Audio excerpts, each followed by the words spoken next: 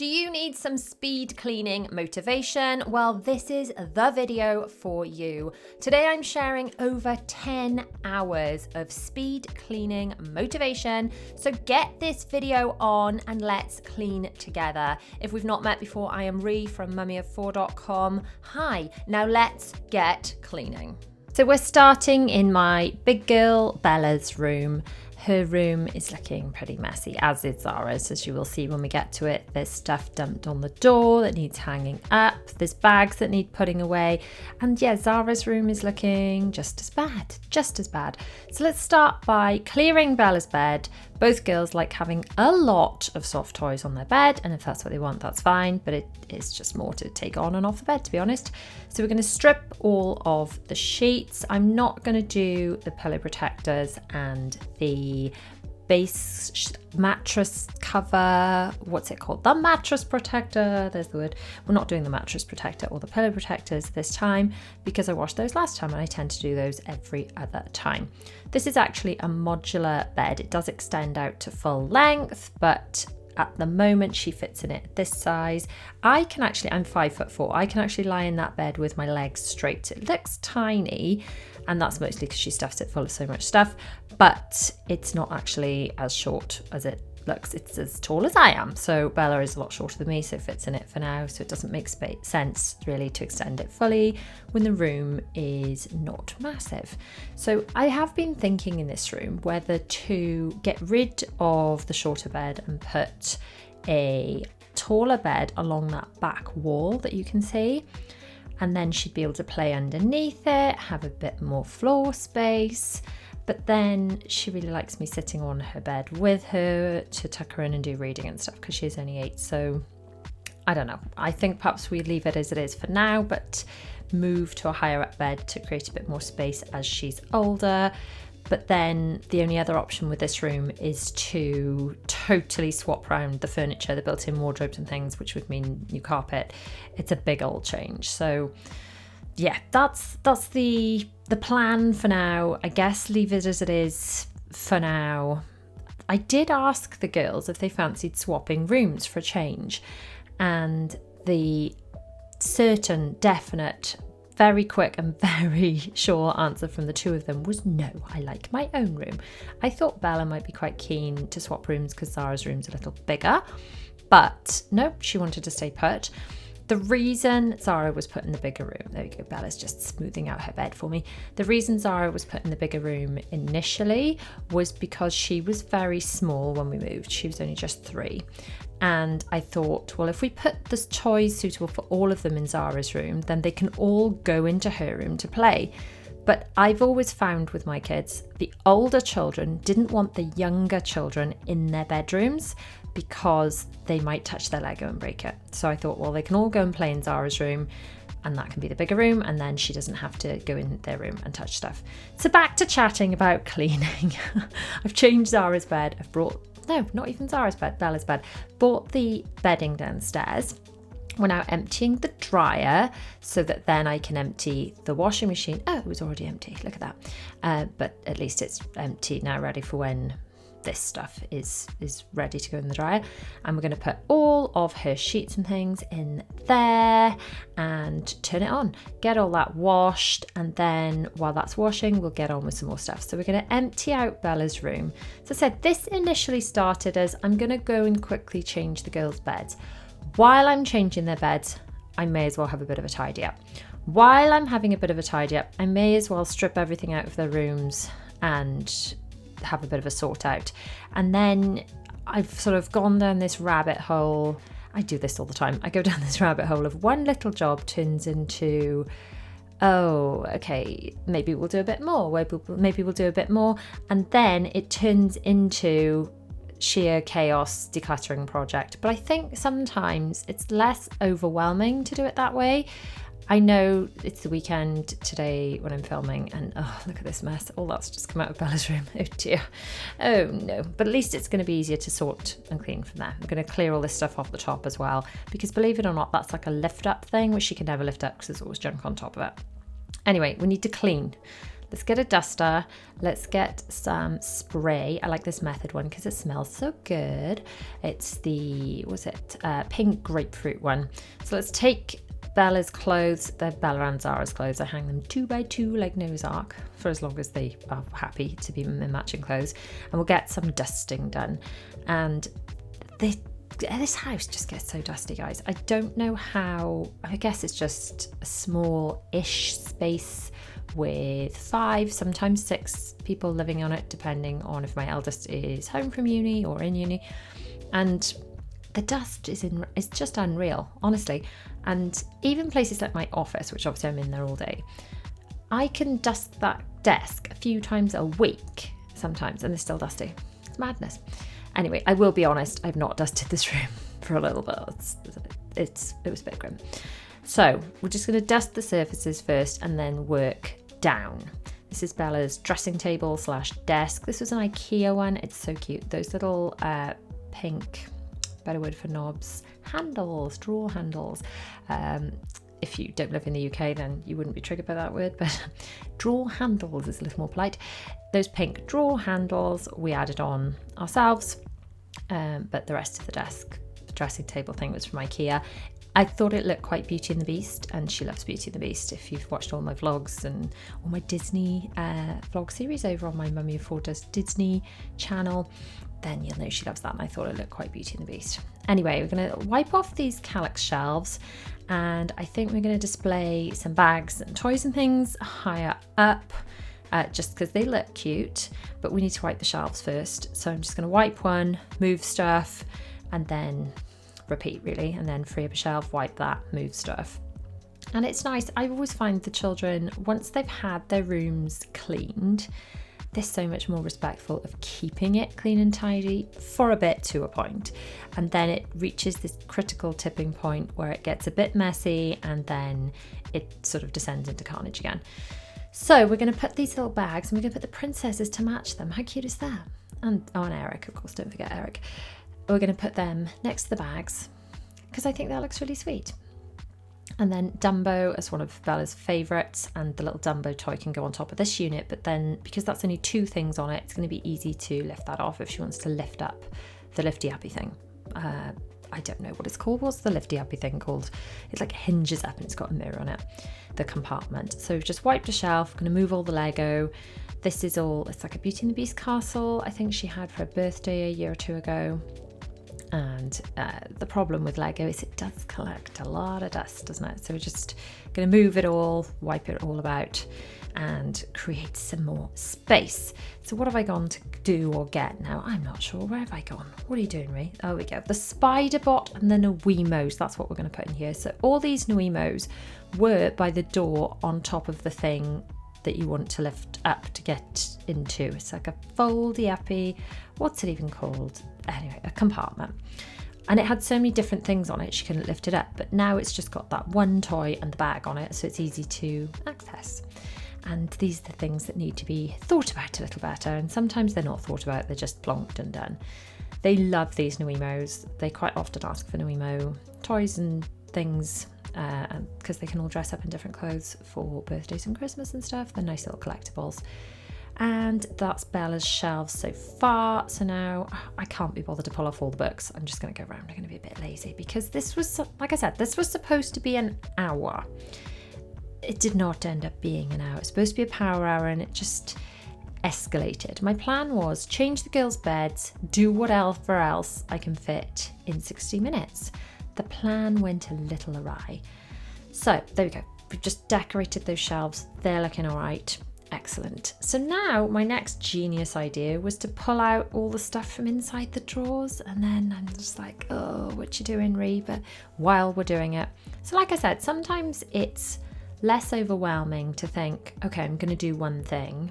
I'm going to do 1 hour. Like, for example, I was going to do Bella's bed and Zara's bed. This is Zara's room. I'm going to do this one thing, and then I can sit down. But then once you're up, once you've got going, once you've got that momentum, it's quite easy to keep going.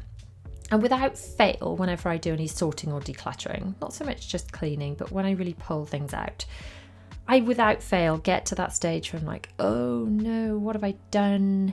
Send help, because I know when all that stuff is pulled out, you can't go back. You've reached that stage, like going on a bear hunt, the book, which you read your kids when they're small. You can't go over it. You can't go under it. Oh no, you have to go through it. And by getting to that stage, having everything pulled out, it does feel overwhelming, but good God, it feels so good when it's done. When the rooms are clean, when they're tidy, it just feels so great. So I keep the girls' bedding. We saw this in Bella's room as well, but I was chatting about something else. We keep the bedding in each of their rooms. Will's got bedding in his room. My husband and I've got our own bedding in our room. And this is because if any changing in the middle of the night is needed, it's all exactly where you need it. And even just changing in the day like this. So the stuff I need for Zara's bed is in Zara's room. I don't need to disturb anyone. This is the same bed that Bella has got, but it's pulled out fully extended. And then Zara just puts more toys on it and they've got more space to sit on it. Sometimes they'll sit in there and watch a film or whatever. But it is the same bed. It's funny because Zara's actually shorter. She doesn't need as much space. But like I said, even Bella, it might not look like it, but has more than enough space in that bed. So we're going to put this duvet cover on. I always make sure to pop it or button up the duvets before putting them in the washing machine. You will have heard me talk about this if you've watched one of my 11 billion speed cleans. But I pop them up before they go in the washing machine, and then when I store them, when they're clean and dry, I fold the matching bits inside one of the pillowcases. So I would fold up the duvet cover, put it inside the matching pillowcase, and then I know everything that I need is all in one place and it's super easy. This is a bunny one. I think one of the girls had this as like a stocking filler, Christmas time, something like that. Last Christmas, Christmas before, can't even remember. So once this bed is made, we can start putting some of the toys that live on the bed back on the bed, and then actually start clearing the floor. Now, I find that as my children get older, they do get a bit tidier. They find it a bit easier because we do involve the children with tidying, sorting, decluttering wherever possible.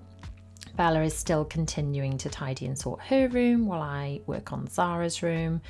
Zara is not willing to give up any of these teddies off her bed. They all have to live there. And do you know what? I can remember being little and that feeling of your teddies being so precious.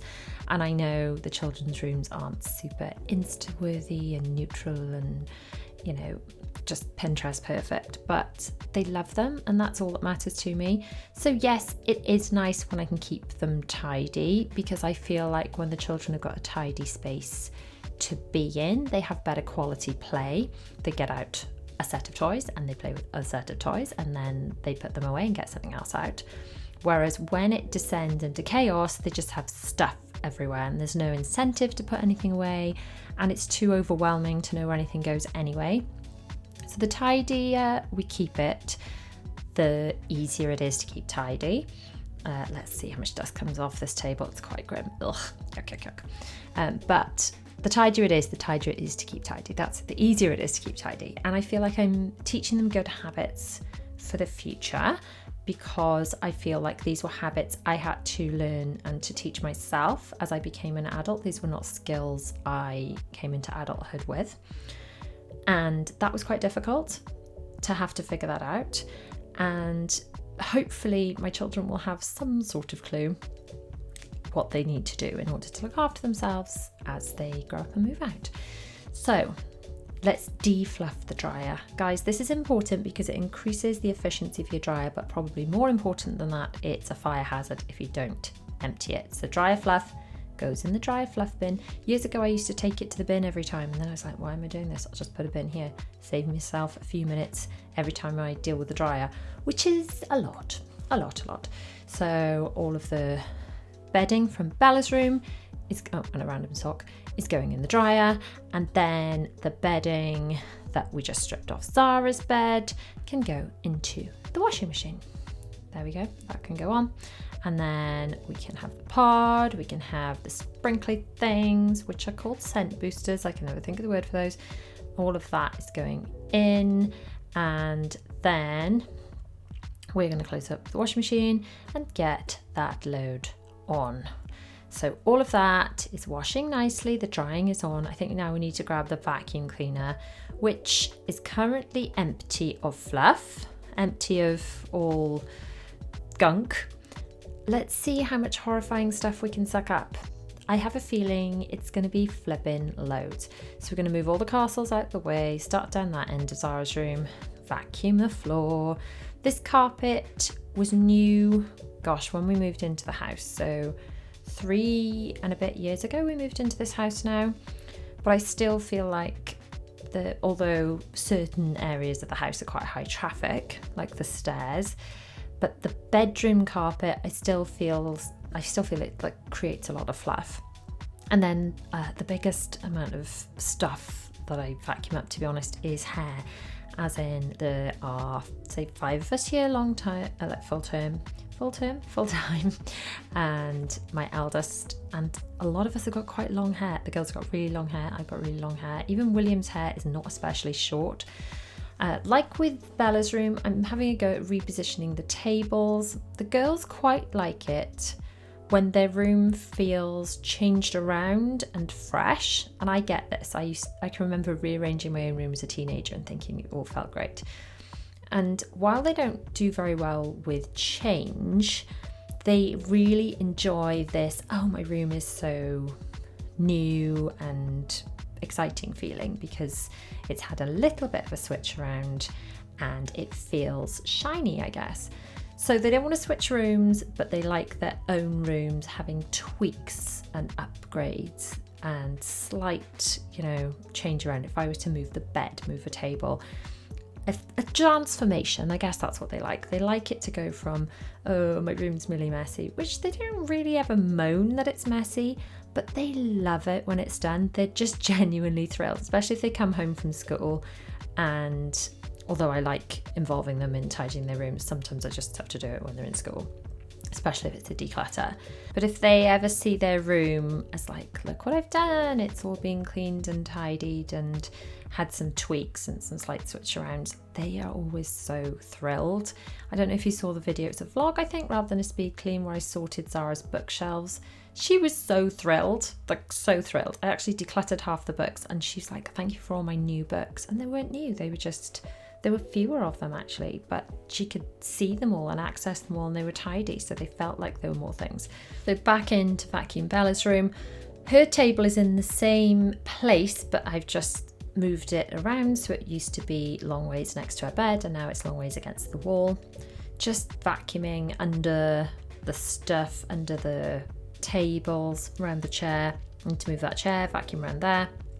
And then once all the vacuuming is done, we can finish putting the last odds and ends back in, and then hopefully there's going to be time to vacuum my room, because my original list of stuff I wanted to do was change the girls' beds and vacuum my room. It feels like my bedroom, that obviously I share with my husband, is the most high traffic room upstairs, because all of the children come into us every morning. It's where I do the girls' hair. So, oh look, Bella's room's looking nicer.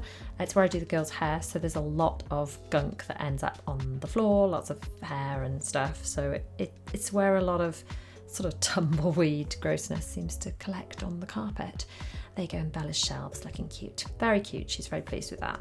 She can now move the Dumbo bag and get into that lift-up compartment easily. And then under the lift-up compartment are these little drawers, which, believe it or not, I'm all sorted them before. They're not perfect, but they'll do. So let's quickly push the vacuum cleaner over the hall. We only actually have carpet upstairs in our house. Downstairs we have laminate and rugs. It doesn't mean there's any less stuff to vacuum up. It means it just, I don't know, it doesn't stick as much. I guess it just floats around like tumbleweed. But this is our bedroom.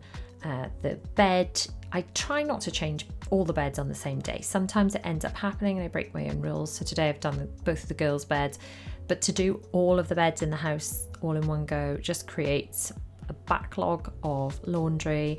So I try whenever possible to do like our bed on one day and then maybe 1 or 2 beds another day, and just spread it out a little bit like that.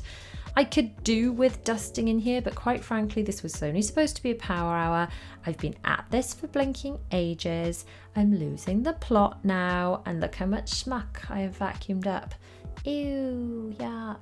So the first thing I always do when I start any cleaning, any power hours, is to put on a load of laundry, because this is the ultimate multitasking.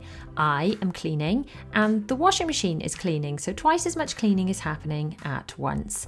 And then by the time I finish cleaning, I can empty it out and put another load on, and you know, you get the picture. So I'm going to put in a pod, put in some smelly things, I can never remember what they're called, scent boosters, and just get the washing machine on. Turn that on, once I've put some fabric softener in, turn that on, and then I will get on with my own cleaning as the washing machine does its cleaning. So we're going to clean today in my living room. And on the face of it, like I said, it doesn't look that bad. However, it is not as clean as it looks, I promise you, and I'm going to show you because it's pretty gross. As I'm doing yoga every morning, all I can see is under the sofa at all this disgustingness, but it's a big heavy sofa, it does not get moved much. So we're going to move it, but first we're going to tidy a few bits away. So Bella's left some bits in the lounge. I'm going to give those to her. Let's not even look at the state on the playroom, shall we? Oh no, look, we're not doing this today. Hi girlies, we're not doing the playroom today. Let's just walk away. Walk away, Ree, walk away. The lounge is on the agenda for today. So we'll put the lip balms and creams and things hidden away in the bathroom. And let's go and get the vacuum cleaner, because the dust, the tumbleweed, we're going to need to suck it all up out of the house. So where should we start today, guys? Where should we start? Okay, let's start with vacuuming the rug. This rug is good because it's nice and fluffy, but it's not so furry. It's not so hairy that you can't vacuum in it. Vacuum it anyway. Gosh, I can't speak today. You can't vacuum it. In the last house, we had a rug that was hairier than this, and you could not vacuum it. It was such a pain in the bottom. So if you are purchasing a rug, just keep that in mind is my best advice to you. So I've taken the worst off the rug. We're going to deal with that again later. That's not the vacuuming of the rug that we're going to be doing. I just wanted to take the worst of it off. I've opened the door because I'm absolutely boiling already. It's August at the time of filming. It's the end of August. It is less than a week until we go on our Disney cruise. So if you do like Disney vlogs, follow me over on my Mummy of Four Does Disney channel, and we will be going on a Disney cruise. But first, I've got to make sure this is clean and tidy. Now, can you see how much dust is on there? Yuck, yuck, yuck, yuck, yuck, yuck. So we're just going to move all the stuff off. We're going to drag these Calyx units out of the way. I never clean behind these, I've got to admit. It very rarely happens, but today it's happening. It's one of those let's move all the furniture days. Some days it's a clean around things kind of day. Some days it's just clean one room. Some days it's clean a little bit in every room. Today it's a clean behind everything in the living room. Can you see just to the left of the screen how much dust is under that sofa? The floor's a different colour. It's disgusting, but never mind. Okay, let's see if we can move this sofa. It's really heavy. Oh, slowly but surely, Ree. Just keep, yeah, excellent. Oh gosh, this is what was under the sofa. Can you see how thick that grimy dust is? It's absolutely disgusting. Okay, right, so we're going to need to vacuum it. Oh, I shouldn't have bare feet at this stage. I need to get my mop socks. Okay, let's vacuum the worst of it up, and then it's going to need a mop with my, I think I'll use my Veleda 1-2 spray because that thing's fab. But I'm definitely going to need some mop socks on my feet because otherwise you've got wet prints in all the stuff, the floor you've cleaned. So this is the state of the living room at the moment. Fun. Let's get the mop socks on, shall we? These, my teenager, who isn't home at the moment, but my teenager always makes fun of me for these, but they make me happy because my feet do not get, in all the muck on the floor, on the chemicals or the whatever it might be. So just to tell you, this is a clean cloth. Oh, I need some more of this as well. Need some more Method. The spray that I quite like at the moment, that's the pink grapefruit multi-surface. I'm going to use, this is my Veleda 1-2 spray. So we're going to clean floors and skirting boards because they are both quite hanging and disgusting, to be honest. So we're going to stick the bottom thingy, I don't know what it's called, the pad, I guess, on the bottom. Now this, you can fill up this like spray thingy and the spray comes out the bottom, or this is the method, it smells like wild rhubarb, I think. Just smells like sweets, to be honest. So you can spray it like that using the trigger, or you can just grab the method stuff and just spray it directly on the floor. It's just whatever floats your boat, whatever works for you. So let's get cleaning. I've just got to move the sofa a bit, clean a bit, move it back a bit, clean a bit, and just kind of work around it.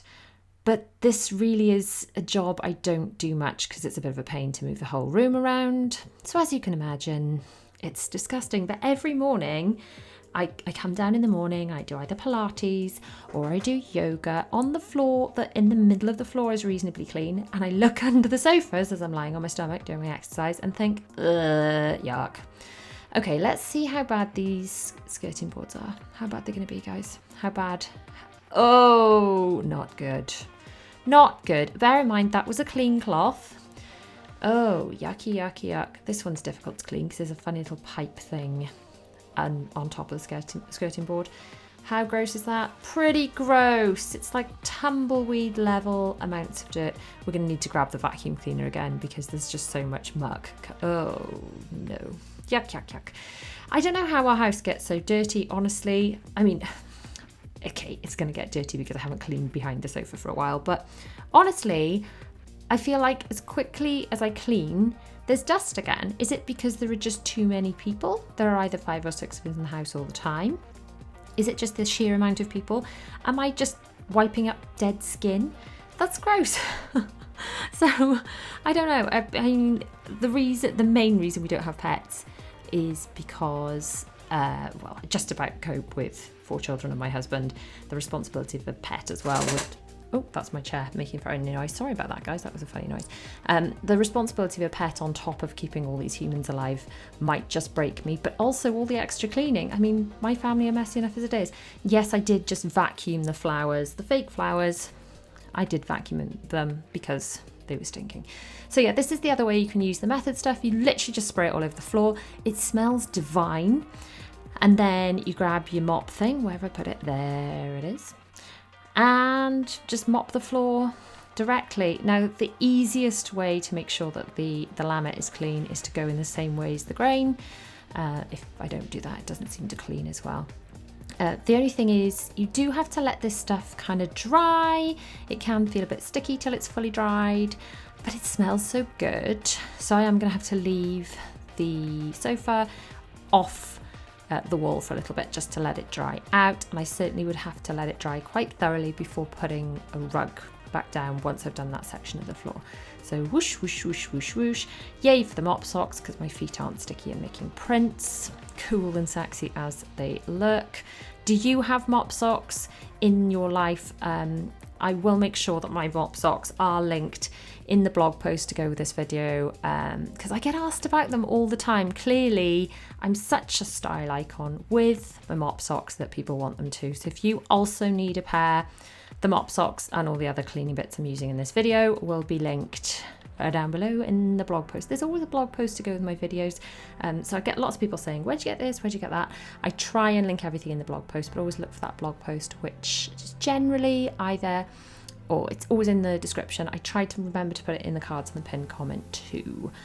So we're just clearing off the sofa, taking off the scatter cushions, taking off the top cushions of the actual sofa. I don't know how dirty this is going to be. We don't really eat on the sofa. Well, the children don't eat on the sofa and the children don't think we do. Occasionally, shh, don't tell my children. Children, if you're watching, switch off now. Occasionally, myself and my husband do eat film snacks on the sofa. Popcorn, Maltesers, that would be the film snacks of choice. So just trying to, let's go on, boof, off you go. Bye-bye cushions, out the way. Need to vacuum the sofa. There you go, last one. This is quite hard to do with one hand and holding the camera, you know, quite hard. So let's get rid of all those cushions. Boof. They're all gonna fall, aren't they? Yep. Yeah, there it goes. Woo! Slow motion falling. Okay, so all the cushions are in a big mess. I've made a big mess. Now let's vacuum. It's not as bad as I thought it would be, to be honest. There are just little bits of popcorn. If we let the children eat on the sofa, it would be much worse. As a rule, we tend to just eat by the dining table, partly because we tend trying to eat together as a family, and partly because it just contains the mess and it's less to clear up. So the around the dining table area gets vacuumed several times a day because there's always 11 billion crumbs under it, and we use little handheld vacuum cleaners for that. So in here, food-wise, doesn't get too bad. The amount of fluff coming off this sofa, though, is insane. Like I said, we don't have pets, so is the fluff coming off us? Because we don't even have carpet downstairs in our house. I'm actually going to vacuum all the fluff off here as well. Yep, quite fluffy. We don't have carpet downstairs. We've got carpet upstairs and on the stairs, and we've got rugs downstairs. So where's the fluff coming from? The carpet is not brand new. It was brand new when we moved into this house 3.5 years ago now. Can you see the fluff on the edge of that sofa cushion? I'm not sure you can tell how much fluff it is on camera, but it's a lot. Anyway, so the carpet is now 3.5 years old, so it's not like it's brand new. So if anyone knows where the fluff is coming from in my house, please let me know so that I can put a stop to so much of it being in places fluff is not supposed to be, and then I wouldn't have to spend so much time doing stuff like this. Anyway, keeping going, vacuuming the cushions. This is not a frequently done job, but it always feels really good when it's done. I always feel quite pleased with myself, and I'm sure doing this frequently does keep the sofa nice, so I'm sure it'll make it last a bit longer. This sofa, I love it. We used to have it a different way round. Shout out if you have been here since we moved to this house. The sofa was a totally different way round, which didn't bother me at all because when we moved it was mid-lockdown and nobody came to visit because nobody was allowed because of the law. But then when we started having visitors, I realised that it felt like you were walking into the back of the sofa, and as lovely as the sofa was in the position it was for watching TV and snuggling, I'm fighting with this cushion by the way to reposition it because it's gone all strange. As lovely as the sofa was in the original position, it was odd for visitors coming. So we've moved it around. It was one of you guys in the comments actually that suggested we put it this way round. And people do say, oh, is it not ideal for watching TV? And no, it's not ideal for watching TV, but most of the time we spend in the living room isn't necessarily watching TV. So the room this way round I do love. So it's time to put the scatter cushions back on. But while I do that, I'm going to talk a bit more about the sofa. When I bought the sofa, I wanted one that wouldn't end up looking out of shape. And I love the sofa, but I don't know if I bought the right one for that criteria, because the back cushions do have to I've got to kind of take them off and punch them back into shape quite a lot. So if anyone's got any brilliant tips for keeping sofa cushions more in shape that are not take sofa cushions off, punch them a bit and put them back, because that's what I'm currently doing. That's my current method of dealing with the sofa. Punching the cushions back into shape. Like a little workout really. So we're now going to wipe the excessive amounts of dust off these Calyx units. These Calyx units were plonked here as a temporary measure, and they were plonked one in front of the other. It was never designed to be like this. That thing, by the way, is supposed to be a candle holder, and I use it as a remote control holder. Not that you really need a remote control holder, it just serves as a reminder to my family, put the remotes in here so we don't lose them. And it works, so we're sticking with it.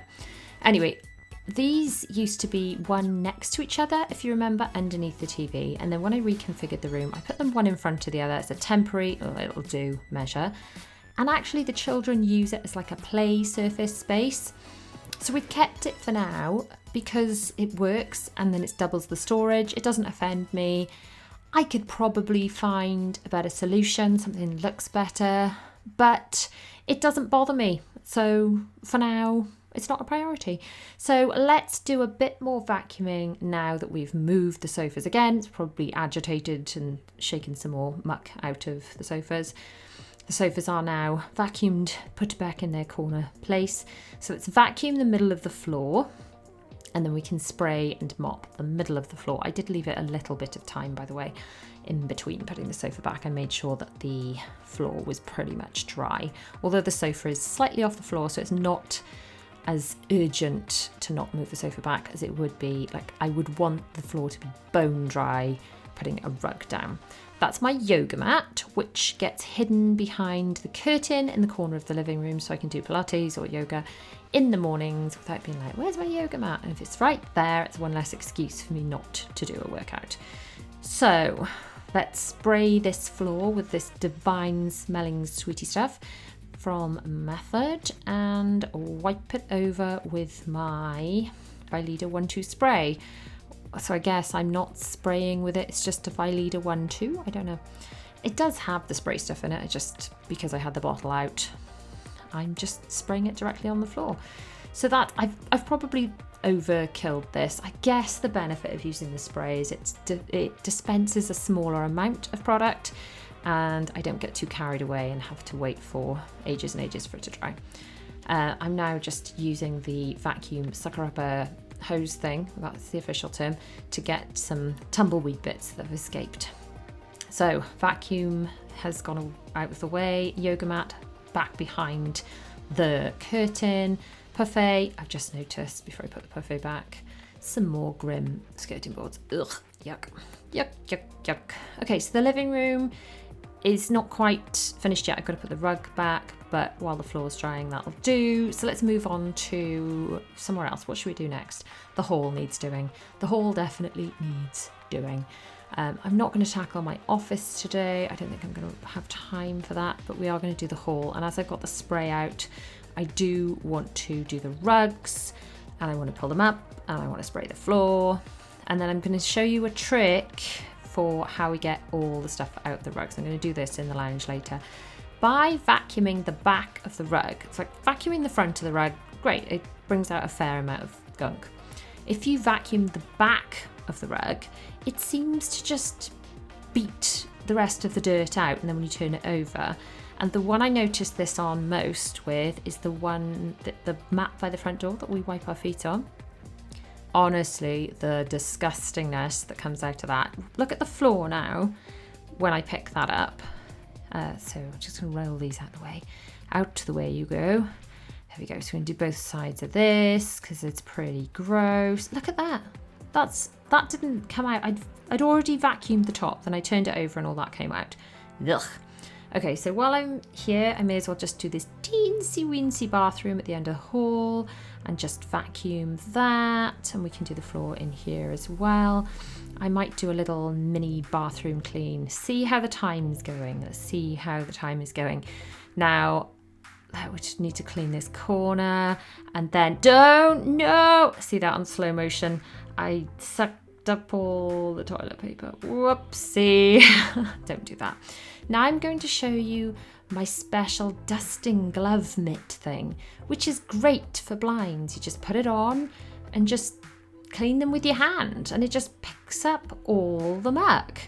I'll show you at the end, but it's amazing how much easier this is, because you can get in all the crevices and things with your hand than actually just using a cloth. So like everything else, I shall stick the link to my special dusting glove. You can have cleaning items for your feet, your hands, everything. You've been kitted out from head to toe. I wonder which other wearable cleaning items we could have. Would there be a hat?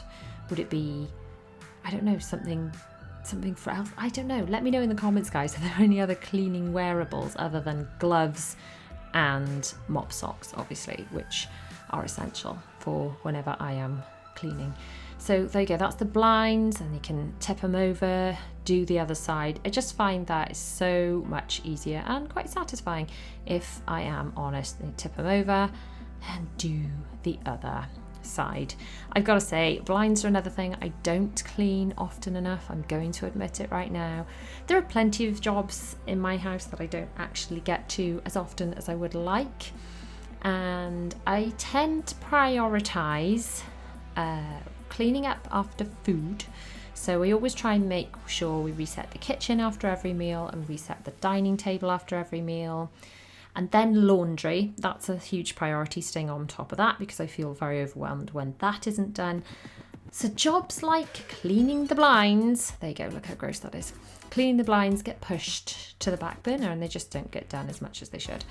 So now let's do what I should have done earlier. And well, no, what I should have done is actually just waited to vacuum until after I'd done the blinds, to be honest, because I always try and work from high to low.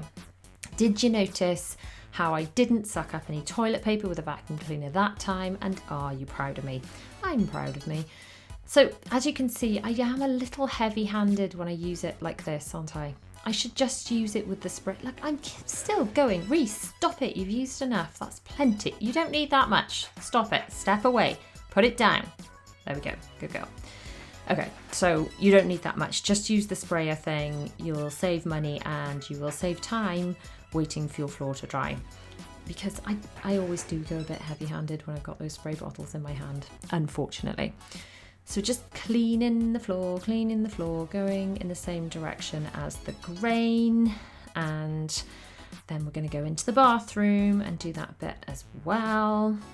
Hopefully the floor in the lounge is drying nicely and I'll be able to get the rug back down quite soon. I have left the door open, so that should dry off nice and quickly.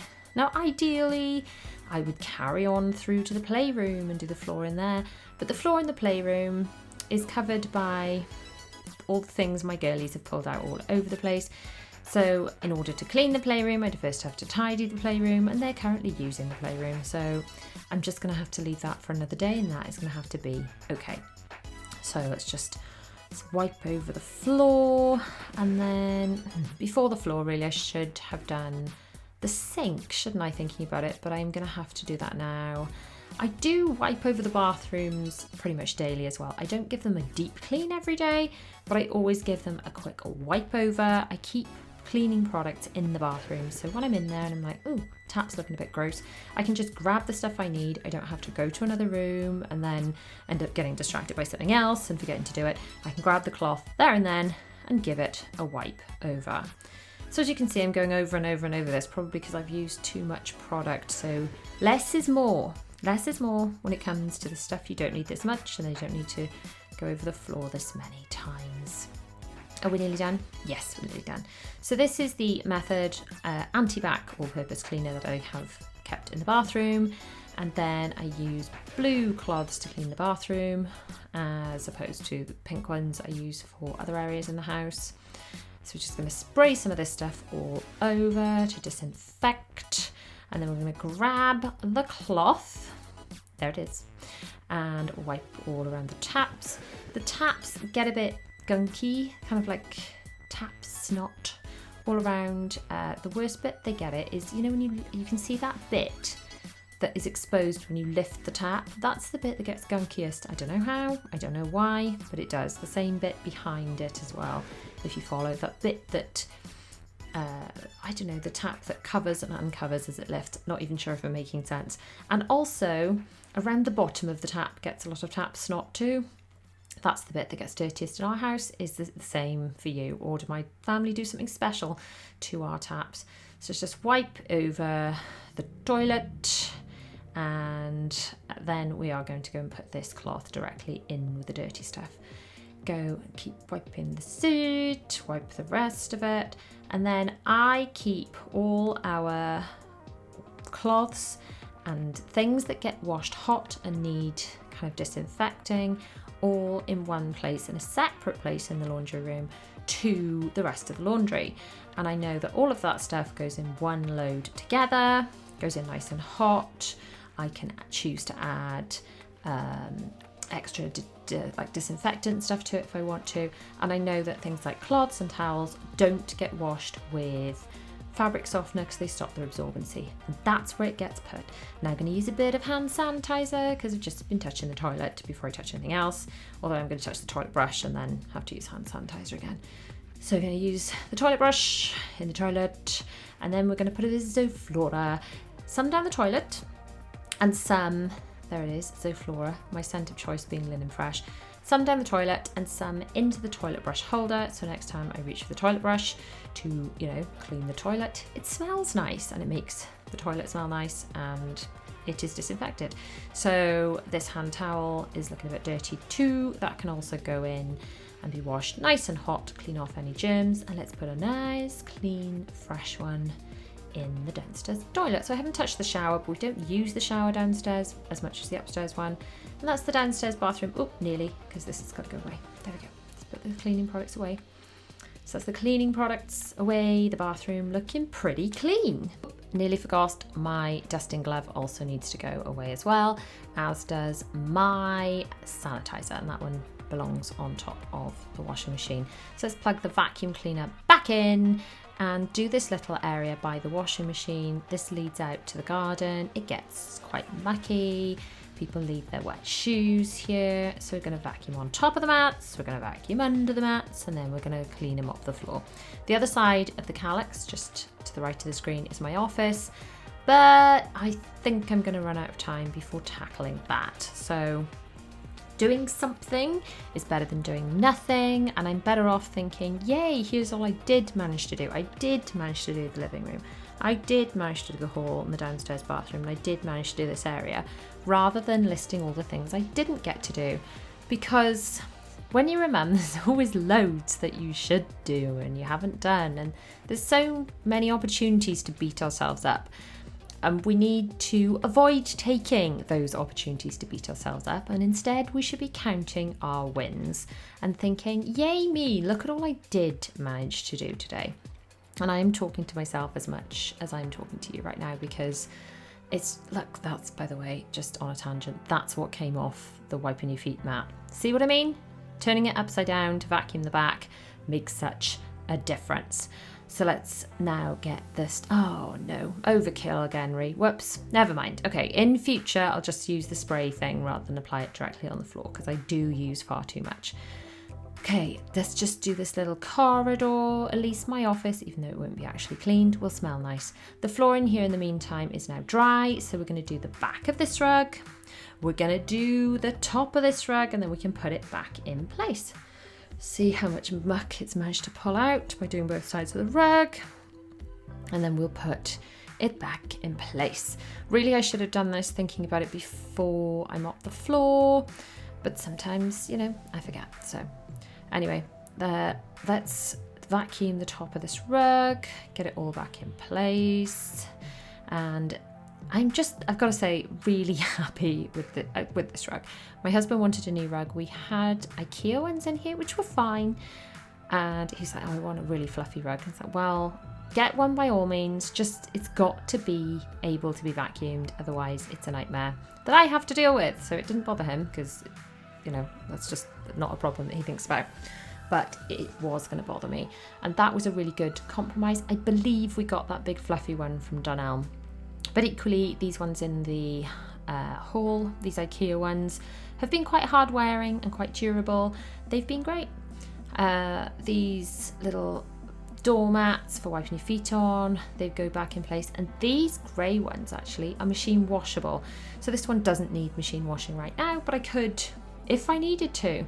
So let's just put the vacuum cleaner back on again, go back over the top of them again, just make sure while the vacuum cleaner's out that it's all clean.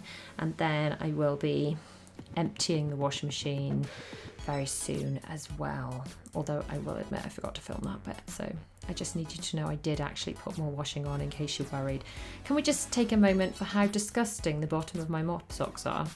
They need a clean for sure. In you go. And also the bottom of this is really soggy because I use so much product, but also look how dirty. Yuck. So let's take a look at what we're dealing with. The children have made dens in the living room and it looks a bit like we've been burgled. So I'm going to start in here and to just tidy it up and kind of get it sorted, or as sorted as possible. This is not about perfection. This is a progress over perfection kind of speed clean and organize, where I'm just aiming to get things done as opposed to get things perfect. So let's get started. I don't know about you, but in my house, we have to do a lot of tidying before we can do any cleaning, any at all. And in fact, picking up after 4 children it's a bit of a full-time job. I do encourage them, as you will see in this video, to join in with helping with tidying and cleaning, especially if it's their mess. Obviously, it's far from perfect when little ones help with tidying, but I do feel it's important to encourage them and teach them those skills for being able to put things away. There we go, we've had a little run around. It's far from perfect, but it's a lot tidier, so it's no longer unable to see the floor in here. However, there are things thrown all over the floor in the hall, so I'm going to pick those up. We have this lovely shoe storage that not everyone seems to know about in my family. So not everyone, not mentioning any names, puts their shoes away. So I'm slotting as many pairs of shoes away in there as possible, hanging up the coats that have been left on the floor. Yes, people are supposed to hang up their own coats. It mostly happens, it doesn't always happen. Now, to get out some baskets. If you've been following me for a while, you know I love baskets for sorting laundry and also from tidying things from room to room.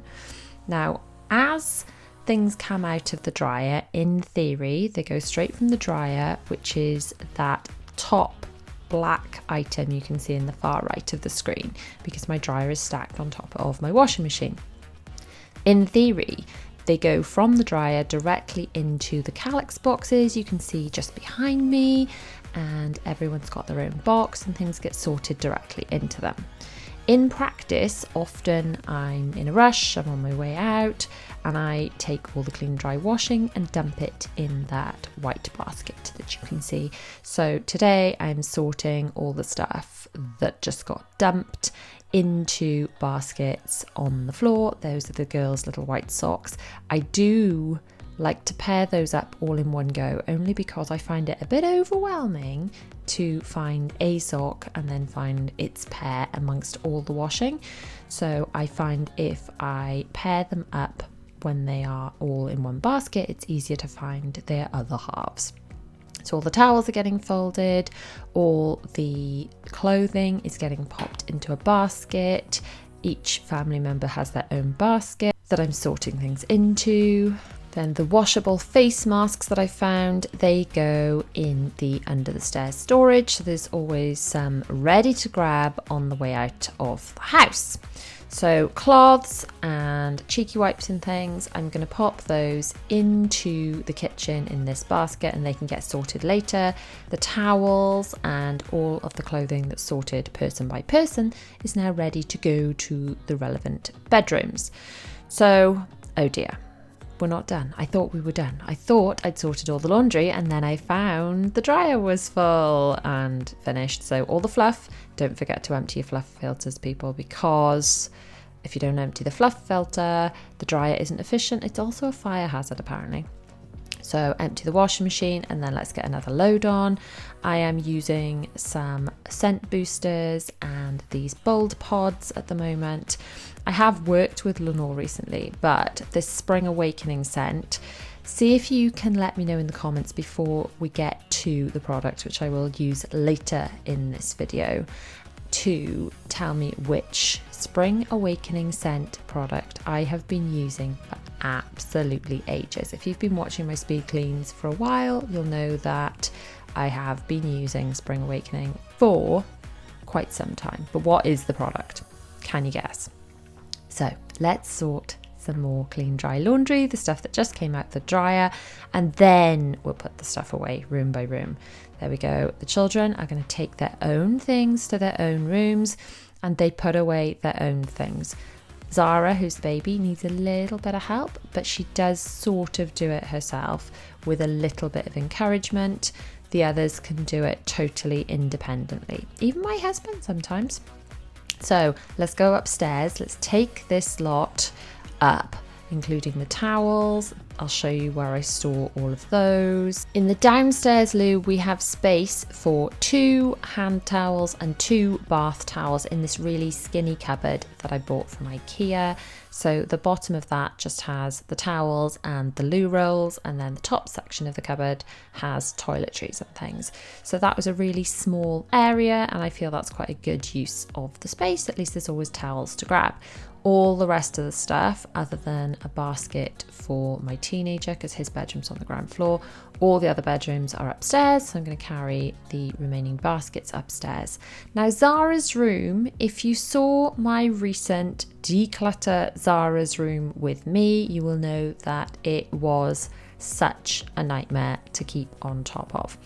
And you were all wondering how long it was going to stay nice and neat and tidy.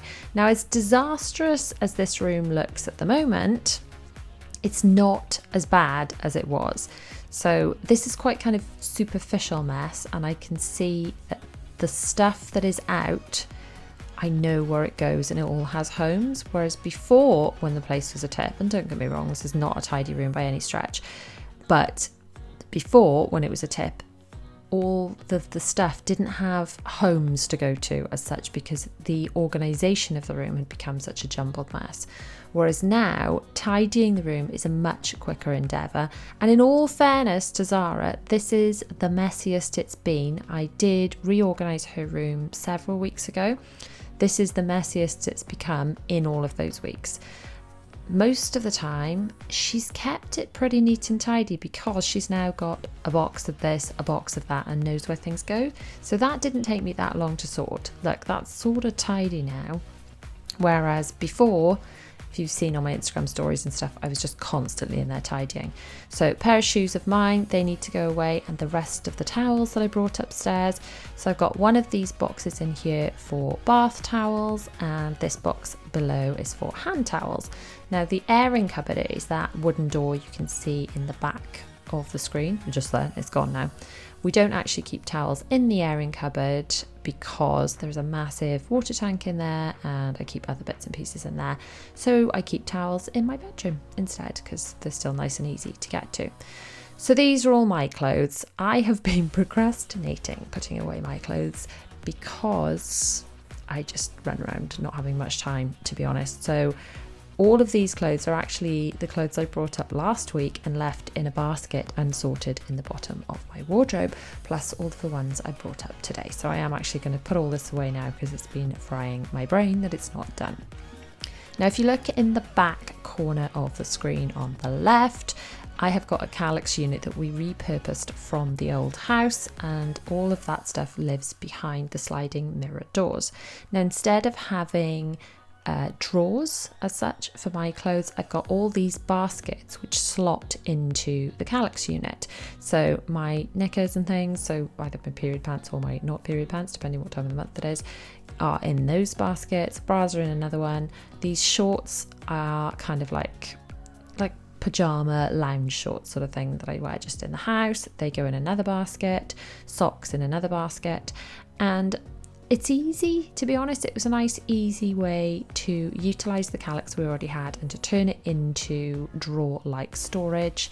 These are all yoga pants type things, not necessarily for yoga, but that I wear like as loungewear or pyjamas. They're in another basket, but it's a nice, easy way to store things because I can pull things out, sort them out. We don't sort things up, we sort them out and then slot them back in. To be honest, even if you don't have this exact system, it is handy to have baskets or drawer dividers or whatever within drawers to keep things sorted, because you can pull things out to sort them. That mirror could probably do with a darn good clean, but I'm not going to have time to do that today. And I think something that I've had to accept over the years is that doing a whole house clean is not something I'm able to do a great deal, because most of the time I don't have the time to clean my entire house in one day. It's very rare I have time to do that. That's an all-day job and I never have all day. So now we're going to change the sheets on our bed. I tend to change the sheets on the beds on different days. Maybe I would do a couple of the children's beds in one day, but our bed, by the time I've changed all the beddings, is at least 2 loads through the machine. So I endeavour to change our bed on one day and 1 or 2 of the children's beds on another day, and then 1 or 2 on another day after that. Just because otherwise I end up with a laundry backlog all in the laundry room. I can't get in there and it absolutely fries my brain. So bedding, again, I keep in the top of this unit. So this unit is sort of like airing cupboard type storage that most people would have really, but since we don't have space in the airing cupboard, I keep it in my bedroom. So we're going to get this bottom sheet on the bed. I do tend to use the ottoman function of the bed in order to help put the bottom sheet on quite often. So what I'll do it, probably see me do it now. Oh, well, am I going to do it? Am I going to do it? Yes, I am. I'm going to lift it up. By lifting up the ottoman, I can actually get under the mattress a little bit easier to get the sheet on, which is much easier. So I'm going to shake out the bedding, which, okay, I don't iron bedding, but I've got a trick for this coming up. I do popper up the bedding. You will have seen me do that many times if you watch my videos, because otherwise if you don't popper up the bedding, all of the things like the pillowcases or whatever else is in the machine gets lost inside the bedding and you possibly never see it ever again, just to warn you. So popper up or button up your bedding, and then I'm going to just shake it out, kind of put it all in place, and then we're going to do my I don't have time to iron my bedding, so I'm going to do this instead trick. I always have the window open, by the way, as long as the rain is not lashing down, which, I mean, I live in Wales, so quite often the rain is lashing down.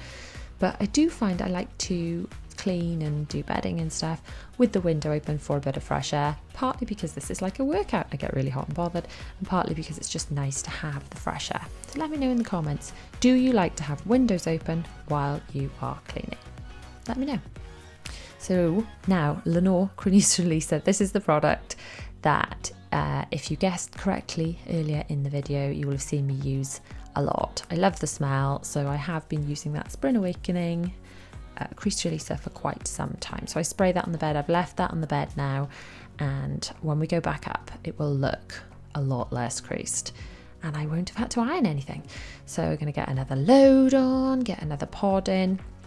I do find if I use the pods and the scent boosters and the fabric softener all together, the smell is so good. It's much stronger than if I just use one of the products, obviously because there's more product, all of the same smell, and it kind of all works together.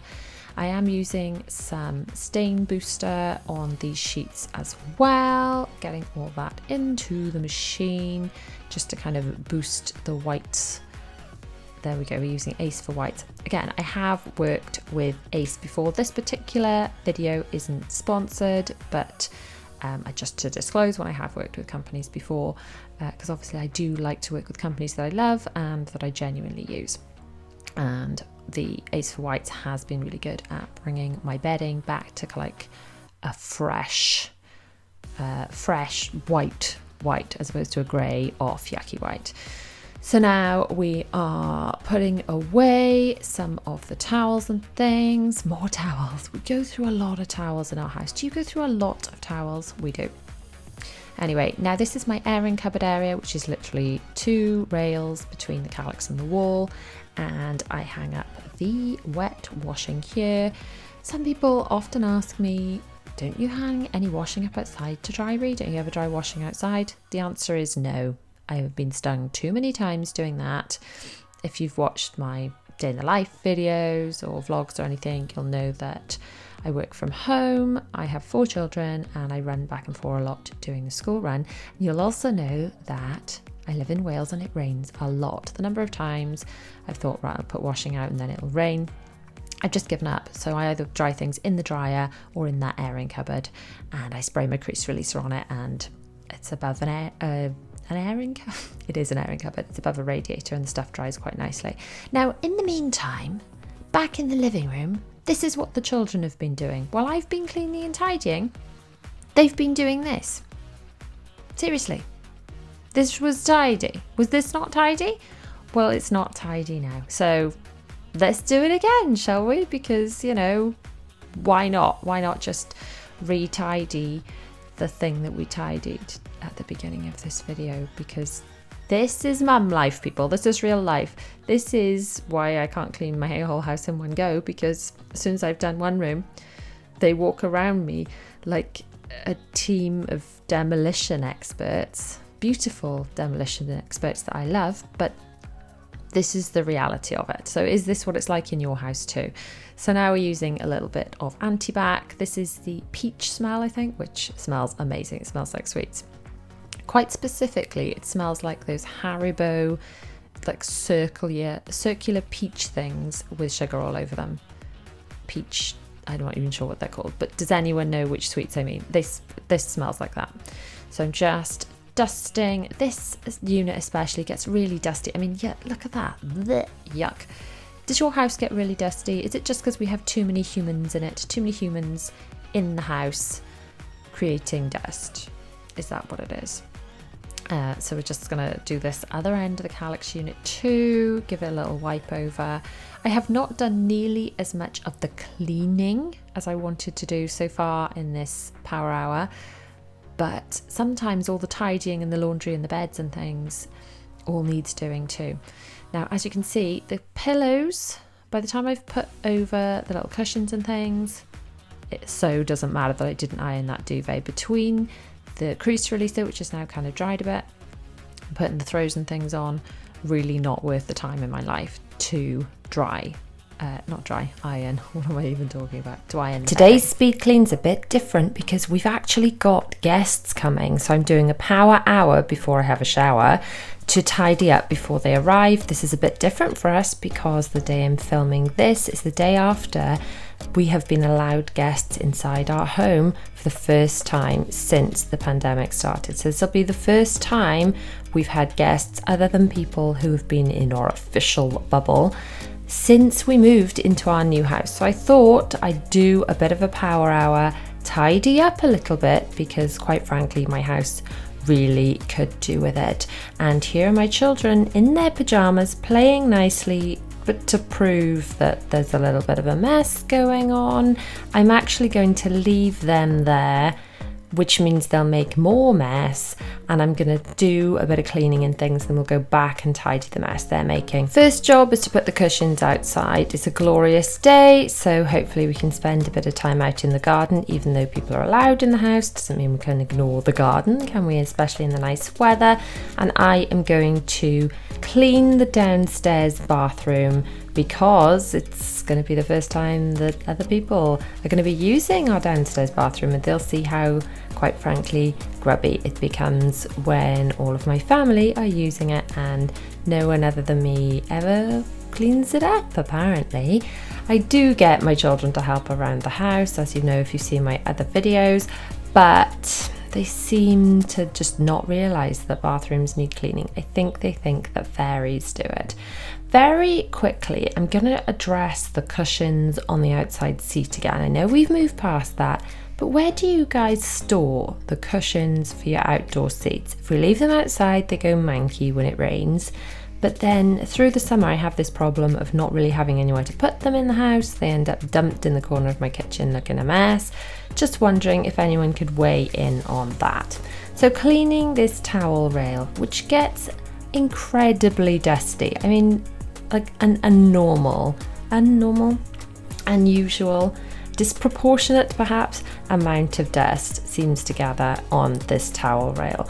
It's great obviously for storing towels and things, for heating the bathroom in the winter, and apparently for gathering dust. I mean, look at that, it's disgusting. It's just right. So I'm just showing you the reality of cleaning and our home. So now we're going to just do the windowsill. The bathroom is fully tiled, so it's quite easy to wipe over, and then all around the sink. This sink probably gets the most use and abuse in the house and therefore gets the dirtiest. And as you know, you've heard me talk about this before, you get tap snot, don't you, under the tap, you know, where you lift it up and it gathers under there. Don't know how to stop that building up other than to just wipe it away when it happens, but it's constant. constant. So we've got these little shelves under here where this is just boxed in and tiled in pipes and stuff. It's just another surface to gather dust, really. Look, ugh. I do have a proper floor cleaner thing that I use in the other hard floored areas of the house, but this flooring area in here is so small that I just tend to wipe it over once I've finished wiping the other bits. I tend to use quite a lot of these cloths while I'm cleaning. So that first cloth, the blue cloth I showed you that was really gross, I'm not still using that cloth. I just got quite a lot of blue cloths. And then obviously, like, once I've cleaned the toilet, that goes in the wash and I grab another one and I keep going. These microfiber cloths were such a good investment. I used to use years and years ago, I used kitchen roll for everything. I went through loads of it. It wasn't so good for the environment. And I invested in a few packs of these microfiber cloths, and they're just fab. Like, just make sure you don't wash them with any fabric softener. Wash them on nice and hot to clean them. And then I will absolutely just be able to recommend them. You can use them for just everything in your home. So I'm going to put a nice neat folded towel there, and I'm going to make it look neat and tidy by stamping the corner of the toilet roll, that's what it's called, with the tap. Now the downstairs bathroom looks tidy. I mean, I doubt it will stay like that by the time my guests arrive, because my children will have messed it up by then, but at least I've tried. So as you can see, I'm still like pre-shower in scruffs, haven't got ready for the day yet. And can I just add, it's so flippin' hot today, just so hot. I don't want to complain. I don't want to be that Brit that's like, oh, it's too hot, oh, it's too cold. But if you're not from the UK, you may not know that us British people don't cope with weather very well. When it's cold, the country comes to a standstill and we're all like, it's so cold and so wet. And then when it's hot, because we don't have air conditioning, because it's only really hot for a couple of days a year, we're all melting and we can't cope. So yeah, for those non-Brits among you, us Brits just don't do well with weather at all. By the way, I don't know if you can tell from the video here, the amount of muck that just came off that doormat, considering I make my children take their shoes off when they come in, was insane. So I guess they step on that with their shoes and take their shoes off. But the amount of dust that came off it when I tipped it upside down, so I'd highly recommend vacuuming the back of a mat, because it really gets all of the bits that are stuck in the mat out. So I'm now putting on my super sexy mop socks that my teenager mocks me for. Don't mock the mop socks, they're cool and you know it. They just stop me leaving footprints everywhere, and they kind of buff in the floor, I guess, like dry it as I go rather than leave footprints, which makes me happy.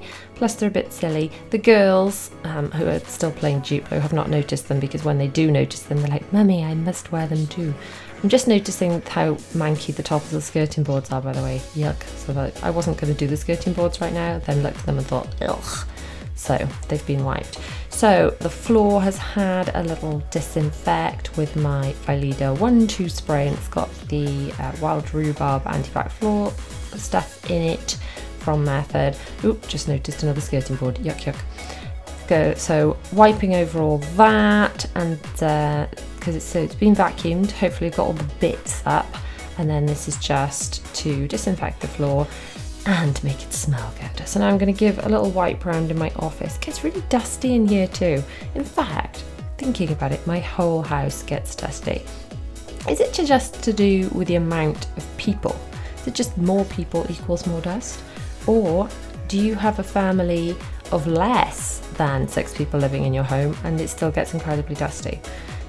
Did you notice when you had more people or fewer people living in your home, then the dust changes? If you could weigh in on this and let me know, because I don't know, I just wonder why my house is so very dusty. So I've just given the surfaces a very quick wipe over. I try and keep my office tidy as much as possible. It's difficult when I get deliveries for things for videos, and also got my lights and my tripods and things, but I do find if I've got a tidier environment to work in, I am more productive. I feel like tidy office, clear mind, that kind of thing. But it does get really, really dusty. Again, I look at my desk sometimes and think, oh, it's just thick with dust. So now this is a really quick power hour speed clean. This is not a deep clean by any stretch. Really, I need to pull out that little sofa and go all behind it. I am just very quickly vacuuming behind these baskets. This is the laundry room area, which is the other side of my office. So my office is the other side of that calyx unit that you can see on the screen. I have got house tour videos if you want to have a proper look around the house and kind of get more of an idea of what's next to what. So this is our extension, which is now our dining room, but it's all been kind of pushed to the side because I was exercising in here earlier. I tried to fit in a little workout which I was doing on my iPad while the children were playing Duplo in the lounge, and I was trying to do that. I think the only time I can fit in exercising, or the only time I can face exercising in this weather is quite early in the morning before the weather gets insanely hot. So I'm gonna just vacuum these mats, but these mats are actually machine washable, so I've got 2 sets of them. So when they get a bit gross, they're not too bad in the summer, they just get a few bits in them and things, but in the winter the AstroTurf obviously doesn't get muddy because that grass outside is fake. Yes, it is fake, it's just how it stays nice and tidy all the time. But when the children have walked back from school and their feet are muddy, then they do come in, take the wellies and things off on those, and they get really manky, so it's easy to just chuck them in the washing machine. I said I wasn't going to pull everything out, but I'm doing this corner because I saw kind of tumbleweed levels of dust from the other side of the room. So if I can see it, I'm pretty sure my guests can see it the first time they ever visit our home. So I am just gonna, let me check at the time. I haven't got much time for this really, guys. Honestly, I've got to do this power hour and I've got to have a shower because I've been exercising and now cleaning, and it's about 1,000,000 degrees, and quite frankly, I smell. So I've got to get on with this, and then I've got to make sure that not just my house is tidy, but I'm a bit tidier before my guests arrive, and that my children are dressed. It is a nice change of pace in the school holidays to be able to opt to get up. They still get up at a reasonable time, but to kind of have breakfast in pajamas and then to just spend a bit of time chilling before getting really on with the day and dressed and things. So it's quite a nice change, really. We do still get dressed, reasonably early, but it's nice to have a reasonably calm morning. So this white floor, it does show up a lot of the dust and things. My husband did re-grout it. If you watched our home renovation series, then you'll know that originally we chose to have white grout, which was just such a mistake because it just stained terribly. Whatever I cleaned it with, it just re-stained. So he re-grouted it with grey, and I can highly recommend that because the white tiles come up quite clean quite easily, but the grout was a nightmare. So it is now time to try and tidy up and clean the lounge a little bit, because I guess we're going to have friends over. I think they're going to get to sit on our sofa. We're going to have friends sit on our sofa for the first time. I know this may seem like a strange thing to get excited about, but it's been a long time, and we're not going back to normal in this house because we've never had normal in this house. We moved into it in April 2020, but we're moving towards a new normal. By the way, I've asked the children to tidy up. This is their response. Yeah. Oh look, they did put something away, sort of. So I think I'm just gonna have to encourage them. I do put that tidy up song on. If you ask your Alexa, I'm spelling it so that she doesn't set off in your home. But if you ask her to play the tidy up song, it goes do do do do do do, and then sings a rather sort of encouraging tidy up song. I asked the children to see if they can finish tidying whatever room they're doing before the song ends, and they find that quite motivating. So just giving this place a little vacuum. I've given it a little wipe over dust. Like I said, we're not going deep with this clean. It's more of a surface, make it look like my house is clean, kind of clean, than an actual deep clean. I am still vacuuming. Oh no, I'm not. I've grabbed my Vileda 1-2 spray. So I've just done in these little corners. Luckily, this will dry ridiculously quickly. As you may or may not have noticed, I've changed my purple mop socks for blue ones because the purple ones were soaking from having done the rest of the floors. They actually came in a pack of 3. So I've got purple ones, pink ones, and blue ones. They're fab, aren't they? And the obvious answer to that is yes, Ree, they're fab. Anyway, time to sort some washing out. I think I've already done 2 loads of laundry this morning, sticking in some of those smelly things, what are they called? The sprinkly things. I can never remember the name of them. Scent boosters. Obviously this is towels and cloths and things that are going to get washed on hot, so we are only doing that without any fabric softener. So that's my office looking a bit tidier. The lounge, you can now see the floor and not a big thick layer of dust anymore. The cushions are all outside, ready to sit down nicely. Hopefully sit outside a little bit with friends, which is nice, but then if it gets too hot, we're allowed to legally come inside without worrying about breaking the law. I know. Small things that are now making me happy. Kitchen was pretty tidy, but I've given the floor a bit of a once over, and the dining room is kind of all set, which they have never seen it before, so it's just going to be so nice to have friends over. I'm going to start by popping an AirPod into one ear. I use one at a time and then I can switch when one goes flat. I like to chat to friends, listen to audiobooks or music, or even a YouTube video like this one to keep me entertained while I clean. I'm going to start by sticking the washing machine on. I did actually preload it earlier, so all I've got to do is turn it on. That's super easy to do. And now I'm going to take these items upstairs. So that's the swimming bag and a load of pre-folded sorted laundry, and just put that on my bed to put away later. I'm going to grab some glass cleaner. This is the mint scent from Method, and just a microfiber cloth, and clean my very dirty glass on the stairs. Now, this light up glass is a very good idea in theory, unless you have small children that just like to drag their fingers up the glass every time they go up the stairs. Now, the other problem with this glass is trying to clean behind it. It's a bit of a problem. Now this one, as you can see, I'm struggling a little bit. I have got a different duster that's a bit longer, but I'm really short on time today, so I'm just going to kind of abandon that. You know, sometimes you can kind of either go deep and really thoroughly clean something, or you can kind of go wide and do lots of different things. In this power hour, I've got quite a few different bits I need to get done. So I could probably spend the whole hour just trying to sort this glass, but I don't have time for that because there's other stuff that needs doing. So I'd rather give it all a little bit of a once over than to spend ages trying to get behind that little corner panel.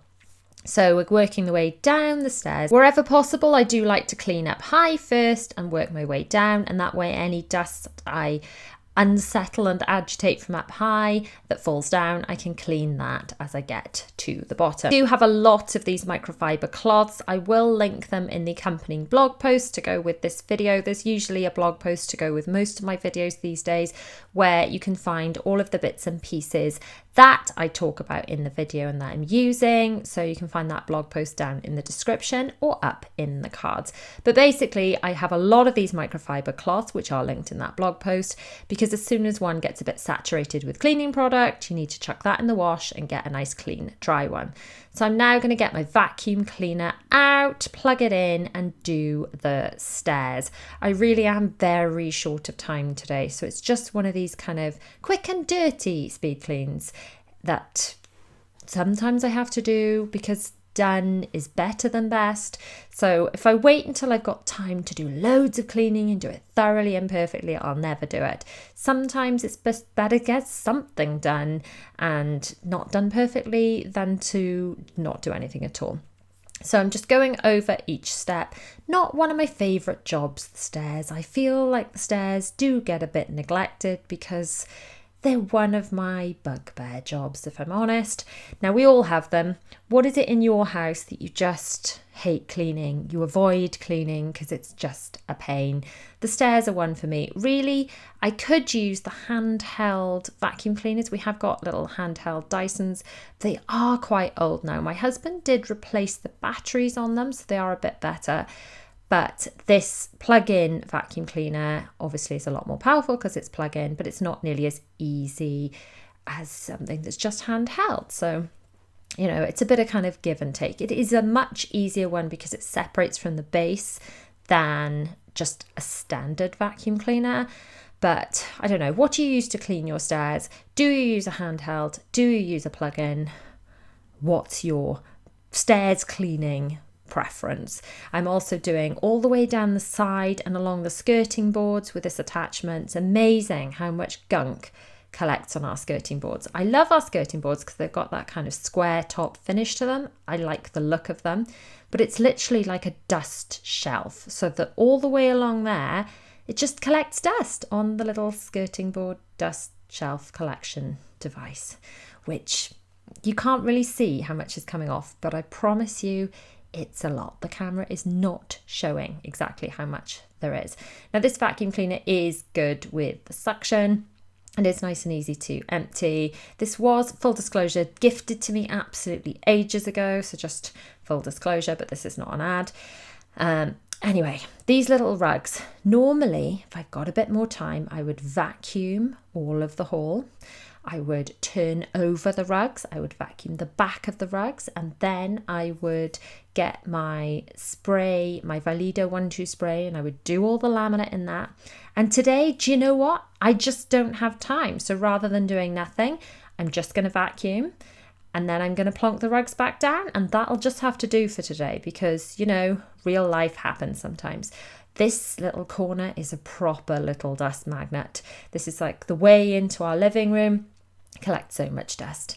Now, a word about Halloween decorations. If you saw my Decorate With Us for Halloween video, you'll know that we put out all these lovely decorations and it's loads of fun until you've got to clean. Because guys, minimalism is fab for cleaning, in that the less stuff you have out, the less there is to clean. And then you put out all these lovely decorations, which are super cute, and it's just more stuff to dust. So as fun as it is, I'm glad that we only have this much stuff out for decorations, for Halloween, for Christmas, that kind of thing. I think we do something similar for Easter, don't we? We have a little Easter display.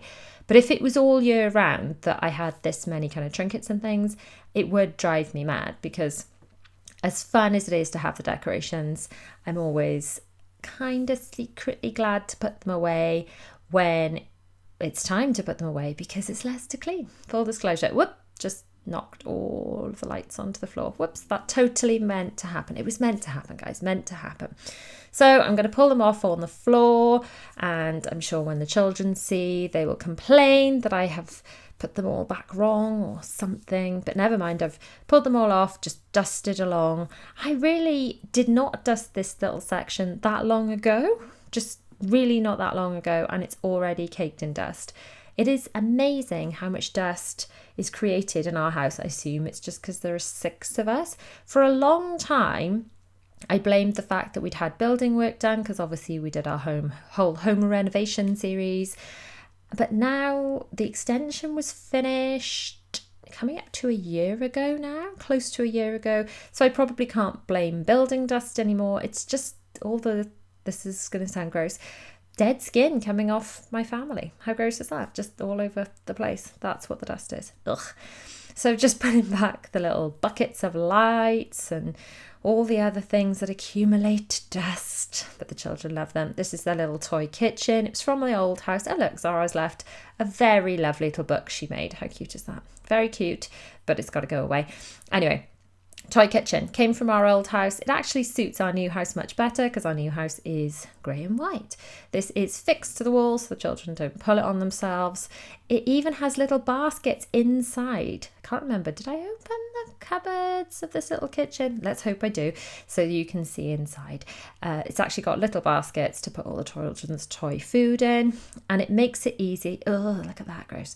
It makes it easy to scoop up all the toy food and put it back in the toy kitchen. So if your children have got a toy kitchen, use baskets to organise those cupboards just as you would in your big kitchen. It makes everything easier to pull out and clean, and more to the point, everything easier to scoop up and put away when it is time to put things away. Hi guys, Ree here, interrupting this video because, as you may tell, because I have changed my clothes, it is the very next day, and that is because I was supposed to be doing my power hour of cleaning yesterday and I ran out of time. So just to give you a little dose of reality, that sometimes there are things you plan to do and you don't get them all done and you've got to pick it up at a later date, like the next day. So before I get on with some work, I am going to do the other half an hour of bits and pieces I tried to get done yesterday and failed. So I've got my AirPods in. I always like to have those in to listen to an audiobook or to listen to a YouTube video perhaps, or some music while I'm cleaning. So I'm going to stop chatting, get on with more cleaning so that I can then get on with some work. And voiceover Ree is back. I've got my Method Antibac. This one's a peach scent, which is really yummy to smell. Obviously, we don't eat or drink it, people, just before anyone hates on me. It's a nice smell. And another clean microfiber cloth. This shelf here collects a lot of dust. Oh, look, more ornaments. And these little shelves, do you know what? Collect a lot of dust. We've only got 2 little shelves in here, so it's not too bad. There's no space to put any more decorations and trinkets, so at least it's not much to do. Now let's see how gross this is. How gross is it going to be? That is revolting. See, I told you, they're like a little shelf of dust collection, vomitness. Ugh, gross.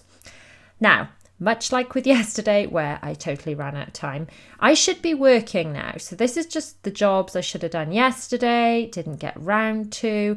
So I'm going to vacuum, going to move the stuff out the way, vacuum all in the corners, move the children's tent out of the way, which they've been dragging out the garden, but obviously the weather is foul now, so it's inside. They have been enjoying playing in the tent though, and at least we've got a bit of space at the back. But when the Christmas tree comes in not that long, it's only a matter of weeks really, isn't it? A short amount of weeks before we can put the Christmas tree back up there. We're going to have to fold down the tent. So I've just done that little corner of getting all the tumbleweed of dust and disgustingness out of the corner.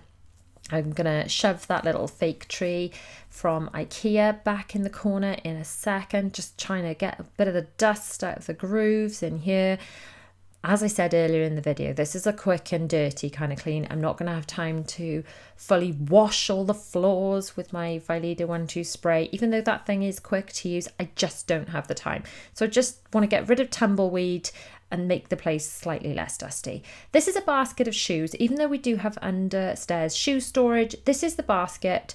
I'd rather them leave the shoes in there when they're going in and out of the garden than just in the middle of the floor on those grey mats for everyone to fall over. So the basket is for immediate dumping of shoes, and in theory then that one basket of shoes gets carried into the hall, and then in the hall the basket of shoes gets emptied into the proper shoe storage solution. So obviously that hasn't happened, but it's still better than the shoes being all over the floor. So try it if you've got a shoe problem and your shoe storage is not right by the door where they go in and out, because obviously our shoe storage is by the front door, so that's fine, but it's not by the back door where they play. Try just putting a little basket and getting your family to collect shoes in there. So now I'm shoving the dining table back over the other side so I can vacuum over this side. And then we're going to be moving into the kitchen. So I'm going to just get a bit of dust out from behind there. I should drag this heater thing out. I could technically move it, but it's just not one of those days. It's not one of those super deep clean days. It's kind of a speed clean, just get it done, make it look slightly better than it's looking at the moment kind of days. The table was sprayed and wiped after breakfast, so I don't need to do that. Just need to vacuum around the corners in the kitchen. Our white tiles are lovely, but especially the under cupboard lighting just highlights dust and tumbleweed when there is dust and tumbleweed. So it does need vacuuming or sweeping or whatever quite frequently.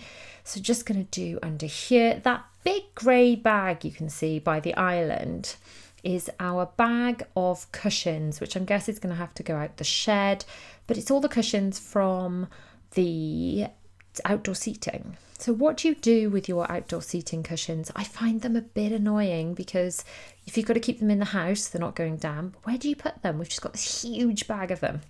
Right, back into the lounge. Zara has left a nice pile of teddies. That's her very precious bunny. That's the purple one. It's Lamb, called Lammy, very original, and Pluto. So they have been left in the middle of the floor while she has gone to school. For those of you wondering, she's still not settled brilliantly in school. If you've been watching my vlogs or following me over on Instagram, she's in reception, so she's been in half days for a year and a half on and off, thanks to COVID. But she's struggling with full days. She says, Mummy, it's just too long. So she's still in tears going in, but she's coming out smiling. I'm now going to arrange the cushions on the sofa because I think that makes the place look instantly more tidy. Wouldn't you agree? And instantly cleaner. I do need to move those teddies, not just off the floor, up to Zara's room. Right, into this corner. This corner collects a lot of dust. And because this little pink sofa, you can see under it, any tumbleweed that goes under there, you can see instantly, which obviously is less than ideal. So I'm just going to use the pipe bit. There's probably an official term for the pipe bit, but I'm going to use the pipe bit to go into the corners and straighten out the cushions. Honestly, straighten out the cushions, your house looks so much neater. My family thinks I'm nuts, but it's true. It just gives this impression of, look how clean and tidy it is in here, rather than looking a bit haphazard. Now, that vacuum cleaner, I think, is definitely going to need emptying. How much stuff is going to come out of that? Oh, that's quite disgusting. It's sort of satisfying that much has been sucked up, but then kind of gross that it was there in my house in the first place. So that's the dining room, looking a bit tidier. The kitchen, at least the floor's kind of clean now, not kind of scrub clean, but cleanish, pretty good enough. And that's the lounge now, far less tumbleweed dusty. Welcome back to another Power Hour Speed Clean with me. Today I need to tackle my haul, including cleaning out my storage for my coats and shoes, clean the rugs and get some laundry on. Let's go. Let's start by getting some laundry on. So this means the washing machine is working while I am working. That's multitasking. And also I'm putting it on for an hour cycle, which means at the end of the power hour, I can flip it over to another load, and that's 2 loads done. So we're going to start by vacuuming the hall. And actually, now I'm watching this footage back, I could have done with emptying the vacuum cleaner before starting, but never mind, didn't get round to doing that. I'll do it at the end of the power hour instead. So we're going to vacuum the floor at the beginning and the end because I need to pull out all the coats and the shoes and things. We're going to pull out the coats first, and I want to put them on the floor so I can organise the coat storage, but I don't want to put clean coats onto dirty rugs. So we're going to vacuum, then we're going to throw everything on the floor, all the coats, and then we'll put those away. Then we're going to tackle the shoes, which will probably dirty up the rugs again, and then we will vacuum and clean the rugs again. So it seems like a bit of a long-winded way to do it, but I need a clean floor to put the coats on. So quick vacuum first, but not like a major, we're going to flip the rugs and everything later on once we've done the coat storage. So this is the storage, the understairs storage, and it keeps the hall looking nice and clean and tidy, but inside needs periodic sorting out. So we're going to pull out all of the coats because I'm pretty sure there's some coats in here. I'm filming this in the bleak midwinter that either don't fit people or just aren't going to be used, or really don't belong in coat storage, like that blazer jacket. That doesn't belong in coat storage, that belongs more like in wardrobe or occasional wear, not in.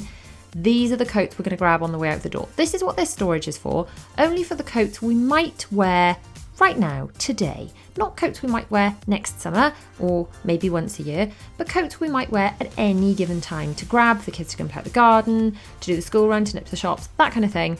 And look at all this junk at the bottom. Oh dear, we've got carrier bags, we've got wellies slung, we've got a wellie case bag thing that I used to use a lot in the boot of my car, and I don't really use that much anymore because my wellies are either muddy and need to dry off, and they kind of hang out in my office and the sort of shoe storage bit there by the back door.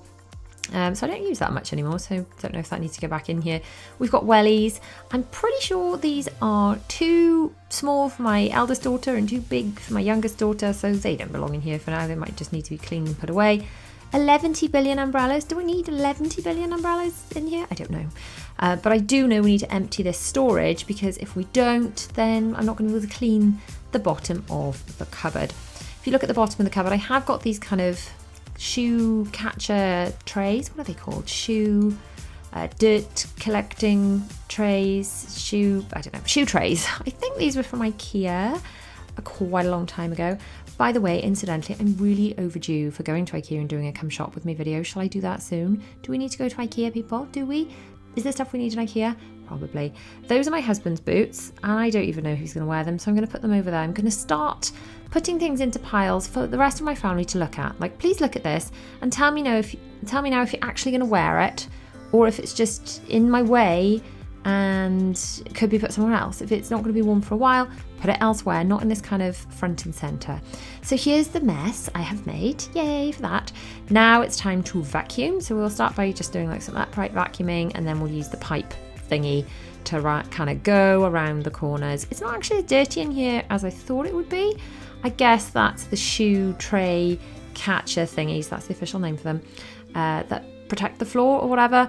Also, I guess we don't put super dirty shoes away. They kind of end up by the back door because I don't like the idea of putting damp things away. So if we walk back from school and the kids' shoes are muddy and yucky, I tend to leave them out because I like the idea of them being like 100% dry before they go away in this cupboard. Also, most of the shoes are actually in the drawers, which we're going to see in a little bit. It's only the bigger, like welly type things that end up in the bottom of this cupboard, because the other stuff is shoe based, small enough to go in the drawers. So we're just going to give these little tray things, mud catcher trays. What are they called? I've got no idea. We're just going to make up names for them. Shoe mud catcher trays. There we go. That's what they're called. So we're going to get those back in. We can start refilling the cupboard a little bit, and once the cupboard is full, then we can pull out some more stuff. We'll pull out the shoes. Hooray!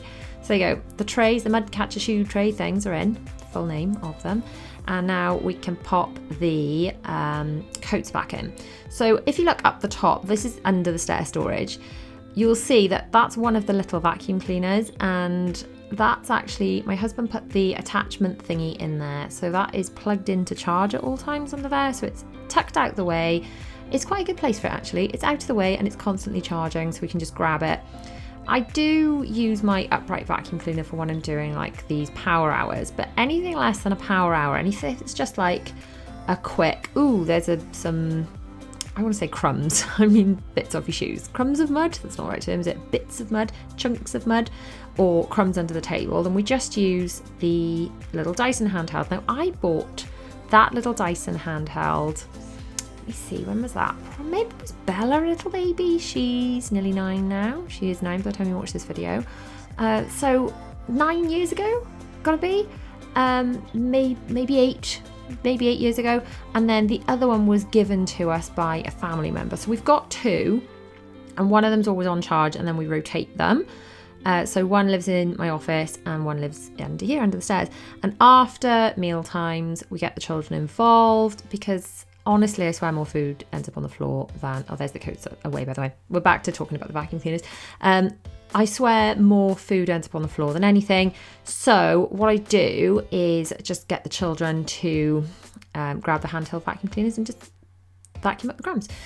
So this little blazer thing I've decided is going to go in this other cupboard in the corner of the playroom, just out of the way, because it's kind of like occasional wear. It's the kind of thing I only wear in kind of autumn or spring, or if I'm going out. So now we're going to put these umbrellas, I could do some sort of umbrella pot or something really to stop them all falling over, but I'm going to put them in the back of the cupboard. Do I declutter some of these umbrellas? I don't know. I'm not going to do that today, but I'll be honest, I can't remember the last time the children used all these umbrellas. I always feel like umbrellas are a really good present for kids, as in small kids love umbrellas. Parents of small kids are like, wow, why have you given my child a weapon? But small kids love them, so they're quite a good present if you're looking for a birthday party kind of present for a child like 5 or 6. Umbrellas are always super popular. So this is the shoe storage. This is one of the drawers, and the children have these little boxes and they're supposed to slot the shoes in. Instead, the shoes all look like they've been thrown from a great distance and have just about made it into the drawer. Now, do not get me wrong, I would much rather the inside of this drawer, which can be closed, be a mess, than this stuff be all over the hall on the floor, which is where it would be. I think years ago when we lived in our old house, shout out if you are an old OG subscriber and you remember our old house, which we moved from in early 2020. Anyway, shout out if you remember that. But we had a much bigger haul, and originally I didn't have any shoe storage there, and the shoes were just left in lines by the front door. They were just out, and then I got a Calyx unit to kind of chuck them all in. But still, we just had so many shoes everywhere. And then when we moved here, the end of the stairs was the bit that wasn't yet done. Do you remember? So we moved in and it was just hollow, just sort of a space. And we did have Calyx underneath initially, just sort of plonked there, just something from the old house, plonked. And then we had this understairs storage. It was gifted to me, so full disclosure there, it was gifted to me by Clever Closets, and they were amazing. So, you know, shout out to them. Thank you so much. It was, let's see, when was that installed? Maybe either late 2020 or early 2022, and it's been a flipping godsend. So thank you so much. Shout out to them. They were brilliant. This isn't sponsored or anything. They haven't asked me to say this, but as I am cleaning it all out, you can go and check out the original installation video on my channel from back in the day where all this was installed. But honestly, this understairs storage stuff has been brilliant. I use these little tubs because it does contain some of the gunk, and it is marginally easier to sort things than if it was just one big square or rectangle. So we're now going to put the shoes back in. We're going to put them in the way that I would like the children to return the shoes. I'd like them to return the shoes like this, just sort of neatly, but whether that will happen or not, it's another matter. I mean, I'm going to be honest, my guess is they will just end up in a mess again, but never mind. Anyway, during this process, you can see I'm sorting out the shoes. So I'm sorting out the shoes into, yes, these fit the children and they're going back in. I know they wear them all the time. And these either do not fit or are too scruffy or falling apart. Do they need to be donated? But largely they're a pile of, children, please try these on and make a decision about them. And we'll decide what to do with them from there, kind of shoes. And I'm going to put those things together. Same with some coats. Like there's a coat I pulled out. I wasn't sure if it still fits well. So I don't want to be putting that stuff back into the cupboard just to be clogging up the cupboard if no one's going to wear it, if they don't fit. We do not need things front and center that do not fit, because it's just creating clutter. And when we've got less stuff around us, it's much easier to keep it tidy. So for example, in the summer, I will put away all the heavy winter coats into the wardrobe that's harder to access, the one in the back of the playroom that I just use for storage. So that the wardrobe in the back of the playroom is basically the very back bit of the playroom, has got a big sliding door across it, and it just sections off. So all those shoes need to be looked at, and then that is tidier now. So yeah, like I was saying, so seasonally, I like to put things away that we're not using. So there are no flip-flops currently in the understairs storage, whereas in the summer it would be full of flip-flops. All of those shoes need to be looked at. So kids after school, you know your job. Also these wellies, we need to see who fits what. And these coats, I think the denim jackets need the girls to try on to see if they're any good for our trip, because they're no good for like at the moment in the UK, but for when we go abroad. This entire storage section is all for my husband's shoes. How he's managed to get an entire one to himself, I don't know. That thing with holes in it is supposed to be a wine rack, which is really cool, but we tend to drink white wine and keep it in the fridge. So if we were into red wine, then that would be a really cool place to put it, but we're not, so we just use it for shoes. And then we use the thing that's supposed to be a wine rack as just a shoe shelf, which actually works really great because it creates space. So like the flatter shoes can have their toes poked under the shelf thingy, and the other shoes go on top of it, and it just creates more space for more of my husband's shoes. I mean, he needs to look at these. He doesn't wear all these. I don't know why he's got them all. He's got so many pairs of identical cat boots with a steel toe as well. Well, identical, maybe slightly different colours, but anyway, he's got a lot of them. So that's the understairs storage. We've pulled it out, we've cleaned it. We're now going to re-vacuum because obviously I've just got shoe crumbs, shoe bits, mud, whatever, all over the floor. And then we're going to do the mats. Now what always astounds me with the mats is you vacuum the top, you think, oh, that must be clean. And then you vacuum the back of the mat, and it kind of agitates all the stuff that you couldn't suck out of the top of the rug. And then when you pick it up, it's all kind of come out. So it's sort of battering the dirt out of the rug by vacuuming the back. And especially, I always find this with the mat by the very front door. So the one you can see behind my feet. You wait till we get to that one. I bet that will be a disgusting amount of just sort of outside dust. Bear in mind, we take our shoes off when we come in. So I guess the immediate hall bit gets quite dusty because that's where we would like take our shoes on and off. But it does limit the amount of cleaning that I need to do by not having shoes in the house. Do you have shoes in your house, by the way? Or do you take them off? What do you find easier? I just try and do it to try and limit the amount of dirt around the house. There's still an insane amount of dirt around the house, an insane amount, honestly. And dust, don't even get me started on dust. Where does all the dust come from? There are 6 of us in total, and my eldest is at uni a lot of the time, so mostly 5 of us full-time in the house. And just an insane amount of dust. Is that just all dead skin? Because if it is, that's disgusting. Anyway, we've done both sides of the rug. We're going to do the floor. Just wait till we get to that little shoe wiping mat behind me. Ugh, I bet that'll be the worst. I bet it will be the worst. So we've done the top of it. Let's do the underside of it and then see how much just what seems like soot comes off it. It always astounds me because you vacuum the top.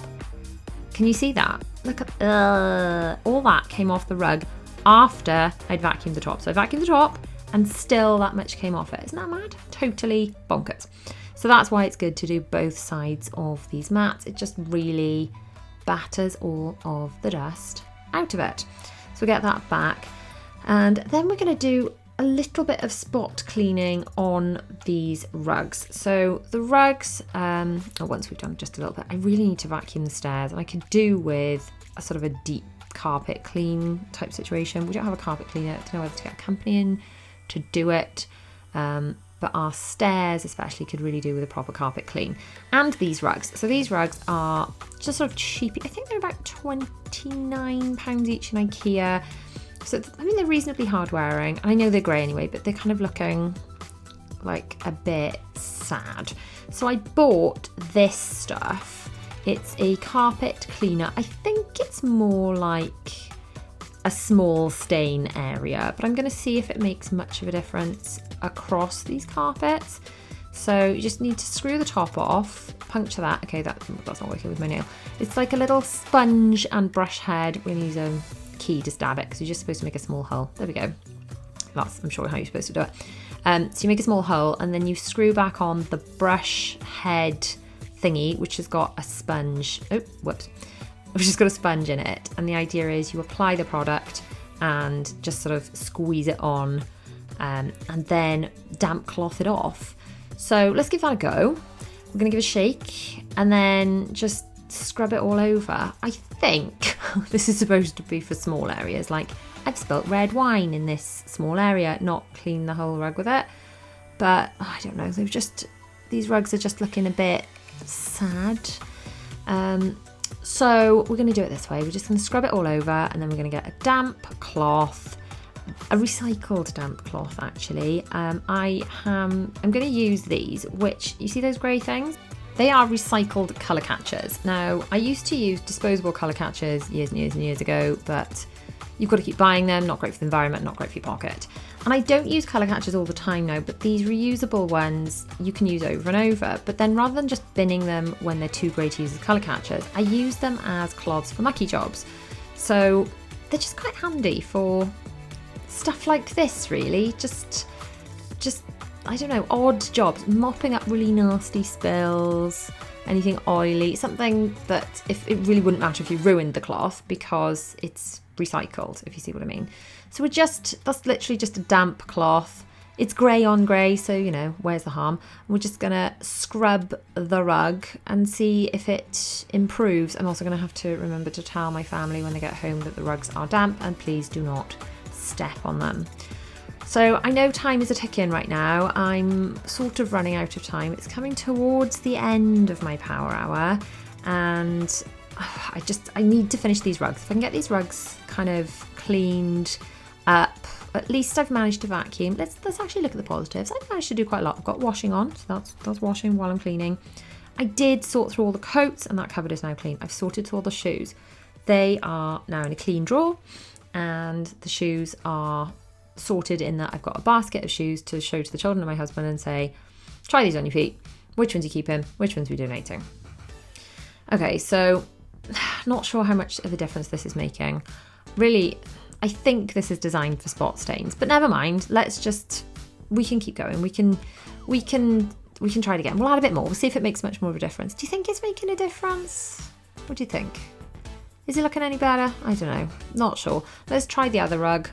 Just apply the product, rub it in, damp it off.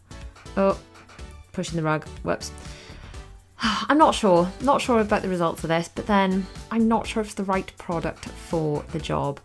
I don't really want to buy a carpet cleaner that lives in the house. It feels like I wouldn't use it that much. Like, would that be such a good value thing? And then I'd be stuck with this big thing. I guess it would be another like vacuum cleaner size thing that would have to live under the stairs. Maybe I should rent one.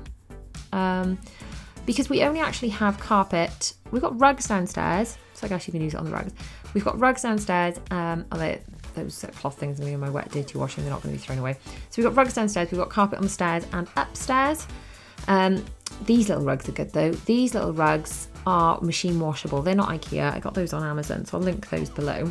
I'm really coming to the end of my time now, but I just want to make sure I've vacuumed this little area. I really need to scrub all of that. See, this is where we put the shoes. So there's a door just behind where I'm filming right now, so just behind you guys. There's a door, and we come in through that door when those children are wearing wellies and things are especially muddy. You can see my wellies. Look how gross they are. They need to clean. Don't have time to do that now. So when we come in through this door, at least the mess is contained a bit more, and it keeps the hall a bit clearer. Yeah, but those little rugs are really good. I put those by the doors, and you can just put them in the washing machine. But the IKEA rugs that we were cleaning just now, they're too big to go in the washing machine, unfortunately. So what is the answer? Is it worth buying a carpet cleaner? Should I rent one? Have you had a professional carpet cleaner? Have you tried a product that worked or a machine that worked? I'd love to hear your feedback. What worked? Was it worth the cost? How often do you use it? How long do you feel it lasted? And I have also heard, like, if you do frequent carpet cleaning, it kind of makes it it needs doing more. Is that the case? Not sure. So an hour must be up because my washing machine has finished. So we're now going to empty it out. We're going to put another load on because then it's the time to go get my children from school. So we're going to chuck in another tablet thing, some of those smelly, sprinkly things. What are they called? Never remember. Scent boosters. I can never ever remember the name of those things. Now I'm going to do what I always do when I do my power hour and pop some wireless headphones in. I tend to just use one at a time, partly so I can hear the children with the other ear and partly so I can charge one and use one, and then one goes flat, I can swap it over. And I'm going to put some music on. Sometimes it's an audiobook, sometimes it's music. At the moment I'm really into In the Heights, which is the audio track from the film. If you haven't seen it, it's a musical. It is the first musical that Lin-Manuel Miranda wrote before Hamilton, and it's fantastic. So I have emptied the dryer and the dryer fluff, too busy talking about musicals to tell you what I'm doing on screen. Now to empty the washing machine and then refill the dryer. It's always important to empty the dryer fluff to make your dryer more efficient and to stop it being a fire hazard. So we've got the washing, the drying anyway on. Now I am actually going to go and strip the bed. So I haven't put a load on yet because I've got to go and get the dirty sheets from upstairs and put them in the washing machine, which is why, if you are wondering, I haven't put a load on into the washing machine yet. So what I'm doing at the moment is sorting out the laundry that is clean and has been dumped. Now, in theory, my best self that is organised and has enough time takes the washing directly from the dryer and sorts it into this tier system thing that I've got going. So there's a box for each child. You can see that's Dylan, William, Bella and Zara's, and then the very bottom box is dirty wet washing, like damp stuff that I don't want to go in with my other dirty washing that is dry, if that makes sense. And then myself and my husband have got a box just behind that grey door. So in theory, all of the clean dry washing gets put directly away. In practice, life happens sometimes and I'm in a rush, I'm dashing out to go and get the children or whatever, and I just empty the dryer, dump it in that basket that I'm currently emptying, because I need to get another load into the dryer and I run out of time. So then what happens, they have to do this catch up, putting laundry away thing. Now, when those boxes are full, they are given to the children and they put away their own laundry. They do this with varying degrees of independence. The bigger three, who are 17, 9 and 6, can do this totally independently. My 4-year-old does need some help. My 6-year-old needs quite a lot of encouragement and hand-holding, but she's capable of doing it, even though she finds it sometimes emotionally challenging. So I'm just emptying out the children's boxes now to give to them into these baskets so they can take their stuff away. There you go, there's a little one. That's Zara and Bella. Zara's actually taking it the wrong way. Wrong way, baby. It needs to go upstairs. Good, good. That's it. And Will, he's going to take his. I've already dumped Dylan's stuff on his bed because his bedroom's downstairs. Now to strip and change my bed. Now, I always find changing the bed is like a flipping workout. So this is a king size bed. In our last house, we had a super king size bed. We couldn't fit a super king in this house because the room was just that little bit smaller. But it's still quite exhausting to do this process. I always end up getting really hot and bothered. And this time, I probably do it every other time. So I'm actually stripping the pillowcase protectors and the mattress protector as well.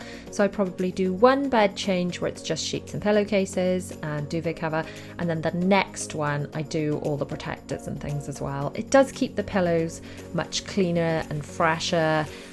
Previously, when I haven't had pillow protectors, the pillows have gone really quite gross. So the pillow protectors do protect them. They also make them that bit fluffier, I guess, because they're quilted. So you probably noticed as I was taking the pillow protectors off, they are zippy ones. I zip them up to stop things getting stuck inside them.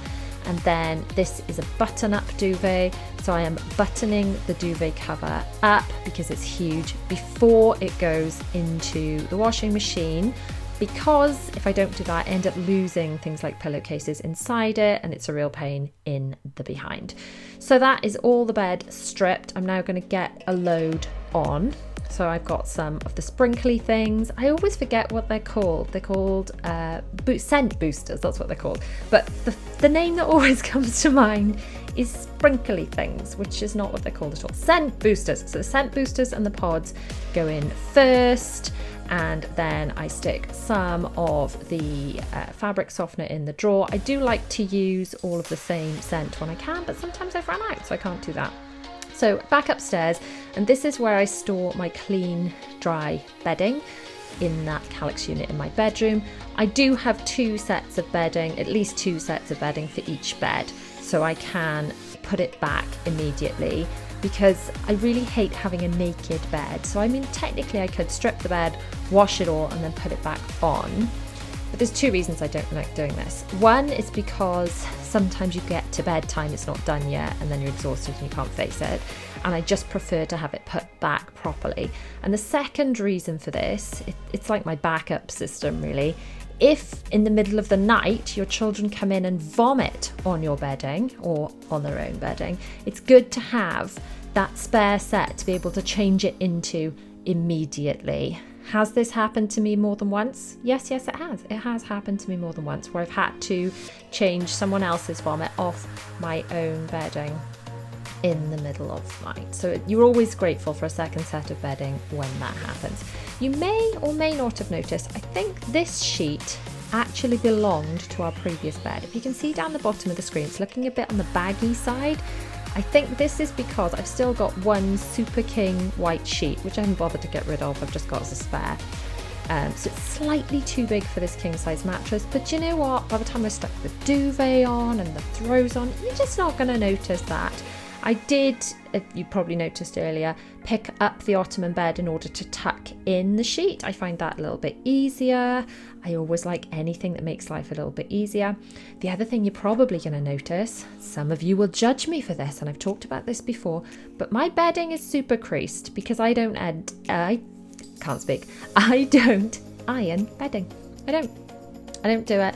I've got 4 children, I work full time. I don't have time in my life 2-iron bedding. However, I have got a little cheat, a little hack that I will show you for how I make it look less creased and just look a little bit tidier. So the bottom sheet I'm really not going to worry about because it's going to be underneath all the things. So I'm going to put this duvet on now.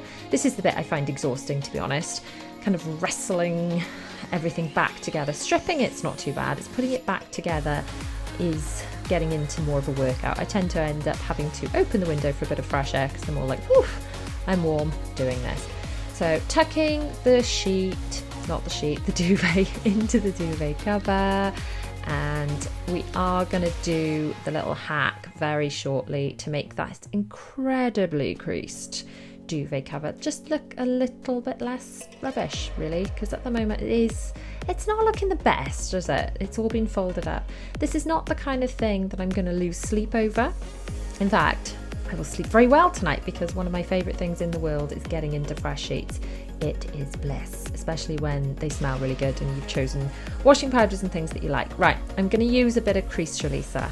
This is a Lenore crease releaser. I have made my own crease releasers before. I have got a blog post, which I will link below, about how to do that if you want to make your own. But basically, I'm just going to spray this crease releaser, which smells just a lot like fabric softener. Then all I'm going to do, once I've given it a good old spray with the window open for a bit of fresh air about the place, is just smooth it out. And once it's all been smoothed out and dried, it will dry nice and flat and decreased. I'll show you when we get there. Anyway, we're on to a bit of glass cleaning now. I'm going to do, for the rest of this power hour, I'm going to focus on glass surfaces around the place so that I've got one product out. There's certain ways I do speed cleaning, depending partly on what needs doing, partly on my mood. I think when you do cleaning, if you've got the whole day, you're doing a whole house speed clean, then great, you can do everything. It is very rare that I have enough time to do a whole house. My cleaning is generally made up of power hours.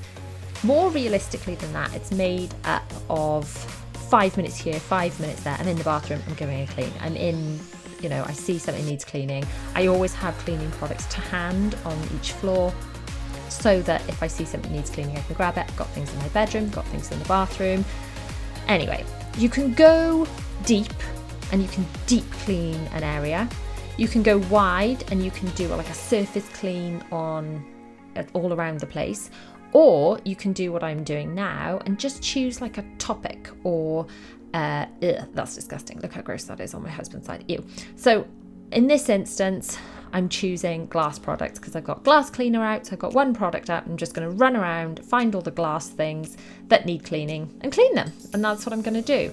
So this glass cleaner is the Method one. It smells like mint. It's not as nice a smell as some of the other Method products, but it does smell much better than the other glass products that I've tried. It doesn't smell like vinegar. Now, the reason I'm cleaning all of our little units is because in our bedroom, they've all got this glass protection cover thing on them. So on top of our little bedside tables, on top of that chest of drawers, and on top of my dressing table as well, it has got glass as a protection top on it. And obviously there's glass above in the form of a mirror. So I'm just wiping all of that over. I have a lot of these microfiber cloths, and what I do is just have like a big stack of them, and when one gets a bit damp and mucky, I just kind of chuck it in a pile and grab another one. I used to, years ago, use a lot of kitchen roll, and I just realised it wasn't economical, it wasn't good for the environment, and it was just much easier to just use these microfiber cloths, chuck them in on a hot wash. I was doing cloth nappies anyway. It made a lot of sense to use reusable things to clean with, and as long as you wash them on hot and wash them on long, and then you do not put any fabric softener in with them because it stops them being absorbent, then it's great. So that's the glass surfaces done in my bedroom, and my bed is done. Now, while I've got the glass cleaner out, I'm going to hit another few glass surfaces. So I'm not going to clean the whole bathroom, but I am going to clean this mirror. I often clean the bathroom while I'm in it. So you sometimes see me clean bathrooms in power hours, but more often than not, I clean it just while I'm there. Now this mirror, this really needed a clean. I noticed when I do some of my pictures for Instagram how filthy this mirror was. It's like, I can barely see my own face in this picture because it's so dirty. So this is one of the reasons that glass cleaner was going to be involved in my power hour, because this mirror and also the mirrors in my bedroom were stinking, just covered in handprints and dirt and grime. Now this is a very similar looking mirror to the one we just cleaned, but actually a minute ago we were in the upstairs bathroom and now I'm in the downstairs bathroom. I'm also going to take this opportunity to refill the antibac that I had downstairs. I have been buying these refill bottles. It works out a bit cheaper and you don't need to rebuy the trigger spray thing, which is cool. So I'm going to refill that and then just give this sink a little once over. This sink is like a high traffic area in our house because it's a downstairs loo, it's by the front door, it gets used a lot. It's also, if we have any guests, going to be seen by guests. So I do wipe this over probably a couple of times a day and it gets absolutely filthy disgusting. So this is the wet, dirty washing I was talking about. That's where the cloths and things go, ready to go in the machine. Now, it's been an hour, believe it or not. So the first load has finished. It's time to get another load on. The sprinkly things, which we now know are called, what are they called, guys? I've forgotten again.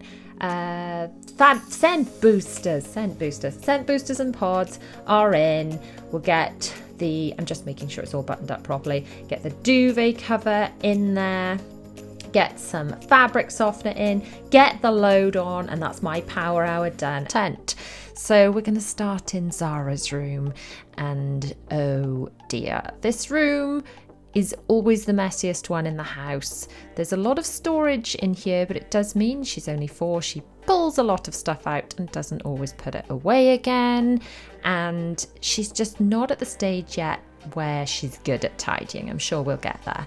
So I'm going to, as always, pop an AirPod into my ear. I only ever use one at a time, so if one goes flat, I can swap it over. The children are not home at the moment, but if they are home, I've got one ear to listen out for them and the other one for listening to audiobooks, music, whatever. And I do find that listening to something, or sometimes I'd have a YouTube video on my phone and then I'd still be able to listen to it on my AirPods. So you could listen to this YouTube video on headphones, for example, while you do your cleaning and tidying. We can keep each other company. So I'm stripping Zara's bed. I tend to alternate. I do the mattress protector every other bed change as a rule. I keep the children's bedding in each of their rooms. This is a habit I got into so that if one of them, it's not fun, but if it happens, he's sick in the middle of the night, I've got everything I need within that room without disturbing anyone else in the house to change their bed and put everything back to clean and tidy. It's never fun to be woken up by vomit, but we've all been there, and having the bedding in each room, it also makes it easier, doesn't it? Because let's face it, the stuff being where you need it to be in order to do things like change the beds just saves a bit of time. So we're swapping for Christmas bedding, guys. The children have been asking for their Christmas bedding. I am filming this in November. Our tree has already gone up. There is a little decorate with me video here on this channel if you're interested.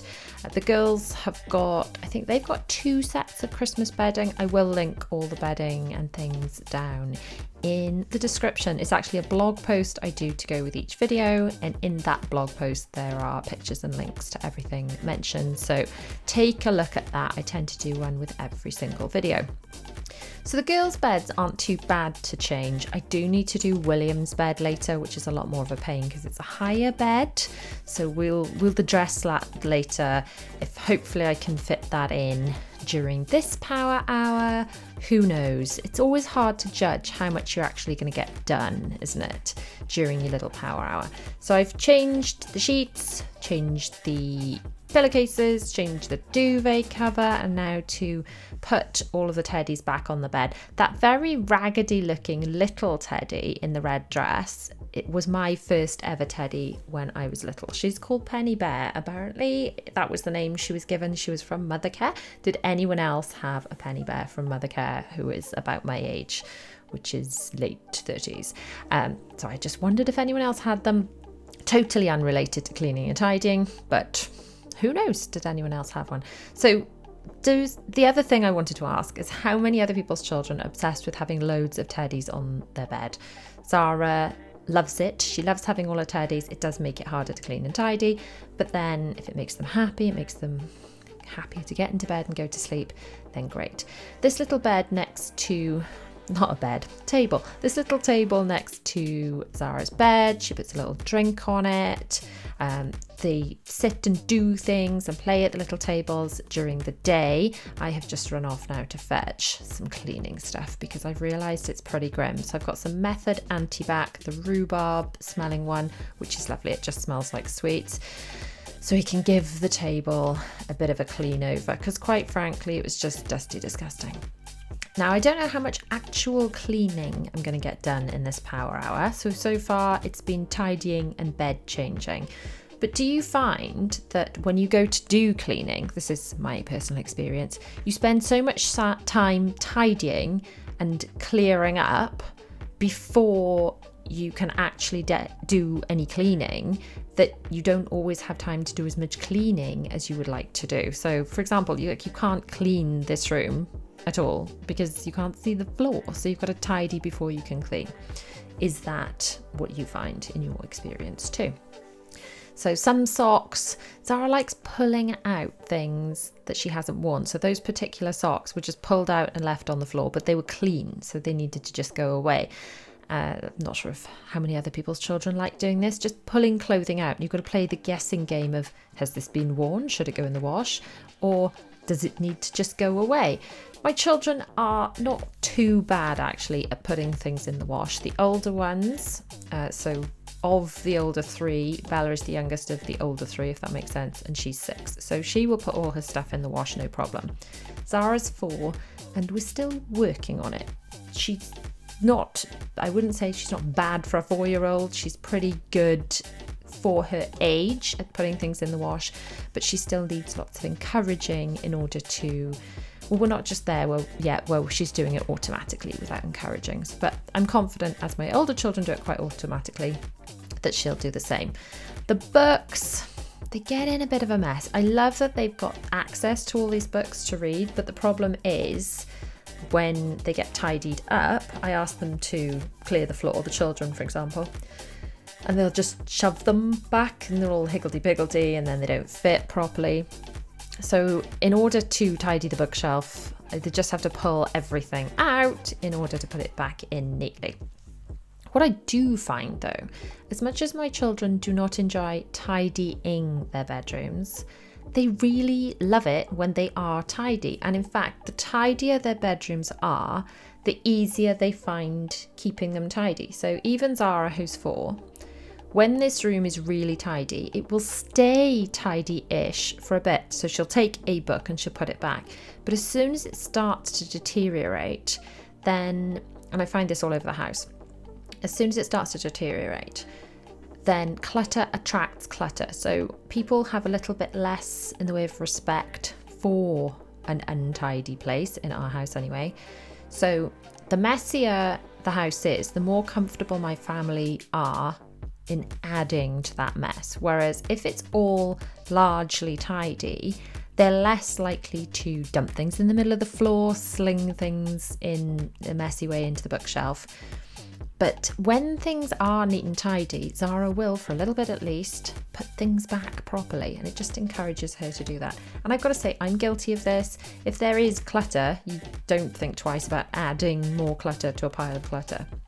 And clutter hotspots in homes are a real thing. So for us, we've got the island in the kitchen, and if that is clear, it stays clear. But as soon as there's 1 or 2 things left on there, people just add to it, and then it accumulates until it's a total tip. Now I'm going to fully be very honest with you here. I'm just doing a very surface level because it's a power hour, clean and tidy. What I need to do is another full empty out the drawers, declutter them, put everything back properly, but that's going to have to be a job for another day. I think we have to be realistic in what we can achieve on certain days. Some days it's a power hour to make it just look cleaner and tidier. So That's Zara's castle corner in the corner. So those may look a bit jumbled or messy, but that's where the castles live.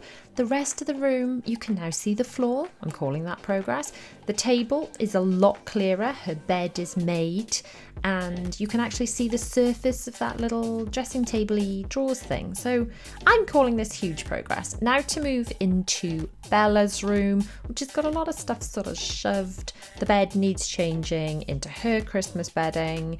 So I'm going to pull everything off. Much like Zara, Bella is very attached to all of these teddies on her bed, and that's where they have to live. So making the bed each morning is a bit more of a pain. She is better at doing it because she's 6, so she's more likely to actually make the bed without complaining. Don't get me wrong, she still does complain about it sometimes, but she's more likely at that age to just do it quite naturally. So, didn't mention this earlier, but I do like to mention it in every video. Popper up your bedding before you pop it into the washing. Future you will thank you because you won't lose as much stuff inside the bedding. I can't tell you how many times before I started popping up all the bedding, I would find things like pillowcases and stuff that had worked their way into the bedding. It still could happen through little gaps, but it's far less likely to happen when you popper your bedding. So do you do that? Do you popper or button your duvet cover before putting it in the wash? If not, give it a try, see if it makes a difference, report back to me. So this bed is the same bed as Zara's, but we've made it a little bit shorter. It's one of the IKEA ones to fit. Oh my goodness, I've just noticed what I've done. I couldn't find that, and I'm going to find that again, aren't I? I have... Did anyone spot the deliberate mistake there? I've got a pillowcase that I've left under the sheet in Bella's bed. I don't think I moved that. I think that's still there. I think after I've finished sorting out this video, I'm going to have to go up to Bella's bedroom and rescue the pillowcase that is under her sheet. Anyway, can't remember what I was even saying now. So distracted by my leaving the pillowcase under her sheet. The bed, right, the IKEA bed. So this is one of those IKEA beds. They do them in various colours. They are adjustable. You can make it shorter than this, or you can make it full length.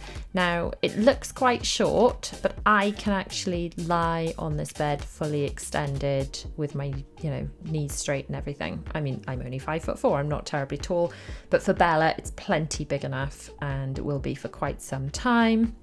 I have looked at potentially putting a high bed in here so she can play underneath. The bedrooms in our house are not large, so we try to maximize the storage and things that we have. I'm currently standing on the edge of that bed, by the way. Children, I hope you're not watching this. Don't do this at home. I was just pulling all of the things out of the calyx and looking for extra pillowcases because I'd lost a pillowcase, hadn't I? I was thinking, where's that pillowcase gone? Where's it gone now? Now we know. We all know where it is. It's under this now reasonably neatly made bed. So I'm folding up Bella's blanket. That's got little princess embroidery on it and her name on it, so she loves that.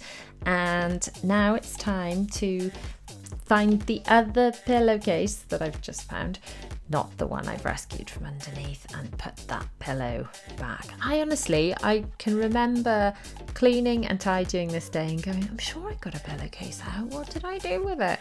Now we know the mystery has been solved. So this is the Christmas bedding the girls have got, one of them anyway. It's the ballerina nutcracker Christmas bedding, and I do absolutely love it. If you've been following me for a while, you know I love pink, I love ballet, and obviously we all love Christmas. So now Bella's little equivalent table, this is also from IKEA. Just needs a little wipe because quite frankly it's a little bit grim and dusty. Ugh. They do, as they say, sit and play and things, but they put drinks on them next to their beds to go to sleep. They have that little clock, that's the I think it's called the grow clock, so that we put those on each night, and then when the sun comes up, they're allowed to get up out of bed. They know it's actually morning. Now to tidy up Bella's little desk dressing table thingy. This was an IKEA one, but then I bought the drawer knobs, the handles. Handles a better word than knobs, isn't it? The drawer handles, the pink crystally ones, to just kind of personalise it a little bit. So I really wanted a dressing table, my whole life, I think. I don't think I had one till I was in my 20s, so I really wanted the girls to have them, and Will's got a desk in his room, and so's Dylan. So anyway, I always wanted a dressing table. Bella has a dressing table because she's got a swivel chair. When Zara is a little bit older and less likely to do what she would do with a swivel chair at the moment, which is stand on it and then injure herself, we will swap her chest of drawers for a dressing table too. But at the moment, she's a little bit of a liability when it comes to standing on like a swivel chair. So that's Bella's room, just looking a little bit tidier. Tidied up her dressing table, given it a little wipe over. Her bed's been changed. So all this bedding needs to go downstairs now to go in the wash. But first, as I've got this kind of cloth and stuff out, I'm going to do a little wipe around in my bedroom. Now, my sheets could do with a change, but what I'm probably going to do is do them tomorrow, because if I do the children's bedding, I actually make my teenager change his own bed because he's more than capable. And when the children are home, I often get them involved in changing their beds, but today they're in school, so I got them to change theirs. Anyway, while I'm just wiping around you and putting a load on, I just want to explain that I try not to change every bed in the house on the same day because it just creates so much washing. By attempting to change beds on different days, it avoids me having just masses and masses of laundry waiting to go in the machine. So now we had to take a break because I had to go and fetch the children from school. So now I've brought the girls up to show them what I've done with their rooms, and they are genuinely pleased. So they're chuffed about the Christmas bedding, but they just kept saying how happy they were that their rooms looked new and tidy. And when I asked them if they were going to keep them tidy, they said they really, really were, which, I mean, I hope so. I have high hopes for it. I'm not holding my breath, but I do think they're more likely to keep them a little tidier, because now tidying their room will be a bit more manageable because it's just tidying a couple of things rather than a whole mess of things. So that's the girls' rooms, the bed's changed, looking a lot tidier. I'm now going to tackle William's room. Now, William has been camping, as he calls it, underneath his main bed. So my plan is to turn his chair bed back into a chair, and he can actually sleep on his bed, and then he can use his chair bed as an actual chair. I know. Totally shocking, right? So now to change this high bed. It's not a ridiculous high bed. I think it's referred to as a mid-sleeper, but quite frankly, it's still a pain in the backside to change. And it's because I'm only 5'4", but I mean, this is incredibly sped up, isn't it? It did not, I can only wish it took this amount of time. So that is... That is William's room done. That's William's bed changed. But basically, I'm just saying, short girl problems. Apparently, taller people, I have spoken to taller people, and they don't have to climb on the bed the way I had to, and it's a lot easier. So I hope this has given you a little bit of motivation to go and do a little something in your home, even if you've just got an hour. I spent about an hour. I got the 3 beds done. That's a lot of washing now to do. Got quite a lot of tidying done. It's looking a lot better. We're focusing mainly on my living room, which needs a bit of a tidy up, but hasn't had a really good clean in a good while. I've been poorly, and look at the dust. I mean, that's not good. That's really not good. The flowers are really dusty. I mean, I can't even tell you the last time I dusted those. Look at this, like thick dust. It's pretty shameful, really. Like, it really needs a darn good clean. A really good clean. So, oh, actually, before we start, look under here. This is kind of under my sofa and under the other sofa. It's not good, guys. It's not good. So we're going to sort it all out. I've got my handy helper with me today. Zara is home from school and she wants some mop socks because she loves cleaning. Well, cleaning. She loves sort of helping me clean, being around while waving dusters and things. And it's all good.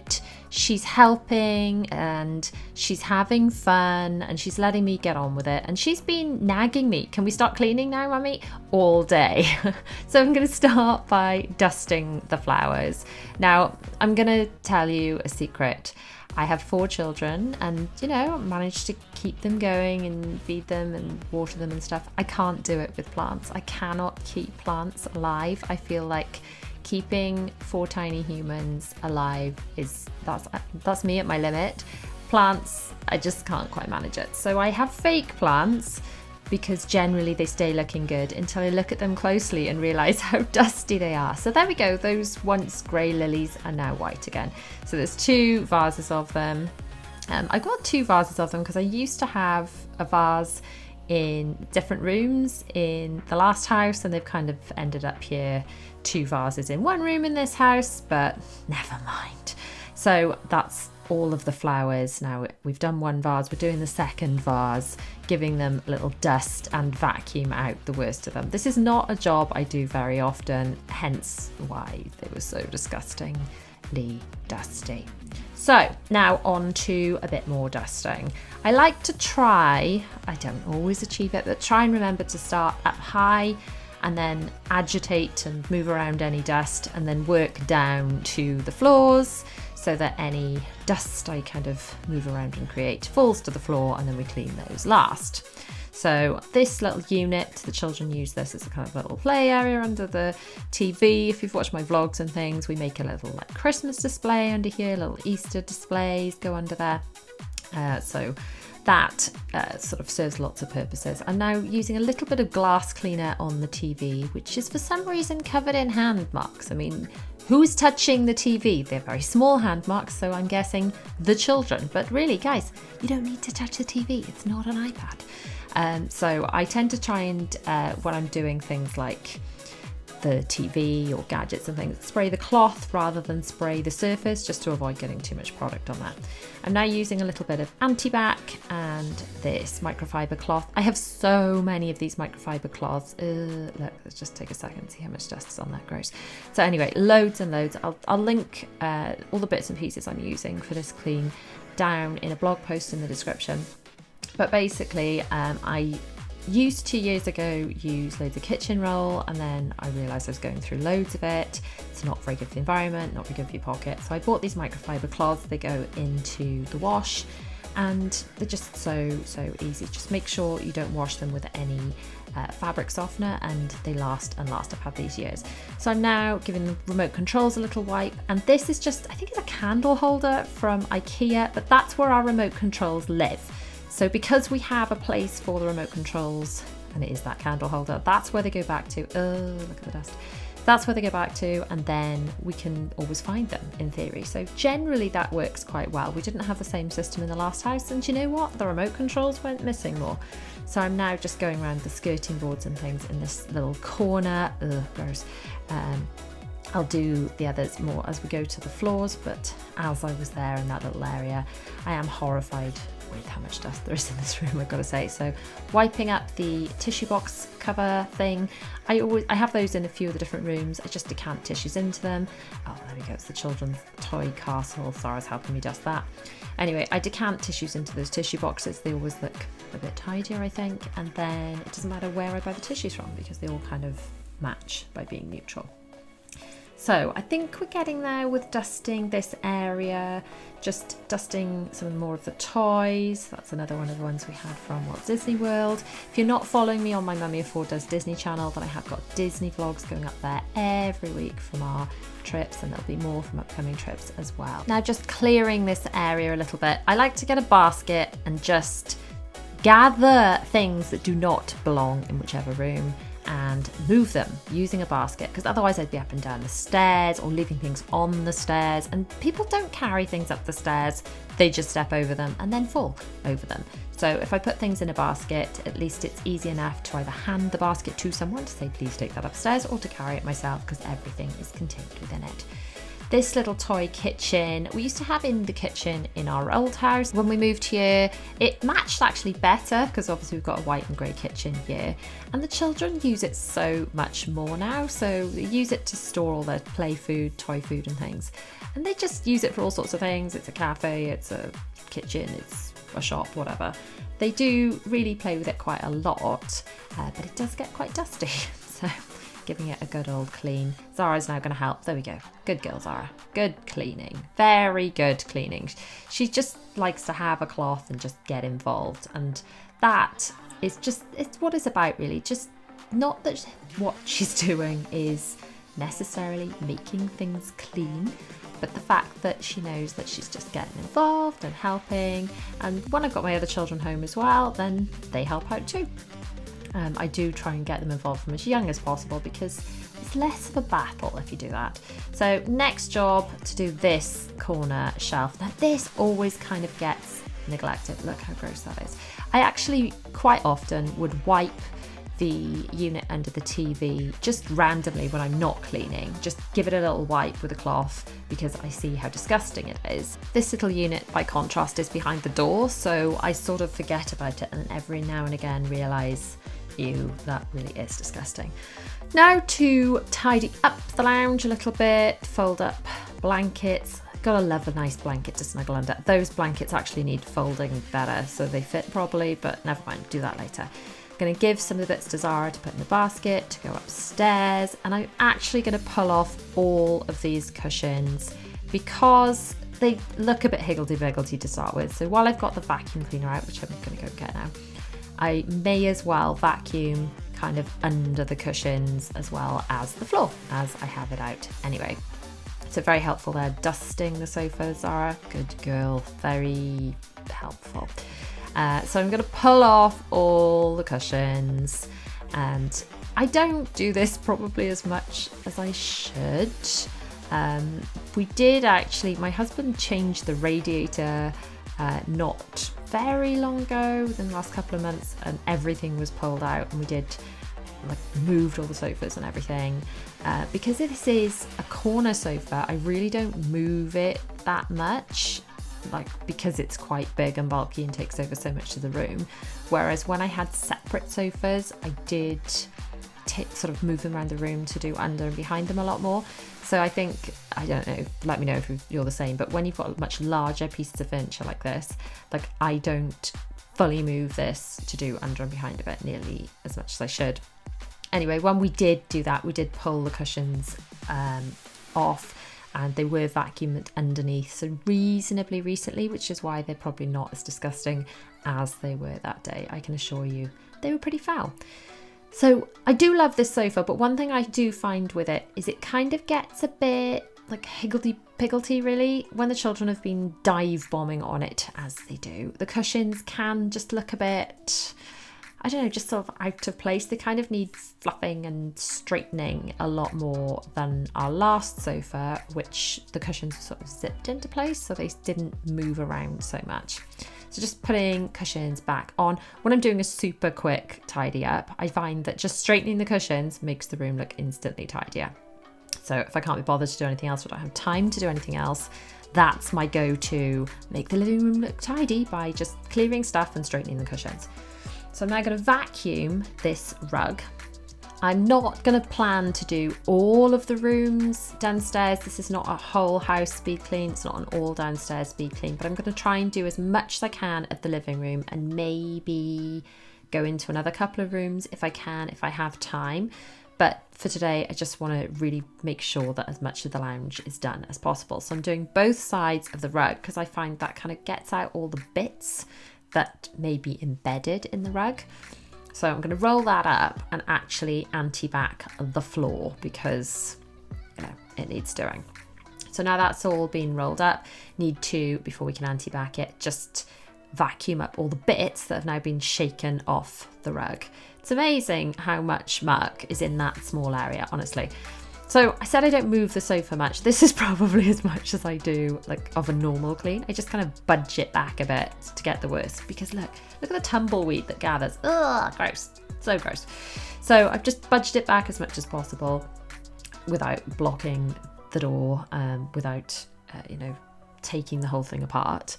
And I'm just going to use the pipe thing just to get underneath just the worst of it and go around the edges.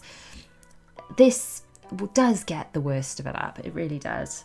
But every now and again, it's got to be like a spring clean, I suppose, where you just really move everything around. Now, this little sofa, by contrast, is so easy to pick up and move around. That one I move all the time because you can. So I'm going to go around, do all the corners. Zara's very helpfully doing a dance. Vacuum the rest of the floor before I get my Veleda 1-2 spray thing out, which is the best thing ever. I am also going to need some mop socks for that. By the way, have a look at how much dust is in that vacuum cleaner. That was empty when I started all this. So it's just a case of moving the rest of the bits of the furniture around, the ones I can move. So I move the buffet, I move that little pink sofa. It's just the big corner sofa that's a bit of a pain. Oh, Zara's now dusting the floor. So helpful. Thank you, darling. Good girl. Right, let's get the vacuum cleaner out of the way and get the mop socks on. Now, these may look ridiculous. They may make your teenagers mock you. I know they make my teenager mock me, but my children love them and I like them because you don't get wet feet because the mop socks are, mopping up. You don't get just like the footprints everywhere. It's nothing more annoying than trying to clean the floor and you get footprints. These are kind of buffing it in at the same time, which is great. So I've got some of the, I haven't shown filling it up because it was already filled. The Method floor cleaner spray. It smells like wild rhubarb, basically smells like sweets. And I'm not sure if you can see, this thing's got a trigger spray on it. So you squeeze the trigger, it sprays the floor cleaner out, and then it's got a washable, like a mop head thing. So this is ideal for us because we've got a lot of laminate floor downstairs, and then we've got tile in the kitchen and the bathroom. So this is ideal for our house without using an actual like wet mop, which would be too wet for this laminate flooring. And also using it this way, you don't have to walk around in mop socks for very long because it dries quite quickly because you're not soaking the floor. So budging the sofa back into place, like you can see the buffet really isn't shut in properly because I have not folded those blankets properly, but I need to pull them out and do it properly. I will do that later. So vacuuming behind the sofa and just getting up as much of the muck as possible. I do find our house is dusty and I just blame it being so many of us here. There's 6 of us here and there's just, I guess it's lots of bits of human dead skin. That's disgusting, isn't it? That's dust. That's what dust is coming off us humans. Ugh, how revolting. So just wiping around the skirting boards, and I just tend to use the cloths and then dump them in this corner of the kitchen, which you can see in the bottom left hand corner of the screen. I just dump them in a big pile there as I'm cleaning, and then I will scoop them all up and put them all in the wash at the end. But I do go through quite a lot of cloths as I'm cleaning like this because I'd rather use quite a few and then wash them. They all go in one load rather than just use wipes or kitchen roll, things like that. So popping the little tables back, I'm now looking at the window and going, actually, I didn't clean the windows and they really need cleaning because for some reason they've got fingerprints all over them as well. Children, why? I'm using the Method glass cleaner that I did use earlier on the screen for the TV. I'm not going to go and do the outside of the windows. I'm just going to do the inside here. And I probably won't get round to doing the windows in the dining room, in the other room. So I'm just going to do this because if I start doing the outside of the windows, I feel like that is a separate job, even though they are the same thing. Outside cleaning, it's like coats on, shoes on, different products. I'd rather let my husband just get the hose and do all the outside windows at the same time rather than me. I don't know. Am I right or wrong here? In windows, are they like inside windows is one job, outside windows is another job, like a different day, different equipment? Or really, what I should do, I suppose, is clean the inside and the outside of the window at the same time, and the window would look clean for a short time at least. I don't know. It's easier, I feel, to just do the inside and do the outside separately, but it would make more sense to do it all on one day, I suppose. Right, time to get the rug back out. So we've now got a clean, dry floor, but I am now going to give the rug a final vacuum just in case there are any bits that got dislodged or whatever during the moving around of it all. So I did the top of it, then I did the underneath of it, but maybe the top of it picked up some bits while I was doing the underneath of it. Now they're all gone. So yes, clearly 3 times is the amount of times to clean this rug before it's actually clean. Now I have sort of finished on the lounge. I'm just gonna vacuum, because I've got it out already, my kitchen, which is attached to the lounge. If I've got time, then I will move into doing a bit in the dining room. I'd ideally like to do the hall as well, just to stop people walking muck through the other rooms into my nice clean living room. But realistically, whether I'll have time to do that or not is another matter, because we've got to realise we can do anything, but we can't do everything. So if this is a power hour, I can't expect to clean the entire house. It's not realistic. So I've got to decide what I'm going to do. I could do the whole house, just a quick tidy on the whole house, go around every room and just sort of give it a skim tidy, but I'm not going to be able to clean that whole house. Or I can clean one room pretty well, like I feel like I'm doing today, and then with any spare minutes do a couple of extra jobs. But I don't think we should beat ourselves up when we can't manage to clean the whole house every time we try and clean, because anything I manage to try and clean now is better than not doing it, isn't it? So anything I manage is a bonus, rather than feeling like I'm failing for not doing it all. And that's a pep talk for me as much as it is for you. So look at all the crumbs from under our dining table. One thing I do with the children, whenever they're eating, they eat in the dining room. So I just feel like it's all contained a little bit more. If they ate in every room, my whole house would be so much dirtier. So by containing the mess, we've got, cooking mess we have in the kitchen, eating mess in the the dining room, and it does make the amount of cleaning I have to do a little bit less. I guarantee if they ate in every room in the house, I'm sure we'd have mice, because they're so messy. Honestly, every time they eat anything, it looks like there's been some sort of crumb explosion, like they've just thrown breadcrumbs in the air and see where they land. I don't know. Maybe my children are especially messy. Who knows? Got another one of these little sofas in here. They're just so easy. They were a bargain. They were home base, I think.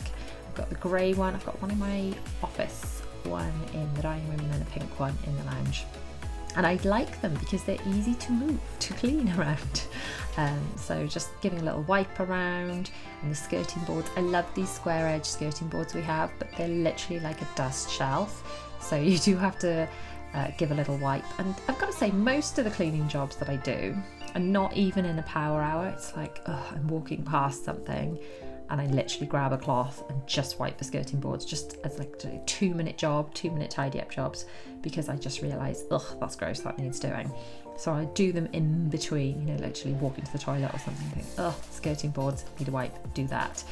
So let me know how much, how do you structure your cleaning? Do you do like all day, you clean one day? Look at all that picked up. Or do you do like power hours, or is it more 5 minutes here, 5 minutes there? Because I'd say the majority of mine, like I clean the bathroom when I'm in the bathroom, using the bathroom as a rule. I do these power hours quite a lot as well. It's very rare I'm able to spend a whole day cleaning. Now let's just take a second to see how much dirt has come on the bottom of my mop socks. A lot. These floors were filthy. These are all of the cloths, mop socks and dustery thingies that need to go into the washing machine now. So let's do that, shall we? Should we get them in the wash? It's always good to get a load on, because then the washing machine can carry on cleaning even though I have stopped. So I'm going to empty it out. I always empty it into tumble dryable on the right and non-tumble dryable stuff on the left, which will have to be hung up in a little bit in my airing cupboard area. So that stuff needs to be hung up. That stuff can go into the tumble dryer. So we're going to get a pod, chuck it in, and it goes, ooh. and then just pop in all of the cloths and things, which I've just gone to go fetch. Where am I? Come back, Ray, come back. Put the cloths in. There I am. Put the cloths in the washing machine. I wash them with other things that need sanitizing. So cloths, towels, things that need sanitizing. So I'm using this one I bought from B&M, but do not need fabric softener, because if you put fabric softener in with them, then they stop them being absorbent and they don't work as well. So that's the lounge. It doesn't look massively different, but if you look up close, it's just cleaner. Like, it wasn't super untidy. Sometimes I find I spend more time tidying than cleaning. I feel like today I've managed to get a fair amount of actual cleaning done, which is good. And then I did manage to tackle the windows. Only one side, granted, I have not cleaned the outside of those windows, but it's better to do one side than no sides, right? So that's all done. Lots of my kitchen's clean. The actual kitchen, I only did the floor, and the dining room, I only did the floor and a couple of skirting boards, but better than nothing. Still better than nothing. So thank you to my little helper for helping me with this speed clean. We're starting off by tackling my rather messy living room that my children have been systematically destroying by throwing things all over the floor, as children do. So we're going to get it tidied first, and then we're going to get it clean. Now, if you are new to my channel, hi, I'm Ree from mummyof4.com. If you have been around here before, you'll know I do a lot of speed clean videos. I often do power hour speed clean videos. I have been known to do sort of all day cleaning, but in reality, it's very difficult when you are a busy mum to tackle the whole house in one go, or to find all day to set aside just for cleaning. So realistically, most of my cleans I do on this channel are power hours, but in this video, this is an even more realistic clean, because this is made up of several mini blocks of cleaning that I did over the course of a few days. So we're putting this structure the girls have made out of Duplo into the other room, because they're insisting that they don't want to just take it apart just yet. They're feeling rather sad about that. So I've said, right, you can keep that. It's like a hotel they've made or something. Keep that for tomorrow, but let's tidy up the rest of the place, because, oh dear. Anyway, so this video is a super realistic way I actually get things done, which is in short bursts. I very rarely clean the whole house in one go. I don't always find an entire hour, but I very frequently find 5, 10, 15, or even 20-minute bursts in between getting things done to get the other things done, you know. So maybe you've got a short block before dinner, or before putting the children to bed, or just after dropping them in school, or just before you've got to go and get them from school. Those little mini blocks, those 10 minutes at a time, are where I tend to find the most time to get the most cleaning done. And to be honest, those are the bits, I do those so frequently, I don't always remember to film them. And I thought, do you know what? I did a video recently, let me know if you saw it. It was about 10-minute mini organisation projects. I'm going to be doing some more of those, because that seemed to really resonate with everybody. So the girls are currently just tidying all of the little baskets into their kitchen. You will find that the basket system that I use in our actual kitchen, the girls use as well. We put all the toy food into little baskets, and because it's in baskets, it's easier to put away. And that's a basket of stuff that belongs upstairs that I'm asking them to take away, out of the way. I like to use baskets to gather things from one room to take them to where they need to go, and that basket of stuff goes upstairs. So the girls have done a quick change. We went upstairs to put stuff away, and Zara decided that she needed to wear her Cinderella cleaning dress, because that's what Cinderella wears to clean. And Bella's like, well, in that case, I'll be Belle. I'm sure this is what Belle wears to clean. So I've given the girls some fluffy dusters, because quite frankly, I sometimes think they prefer them to actual toys. And I'm going to start over here in the corner and work clockwise around the room. So I'm going to dust with my fluffy duster, probably be a little more efficient than the girls. I'm going to spray some Method. This is the pink grapefruit one, and I just like to spray straight onto the cloth rather than onto the surface, because sometimes it'll like spray a bit of the wall or leak down or whatever. So I just find it's a bit more accurate, I guess. The girls are cleaning their Disney castle with their fluffy dusters. it's just about getting them to help. It's keeping them entertained and busy and feeling like they are being helpful, even if it's not super efficient cleaning. I am just cleaning, say, round clockwise. I'm starting with dusting, and then we're going to move further down to the floor. So if you start with the high places, this is my theory anyway, and like dust up high, and then as you kind of agitate and move the dust, it falls lower and lower to the floor, and then do the floor last. That is a little, that thing with remote controls on it. I think it's a candle holder from IKEA, but I use it as a place to put remote controls, or at least I try and get my family to put the remote controls back in it. So in theory, we know where they belong. So by putting them back there, hopefully, I'm dusting the flowers at the moment. They're fake flowers. They can't keep real flowers away, by the way. Away? Alive, by the way. Alive. I can't even use my brain today, apparently. Oh, look, cleaning the candle. That was candle sort of soot, I suppose, but it didn't look terribly attractive, did it? So we've gone sort of halfway round with the dusting now. The children are just putting their Disney castle back. There you go. They're gonna dust their little kitchen as well. Bless them. They do love this little kitchen. It is fixed to the walls, so don't pull it on themselves. And now I'm going to get the vacuum cleaner out. I really don't have much time in this little burst. So this is not the end of the video because we're going to skip to another day in a second. But this is as much cleaning as I often get done in one little burst. So it's tidying a room, and then if I've got time, Bella's just found something under there that belonged in a box. If I've got time, I'll then vacuum. If I've got time, I'll do that little bit more. So sometimes you think, okay, I'm just going to tidy up. And then if you find a little bit more time and you squeeze in a bit of dusting, or you squeeze it in a bit of vacuuming. So maybe, for example, today I would think, right, I'm just going to vacuum the living room. But then while I've got it out, I think, well, maybe I'll move in and vacuum another room as well while I've got it out. And if you've got time, you can do those little bit more. Sometimes that is less overwhelming and it feels more manageable than being like, right, I'm going to get up and clean the whole house today. Sometimes you might be so overwhelmed by that you end up not doing anything at all. And by saying, right, I'm just going to do a little bit, and then once you've got the momentum going, you can do a little bit more. That I personally find works with my brain. It feels less scary and overwhelming. And sometimes when we get overwhelmed, we get kind of a bit paralysis by analysis. I don't know where to start, so I'm going to start nowhere and not actually do anything at all. So for this clean, and you will notice I've opened the doors because I'm boiling hot. Cleaning always makes me boiling hot because I try and rush around as much as possible. But that room, you will agree, is looking significantly better. I've not spent that long on it.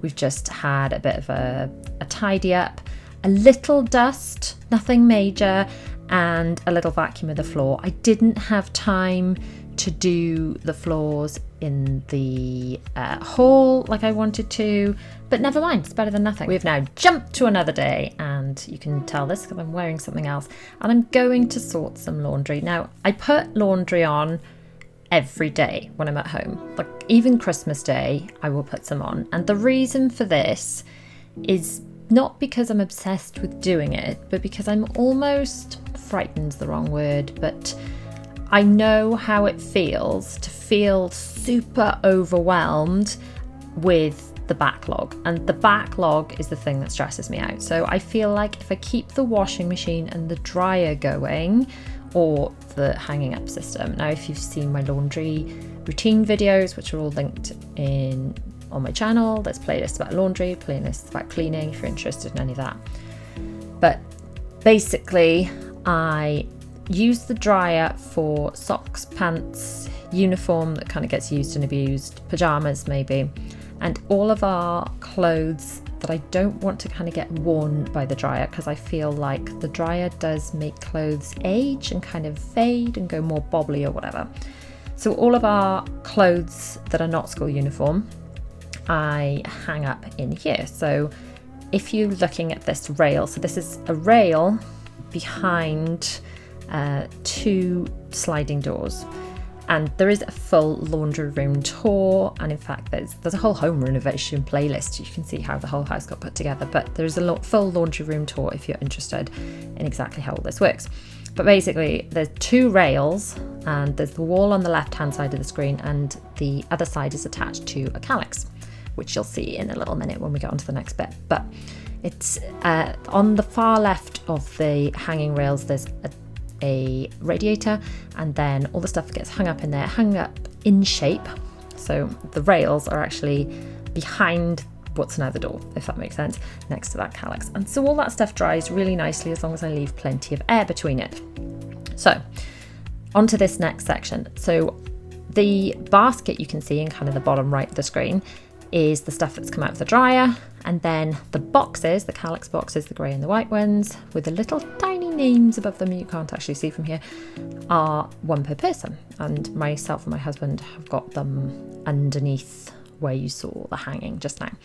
Basically then all the stuff gets put, when it comes out the dryer, into the box per person, and then once a week, sometimes twice a week, depending on how much it builds up, but at least once a week I give a box to each family member, and then they put the stuff away. So this was just a 10-minute job, but I do that most days. I definitely put laundry on every day, but I do the sorting of the laundry most days as well, just to stay on top of it. So as you can tell, we're in my bedroom now. You might be able to tell if you've seen our house tour, and you can definitely tell it's a different day because look, my clothes have changed again. So I have just done a little organise my dressing table, which will appear in a different video. So make sure you are subscribed to the channel for that, so you do not miss that, because I believe at the time of this video coming out, that one is not out yet. And that's going to be another like 10-minute organisation project video. But make sure you are subscribed so you can see that when that comes out. But then after I'd done the little organise, I thought, you know what, this place is filthy. So I've got another few minutes. I'm going to give it a little clean. I'm actually vacuuming. Did I just vacuum the inside? Oh, no, I didn't. Did I vacuum? I can't remember. I filmed this a few days ago. I can't remember what I did. I think I just cleaned out the inside of these, which I think are plant pots. They're from IKEA as well, but I use them as brush holders, both hairbrush and makeup brush holders. So it wasn't my intention to keep cleaning my bedroom, but I've got these extra few minutes and I'm feeling sort of motivated to keep going. You know, I'm in motion. I think sometimes the getting going is the hardest bit. So I'm using a combination of the Method glass cleaner and the Method surface cleaner. So that one's the multi-surface cleaner, which smells like pink grapefruit. And I'm using that because there's some proper grime on here. Everyone charges their electric toothbrushes here next to my bed. They bring them all here, but they seem to leave them all manky before bringing them to charge, which is disgusting. Which is why the toothbrush charger holder thing gets gross. So we're using multi-surface rather than glass cleaner on that. But all of our bedside table thingies are covered with like a glass topper thing. They're all from IKEA. So sometimes I do use the glass cleaner to clean in here. Look, I am actually using the glass cleaner as well. See, just like I said, this room gets so dusty. I clean this, probably not as often as I should, but like not totally infrequently, but it always amazes me the amount of dust that builds up in our living room, especially. A lot of dust. This is my husband's side. Now, his side always seems dustier than mine, but I think every now and again I see a bit of dust and I literally just wipe it over with a tissue on my side because I'm like, ugh, gross. Literally not even a 10-minute clean, a 2-second, I'm just going to wipe this. And I don't think he does that quite as much as I do. So my bed needs changing. I was going to do it later on or potentially tomorrow, but I'm kind of in motion. I'm feeling like I could keep going a little more. So if you ever are already in motion and doing a bit of cleaning, perhaps you've got your AirPods in, you're listening to some music, and audiobooks, always good, or a YouTube video like this one where we're chatting along and cleaning together. If you're ever feeling like, right, I'm just going to do this one thing, if you feel like I could do one more thing, do that one more thing. You will be so pleased with yourself. Future you will thank you. So future me getting into bed at the end of the day when we've got lovely clean sheets will thank me. Future me will also thank current me for buttoning up the duvet cover, because if you do not button up the duvet cover or popper up the duvet cover before sticking it in the washing machine, you will inevitably get a pillowcase or something lost inside the duvet cover, which is so annoying. Now, you will have seen I just grabbed some clean laundry for the bed from that box inside my bedroom. Now the top 2 boxes, there's 6 boxes in a stack you can see in the corner of the screen. The top 2 are bedding, so the very top set is white bedding for our bed. The box under that is pillow protectors and mattress protectors for all the rooms really, and the one under that is cleaning products. Now, one of the key things I find to being able to squeeze in these minutes where you find just a tiny bit of motivation, one of the barriers to cleaning is not having the stuff to hand, thinking, oh, it's just too overwhelming to go and find the things I need. Don't make that a barrier to cleaning. Have the stuff where you're gonna need it. So if you leave some cleaning supplies in your bathroom in a cupboard or something, if you're in the bathroom and you're about to get in the shower and you think, yuck, this needs a wipe over, you can just do it. You don't need to stop what you're doing and go and fetch the things, because that's a barrier to doing things. Put the things you need where you're going to need them, and then you're more likely to actually do things. This is how I find things personally anyway. Let me know if it works for you. So by having cleaning supplies in my bedroom, for example, if after I'd finished organising that drawer in my dressing table, if I had to walk all the way downstairs, I mean, we don't exactly live in a mansion, but if I'd had to walk downstairs to get cleaning products, maybe I wouldn't have bothered. Right, another trick, another lazy girl trick now. I just sprayed the bed with crease releaser because I hate ironing bedding. And this is a big bed. What's a king size bed? It's too big. I've got too much on in my life. I've got 4 children. I work full time from home. I don't have time in my life to iron bedding. So some people will judge me for that, but I'm here to say to you that I don't have time for it. Let me know if you iron bedding. If you do, you're a better human than me, I'm sure. But me, I just spray it with crease releaser, smooth it over, leave the window open to air, and then come back a little bit later. I even do the pillows, look. It also makes it smell good. Just be really careful with this stuff. I mean, it's not too bad up here, we've got carpet, but be really careful with this stuff on like laminate floors. It makes them really slippery. I'm talking ice rink slippery. So we've now fast forward, I don't know, an hour or something. The bed is dry from the airing in through the window. And replace the scatter cushions and the throw, and it looks a lot better. And those bedside thingies are no longer dusty. So I've got another few minutes, and I'm going to get one more thing done. So I'm going to grab the vacuum cleaner and I'm going to vacuum in here. I've moved enough dust around. I'm going to vacuum a bit more. I really don't have much time left, but it's better to vacuum one room than vacuum no rooms. And next time when I tackle another one of the children's rooms, say, because I've got a bit of time, then I will vacuum in there. So it's probably more efficient to clean the whole house at once. Agreed. So I would only get the vacuum cleaner out once. I would vacuum the whole house. However, that's not always practical, and at the moment, in order to clean the children's rooms, as in to physically clean, look at all the gunge coming up there, whoops. In order to vacuum the children's floors, we'd have to go and tidy them. And I'll tell you right now, the children's bedrooms are a mess, because while I have been doing this, they have been in their bedrooms making a mess. So the moral of the story is, yes, in an ideal world, we clean the whole house at once and then everything is immaculate, and then everyone is instantly more respectful of the tidy house and keeps it tidy a bit longer. But in real life, doing a few minutes of cleaning and keeping on top of things is better than doing no minutes of cleaning. So let me know in the comments, what sort of cleaning do you do? Are you like a whole house cleaner and like take a day, do the whole house in one go? Or are you more like I end up doing? Maybe a power hour.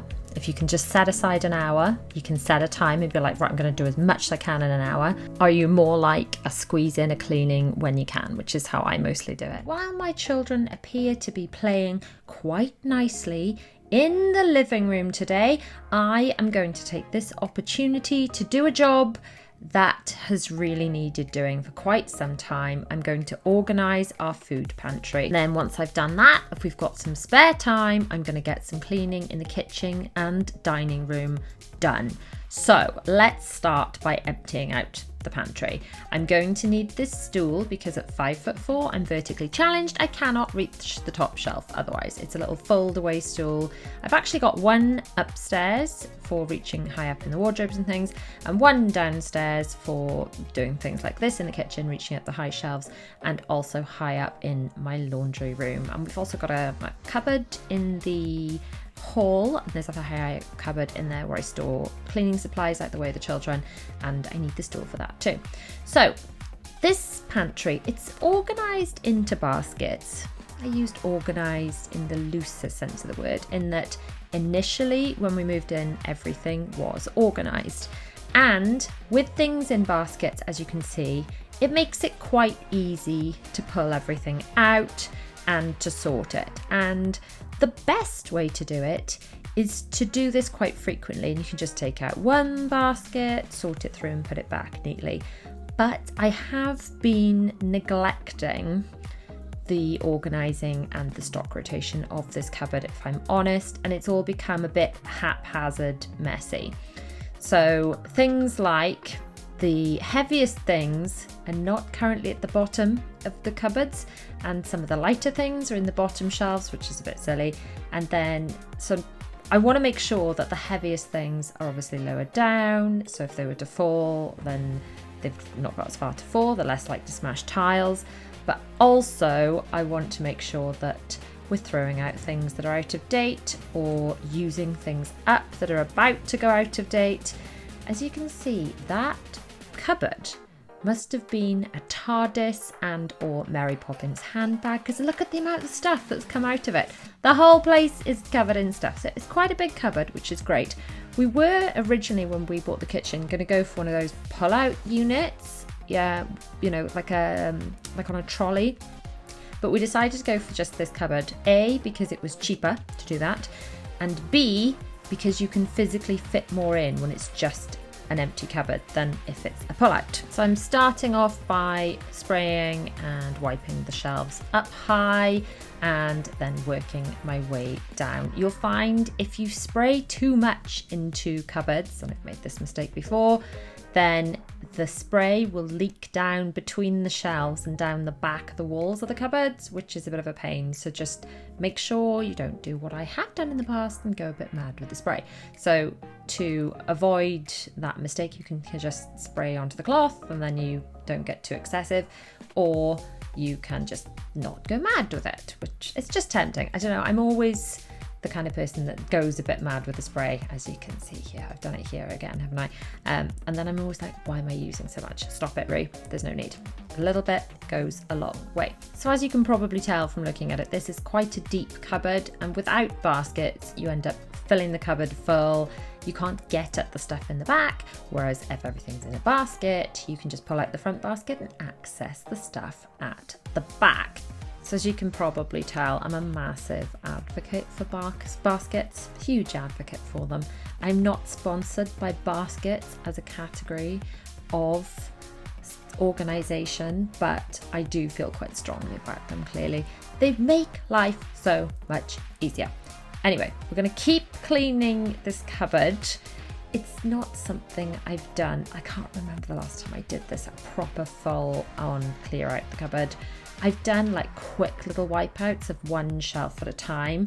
I've gone to fetch a bit of magic eraser. There it is, magic eraser to get off that stain. Do you know why there's a stain there? Because something was put in the cupboard directly without a basket.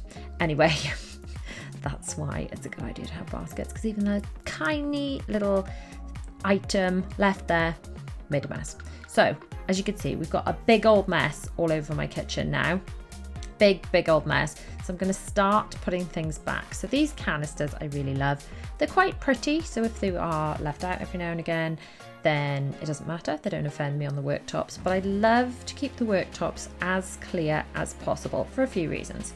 First of all, we don't have masses and masses of counter space, so by having nice clear counters, it's easier to cook and things because we have more space. Where have I gone? I've gone to fetch a basket of crisps. Anyway, so we have more counter space to utilize for cooking and things. It's generally easier without too much stuff on the counters, hence why I like to put as many canisters and things in the cupboard. Second, it's easier to clean because the less there is on the counter, the less you've got to move to wipe. And the third is, I genuinely believe that clutter attracts clutter, and the more stuff you've got out, the more likely your family are to add more stuff to the stuff. So if the whole kitchen looked like this all the time, for example, if I just had stuff everywhere, my husband, my children would think nothing of adding more junk to it. Let's just look at the inside of that basket. Ugh, yuck, yuck, yuck. But at least that's easier to clean out than cleaning inside the cupboard. I am going to pledge to you now that I'm going to try and do this more often. I'm going to pull out a basket, sort through it, and put it back a bit more often, because leaving it until I haven't done it for ages, if I do the whole cupboard, a bit more of a pain in the backside. Anyway, if I constantly had stuff everywhere, and I've been like this before in the last house, we've been through phases where we just had too much clutter. Honestly, everyone just dumps more stuff with it. Clutter attracts more clutter. Bits of papers, unopened mail, stuff from school, toys, just junk, just attracts to it. So the clearer I keep the surfaces, the more respectful everyone seems to be of keeping the surfaces clear, and the more obvious it is. So if you dump junk on an empty surface, then generally it's like, okay, I've clearly just messed this up. You know, this is what goes on in the back of people's minds, in theory. But adding clutter to more clutter, just no one minds doing that, in my family at least. So I'm now going through jars and things, and I'm going to have a bit of a rejig. So previously I had some light-ish things for some reason on the bottom shelf, which is silly. So I'm now changing it, so if it is a glass jar or bottle or a can, then ideally it's on the very lower shelf or the one shelf up from that. And if it is lighter, like kind of gravy granules or anything that isn't going to smash and make a big old dent in the floor, in the tiles, and smash the tiles, then it can go higher up. So I'm now using my new planner. Now, at the point of recording the voiceover for this chatty little speed clean with me, my planner is not yet released. I've been developing it. I guess I have to say don't I? Because I'm launching this planner myself. It's my own product. But basically, I've got a new planner coming out. And in this planner, some of the pages include meal planning. And part of my meal planning, if you have seen my meal planning video, is looking at what you've currently got in stock. So what you can see me doing at the moment, I am writing lists of what I've currently got in stock, and then I know what I need to use up. So on my meal planner, which is within my other planner, which comes in 3 formats, by the way. Well, it's technically 2 formats. It's digital to print and digital to fill in on your iPad, like I'm doing in this video. And then there's just printed. So I will put the details for the planner, the page for the planner, down in the description, and you can go and check out that URL and see if it is live at the stage you're watching this video. So hopefully, maybe by the time you're watching it, it is live, and not necessarily at the time when the video goes live, but obviously if you're watching this anytime in the future, then chances are the planner's live. But I'm basically like to have a look at what we've got in stock. And the reason this is difficult if your cupboards aren't organized is you end up not seeing what you've got. And if you can't see what you've got, you don't know what you need to move around stock-wise. You don't know what you need to use up. So as I'm organizing the cupboard, I'm writing a list of all the things I've got in stock that I need to use up. And then I know I can base meals on my meal planner for the following week around those things. And then I know what I've got left to buy. And if you don't do this, and there have been many times where I have shopped without checking stock first. If you shop without checking stock first, you end up doubling up on things and ultimately wasting money. So on the weeks where I've been a bit naughty and I've been like, I'll just do it from memory, I have inevitably doubled up on what I've been buying, which is really silly. It's really, really silly because it's just a waste of money.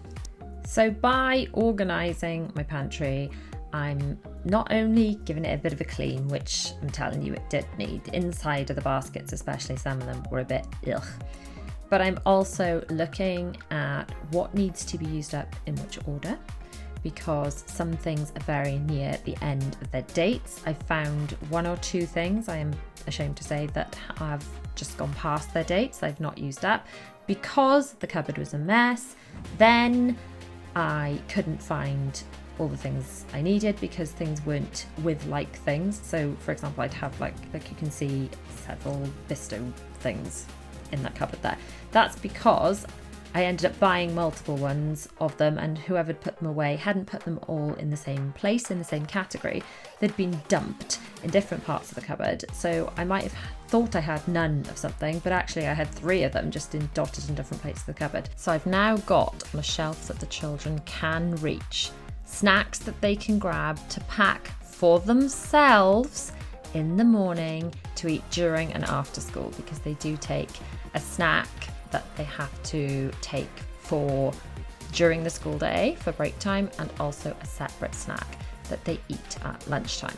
So now doing a bit of a rearrange, putting the crisps a bit lower down. I quite often find organisation isn't necessarily a linear process. Sometimes you have to kind of wiggle things around, a bit sort of trial and error to see what fits, what doesn't fit. You'll often see me in these videos putting things back in a drawer or a cupboard, realising, nope, that's not going to work, pulling it all out and swapping it back round again. And it's only sort of by trying it out in different ways that you're going to figure out what works. So this cupboard is 2 of these baskets deep, of those small baskets, which is great. So I can pull them out, access the stuff at the back. And some of the shelves are kind of set because you can change the height of your shelves around. It's worth noting that. Then lots of shelves can be quite easily changed. But most of these are designed to be kind of 1 basket high, and then I've got a couple of them taller for, you know, the squash and things like that. And then the stuff up high, I sort of struggle to reach, is the stuff that I need occasionally, because if it's something I'm going to use on a daily basis, I don't want to have to run and get the stool every time I need to find something. And one of the kind of big light bulb moments I think I had when I moved to the house we're currently in is that I was adamant when we had our new kitchen, I really wanted to make it really functional and organised nicely. As an aside, by the way, you can just see me now organising these cocktail sticks, which the packet had gone a bit manky, so I'm decanting them into a separate pot. Anyway, so when we moved from our old house, bit of a story time here, we had the dishwasher. I mean, let me know in the comments if you've seen any speed cleans or vlogs from our old house. It was 2.5 years ago we were there now, but if you're a bit of an OG, follower, subscriber, whatever, you may have seen them, or maybe you could go back and see old videos now. But anyway, the dishwasher was kind of in the middle of the kitchen. It was kind of a long kitchen, and then the plates went down the other end, which is insanity. Why wouldn't I just put the plates near the dishwasher? And then the plates were actually the opposite end of the kitchen from the dining table, so it's not like they were being moved in the right direction towards where we were even eating, which is silly, really, really silly. Anyway, the revelation for this kitchen is put things where you need them. Put things near to where you need them. So up high, things I don't need that much. So the top shelf, I've got like pasta that hasn't been decanted, and then backup pasta, backup rice, backup flour, that kind of stuff that isn't in containers. And then this is a shelf I can reach easily. The rice, the pasta, that kind of thing. The multicolour pasta. I love these canisters. I love them. They're brilliant. I've got this multicolored pasta, and then behind noodles. I think these might be cereal type containers, but they work quite well. Got a few of these dinner kits that I have arranged in use by order. So here's an example. I found a few of these oil spray things, but they weren't all put together. Some of them were dotted through the cupboard. I thought we didn't have much of it left. Turns out we had a lot. We've got this tropical squash. Incidentally, it's 4 times strength, so it's really, I've got to remember when making that up, it's now 4 times strength, not double strength. So we've got a basket of crisps. That's just easy enough to pull out and have a look through. These are like vitamins and things. Found some of these little fruit pots for the children. And then these at the front are snacks that the children can access to pack into their school bags. We've got like crackers and things. This sort of like healthy-ish snacks. And then further back, things I'm not using as much, but can easily be pulled out if I need to get to them. Then in the next shelf down, oh no, before we go to the next shelf, we've got the cocktail sticks, which I'm just going to shove down the back there. Those are mostly used by my husband for picking something out of his teeth, randomly, to be honest. So now we have got some jars higher up, but the majority, especially the bigger jars, are lower down on that bottom shelf.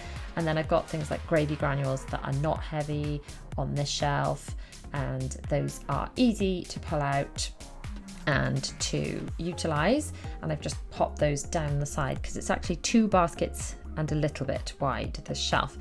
And then at the bottom, I've got more jars and things, these kind of cooking sauces and things for like easy school night teas. And then at the back, I have stacked some cans of beans and things, because obviously then they're not going to fall from there, are they? So I'm feeling a lot happier with the pantry now. I've done a bit of stock rotation. I've made my list in my planner of things I've got to use up. And I think that's going to be easier to stay on top of keeping tidy now. So that's the pantry done. Let's just shut that up. We'll shut the pantry away. I'm going to make the children some lunch. So they're going to eat their lunch here. They've done playing. They've decided they're hungry. They have left a lot of mess in the lounge, but they're going to go back to it after lunch. And I am going to clear up, having done them some sandwiches and things for lunch because they're home from school today.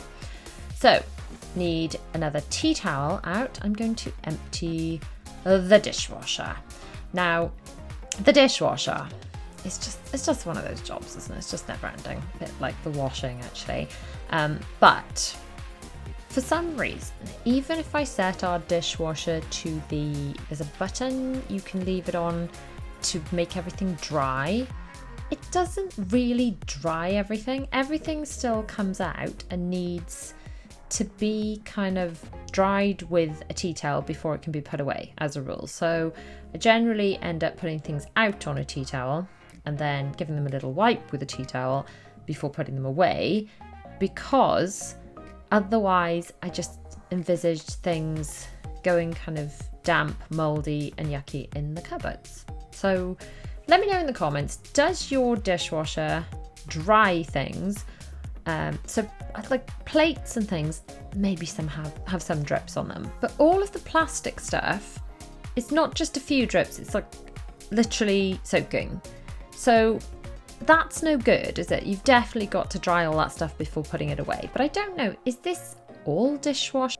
Is it just our dishwasher? Should the dishwasher be finishing and leaving everything dry, or is this quite normal? Does this happen to everyone's dishwashers? Now, our dishwasher is a good few years old, but the conclusion I've come to with our dishwasher, at least, there you go, that's all done, and close the cupboards. But the conclusion I've come to is it's not worth the extra time or energy you end up wasting with the dishwasher to put it on the setting to dry things when it doesn't end up drying them properly anyway.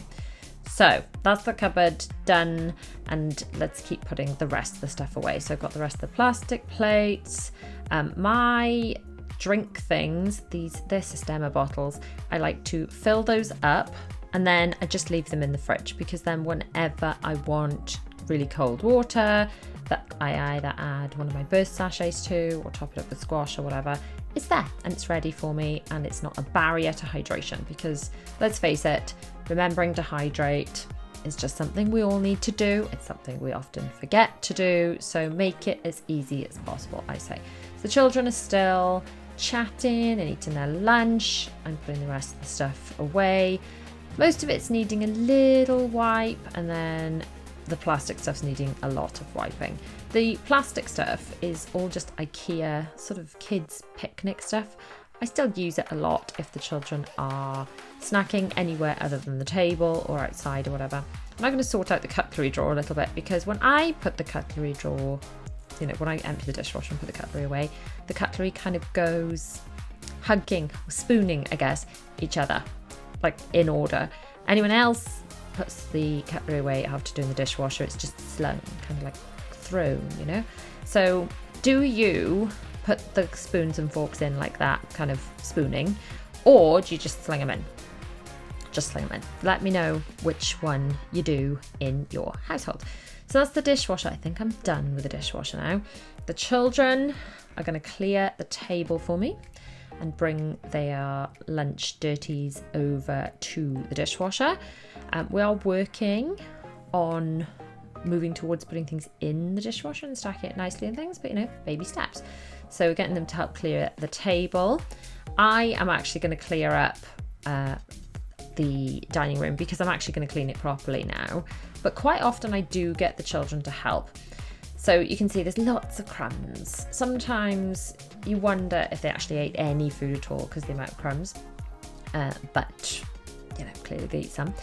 I'm wiping over the table. I get asked all the time about this table protector plastic cover thing. It's fantastic. I will link it below.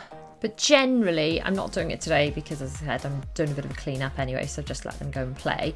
Generally, after a meal, I will give one of the three little ones we've got a handheld vacuum cleaner, and I will ask one of them, and they take it in turns, to vacuum under the table. Always so many crumbs. So I'm now using some of this Method Granite cleaner, which smells quite specifically like apple fizzy chewits.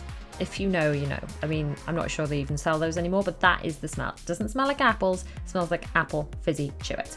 So I'm going to give this a good old wipe over with a microfiber cloth. I have a lot of microfiber cloths. I used to use so much kitchen roll, and then I bought some bumper packs of microfiber cloths and just washed them a lot. I've washed them on hot.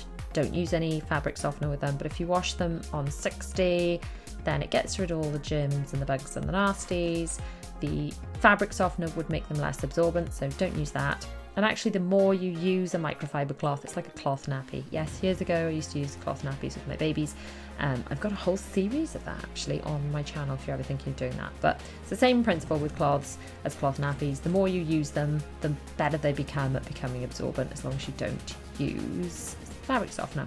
So we're going to start in the corner and give this a wipe over. We wipe over the kitchen where we actually cook every time we prepare food, obviously, but that corner sometimes is a bit of a corner that gets neglected and ends up somehow with loads of crumbs and gunk and dust in it, even if we're not using it. So obviously when you're making toast, then you're going to get a few crumbs, but sometimes that corner just becomes dirty and yucky in an unexplained way. So getting down the edge of the countertop, as you can see, we've not got a massive amount of countertop, which is why I like to keep it as clear as possible, and it just attracts less clutter.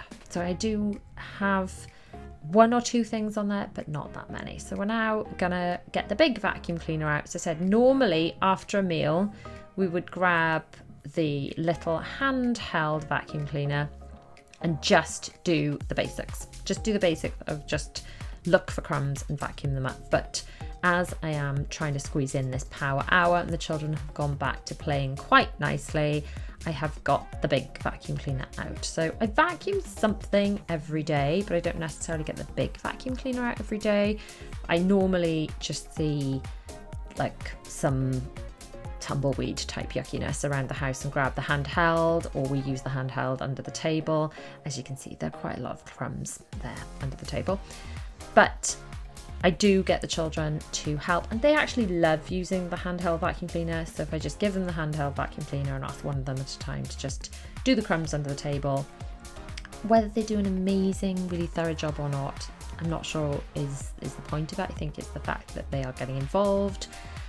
They're taking some sort of responsibility and helping, and they actually enjoy using the vacuum cleaner. It's like a fun game for them. So it's all about just getting them involved, getting them to help out, and then obviously these big cleans really clean the most of the muck, but anything picked up at all by that handheld vacuum cleaner, let's face it, I can always go back over it later after they've gone to school, after they've gone to bed. But sometimes it's just really nice to get them involved, and they actually enjoy helping if you get them to help out at a young enough age and kind of make a game out of it.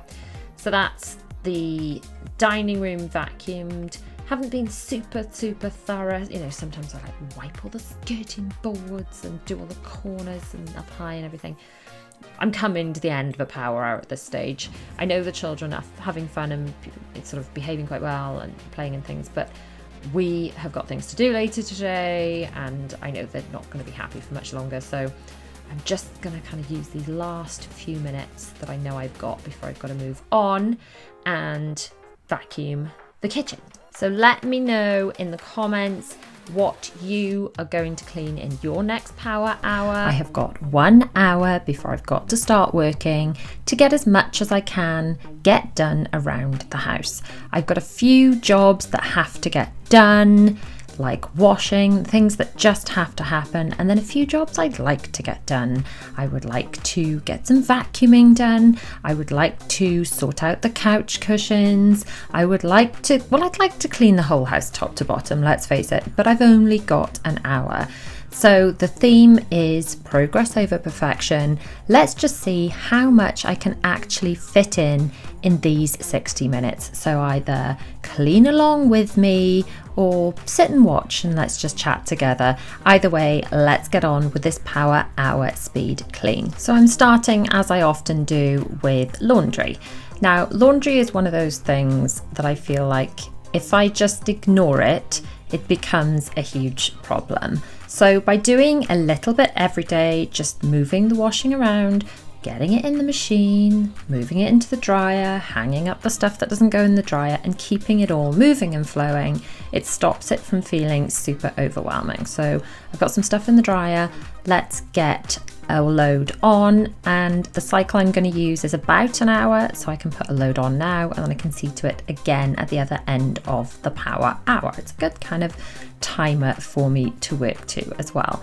So some of the stuff that doesn't go in the dryer I hang up here, which is my airing cupboard. It is literally a rail between a wall and a calyx with a radiator in the bottom, and I hang stuff in here, and if it doesn't get too overstuffed, everything dries quite efficiently really. And I find if things are hung up in shape, so not too scrunched or anything, they need almost no ironing or no ironing, and that is great. And I've had people ask, you know, does it dry properly? Does the stuff dry nicely? Does it go a bit yucky? And the answer is, as long as I empty it out and keep enough air around the stuff and take the dry stuff out, like I'm doing, I'm putting all that stuff up on the bed to deal with later and put room to room.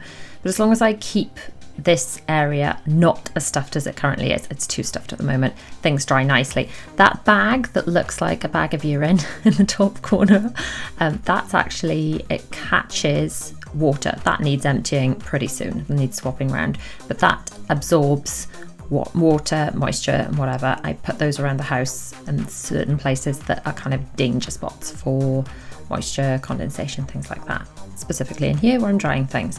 So these are trousers. I'm just going to kind of turn those through. Those will go into my box. I'll show you in a second. We have a box per family member for clean, dry stuff to go away into, and then once or twice a week those boxes are given to each family member and everyone puts away their own things. So these are just jeggings, jeans, whatever, that I find even if they are tumble dryable, certain things don't do as well in the tumble dryer in that they wear quicker, perhaps the colours fade. So certain clothing, like top clothing you see, I try not to put in the tumble dryer unless it's a uniform. All the school uniform gets in, like chucked in the tumble dryer and abused, whereas like tops, jeans, dresses, things like that, I try and hang up in here. So these are the damp things that just came out of the washing machine, the things that I don't put in the dryer. The dryer is currently going, the washing machine is currently going. I'm going to hang up these bits and then we can move on to the next phase. But by doing this at the beginning of my power hour, it means that the washing machine's everything's going while I'm cleaning, while I'm doing the other bits. And then I can move on and come back at the other end of the power hour to deal with the washing that's been washed. So these things have come out of the dryer and they are going into the boxes. So the boxes are for each of the 4 children. My eldest is away at uni at the moment, but he's still got a box when he comes home. and then the pants, socks, pajamas, whatever, go into those boxes. Now on to some actual cleaning and tidying. I'm going to work on the living room today. It doesn't look awful, dreadful. It's not horrendous. However, it just needs cleaning. It's not as clean as it looks. You'll see now. So we're going to start in this corner. We're going to move clockwise round. Look how dusty that is. I mean, ugh. I will admit I do not dust as often as I probably should, and there's only so many hours in the day, and the priority of things that get done, we always clean up the kitchen after every meal so there's not yucky food left out. The laundry gets done every day, but then some jobs like dusting this corner get put off. You know, you've got to prioritise when you're a mum, specifically like a working mum, and you've just got a lot on your plate. You're not going to be able to get everything done all the time. It's just not practical. So we prioritise. And sometimes I will get around to cleaning this corner and sometimes I won't. So we're going to dust now. That's like a speaker thing, which apparently I'm also using as a table for these fake flowers. And we're now moving around. We're dusting first and then we're going to get the vacuum cleaner out. So I'm doing the TV with this just fluffy duster thing, which also the head of that goes in the washing machine. Years ago I used to have some sort of disposable head things, but then I switched to a lot of these reusable things. So I've got the reusable cloth like that. That pink cloth in my hand is a microfiber cloth. I got loads of those, and years ago I used to use kitchen roll and spray or wipes, and since buying these cloths, and they just go in the washing machine, and as long as you wash them on hot or use disinfectant, either one, to disinfect them, and you don't use fabric softener because it stops them being absorbent, they're great. They're quite a good investment. I think over the years I've probably saved a lot of money not having to buy all the extra kitchen roll and whatever, and I've always got some there to use for wiping up, etc. So I'm using a bit of this Method multi-surface. It's the pink grapefruit one. It smells really good, just to kind of wipe over the surfaces, which are quite dusty, far dustier than you can see from looking at this. And then this little shelf with my fake plant on it. See, quite dusty, guys, quite dusty. If I can reach the top, I can only just reach it. Okay, that's far dust.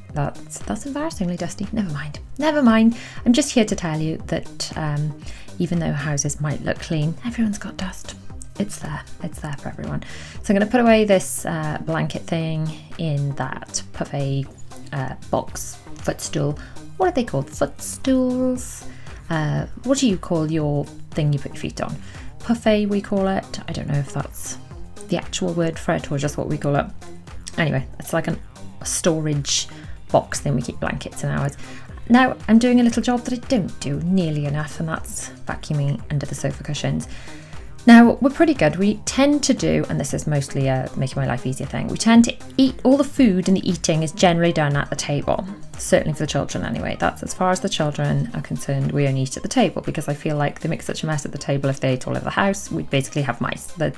I would not be able to be in control of the amount of mess. There would be so much mess, I'd never ever get on top of it. However, myself and my husband will occasionally have a little snack on the sofa of an evening. Sometimes the children will find a little remnant of popcorn and they will be like, Mummy and Daddy have been eating on the sofa, and be horrified at us for breaking the rules.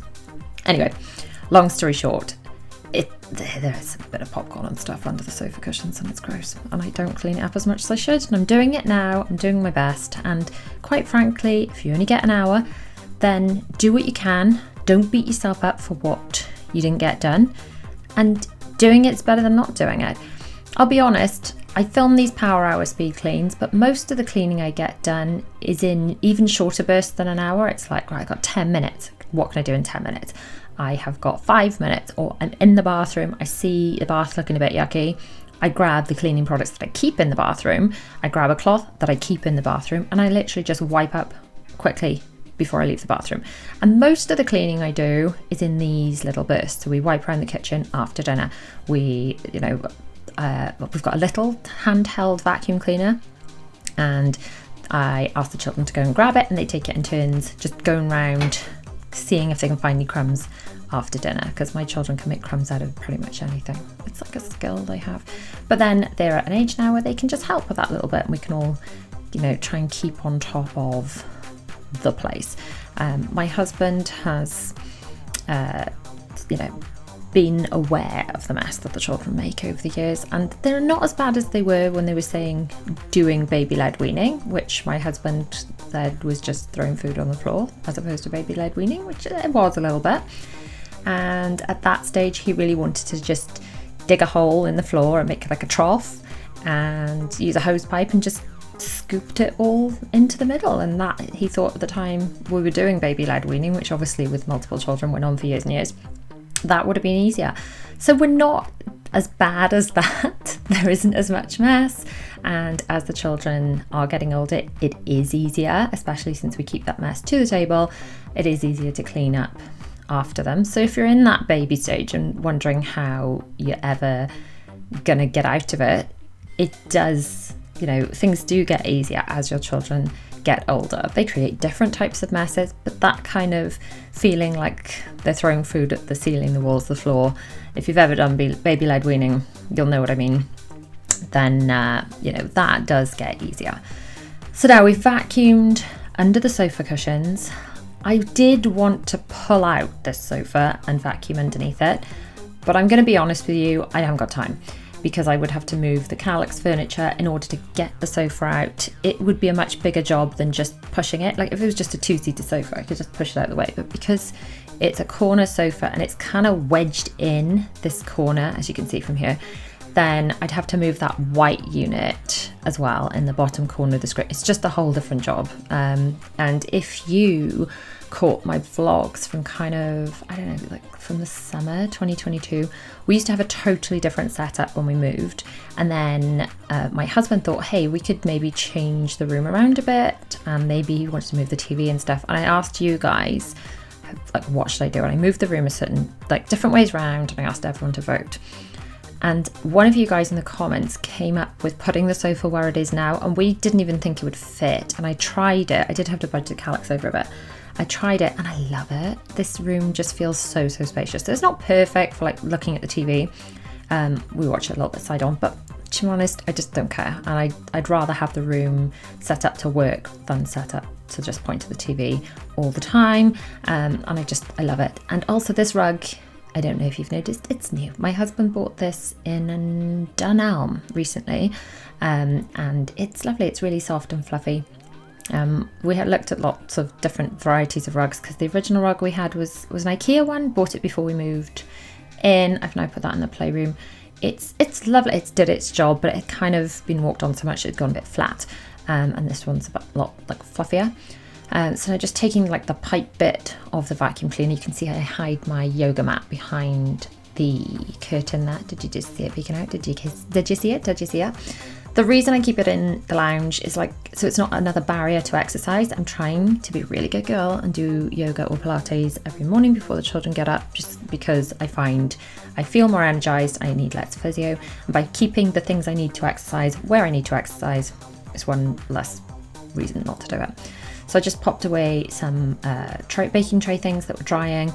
The kitchen always gets a really quick wipe over after dinner, just to get rid of the worst of the crumbs and stuff, but that corner just doesn't get wiped as much. It doesn't make it get as much mess, and so I just gave it a little wipe over because it was a bit dusty. Giving the sink a little wipe over. If we've done cooking and it's gone really grimy, it gets a proper clean after dinner, but sometimes the surfaces always get a clean. The sink will sometimes get a mess after dinner, so I'm just gonna give it the wipe over now, just so it's all clean and sparkly. Only a couple of minutes, but it's well worth doing. And this corner, because this doesn't get impacted by cooking much, I don't clean that corner every time we cook, so I'm just giving a little quick wipe now. Done. Then the big breakfast bar, stuff gets dumped on this. I try and keep this clear. Some people in my family, not mentioning any names, see if you can guess in the comments who, like to leave things on the breakfast bar and then leave other things and then leave more and more things, and I just spend my life moving them. So not mentioning any names, but some people do that. Just saying they do.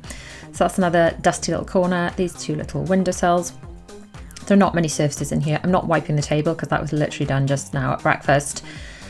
So I'm not going to bother with that. Just get the vacuum cleaner out and let's vacuum round the kitchen floor. I do want to try and get the mop thing. It's not a mop, it's what's it called, a Veleda 1-2 spray, where I spray the floor and then wipe over it with like a pad thing. If you've seen previous cleaning videos, then you'll know what I'm talking about. Not sure I'm going to have time to do that, but it is better than to vacuum than not to vacuum. So if I get round to also like cleaning the floor as opposed to just vacuuming it, then great. But if I don't get round to it, this is better than nothing. That's all I just keep telling myself. I can only do what I can do. And if I've got an hour and I just really go at it for an hour and fit as much as I can in, and then I've got to work, then that's life, I'm afraid. And sometimes I do think, oh, I should do this, should do that, should do this. And what is the point in beating ourselves up, people? If you're doing your best, you've only got so many hours in the day. You could give up sleeping altogether, I guess. That would create some more time. But then you're going to end up feeling burnt out and ill and no good to anyone. So short term, yes, you could burn yourself out and do more. Long term, not sustainable, not a very good idea. So vacuuming, like I said, we use the little handheld vacuum cleaner just to pick up any really obvious, like actual Cheerios left on the floor after every meal. But like a good old get the tiny bits, it's good to get the bigger vacuum cleaner out, do this little corner which collects like tumbleweeds of dust and yuck.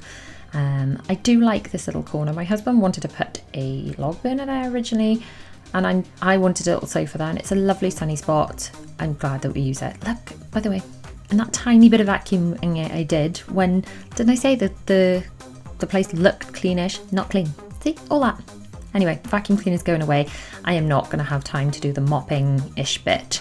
I have got some more to do before this power hour is over, but that's as much as I'm going to get done in there. It's fine.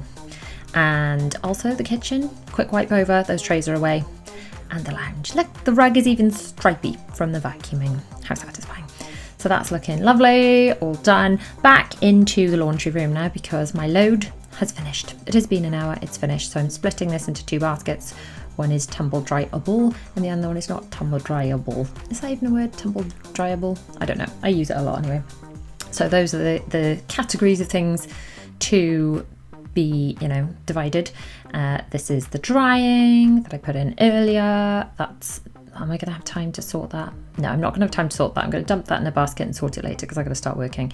But I'm going to get the dryer fluff out. Very important to empty the dryer fluff because A, it makes your machine more efficient and you're less likely to burn unnecessary energy. And secondly, it's a build-up of dryer fluff can be a fire hazard apparently. So that's not good. Nobody wants that. So I'm going to hang up these bits that don't go in the dryer because they are not tumble dryable. And then it will be time to sit down and do some work. So we're starting in Zara's bedroom. Zara is my youngest and probably my messiest child, but that's just because she's little, so she needs a little bit of extra help to get tidy and organised. So let's just get on with it. It's looking a bit messy, but we can do something with this. I'm going to start with changing the bed, which means I've got to clear the bed. Now, my children like to have 11 billion teddies and things on their beds, and if that's what makes them happy and it means making the beds a bit more of a pain, then so be it, that's fine. So I am going to start by stripping the bed, and then what I always like to do, just to avoid hassle for future me, is to do up the poppers or the buttons on the bottom of the duvet cover, and this stops other things like pillowcases or whatever getting lost inside the duvet cover, because we've all been there, haven't we, where we haven't popped up a duvet cover and we've lost something inside it for ages. So now I'm going to grab the clean bedding, which I keep inside each of their bedrooms, and that way if we have got incidents in the night of something like vomit or whatever, I don't have to disturb the rest of the house. Now it turns out this bottom sheet belongs to Bella, so I'm just going to pop that in Bella's room for later. Back to Zara's room. So we're going to get out the duvet cover and pillowcase. I keep the pillowcases as like a case for the duvet cover. So I fold up the duvet covers and put them inside the pillowcases when I put them away, so it keeps it together as a set. I'm not actually changing the mattress protector or the pillow protectors this time. I kind of do that every other time, and I did it last time. So it's just the top pillowcase, not the pillow protector, and the top fitted sheet and not the mattress protector, if that makes sense. So each of the children like to have 2 pillows, so they have the plain pillowcase on the bottom, and then generally there's a one pillowcase that comes with a single duvet set as a rule, and that goes on top.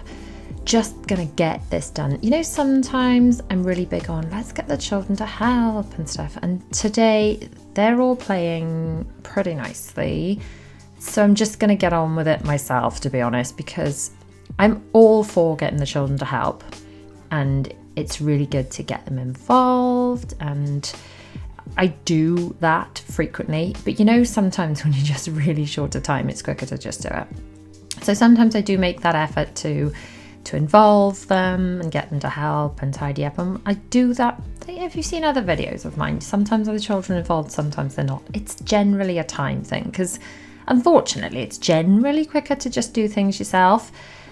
But it does the children good to get involved too. So Bella's doing some drawing in the corner of her pretty messy bedroom. I'm actually going to do Bella's bed now and then go back to cleaning and tidying, because that way I can get a load of laundry on, and then the washing machine can be working while I am doing stuff, you see. So this is Bella's little box of bedding. I think she wants princesses. I mean, she's got Belle at the moment. Belle's her favourite. She wants different princess bedding. So the duvet cover's inside that pillowcase. There's another pillowcase. Okay, let's get it done. Strip Bella's bed and get that one changed.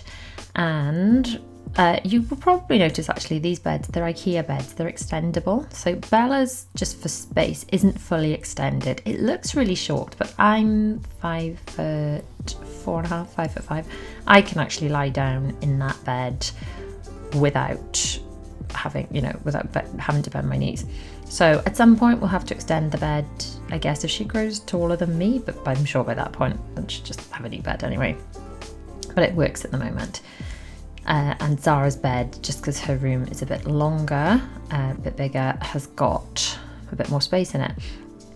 I did talk to the children actually about maybe did they want to look at swapping rooms. They all said no, categorically no. They were happy where they were. The theory behind giving Zara the larger room when we moved into this house was that the bigger ones, I've always found, didn't want the little ones in their rooms touching their stuff. Oh, I've just found another pillowcase. Look, before we get back to this, I found another pillowcase, and I seem to remember why this was. This was because in the last house I had a double princess duvet cover, and it came with 2 pillowcases, and I gave away the duvet cover but kept the pillowcases. So having said there's a plain pillowcase on the bottom, I've got 2 of these so they can have 2 matching ones. Anyway, what was I even saying? I do this a lot. Oh yeah, room sizes. So the theory behind it was that the bigger ones never wanted the little ones in their bedrooms, and they thought the little ones would, break their Lego, as has always been the fear with my children. The younger siblings are going to break their Lego. So when we moved to this house, Zara was 3 and still mischievous. So I thought, well, if we put the joint toys in Zara's room, Zara's not going to mind the bigger ones going in her room, and they can kind of use that as a communal play area. But then the smaller rooms, she's less likely to want to go in there, or more to the point, they're less likely to want her to go in there. So that's how it's been. And we did have this chat recently about swapping around again, and none of them were fussed at all, so we're staying put. Anyway, I've now got a load of laundry. Back to talking about what we're here to do, which is cleaning and sorting. So I've changed 2 of the beds, but no real cleaning or tidying is done. But before then, let's get a load on. So a lot of the brands, this is a bold pods box, have swapped to these cardboard boxes. What a clever design, so it's still the click, so it's safe for children, but those little tabs stop it being openable. I just think that's really clever. Whoever designing that, genius. So we're going to get this washing on, get some fabric softener in there so the bedding smells lovely, and the washing machine can do its thing while I am getting on with it. I'm going to carry the vacuum cleaner upstairs with me because I'm going to need that shortly. I'm going to carry this up the stairs, and do you know what I'm going to do when I get up the top of the stairs? I'm going to realise that needs emptying and carry the base down, empty it, and then come back up. So William, having said I'm not getting children involved, William is going to just change his own bed. He's 11, he can do that himself, so he's going to change his own bed. I'm going to get on with doing the girls' rooms. So I am going to get Zara involved a little bit in the tidying. Didn't get her to do much in the way of changing the bed, but she can help tidy her room. So we recently did a big sort out with the bookshelves and things. We had a massive declutter. We gave, I'm not even sure how many boxes or baskets of books to school. I think that was a vlog rather than a speed clean, but where we were organising in it. Let me know if you've seen that one. Anyway, after we did that, she said to me, "Mummy, I love all my new books. I love like how tidy it is. I love my new library," she called it. And the truth is, there were no new books. There were about 50% of the books that there were earlier that day, but because she could only see books she now wanted to use, she felt like she had new stuff. So that's just the beauty of decluttering, really. Actually, by getting rid of stuff they don't need, they feel like they have more. It's madness, but it seems to be the way it works. So we've wiped the table. I keep going off on a tangent, stop talking about what I'm actually doing on the screen, and it's time to vacuum. Now, bear in mind, I'd emptied that vacuum container holder suction unit collector device. What's it even called? the chamber that sucks all the fluff into it. Anyway, I emptied that before I started cleaning just now. So we're going to see how much fluff it sucks up. I have a feeling it's going to be a shameful amount of fluff, like an embarrassing amount of fluff sucked up off the carpets, of dirt off the carpets. So this is not, by the way, an in-depth clean my whole house, so it's perfect kind of video. This is a super realistic power hour. I've got an hour. I'm going to rush around and get as much as I can done, because then we've got other things we need to get done and do and whatever, you know, because life and parenting. So sometimes whatever you can get done is better than nothing, and that's kind of my philosophy with cleaning. Yeah, it would be great to clean the whole house so it's pristine, but in reality, when do we ever have the whole time, the whole day given to us to clean all day and do nothing else? I very rarely get that. I get a lot of my cleaning done in these little bursts. And if I'm honest with you, most of the cleaning that I get done isn't even in power hours. So most of the filmed, like, clean with me videos I do are power hours. Most of the actual cleaning I get done in real life is more like my kind of microwave minutes, I call them. Like a few minutes here, a few minutes there. And then it's not even long enough to get the camera out. So that's Zara's room. Look, it's not perfect, but it is better than it was. And the bed's now clean. So it's been vacuumed, dusting, little bit of dusting, not all the surfaces, but that table where she like sits and does stuff. Bit cleaner. So we're going to move on to Bella's room now and just get a bit of vacuuming done. I need to get under that desk, so I need to pull out that beanbag, which is full of soft toys as it goes. Soft toys storage, if you've got a bit of a problem with it, get your soft toys into a beanbag, and it's just a really good way to store them. It's not as perfectly comfortable as an actual beanbag full of beans, but it's a darn good way of storing things. Yeah, so microwave minutes. Most of my cleaning is done when I go into the bathroom, I think, ugh, sink's a bit gross. And I grab some cleaning products, which I keep in the bathroom incidentally for this very reason. And I give the sink a quick wipe over while I'm in there. Or I see, my side of the bed, my nightstand's disgusting. It's like, ugh, grab a cloth, which I keep either in the bathroom or there's a box in my bedroom.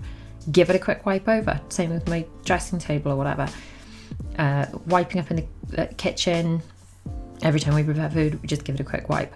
Wiping up at the table, we just do that quickly after every meal. So most of the cleaning isn't done when it's like time to clean. It's more like just as I go around the place. I've got little handheld vacuum cleaners, which most of the vacuuming is done with that. So for example, under the table, after a meal, I send one of the children, go and grab the vacuum cleaner for mummy, and then we just literally vacuum up the actual crumbs that have been made. By the way, I'm giving up on vacuuming that mat that's in my hand. Clearly the vacuum cleaner just wants to suck it up. It doesn't want to be vacuumed, but they're machine washable, so I could literally just shove those in the washing machine. I will do that later after the bedding is out of the machine. So that's Bella's room. Not perfect, but better. Now has a clean, she's got clean sheets to get into, and it's just marginally better than it was, which is an improvement on not doing it at all. I'm sure you'll agree. Okay, my bedroom. Now, I'm not normally a big fan of doing multiple beds in one day because it creates a bit of a backlog of laundry. But you know, sometimes life happens and you plan to do one day, one another day, and stuff happens, stuff gets in the way, you don't get it all done. So as it happens, I don't like doing all the beds in one day because it creates this laundry backlog, but I'm breaking my own rule and doing that today because all the beds need doing and I've just been procrastinating. Can't speak. Sorry guys. Okay, so stripping off my bed. This is a king size bed, so it's a bit more of a workout than doing the children's beds because it's just that much more of a faff, isn't it? One of the king size sheets we've got is actually a super king from the old house, so it doesn't fit the bed properly. It's kind of oversized for it, but I think, do you know what, just tuck it under a little bit, it's fine, no one even cares. Again, I'm not doing the liner bottom sheet protectors today. I will do those next time, which goes hand in hand with the doing too much washing today, so that's fine. So again, I keep our bedding in our room because that's where it goes, so it's just one less hassle thing. See, this is the sheet I was talking about, isn't it? Can you see on the right hand side of the screen it's hanging off the bed? That's because it doesn't really fit, but you know it'll do. It's a bottom sheet and no one's going to see it. I mean, apart from the thousands of people watching this on the internet. Didn't think that through, did I? So no one technically will see it. Let's just pretend you guys didn't see that, and it's fine then, isn't it? It's fine. So if you have this happening in your house and you used to have a bigger bed and now you've got a smaller bed, you could use the bigger sheet and no one would know, but I've just told everyone. Okay, we're going to move on from that.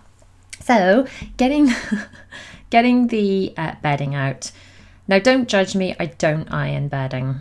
I've said this before, I'm going to say it again. I don't have time in my life to iron bedding. I have got a little hack which I'm going to do to make it look less creased and also smell good. It's going to button it up, and then I'm going to use this Lenore crease releaser. Not sponsored, but I love it. It smells really good. Word of warning. Do not spray this stuff onto like hard floors, laminate and things. Not that you would do that on purpose, but when you are spraying it, be careful of it landing on laminate floors and things. It turns hard floors into ice rings, and I've actually had people messaging me going, really, you need to be careful with that stuff. And here's a picture of my child with a broken arm after they slipped on the stuff. So I think it comes with a warning on it now, actually. It's carpeted in our upstairs area, so it's not really dangerous, but if you do have hard floors, laminates and things like we do downstairs, be super careful, please guys, it's really slippery. But it's brilliant stuff, it really does. What I do is I just spread it on the bed and then I kind of, I don't know, just smooth it out, and it does, it smooths out in front of your very eyes. It's clever witchcraft stuff, but I love it.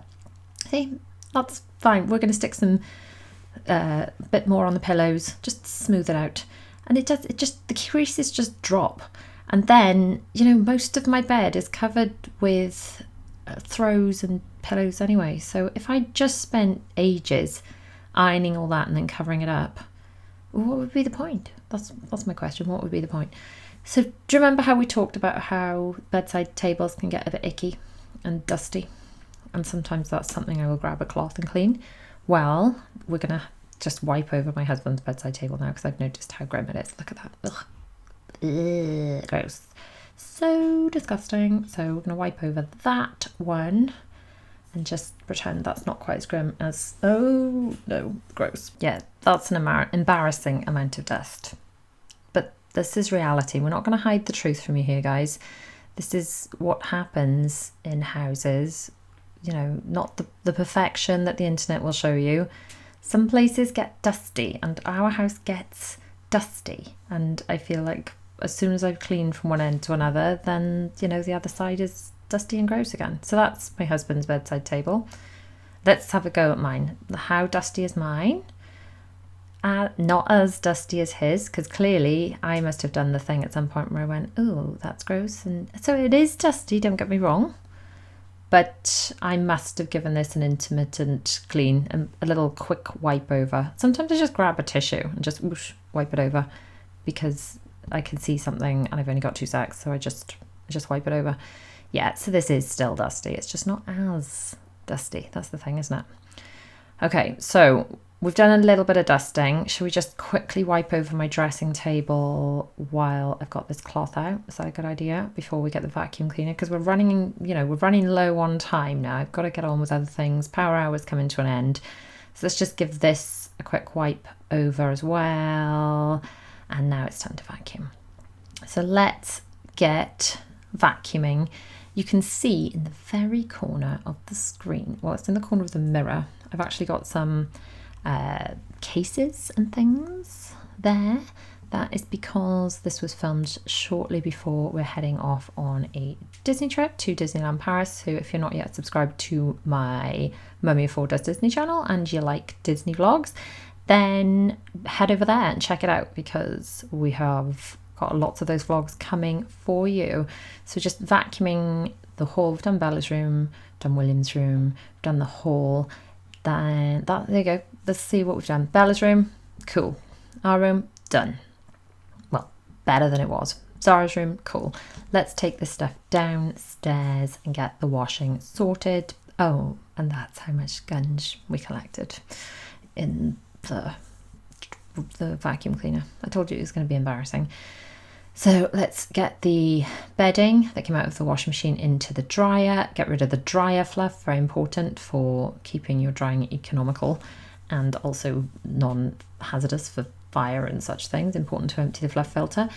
Get another load on, and that's the power hour done. Hi guys, welcome back to another marathon speed clean with me. I am Ree from mummyof4.com. My channel brings you lots and lots of speed cleans, including speed cleaning marathons just like this one.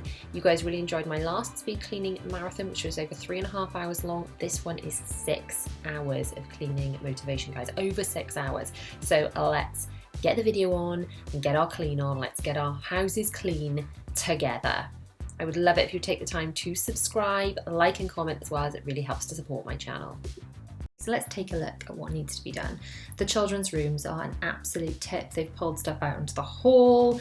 There's just so much that needs to go away. There is laundry that's been dumped in my room that needs to go away. More of Zara's toys, she's emptied everywhere. The office is a tip. Toys all over the living room. That sheet was hung up covering the window because we haven't even got curtains yet. Just so many bits and pieces to be done. As you know, I like to start my cleaning sessions with a load of laundry, so I'm just grabbing a dirty towel from the bathroom and the wet washing that's been left in the bath. Now we keep the wet washing separately just so that I know to wash it as a priority and we don't end up with like a soggy towel or flannel or something in the laundry hamper and left there for any length of time and causing damp and yuckiness. We don't want that. So I'm just shoving a load of towels in. I'm using Method Laundry detergent, no softener because it stops the towels becoming absorbent. I am, however, sticking in a capful of Zoflora, which will sanitize the towels. So now we're going to move on to Zara's room, which, as you can see, is a bit of a tip. I'm getting her to help me. I always like to encourage the children to help me, especially when it's their own mess. It's a really good habit to teach them, to look after their own spaces. If you just get them started younger and you make a bit of a game of it, they don't tend to mind.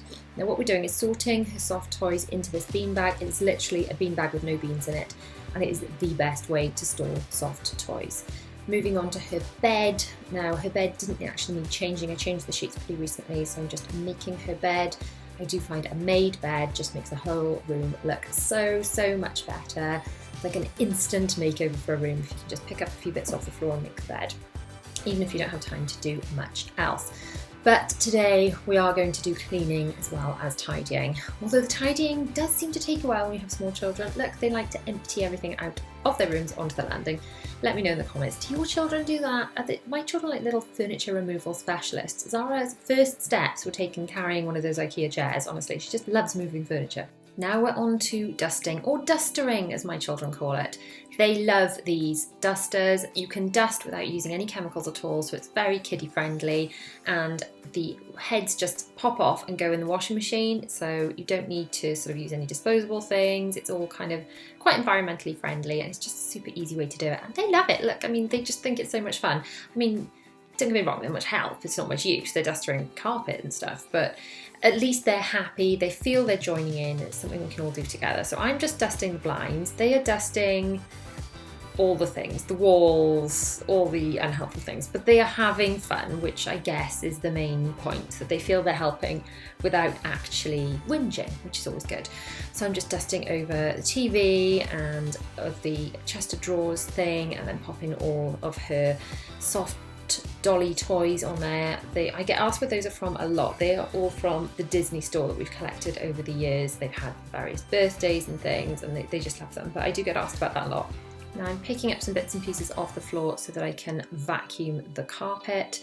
I do love when vacuum cleaners make those really satisfying lines in the carpet, and obviously I'm not that fussy, I've not made them into stripes or anything, but I don't know, it just kind of makes me happy. I'm using my cordless Dyson, which is super easy, not to have cords trailing all over the place. It lasts about probably 30 minutes on battery life, which is just fine for the way I am cleaning, as in with children around me in bursts, and then I can plug it back in and do something else, and as soon as it's charged, carry on. So that's Zara's room done, and let's move on to Bella's room.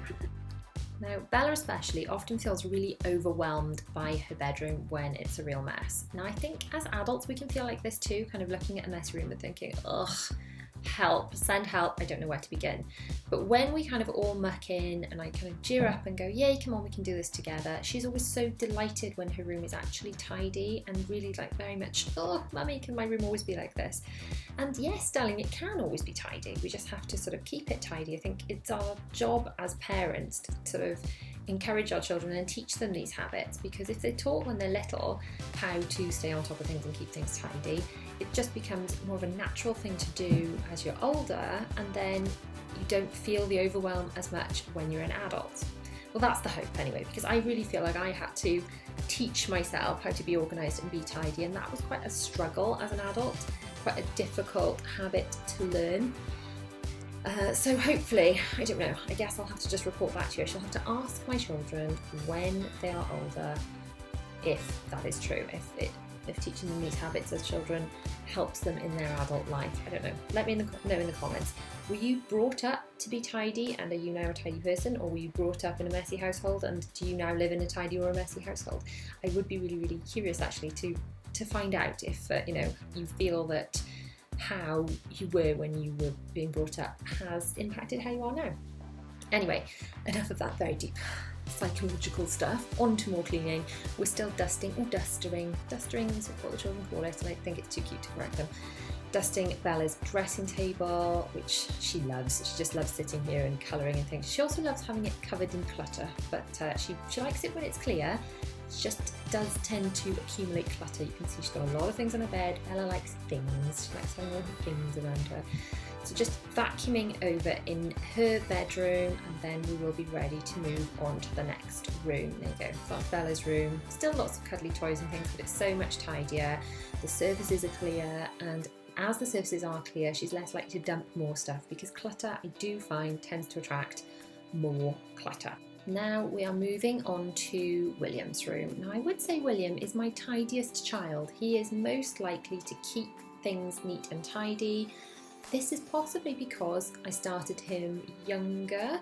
I think with my eldest, I didn't encourage him to do any sort of helping at all around the home, because he was 7 before I had another baby, and quite frankly it was just easier to do things myself rather than to get him to muck in.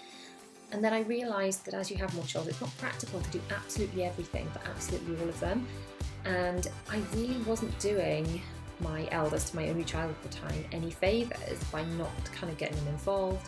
So with the little ones, I've always got them kind of involved in, right, come on, it's time to change the beds, come on, it's time to tidy rooms, and I've got them involved from when they were very little, and I think it's really helped.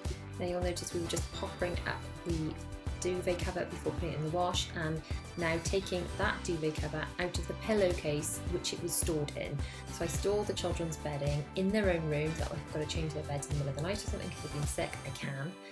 And then always make sure you pop her up a duvet cover before bunging it in the machine, otherwise you get things like pillowcases lost inside duvet covers that you just never know they've gone. I also think it's where a lot of socks end up, so if you've ever lost socks, look inside duvet covers, they're probably in there. Now this William's bed's a mid-sleeper bed, which I will link below actually, because I get asked about this a lot. It's a lovely bed and he loves playing underneath it. It's not too bad for changing because I can physically change it from the floor if I want to. I am only 5'4", so I'm not like super tall or anything, but I just find actually the easiest way to do it is to climb on top of it. But at least because it's not a super high bed, I'm not banging my head on the ceiling either. I can manage it. So if I could change it from the floor, I don't know. Have your children got a high bed, and how do you change it? Do you climb up and onto it, or do you sort of struggle from the floor? What is your preferred method? Now it's time to get all of William's toys back onto his bed. So he's going to do that for me, and I am going to fold up all these blankets, or blankies as the children like to call them. They never used to call them blankies when they were little. This is like a new thing they call them, but whatever. It makes them happy, you know, pick your battle. If they want to call it a blankie, they want to call it a blankie. They mostly like playing with them. They like making curtains under the bed, and it's a den, and it's this, it's that. They're just, I don't know, do your children like playing with blankets? Or is that just my children who, you know, have plenty of toys but prefer blankets? Now, time to vacuum all underneath William's bed and around his room. He's not got loads of floor space, which again is why it's been quite nice to have that space under the bed. But he and Bella, especially during this lockdown time, they've become really good friends and they really enjoy playing under there together. So that's William's room, looking pretty neat and tidy now. I'm going to take William's dirty sheets down to the laundry room and get those ready to wash, and just vacuum the landing. And then once the landing is all done, we are going to head downstairs because it's nearly time for the children to have some lunch. So before lunch, I'm just going to get Zara to help me pick up all this Duplo which has been left everywhere. We store the toys in these boxes. They're called Droner boxes from IKEA, and they fit into these Kallax units. And what I can do is quite a lot of toy rotation because all the boxes fit in all the different units. I know that I can tip them out. I mean, they're different colour boxes in different rooms, but it's quite easy to just tip them out and put them back. Oh, my teenager is making a brief appearance. He did consent. I said, you do realise you're about to walk into the shot here and you're going to get filmed. He didn't mind. He's like, it's okay. I will be in this very small section of the video. Anyway, now it's time to swap over the washing. That first load I put on has finished. So we're going to put William's bedding and some more laundry in to wash with a little reusable colour catcher. And we are using fabric softener because there's no absorbent stuff in this load, as well as the normal detergent. So that is all going on, and now I'm going to put some drying on. I'm going to empty the dryer first. Now you will notice my tumble dryer is stacked on top of my washing machine. Oh, that's a fluff bin, by the way. That is to put the fluff in from the dryer, and I keep it on top of the dryer, and honestly, why I never had one of these before, I don't know. Anyway, that stacker thing with the drawer, I will link that below because the pulley-outy drawer thing creates like a shelf, which is really, really handy for sorting washing. Now I'm sorting this clean, dry washing into these units. These are more Droner boxes in my Kallax unit, which this is my kind of laundry system. So there's a box for each family member, and the clean, dry stuff goes in there. When the boxes are full, they are given to said family member to put away.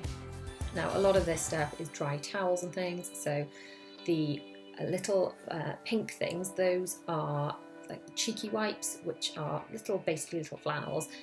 They used to use as baby wipes, but now we just use sort of for hands and faces and things really. So some of those are kept downstairs for meal times and some upstairs in the bathroom for washing faces. I've got the towels, which when we moved, I did buy new towels because the towels were really kind of mismatched and really sort of just really a bit skanky and threadbare and gross. So I bought these. I've been really pleased with them. They've washed really well. They're just great Egyptian cotton towels. They weren't expensive at all, so I'll link those below because I get asked about those a lot too. Now that box I just emptied into that basket was my teenager's box. It was full, so that stuff is going to his room. I'm dumping that on his bed so that he can sort that after he's had his lunch. Now while the children are having their lunch, I am going to do a little bit of dusting around the TV and along this unit. This is my remote control holder. It's just literally a place, like a little, I think it's supposed to be a candle holder or something, but that white thing is where the remote controls go because it was driving me insane that we could never find the remote controls. Now it's like, guys, put them back there and then we know where they are. So I'm just moving the sofa. I'm going to vacuum round a little bit with my Dyson. Oop, knocking things over, whoops.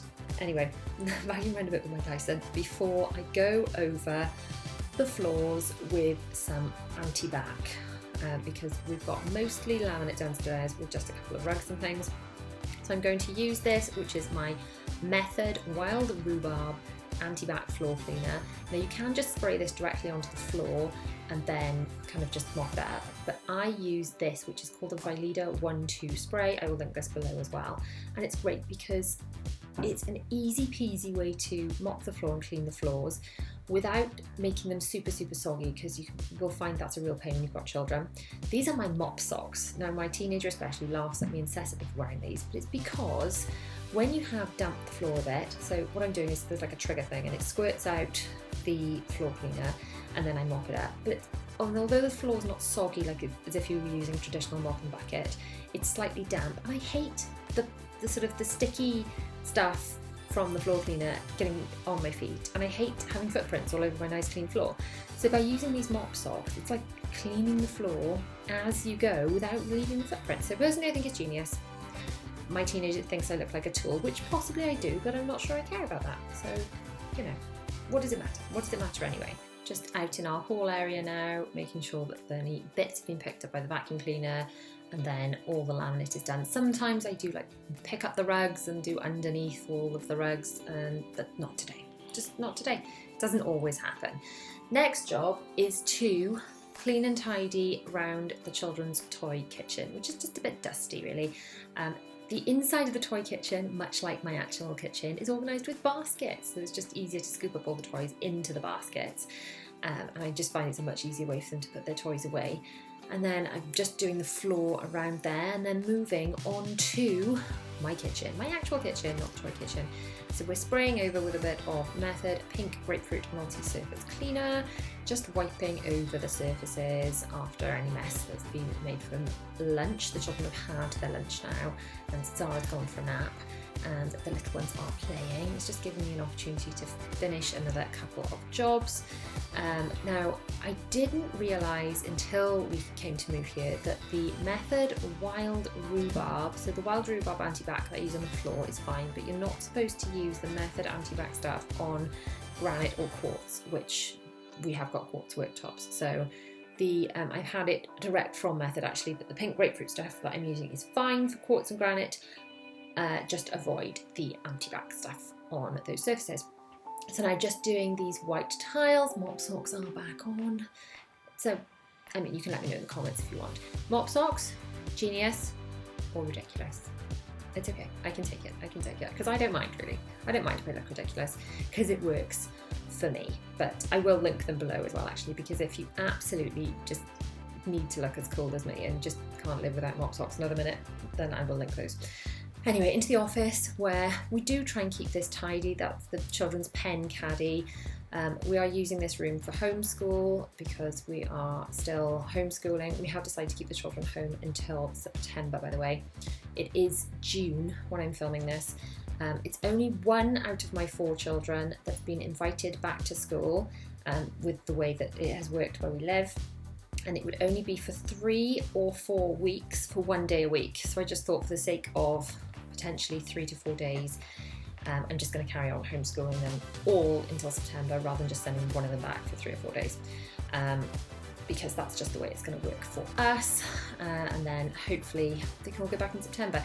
Now back to cleaning. I am actually wiping off the marks with a magic eraser. I will link those below as well, because the felt tips, you know, the washable felt tips come off these tables quite well, but as soon as they use a wax crayon on those tables, they are a nightmare to get off.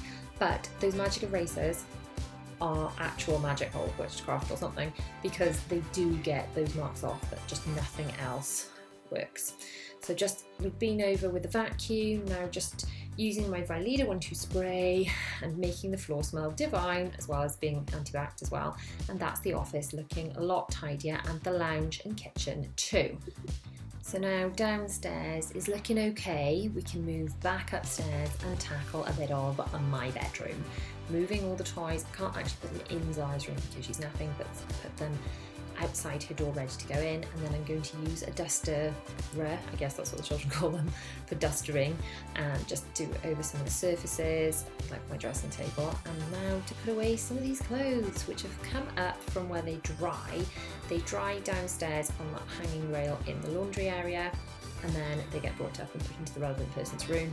But first they get brought up and dumped on my bed, and they have to be put away from there. So that's my clothing on the right hand side of the wardrobe, and then the left hand side of that slidey wardrobe is my husband's. And then the towels go in these boxes in my bedroom, mainly because our airing cupboard doesn't have loads and loads of space in it. It's got a big tank in there, and it's got space for dirty washing, and it's got a big high shelf. But towels I do find easier to keep in that unit in my bedroom, which is near enough to the bathroom anyway. Now I've wiped over the bedside units and it's time to change our sheets. I will link a blog post below that just lists out everything I've got in our bedroom, because I get asked so many different times about where are the sheets from, which are the pillow protectors, all of that is linked below. Now do not forget, we have to pop her up the duvet cover before it gets in the wash so that nothing gets lost inside it. And now I am actually stripping off the sheet, and time to get some new sheets, which are stored in this top box. Like I said, it's good to store, if you've got the space to, the bedding inside the bedroom where it's then going to end up. It just makes life so much easier. Now, I've actually realised halfway through changing this that I wanted to change the mattress protector as well. I don't change the mattress protector every time I change the bed, I change it every other time I change the bed. So that was me going, was I supposed to do this? Yeah, I think I was. I'm a firm believer that it's well worth investing in mattress protectors and pillow protectors, especially for your mattress, because you spend a lot of money on a nice mattress and you just want to keep it nice. You don't want one of your children to come in, vomit on your bed, for it to seep through the sheets and ruin your mattress forever. It's not cool. You do not want that. It is worth getting a mattress protector. I will link mine in that blog post below, as I said. Now, if you've got an ottoman bed like mine, not only is it amazing for storing absolutely loads of stuff underneath, which you can see I've done there, but this is the easiest way to change a sheet as well, and to just make sure it's kind of nice and neatly tucked under. Now, if you are on the lookout for a new bed, ours is from Arista Living. It was gifted to us and I love it. I have got a discount code, which I shall put up on screen now. Ours is the king-sized ottoman with extra storage, if you are wondering, but it's definitely worth having a little look on their website. I can highly recommend them. Now, I have said in previous videos that I try not to change all the beds in one day, and obviously in this particular clean I am changing more than one bed in one day, but I think it's just because I know that I have already got Will's bedding in the washing machine, so there's not like a backlog I've created, and that's what I don't like to do. I don't like to strip all the beds at once and to just not be able to get in the laundry room because I've got so much waiting to be washed. Whereas because I know that I've already got Will's bed in and I can take that out shortly and put it in the dryer and I'll be able to wash this stuff, it's not stressing me out too much. But generally that's why I like to stagger it. So even if it's just like I wash some in the morning and then some in the afternoon, I prefer that to go into the laundry room, not be able to see the floor because there's so much bedding to do. By the way, you've probably noticed I do not iron my bedding. Now, I'm fully aware that some people may judge me for this, and ideally in an ideal world we all have beautifully ironed sheets, but I don't personally have time in my life for that, and quite frankly most of my bed is covered by either that pink throw or the multiple cushions anyway, so there's a very small amount that you can actually see. So I've made that decision in my life, I don't iron bedding. Now I am spraying the bed with some homemade fabric freshener, which there's a blog post down in the description below which you can check out if you want to make your own.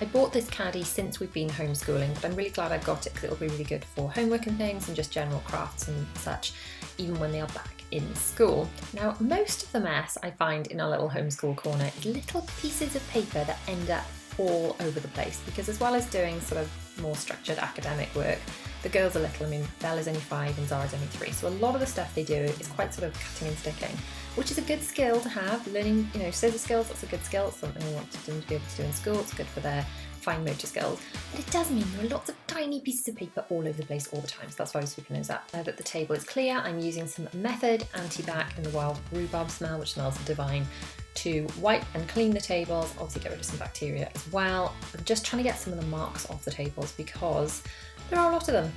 They don't always seem to manage to draw on the paper, sometimes they manage to draw on the tables as well. I mean, it doesn't matter too much because they are just their little play tables, but still, I do try and wipe them down and get the marks off as often as possible. For the really stubborn marks, I'm using some magic eraser. It's just like a little sponge and you wet it, you don't put any other chemicals on it, and I don't know what's in it other than magic. I just know it takes pretty much anything off pretty much anything. So you need to be careful which surfaces you use it on and sort of patch test first.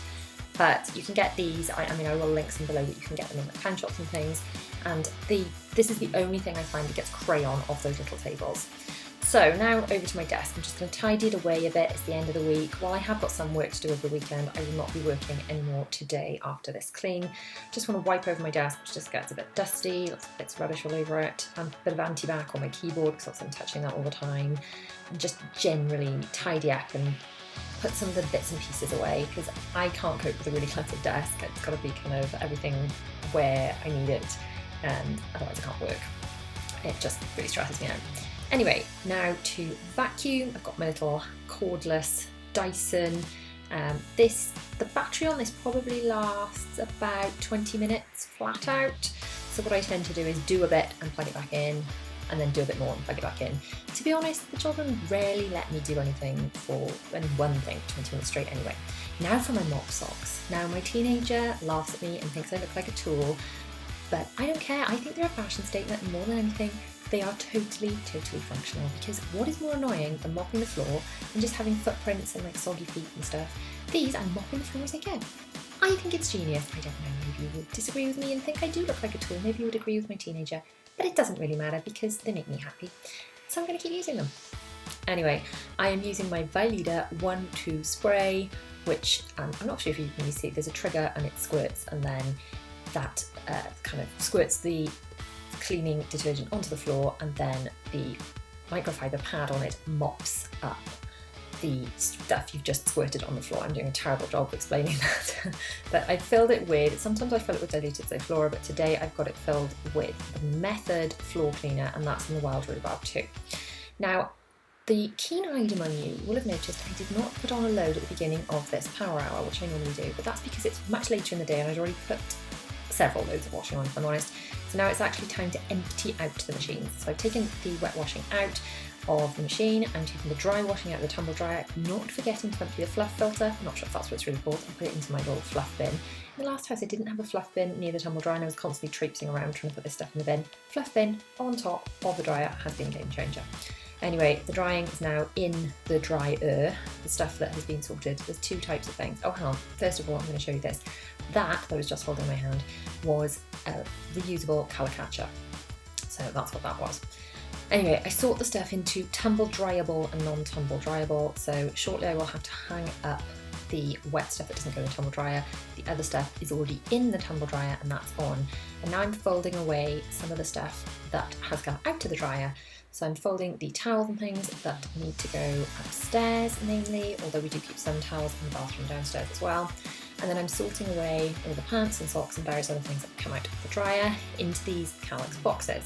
Now the way this works is I've got a Calyx box for each family member. So underneath that radiator that you can see in the back right corner of the screen, there's one for my husband and one for me, and then the sort of the one, that grey one I just pulled out, that stack, they're one each for the children. Now what I'm doing is I'm giving the children their own washing to put away. I've given each of them a basket with a few of their bits and pieces in them. I mean, I've given Zara hers, she needs a bit of help if I'm honest. And now we're going through the drying stuff. So this is the stuff that does not go in the tumble dryer and it hangs here to dry. Now this is the fullest I would ever allow this area to get.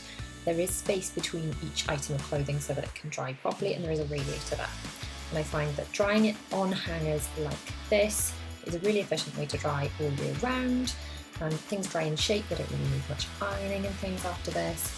So as long as it's emptied frequently enough so that there is space between the clothing for it to dry, because someone once asked me, does it cause like a problem with damp? It doesn't, because it's a warm area and I don't squish anything too closely together. If you squish it too closely together, then yes, that might be an issue.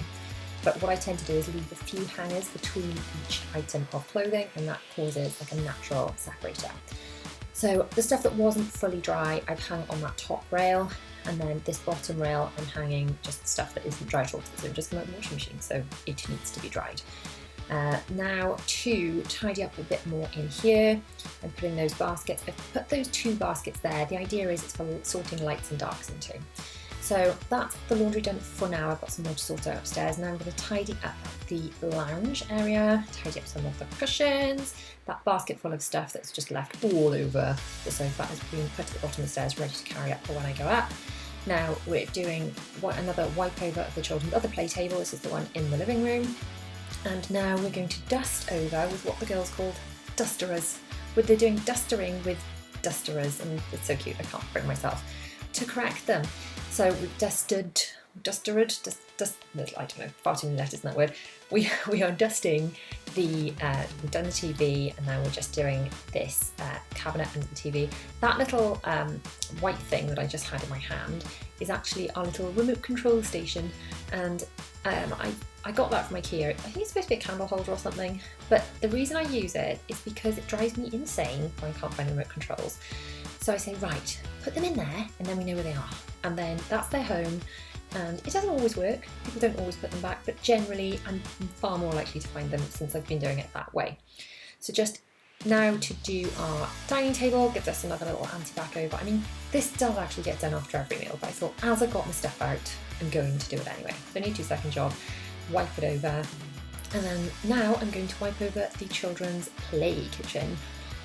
This is full of all their play food. It's right next to our real kitchen, and they love playing with it. But it does get a bit dusty, so just giving it a little wipe over.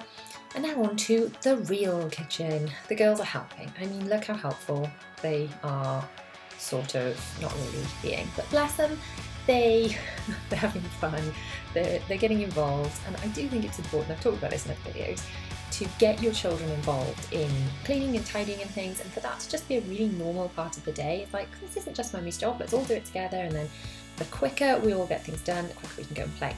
Now I am cleaning the worktop. This isn't granite, I'm using a granite cleaner, it's actually quartz, but you can't use the method anti-back on quartz or granite, so I am using the special method granite cleaner. Now it actually smells like not just apples, but apple fizzy chewits, if you want to know the exact smell of this product, and it smells great. You will see that I just moved the toaster, and I'm going to give that a bit of a clean over in a second. We do actually keep it on a tray to make that a lot easier. I get asked a lot, where did I get the toaster tray? So I will link that below too. Now I'm going to do something that I do not do frequently enough, which is get rid of all the crumbs from the toaster, empty out the toaster tray, clean all that out, because full disclosure, I do not do this enough. I'm actually going to use the method multi-purpose for this. This is Prink Grapefruit Smell, which I love. It's my favourite of the multi-purpose smell. It kind of smells like a shower gel from the Body Shop I would have had when I was a teenager. So yummy. So that's the toaster kind of giving a little wipe over, and then the toaster tray giving another little wipe over too. I just find it's a much easier way because all the crumbs kind of stay a bit more contained. It's just an easier way to kind of clean up. Now to clean up the mess I just made with all those crumbs, and then we're moving on to the sink. Now I've got this little caddy, this is my food waste caddy, so we put our food waste in there and then we take it outside for recycling. I will link that below because I get lots of questions about that. And now I am cleaning the sink. I've sprayed a bit of multi-purpose on, and I'm actually using my brush. I can't think what it's called, but it's basically got some washing up liquid in it, and then it sort of squeezes out through that pad thingy. A bit more multi-purpose spray and a microfiber cloth, which I'm going to need to change in a minute actually, because that's getting a bit yucky and icky, and I'll just chuck that in the wash and get a fresh one and carry on cleaning. And now just to do this little corner, including my hand soap dispenser. We haven't actually got any in the last house. I used to use sort of disposable hand soap, and now I just buy the refills and refill the hand soap dispensers we have in each room. Now to vacuum the floor in here, I get asked a lot about keeping the white tiles clean and how easy that is to do. I do find it shows up a lot of the marks, but then it just sort of prompts me to vacuum them up a bit quicker. It sort of shows bits and hair and stuff a lot more. It's pretty easy to keep clean though. I would say the white grout is trickier to keep clean. That you notice a lot more. Perhaps we should put on grey grout, I don't know, perhaps it wouldn't like being such a pain, but I guess we can always regrout it quite easily, but the tiles themselves, you know, they're coming up quite nicely. Now into the living room and vacuuming while I've actually been cleaning. Zara has made me a mess. She likes making a mess. She's 3, it's her job. So I'm just vacuuming all around, ready to get my Valida 1-2 spray back out and to do the laminate and the tiles with that.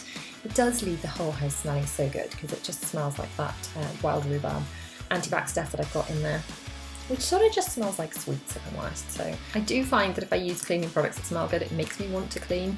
I used to use candles a lot, but with having so many little ones around, I kind of feel like it's a bit of a fire hazard to leave candles burning. Maybe when they're a bit older I can do that. For now, the only way you can make the house smell fab is with cleaning products, which is cool because it makes me clean more.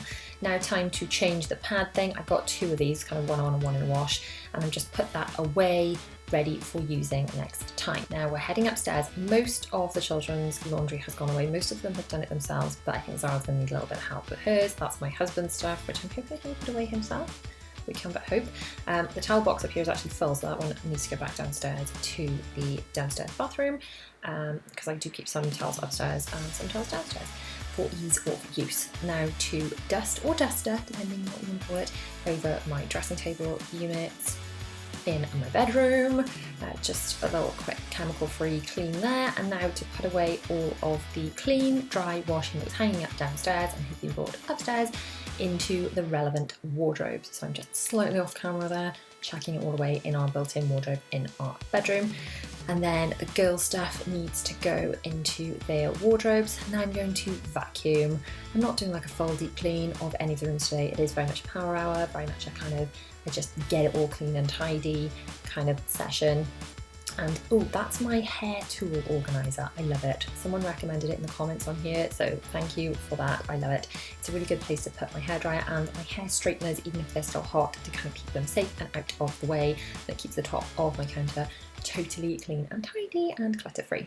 Now just putting these dresses away in Bella's wardrobe. I do keep their matching dresses all together. I used to keep them separately in each wardrobe, and then I just had to go to back and forth with different wardrobes because they were matching dresses on the same day, and it was a pain. So I now keep matching dresses together. It's easier. Now Bella's room just needs a little bit of a tidying up.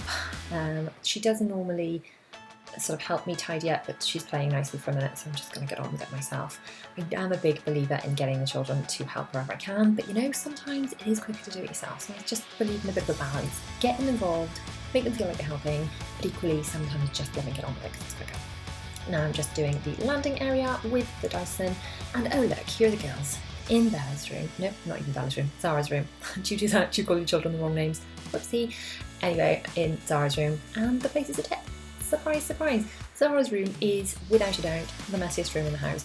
As soon as I tidy it, if you watched my last vlog, we tidied, we did a lot of speed clean, and then I went in to set William up with his tutor. He was logging into his tutor, get him all set up. I was gone 5 minutes, and the girls trashed the room again. Just totally trashed it. I don't know how to manage it. Must be a special skill. Anyway, we're now tidying up. I am getting them involved in this room, tidying up Zara's room, where they have been playing, putting away those little nighties were just in a basket ready for them to put on later, putting all Zara's soft toy dollies away, clearing her table, getting her to put her own hairbands and things away. She's only 3, but she does know where things go. You know, I think you can underestimate how much that they are capable of doing at different ages, and certainly with the youngest, I think it's much easier to let them just be like, you know, it's okay, you don't have to do anything.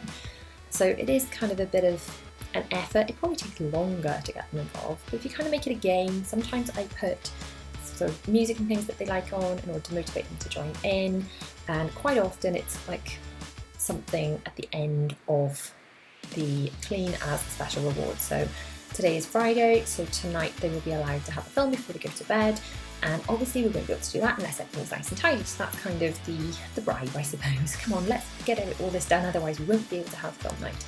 So let's all get it done together and there'll be plenty of time. Isn't that sort of a fun thing to work towards? So I'm just popping the rug back down. That rug was actually from IKEA and apparently it is machine washable. Now I have not tried to machine wash it yet, but hopefully it will hold up well. Do you have one of those? Have you tried machine washing it and does it work? I'm starting my kitchen over here by this windowsill, and I'm starting with a little bit of Method multi-surface cleaner, and I'm going to start here on the windowsill and we're going to work clockwise around the kitchen. Now look how grim that is. I clean my kitchen a lot. I don't do this windowsill as much as I should. This windowsill is eventually going, because this is where we're going to put our extension. This is the plan, so this will be knocked through, but for now I've got these little fake plants on it, so at least I don't have to water them. But I'm just giving that a little bit of a wipe over. Clearly I need to do this more or it wouldn't be so stinking and dusty. But now we're going to get a clean cloth. I use a lot of these microfiber cloth. I used to use years ago a lot of kitchen roll, and I went through it and it's not as good for the environment because it's going through so much of it. I was spending a blinking fortune. So I invested in these microfiber cloths and they are the best things ever. I have loads and loads of them, and then when I clean I just stick them all in a load to wash. I stick them on a 60-degree hot wash with a little bit of Zoflora in there to disinfect them. And then they're all disinfected, and then I've got them, they dry really easily because they're made of microfiber, and I've got them to use again, so I'm not running out of anything. It's a bit better for the environment and I definitely save some money. Right, now on to some Method glass cleaner, and I'm actually cleaning the front of my fridge with this because it's sort of quite a high shine surface and it's sort of a bit of a magnet for fingerprints, the fridge.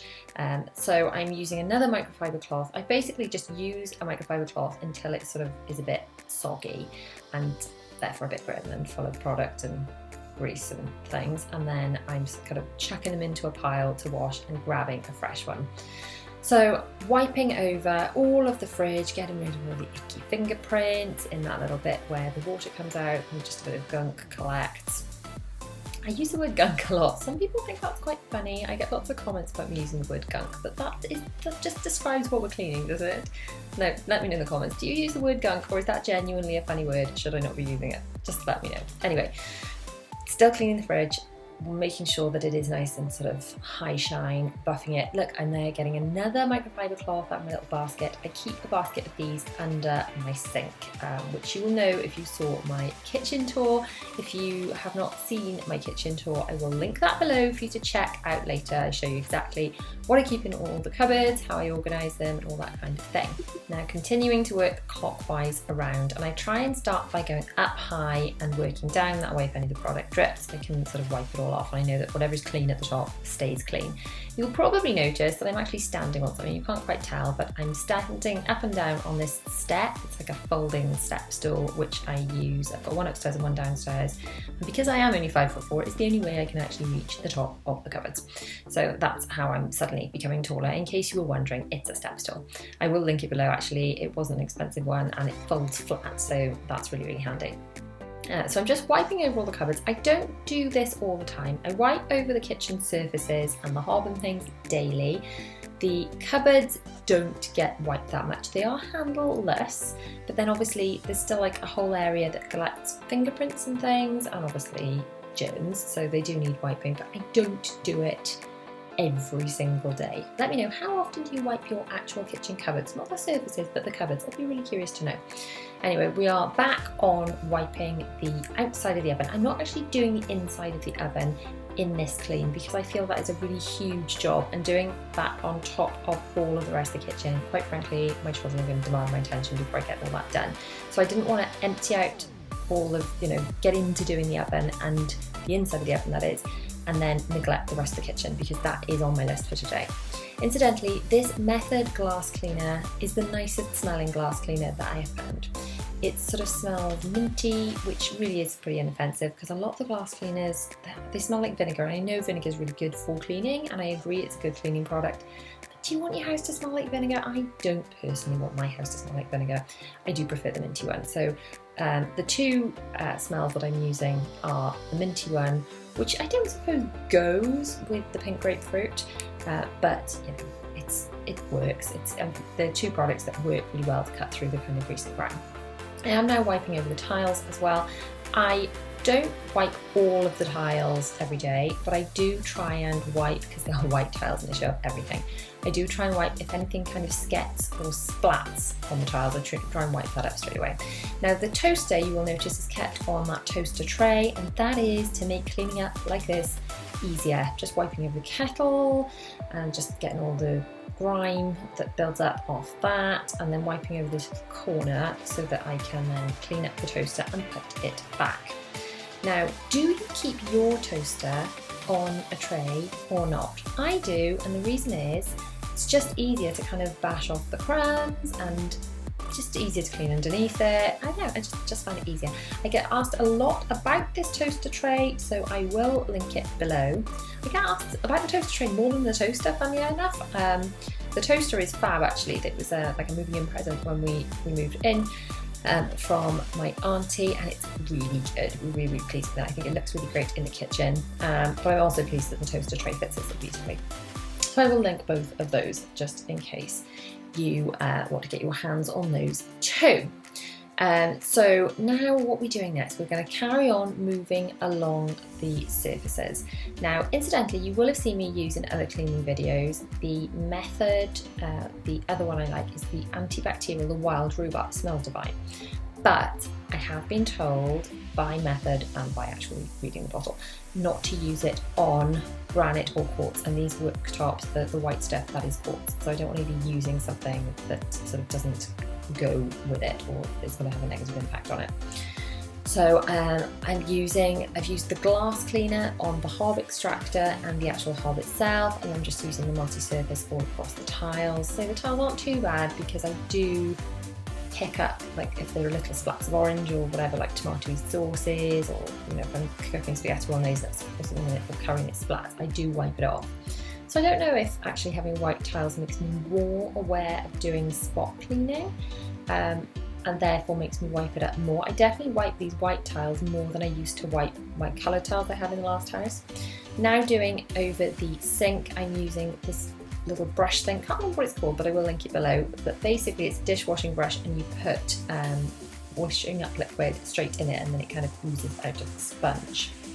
So now I'm wiping back over the surfaces, and then I'm going to spray and go over the sink. So I've kind of done a once over the sink with the washing up thing, and now I'm spraying and wiping over the microfiber cloth the rest of the sink to get it all nice and shiny. Look how shiny that is. Isn't it satisfying to have a nice clean shiny sink? Or is that just me thinking? But that's quite fun. Now this little bucket thing is our food waste, like recycling caddy thingy. Is that what it's called? Recycling caddy thingy? Basically the food waste goes in there, and then it goes outside into the big food recycling thing that gets picked up every week. But it's so much prettier. I know like lots of councils and things give them out, but they're generally, darker colours or whatever. So this one wasn't expensive, and I feel like it goes with the kitchen more. So I'm quite pleased with that. Back to my step stool. Now I've broken my own rule here because I intended to do the high up cupboards before doing the sink and stuff underneath it, and I forgot, to be honest. So I'm going back over it, and obviously if I splat anything I'll have to wipe it again. But I'm wiping over these higher cupboards, and yeah, I've done too much for less. At least I shall endeavour not to. I've also not cleaned inside the fridge in this clean, you'll notice that too, but again, inside the fridge or doing the whole oven, that in itself is like a big job. And if someone else, had the children, and I would kind of, get on with that, but you can't actually see the children, they are sort of playing just sort of off camera, so they are around, and I've not got the time to myself to tackle those jobs, so I will tackle those separately. This kitchen is more like a power hour kind of clean than an all day kind of clean, because I do find that's the only way I can get anything done as a mum. Do you find that? Oh, there we go, Zara's little faces in the corner. See, I told you they were around. But I'm just wiping over the front of the dishwasher. This is something else, like a lot of our appliances are quite high shine, that get quite, fingerprinty. Is fingerprinty a word? They get quite fingerprinty. So obviously if there's fingerprints, there's probably germs and things too. Now this handleless kitchen, what I do notice is sometimes, like, you see the lip of the handleless bit, that does collect kind of gunk sometimes. So that does need a a little extra wipe. The up ones, gosh, I can't even speak today, don't tend to, but the down ones do, because they've got a lip, if that makes sense. Am I making any sense? And you'll just notice that I've remembered I've got granite cleaner, so I've been using multi-surface this whole time, and now I'm using the Method Granite Cleaner because I remembered I had it. The Method Granite Cleaner smells exactly like Fizzy Chewits, the apple flavour Fizzy Chewits, which smells divine. So I just realised, sort of almost at the end of the clean, oh, I should have been using this on the granite and the quartz, isn't it? It's the same thing. I think quartz is just man-made granite, is that right? Someone can correct me there. Basically, it's sparkly quartz, granite-ish stuff. And I should have been using that on it all along, but the multi-surface cleaner does a really good job too. Right, next job, vacuum over the floor. This is my little Dyson handheld thingy. I do find the floor tiles, people are like, white floor tiles, are you mad? It's going to show up every little thing. It does show up every little thing, but again, it does encourage me to spot clean a little bit more. I'm more inclined to like grab the hoover, especially without this long attachment, or just the little short attachment, just get down on my hands and knees and get like a little bit up, all the bits and pieces. Now, I'm not regretting the white tiles. Do you know what I do regret? The white grout. I've now got a little piece of magic eraser and some gloves, because there's some sort of chemicals in these magic eraser things like that. I will link these below as well. But basically, the white tile cleans up really, really well. It's like a sparkly white tile, and if you just clean it with my normal floor cleaning method stuff, which I'm going to go over in a second, it comes up great. The grout is like a dirt absorber, and it's a pain in the bottom. So I'm getting the worst of it off before I clean with my Method Wild Rhubarb and my little squirty thing, my Finalido 1-2 spray. Before I get all that out, I'm just having a little go over to get the worst of the grout off. But I'm thinking white grout was not so sensible. Now, my husband has said that we could re-grout and seal it as an option, and maybe that would make it less likely to absorb the dirt. But as you can see, the white tiles, not that dirty, even though I haven't cleaned them yet. The grout, they're supposed to be white. Yeah, not amazing. So I don't know what, I'm using magic eraser and that's pretty good, but I am noticing that already I'm still like, I'm just digging out the grout because I'm scrubbing it. So if anyone's got any genius ideas how to keep white grout white, then I am all ears. Please do let me know in the comments, because so far, of all the decisions we've made in this house, because as you'll know, it's we did like a full renovation, like a start to finish renovation, so we had a lot of decisions to make. The white grout was the worst decision we've made so far. So I'm now filling up my Finalido 1-2 spray with my Method Wild Rhubarb Anti-Back Floor Cleaner stuff, which smells amazing. And you literally just spray it. I mean, you can just spray it directly on the floor and then mop it up with a cloth or something, but I like using this because it's just super easy, and it's got a little trigger, so you fill it up. And then, ooh, these are my mop socks. But before we get back to it, my mop socks, the ones my teenager makes fun of me for looking like an idiot wearing. I don't care. They're genius. It means I don't have footprints all over the place. I don't have wet feet. I don't know. Maybe you think I look like an idiot. Maybe I do. But I think it's genius to, you know, have these mop socks and not have soggy feet, and to be able to kind of buff up the floor as I'm going. There you go. I'm just grabbing a bit more magic eraser and holding it with a cloth because I can't bother to put gloves back on, to just do this little bit of grout because it's driving me insane. This Finalido 1-2 spray thing is amazing on the tile, it's amazing on the laminate, it's just not doing much for the grout. But as I've said, the white grout may have been a little bit of a mistake. It's just doing this little last section of the floor now, and then going back over little bits that have got an extra tough mark with a cloth, and then just a little bit down the side of the breakfast bar. This is a basket of coats I had cleared up from our downstairs coat hooks. These coats are more wintry, and it's currently August, and there was no point in them being downstairs cluttering up our sort of main space. So these needed to go upstairs into the relevant people's wardrobes, and I do use baskets to carry things around and sort things from room to room quite a lot. Now, just to pop this scarf away in my wardrobe, I have boxes of things I don't use quite as much up high inside my wardrobe, and then the girls' coats can go away in their rooms. These are some of Bella's socks that ended up in my room for some reason, so I've given those back to her, and now it is time to strip and change my bed. Now, not only am I going to strip and change the bed, but I'm also going to totally change the duvet itself for a summer one, because this one is a 10.5 tog duvet, which I didn't know much about togs. I couldn't remember which duvet we had in the last house. So I bought this when we bought the house, and I thought it was the same, like a reasonably light duvet. 10.5 tog is not a light duvet. It is quite a thick, it's a lovely fluffy thick duvet, which will be fabulous for winter. But for now, it's too thick. We have been melting. Us Brits are not very good when it gets too hot, or too cold for that matter. We do like to moan about the weather, don't we? I am now poppering up or buttoning up the duvet cover before putting it in the wash. I always do this because otherwise I find pillowcases or random bits of whatever end up getting lost inside the duvet cover, never to be seen again. And then they don't dry properly, don't wash properly, as well as being lost. And it's a nightmare.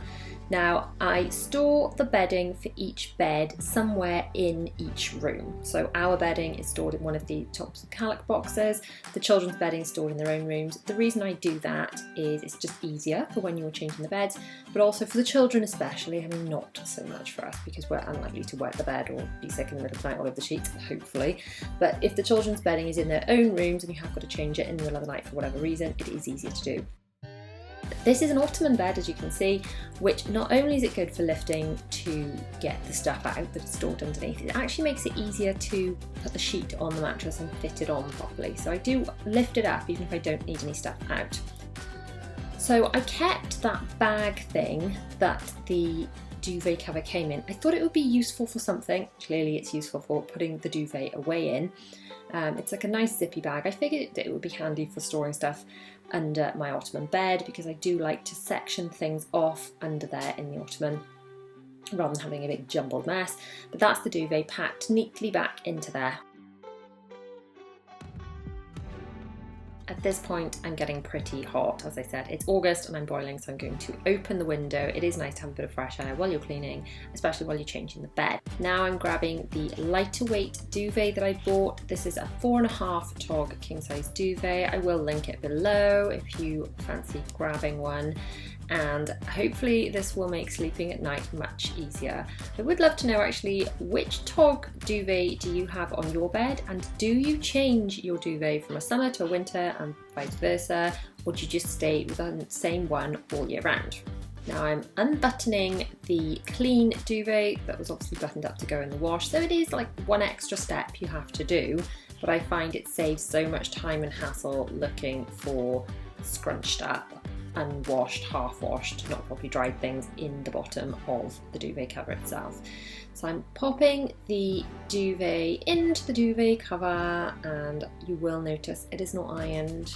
Now, I don't iron my duvet covers, partly because it's just one more job to do, and partly because most of it is covered by a throw and pillows and things anyway, so you don't even see that much. Now, I know you can iron it if you want to iron it on the bed, sort of a bit of a mum hack there, but do you know what? I can't even be bothered to do that. And I don't know, some people may judge me for that, but I don't know. I'm not going to do it. I'm not going to start doing it now. I've got 4 children and I work full time. That's one thing I'm just not going to make time for in my life. I'm going to choose to do other things other than ironing the bedding. Hats off to you if you make time to iron yours. I'm in awe that I can't find the time. So I'm now covering up the pillows with the pillowcases. I do have pillow protectors on all of my pillows and a mattress protector on my mattress. I don't change that every time I change the bed. I probably change the protectors every other time I change the bed because I don't feel like they need doing every single time. And obviously it's just a little bit less washing, isn't it? Because the mattress protection and all the pillow protectors are probably another load all by themselves. Now to pop the old duvet away, I said the old one, the winter one, which we will be getting back out in no time the way this year is going. Honestly, is anyone else finding this year flying by? So I will do a little video actually if anyone's interested in what we do with storage under the ottoman bed, if anyone's interested in that. The other video I will be doing is when I swap everything back over from, at the end of the summer, I'll do a summer to winter like a wardrobe changeover video, so that's all coming. By the way, since my last video, in my last one I had lighter pillows on the bed. As you can see now, I've got the darker grey cushions on the bed, and also you'll notice in the right hand side of the screen we've actually got curtains in our bedroom as well now. I've just sprayed the bed with some homemade fabric refresher. I will link that below, and now I'm going to do a little bit of cleaning, or dustering as my girls like to call it. I've got some Method anti-bac stuff which smells like wild rhubarb, smells divine. So I'm just working clockwise and doing my bedside table. This one's my husband's bedside table, just giving it all a little wipe over. It's just a super quick clean, just to get rid of any dust and gunk and yuck. And now for the windowsill, which doesn't look too bad until you see this cloth. Prepare to be horrified. Ugh, disgusting, horrified, gross, gross, gross. How is that so disgusting? Now, we did sort of renovate our house shortly before moving in, and I think we still have some building dust coming out. Does that make sense? If you've ever had renovations done, building dust seems to seep out for quite a long time after you've done any renovation, especially if you've been plastering and that kind of thing. So that is my wax burner, which I'm in love with. I love the way it makes my house smell, and I love the fact there are no candles in it, so therefore I don't have to worry about fire hazards and things. So I've got one in my bedroom, I've got one in my office. And what I do is I've got it on one of those Alexa plugs, so I can turn it on and off from my phone. I can put it on a timer so that the whole room smells great. I don't have to forget to turn it off because it goes off on a timer, or I can have it coming on schedules and things. And that way I've got wax melts making my home smell great. Because yes, it is lovely. I love candles, but I find with little children, I just panic too much about having them lit. When the children are awake, I worry about fire hazards. That's my dressing table, nice and clean. So I'm just putting all these little pots back on. I've got my makeup brushes and hair brushes. These are all just plant pots and candle holders from IKEA. The dressing table and mirror and bulb light things are all from IKEA as well, actually, which you will know if you watched our home renovation series. I will link that playlist below if you have not caught up on all those videos yet. Now I'm grabbing my Method glass cleaner and a microfiber cloth to tackle my mirrored doors. I'm also grabbing my step stool because I am vertically challenged 5'4" and I cannot reach the top of them otherwise. Now I adore these mirrored doors. We created these wardrobes as like built-in wardrobes and put these mirrored sliding doors on them, which were very affordable actually. I will link those below if you are looking for some. The only problem with them obviously is, as great as they are for creating the illusion of space and more light and brilliant for storage because there's so much stuff hidden behind those doors, is they can get a bit fingerprinty. And we've got them in all the bedrooms and I love them, but they are a bit of a pain when it comes to cleaning. Although I've got to say, I don't do them that often and they weren't hideous. You know, I was worried actually before we moved in that these would get more fingerprinty, I'm not sure that's the word, more fingerprinty than they actually do. So obviously if we had sort of more painted doors, I wouldn't have to clean them as much, but still, I think we made the right choice. I do really like them. Now I'm going to empty out that bin and get vacuuming my bedroom carpet. This carpet is obviously still quite new, so it does leave those quite satisfying lines in it when you vacuum it. Now that's my hair tool organizer, which someone told me about in the comments of one of my videos, and I bought it and I love it. It's so fantastic for hiding away my bits and pieces. Ew, look at the dust on the skirting board there. Gross, gross, gross. Yeah, the hair tool organizer, I use that to store my hair straighteners and my hair dryer. I could have put it on top of my dressing table, but I kind of wanted to keep that quite clear, so I've got it underneath. So just finishing a bit of vacuuming. You can see the girls are jumping around the other side of the door in the hall there.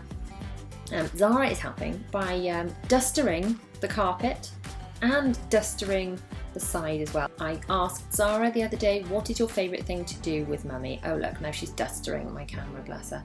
She said, Mummy, I like playing with you. She's actually a bit afraid of the vacuum cleaner though. I like playing with you, but also I really like helping you. I mean, how scrummy is that? So that's my bedroom done. Now on to laundry. Most of my speed cleaning videos start with me putting on a load of laundry, but this is far from my first load of the day as I'm filming slightly later in the day, so all the rest of the laundry was already washed.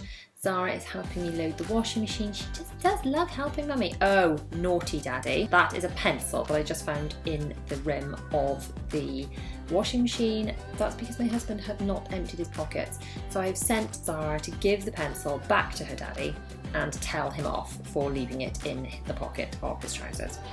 I'm using Method fabric detergent and softener, as well as a capful of Zoflora to disinfect the bedding. Now my little helper and I are going to sort all of the clean washing into the relevant baskets. So each one of these, well they're boxes really, not baskets, each one of those boxes belongs to a different person. So the one that you can see furthest to the back, the white one, that's my husband's, then the grey one pulled out is mine, and then the ones going up, if that makes sense, there's a grey, white going up. They belong to each of the children, and if you look carefully there are actually labels so that you can see who they belong to. The top one being the eldest child, and then they go down to Zara's at the bottom. So we're just sorting the stuff that's come out of the dryer. Any towels and things that don't belong to a specific person but belong in a specific place are going into the basket, and I'm also folding away the cloths and things because I go through a lot of microfiber cloths when I do cleaning. So the people stuff is going into the relevant people's boxes, and Zara is gathering the wipes for me. She is really good at making piles of wipes. Even though we are far out of the sort of the nappy stage, all the cloth wipes that I used to use when I was using cloth nappies, we still go through a lot of them. The children use them after every meal to wipe their hands and faces. We use them instead of flannels in the bathroom for washing up, and I use them to take my makeup off. They're great. We go through loads of them, and I literally haven't had to buy baby wipes since William, who is now 8, was 1 when I discovered cloth wipes, and which was the same time I discovered cloth nappies actually. If you are interested in watching my cloth nappy series, I shall link that series below. I filmed that last year, and it's just a good introduction.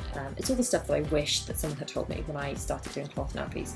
So even though we're well out of that now, I would still highly recommend it if you have got a baby. I was really put off by doing cloth nappies. I thought it would be loads of extra work, but it wasn't. I don't think it was loads and loads of extra. It's a little bit of extra work, but it was really a lot more simple than I thought it would be.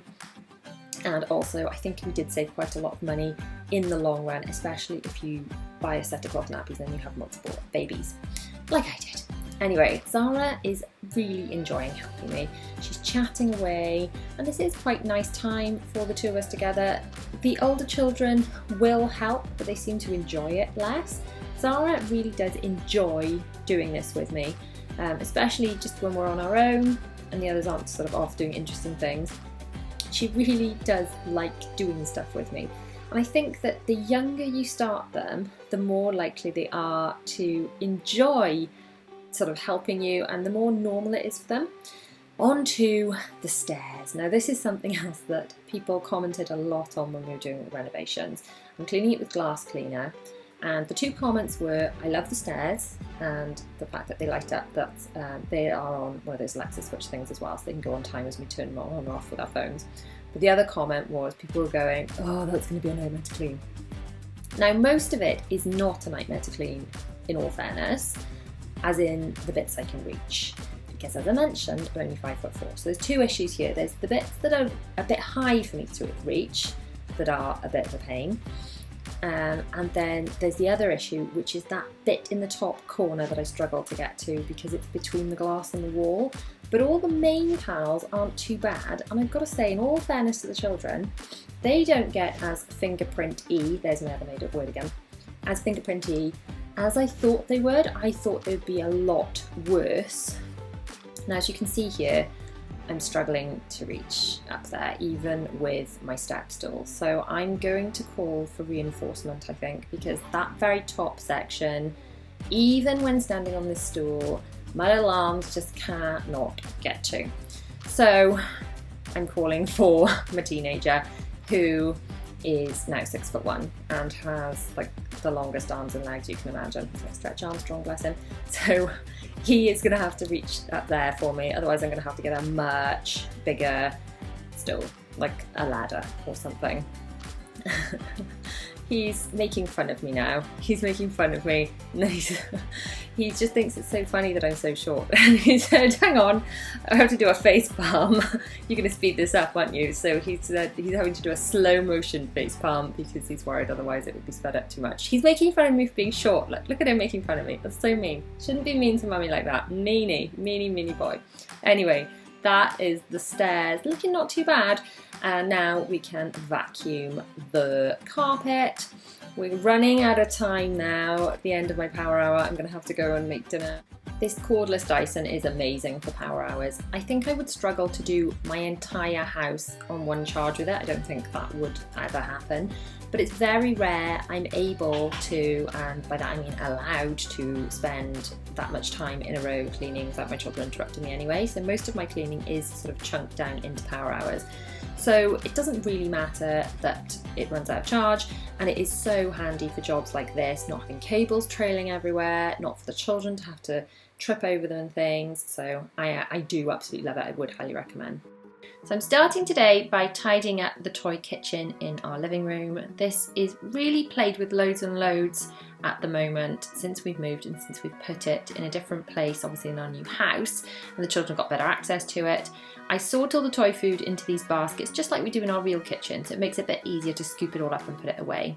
And Zara is helping me. You might wonder why she's wearing a onesie in the middle of the day. Well, she's been to school in the morning because she's in half-day nursery. Then I pick her up, she's had her lunch, and this is our little gap where we've got some time together before we go and pick the bigger ones up, which is why we're getting some cleaning done. But she said she wanted to wear her Elsa onesie, and I'm just like, do you know what? Pick your battles. You want to wear your Elsa onesie, darling?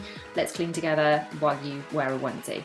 So she's got a little duster to do dustering, as she calls it, so she wants to help. She actually really enjoys helping me. She likes this time where it's just the two of us together.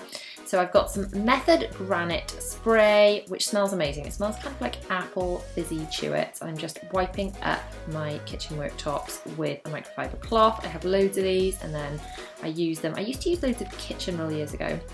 Now I just use these microfiber cloths and then I stick them in the wash and get a fresh one. I like the fact that I don't run out of them then. Obviously it's better for the environment, and I think they do a better job at cleaning as well, to be honest. So I've wiped down around the kitchen after our lunch, and now I'm going to wipe up the table because there's still bits of muck and things from where Zara's managed to spread goodness knows what all over it. I've given Zara the other cloth, which isn't especially dirty, it's just a bit damp, to go and put in the wash for me. She's a good girl, she's 3, and she enjoys helping me doing little jobs. A little bit of praise goes a long way. Now I'm getting one of these dusters, a bit like the one Zara's got, and just wiping around, as well as using a little bit of Method. I've got the multi-purpose pink grapefruit, which smells great, just to kind of do some of the surfaces.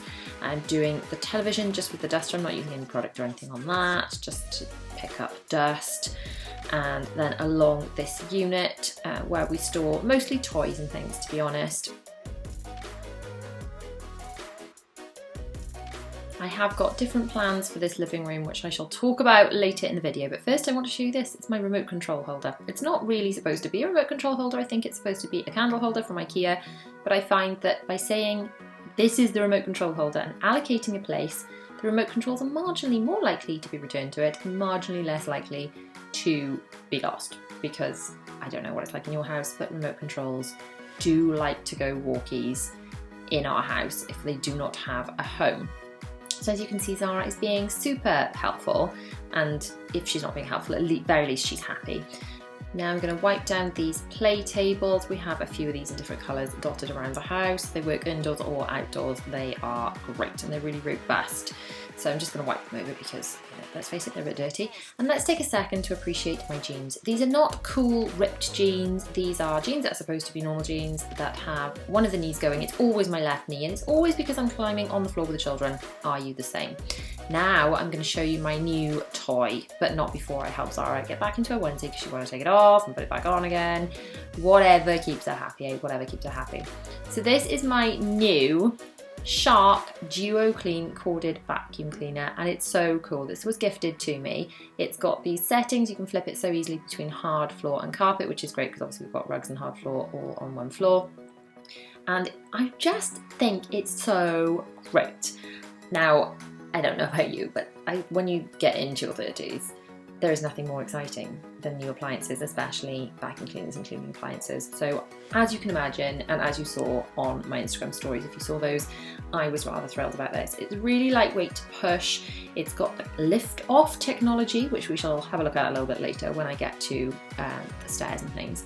But it's just so easy to use. Let me know if you want me to do like a full review video on it, like features and things, or if you're happy to just, you know, carry on with the speed cleans. But I would be interested to know if you want to see that video. As you can see, it's quite good for getting underneath things as well. It goes almost flat, and obviously because it's corded, it doesn't run out of battery. Because that is the problem, isn't it, with having the cordless ones when you're sort of halfway through cleaning and it goes flat. So we've got another little nozzle now. We're going to do this bit under the table. There are just constant crumbs under the table.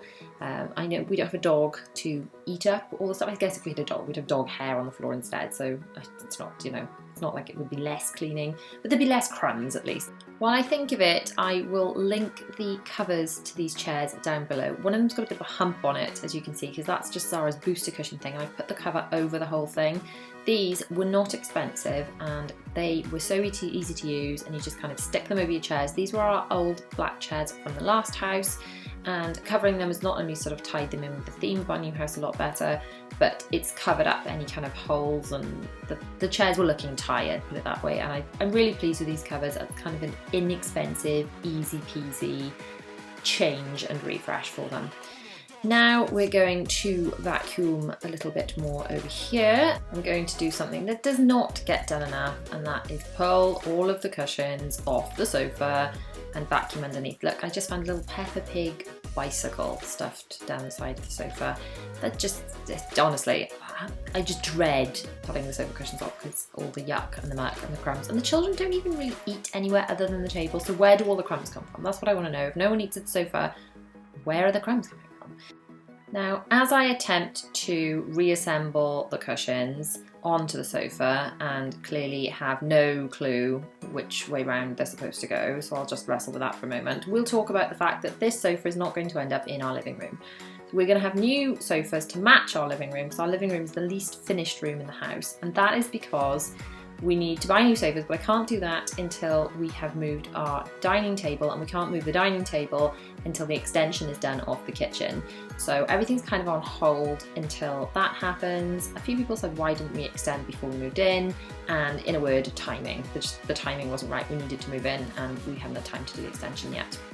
So the extension will be done. It won't be too messy because it'll mostly be external work, and it'll only be a bit messy when we knock through, so I'm not too worried about it. But I would like it done as soon as possible because we've just stuck with this one sofa, and we're all sort of squashed into this sort of living and dining space, whereas the living room will be just a living room, and then the dining room will be just a dining room, or maybe a dining room with a sofa in it as well. I don't know, depending on what it looks like when the extension is finished. So anyway, watch this space because I will be doing renovation updates, which I'm really hoping we can start the extension really soon. Like really hoping, but there's just a few things we're waiting to hear back on before we can get started on that.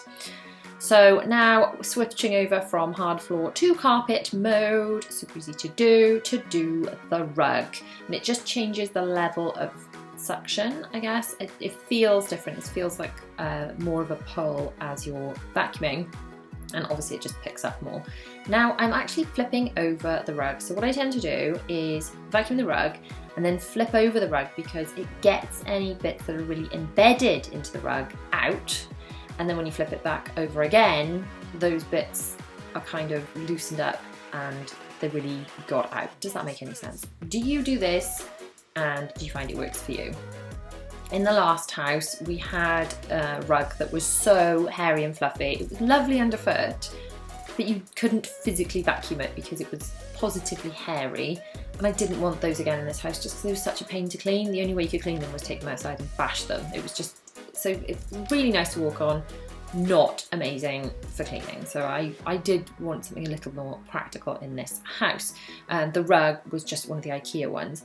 As it happens, if you can see the corner of the stair carpet, the rugs that we chose from IKEA accidentally matched almost perfectly to the stair carpet that we chose, and which is the same carpet we've got all upstairs. So that was, you know, it worked out really, really well. And I could pretend that I did that on purpose, but it was actually a fluke. So a perfect fluke, but great. Now I'm vacuuming up this little tray, which also came from IKEA actually, which we just use for putting boots and shoes on as we come in, and it just collects the worst of the mud. So putting umbrellas away, and let's flip the rugs in the hall as well, do the backs of those. We don't actually wear shoes in the house just because it keeps most of the dirt outside. We take our shoes off by the front door.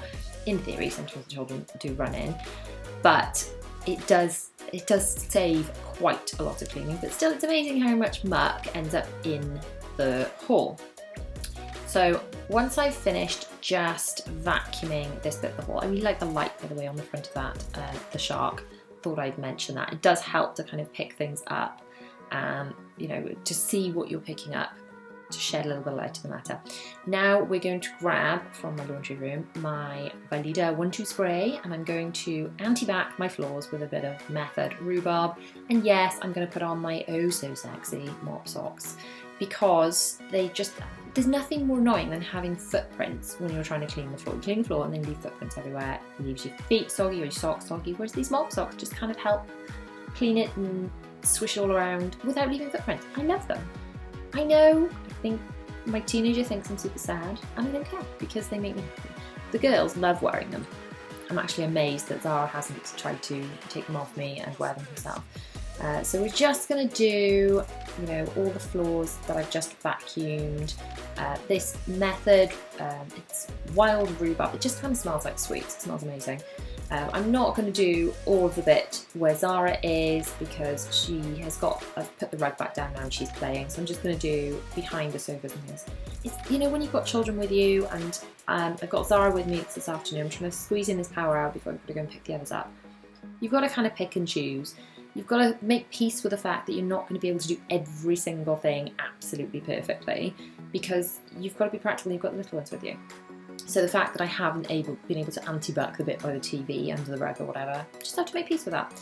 Now I'm going to use this lift off technology, which is cool. So basically the bottom of a vacuum cleaner can stay at the bottom of the stairs, and then I can pick up the top section and carry it around with me. So it's still corded, but it's not nearly so much of a pain in the bottom as if it was just stuck to, you see what I mean? See, it's like a little lift-off unit. How cool is that?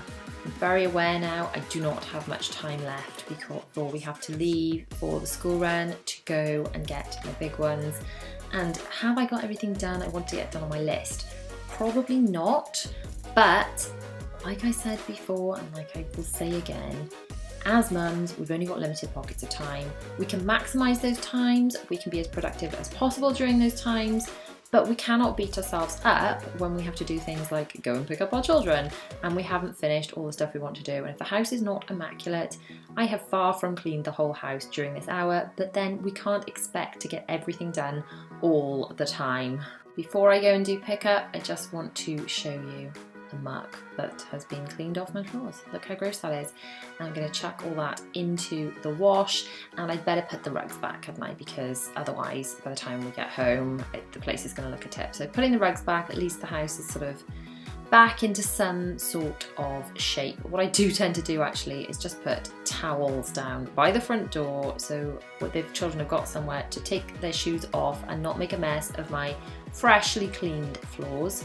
Now, a very quick vacuum over the top of the rugs. So we've done the top of the rugs, we've done the underneath of the rugs, and now I'm just going to do the top of them, and then that's kind of finished in there. Last job now, empty all this muck out the vacuum cleaner. Look at all that disgustingness. Ugh. Super easy to empty though, luckily. Super easy, but it's always a little bit horrifying and satisfying at the same time to see how much muck has come off your carpets. Like, ew, gross, that was all over my house, and oh, actually, this has done a really good job of cleaning up. So yeah, horrifying and satisfying simultaneously. Just after I've done the nursery pickup, so my youngest, that's Zara, does a half day in school and the others do a full day. So I'm just clearing away our lunch, popping those bits in the dishwasher. This speed clean, it's a power hour, but it's actually in 3 parts. This is realistically how I managed to stay on top of my home. So we're just grabbing some Method pink grapefruit and cleaning down the surfaces while Zara's finishing her food next to me. So going back to how I realistically clean my home, I do like to fit in a power hour where I can, but often my power hour is split with gaps in the middle to go and do another school pickup or see to one of my children or whatever needs doing. It's very rare I get left totally uninterrupted to clean or do anything at all. I'm sure you understand if you've got children. So just because you can't fit in an entire hour doesn't mean you shouldn't do little jobs when you can. So this video is an hour of cleaning, but it is spread over little sections of the day. So I'm now just emptying out Zara's lunchbox. She doesn't actually have packed lunch in school, but when I go to pick her up, oh, it's a drawing she did, isn't it beautiful? When I go to pick her up, I do take a little wrap or a sandwich or something for her to eat on the way back, rather than just some sort of rubbishy snack. Now it's a bit of Method granite cleaner, because this isn't actually granite worktop, it's a quartz worktop, but it's a very similar thing. And this granite worktop cleaner stuff smells amazing. It smells like fizzy apple chewits. Honestly, go and sniff it for yourself. It smells great. I mean, you know, don't sniff it, it's a cleaner, but you know what I mean. You know what I mean, guys. Anyway, cleaning down the hob, which I haven't used, it's just, I don't know, just to kind of wipe off dust or whatever. Zara wanting to join in, wanting a little bit of a jig and a dance. She's so funny. And then I can carry on. She actually really enjoys cleaning. She said, "Mummy, can we go home and do cleaning?" when I picked her up today. So now just finishing the last bit. She is the slowest eater in the world, bless her, so she's still sort of eating bits of her lunch. I'm just putting the last bits of it away in the dishwasher, now giving her a hairband back and clearing up the remnants of food. If you look just to the left of the screen, you can see some blocks and some orange funny tape stuff as I clean up this kitchen table. That's because we are in the process of doing an extension, so make sure you're subscribed so that you can catch that vlog. Now to get Zara's school bag put away in her little school bag station. Now I'm tidying up our sofa. Now this sofa is the old purple sofa that we had from the old house. The cushions never sit right on it. We are waiting. I have ordered, if you saw my going to next and choosing a new sofa vlog that I filmed with Zara, we have ordered lovely new sofas, but they take weeks and weeks and weeks to come. So for now I've got the grey cover on this sofa, but it does just keep falling apart, and I don't think it's the cover's fault as much as the cushions underneath just always dislodge themselves on the sofa. Just moving my husband's stuff that he's left slung on the seat by the table. I'm popping my handbag away, which goes in a little box under my desk in my office. It's just, I keep a little box in one place to put all my handbags and just my bits and pieces that I take out and about that I can grab ready to go. Now Zara and I are going to sort some laundry.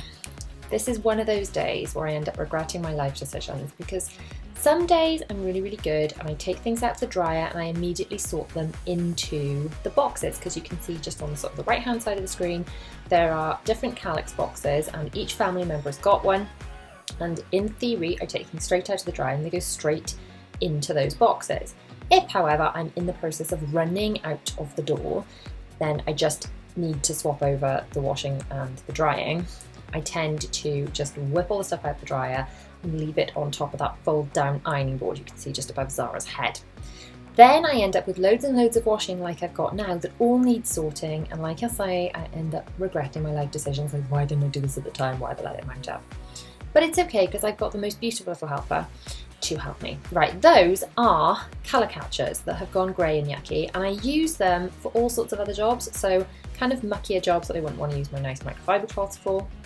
I use them for things like wiping rainwater out of Zara's little pink push-along car that I use to take her back and forth to school, just mopping up spills and things. So they can be reused, things like that, like a reusable colour catcher. When they are no good out of the colour catcher, can be used for other things.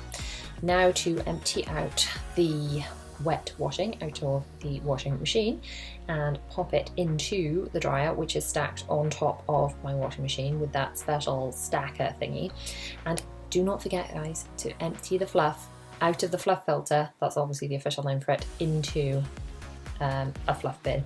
I mean, you can put it in a normal bin, but I, until we moved here, never had a fluff bin. I always had to go traipsing into another room to put dryer fluff into the bin, and having a fluff bin on top of my dryer has changed my life.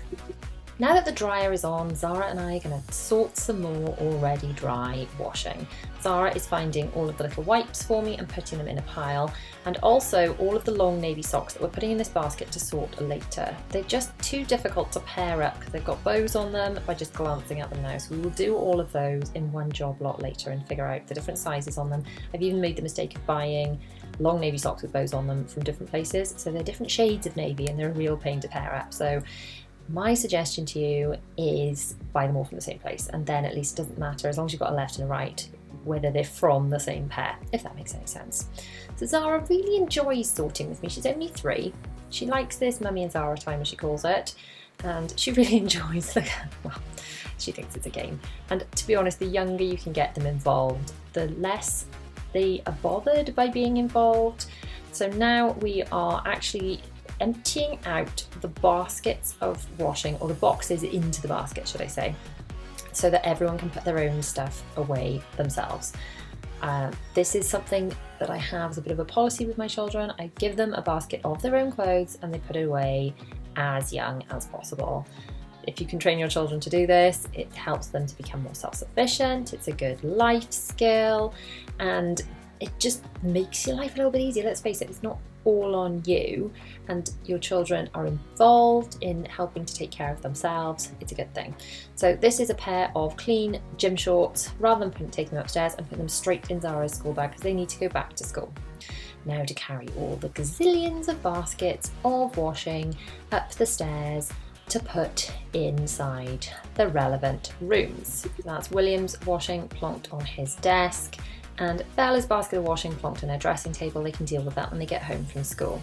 Now Zara and I are going to tackle these socks. You may notice Zara has got changed again. She's dressed herself in a Cinderella dress, and those long blue socks, they're not the ones they wear to school, but they're the same type of socks, the ones I'm desperately trying to pair up.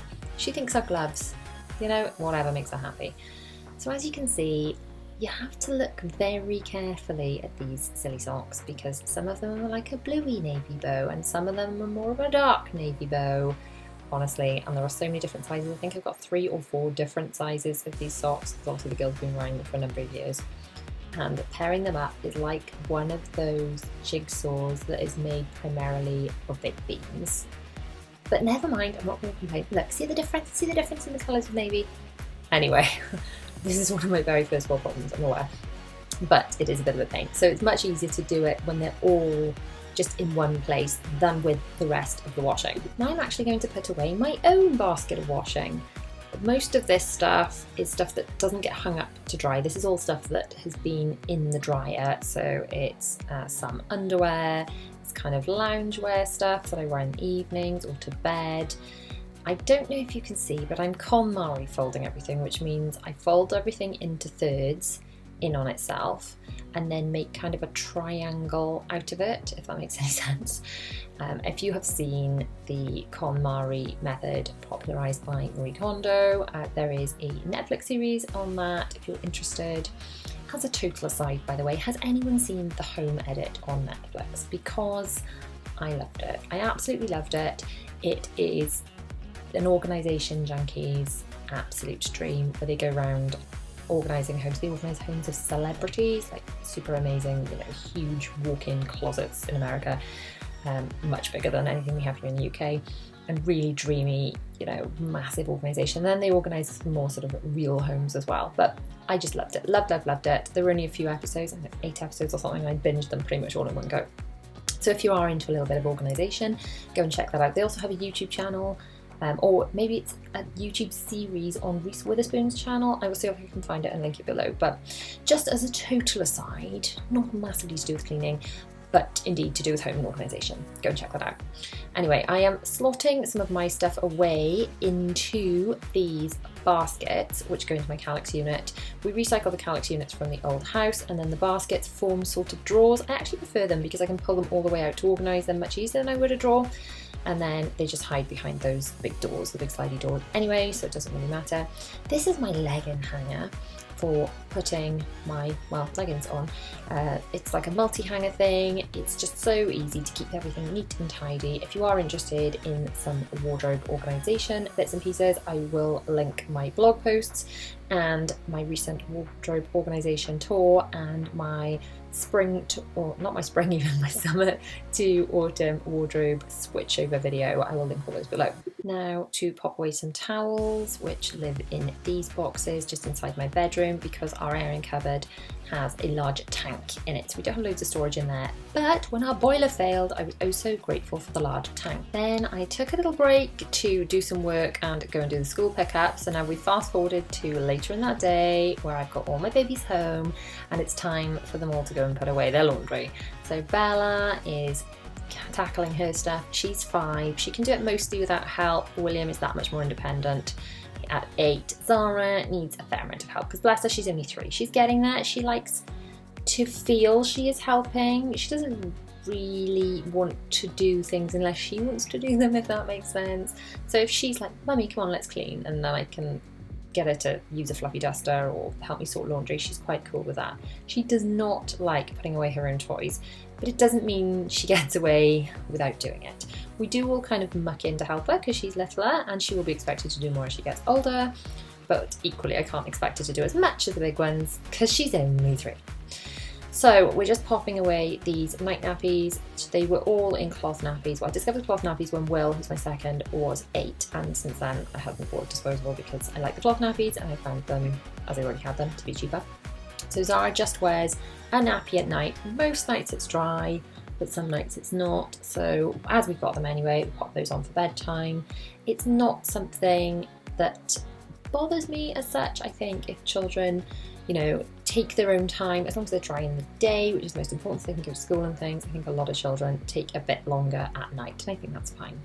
Now I'm in what looks like a very messy corner of Zara's room, sorting her uniform. Now each of them have got one of these little stacker things you can see behind me. Zara's is pink. I will link a uniform sorter below that actually has days on the week on it that I found since my little ones had these uniform sorters. These from IKEA, but I think the one I'm linking below is probably better. Anyway, they've got a hole for each day of the week, and in there goes everything they need to wear. So I filled for the girls a cardigan, a t-shirt, a pinafore or a skirt, their socks or tights in the winter, and then it will be vests and things as well, and a pair of knickers. Used to put hair things in there as well, but I have moved their the school hair station anyway, to a drawer in my bedroom, because they both use the same stuff anyway, and it's just easier than having to bring it to me. It's all kept in there. But generally, I have found this system to be an absolute game changer. Everything is done on the weekend or just as it comes out of the wash, and it just saves scrabbling around for things in the morning or the night before. We've all been there. It's a blooming nightmare. So if it is all organised, we do it all on a Sunday night to make sure it's all there and sorted. But then as the stuff comes out of the wash through the week, I'm filming this video during the week, then it just goes straight away. So it's just less hassle. So rather than putting things away and then putting things away again, it's easier. And that's Zara's room. Not looking perfect, but looking a lot better. And I did move her little dollies from there, and I've made her like a little dressing table because she wanted to be like a big sister. Now into Bella's room.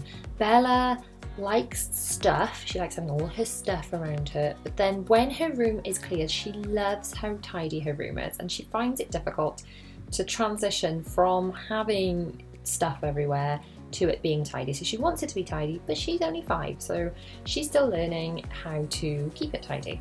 So I think, you know, it's my job as her mum to kind of help her really. So we're just clearing up a little bit. We're not going to do like a full deep clean in here. It's more of a tidy up and a declutter, anything rubbish to go away, bits of Lego. That was like a little lunchbox full of Lego to go in with the rest of our Lego. Just tidy up her bed a bit. And the tidier my children's rooms are, the tidier they keep them, honestly. I mean, other than Zara, who just likes tipping things upside down because she's 3. But the bigger ones, if their rooms are really tidy and we can keep them tidy, then they are more respectful about leaving things around. I find this with the whole house. The tidier the house is, then the easier it is to keep tidy. I feel like this is why I like to do these little bursts of cleaning and tidying, because when it gets to that stage, it's like tipped into overwhelm. You have to do like a full house clean or a full declutter in order to get back on top of it.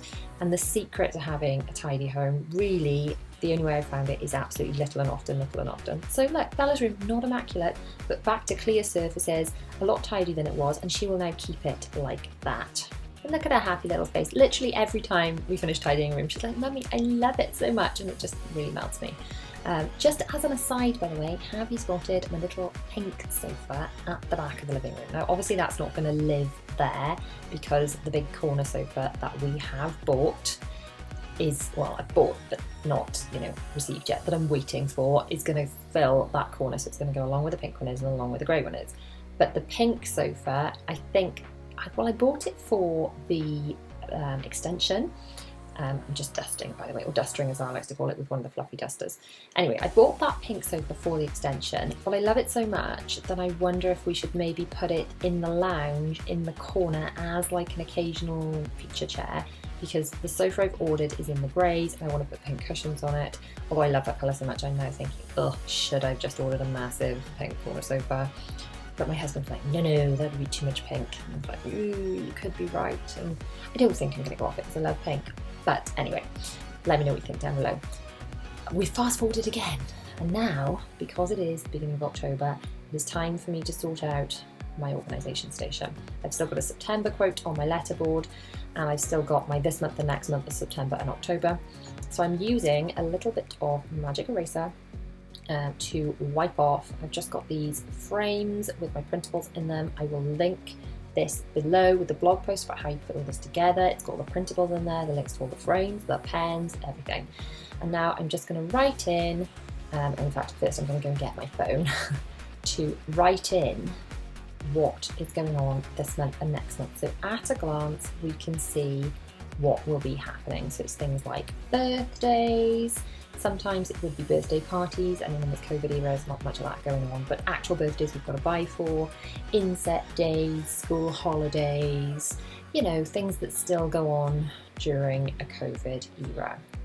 So don't forget to grab your printables below. You actually get the printables as a welcome gift when you join my email club, and my email club is just where I send out printables and information and all sorts of bits and pieces that might help you to stay organised as a busy person. Because let's face it, even though lots of elements of the country are going back into lockdown, and massive hugs I'm sending out to you if that is affecting you, we're still busy, aren't we? Still trying to juggle, especially the schools are still open.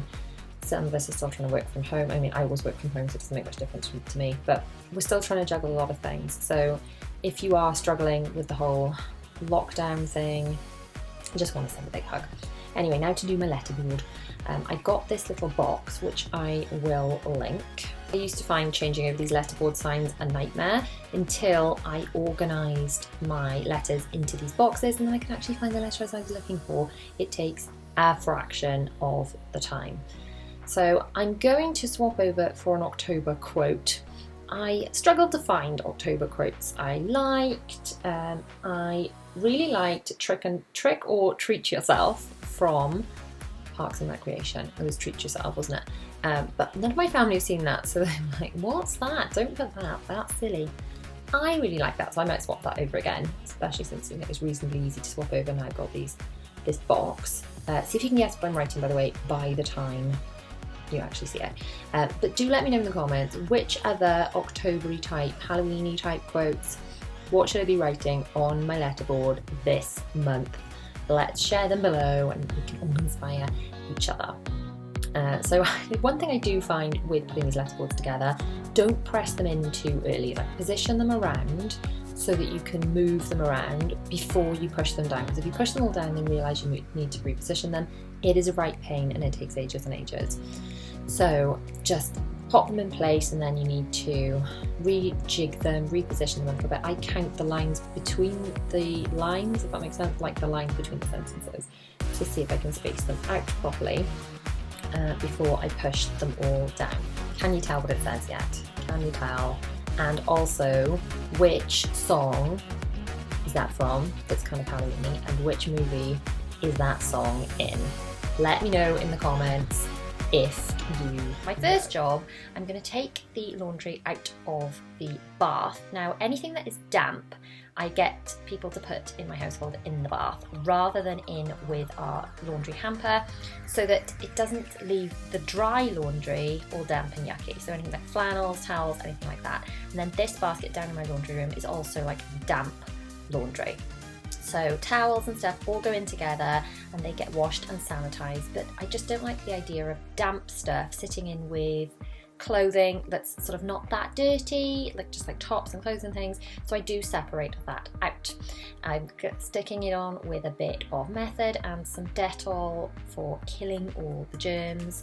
And now we're going to head under my ottoman bed to pull out some bits and pieces that we're going to swap around. So I've got some Christmas and some really wintry clothes for my youngest stored under here that I haven't got out yet. And the reason I'm getting these out, partly because Christmas is a-coming, and partly because some of the stuff in the girls' wardrobes needs to go away and I need somewhere to put it. So I'm doing a little bit of a rotation and an organise with me. Now, I'm filming this in the afternoon. My intention was to film it in the morning while Zara was in school, so I could really get on with some proper organising. That didn't happen because some work stuff came up, so she is home with me. And in fact, for this little bit, that's fine because I'm going to size up these clothes. Let's just grab her from her room where she's playing. I'm going to size up these clothes. These are mostly clothes that did belong to Bella when she was little. And now they are the kind of clothes that Zara can wear in the afternoons after school when Bella's still in school. Because if you follow me, then you know I do tend to dress the girls in matching clothes when they're both home. Just as long as I can get away with it, I think I'll do that, to be honest. So I'm sizing up what's actually going to fit her and what won't fit her. So things that, when I'm packing away the children's clothes, so now I'm going to pack away the summer clothes. Stuff that definitely doesn't fit already, I will donate. Things that I don't know if they will have grown out of by next year, I tend to pack away and then decide what I'm going to do with them that season, just because I don't know how much they will have grown. So this basket does fit her, and this basket is stuff that needs to be donated because it definitely doesn't fit her. So now we've got another little bag of things she's helping me with. This is a vacuum sealed bag of Christmas bits. So I tend to find that if you don't know how much your children are going to grow, and let's face it, sometimes they get to the next season and they have sprouted so much nothing that you've put away it's going to fit, and that's cool, then you can donate it. And sometimes they haven't really grown that much and lots of it will fit. So I'm getting all this stuff out. I'm not going to iron it all. I know, sounds shocking, but I'm going to share with you some cheats for how I get around ironing this massive amount of stuff, just because I can't face doing it, to be honest, because I'm not going to have time. So I'm going to share with you some little cheats and hacks, if you keep watching to the end of this video, how I'm going to get away without ironing it and still get it all kind of wrinkle free. It's just pulling out all the Christmas jumpers. Christmas jumpers are kind of cool. A lot of them are quite sort of unisex, so William will have the Christmas jumper, and then when he grows out of it, Bella will wear it. Oh, Zara loves that headband. And just wear it with like a tutu skirt or something and really pretty it up because she's so girly. Into Zara's room. I've been putting off this task. The top rail is her summery clothes. The girls' clothes that match each other I keep together because then on a day off I just grab two of whatever they need to wear. So they live in Bella's room. So the top rail in Zara's room is clothing that is just Zara's. So it tends to be either the bigger version of the two that Bella has grown out of, if that makes sense. So she had the baby version and Bella had the bigger version, and then Bella's grown out of it, it's gone to Zara. Not sure if I'm making any sense here. Or things that just Bella had before Zara was even born. So I've pulled all the summer stuff out. We're going to tackle that in a little bit. But first I've got to tackle her bedroom. Now, of all the children's bedrooms, Zara's is always the worst. She loves just getting stuff out and tipping it all out. Now my intention, I was talking about this a second ago, wasn't I? I'll go back to it. My intention was this morning to really sort Zara's room, like really sort it, to pull out all the Calyx boxes and sort the toys. So it's not just a box of stuff, but it's back to a box of dollies, a box of Polly Pockets, a box of this, box of that.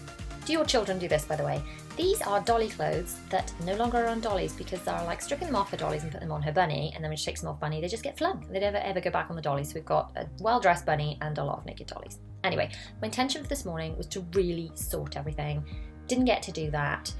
Thought, right, okay, I'll attempt it this afternoon. But the problem is when you're having a real sort, when you've got little ones with you, is that they are untidying just as quickly as you're tidying. So having a good declutter especially is almost impossible. when you've got little ones with you, because every time you think, right, okay, this needs to go, this is in effect rubbish, they will be like, actually, that's my most precious thing in the whole world. You can't get rid of that. For example, that fan thing you just saw her holding in her hand, I was trying to get rid of that because it's paper, and she's like, no, I love it, I must keep it forever. So you can't throw anything away when you've got your children with you. So if you need to have a good old sort out and chuck out, try and do it when they're in school or when you've got someone else watching them. It's almost impossible to do it with them in the room, in my experience. So now this little chest at the bottom of Zara's wardrobe is her dressing up stuff. And we know this is going to be a bit of a mess, but the problem is it's not just dressing up stuff at the moment, it's dressing up stuff and a whole load of rubbish. It's clothes that fall in there, hangers, toys, all sorts. So I just want it to be sort of not perfectly folded, but not a total mess of dressing up stuff. I love the fact that she can access it, and if you watch my Instagram stories you will know that she is constantly dipping into a dressing up box and coming out wearing the most fabulous combination of outfits. It's really hysterical, and I love that she can kind of be that creative in her dressing, and she tends to just pop things over whatever she's wearing, and it's great.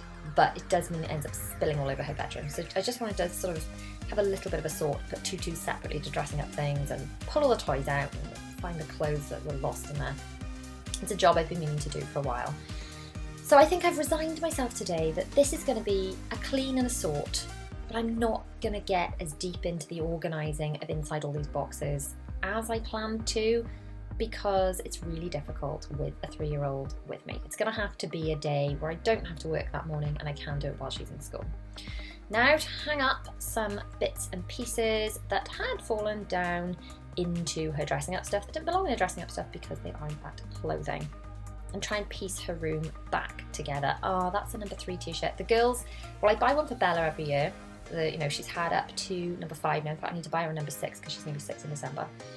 But I buy them these, that's the fan that Zara would not let me throw away. Anyway, I buy them these t-shirts every year and then I keep them. So Bella will wear it on her birthday for that year and I'll put it aside. Zara can wear it on her birthday and then I keep them. And I guess I'm going to keep them in some sort of keepsake box because they're quite precious.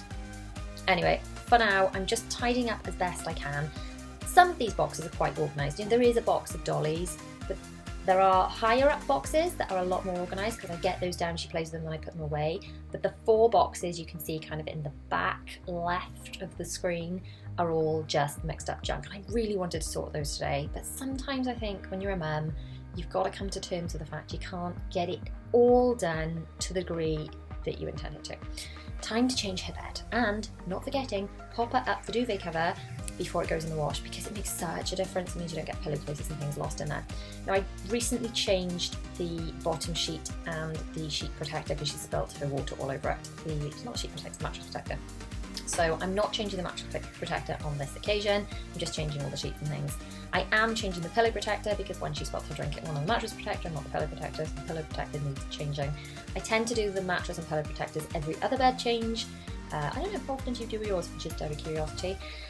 Zara has just been to fetch the bedding basket. I asked her to go and fetch, which was out in the hall for me. She's such a good girl. Sometimes she can be really helpful. She loves the idea of helping me as long as it's on her own terms and we make it fun. So we put music on, saying whatever. Right, it's Christmas bedding time. I'm aware it's November, but how cute is that? I will link it below. It's so gorgeous, isn't it? So it's reversible. You can swap it over every day if you like. And honestly, the girls are so chuffed with it. Yay, Christmas! And the world's a funny place at the moment, isn't it? With lockdowns and, pandemic. So if we can bring a bit of joy by starting Christmas a little bit early, then why not? Let's do it. There's a lot of things we can't do. There are loads of things we can't do. This we can do. No one can stop me from starting Christmas in my house a little too early. 2019 Ree would probably judge me for doing Christmas in November and think she was a bit crazy, but 2020 Ree is very much, let's just do this. So Zara's room is looking a lot better. I think you will agree. Being able to see the floor is always a bonus in Zara's room because it's not always possible. And look, does she like her new Christmas bedding? Is she pleased? I think she is. I think she's pleased. There we go. Happy face. Okay, so now on to Bella's room. So she does need her mattress and pillow protectors changing because she has not recently flung drinks all over her bed and soaked it. So we're going to strip all this off. All the children are in school other than Zara, so I would normally get them all involved if they were home in helping with their own rooms, but she's not here, so I'm just going to get on with it myself. put the fresh sheets on. Do you guys feel like changing beds is like a workout, or am I just horrendously unfit? Because I honestly feel like changing the beds is quite exhausting. It always gets me really hot and bothered. I end up having to open the windows, which is always nice to have a bit of fresh air when you're cleaning anyway, but I don't know, that's just me. I do find it is a bit of a big job. I don't always change children's beds on the same day because it just creates more washing. I tend to, rather than have like some people do all the beds on one day and then it's done, I would generally try and avoid this. The only reason I'm doing both the girls' beds on the same day on this occasion is because if one of them has Christmas bedding and the other one does not, it's going to be fireworks. So I am doing them both on this day, but normally I would try and stagger it just so I don't end up with a big backlog in my laundry room.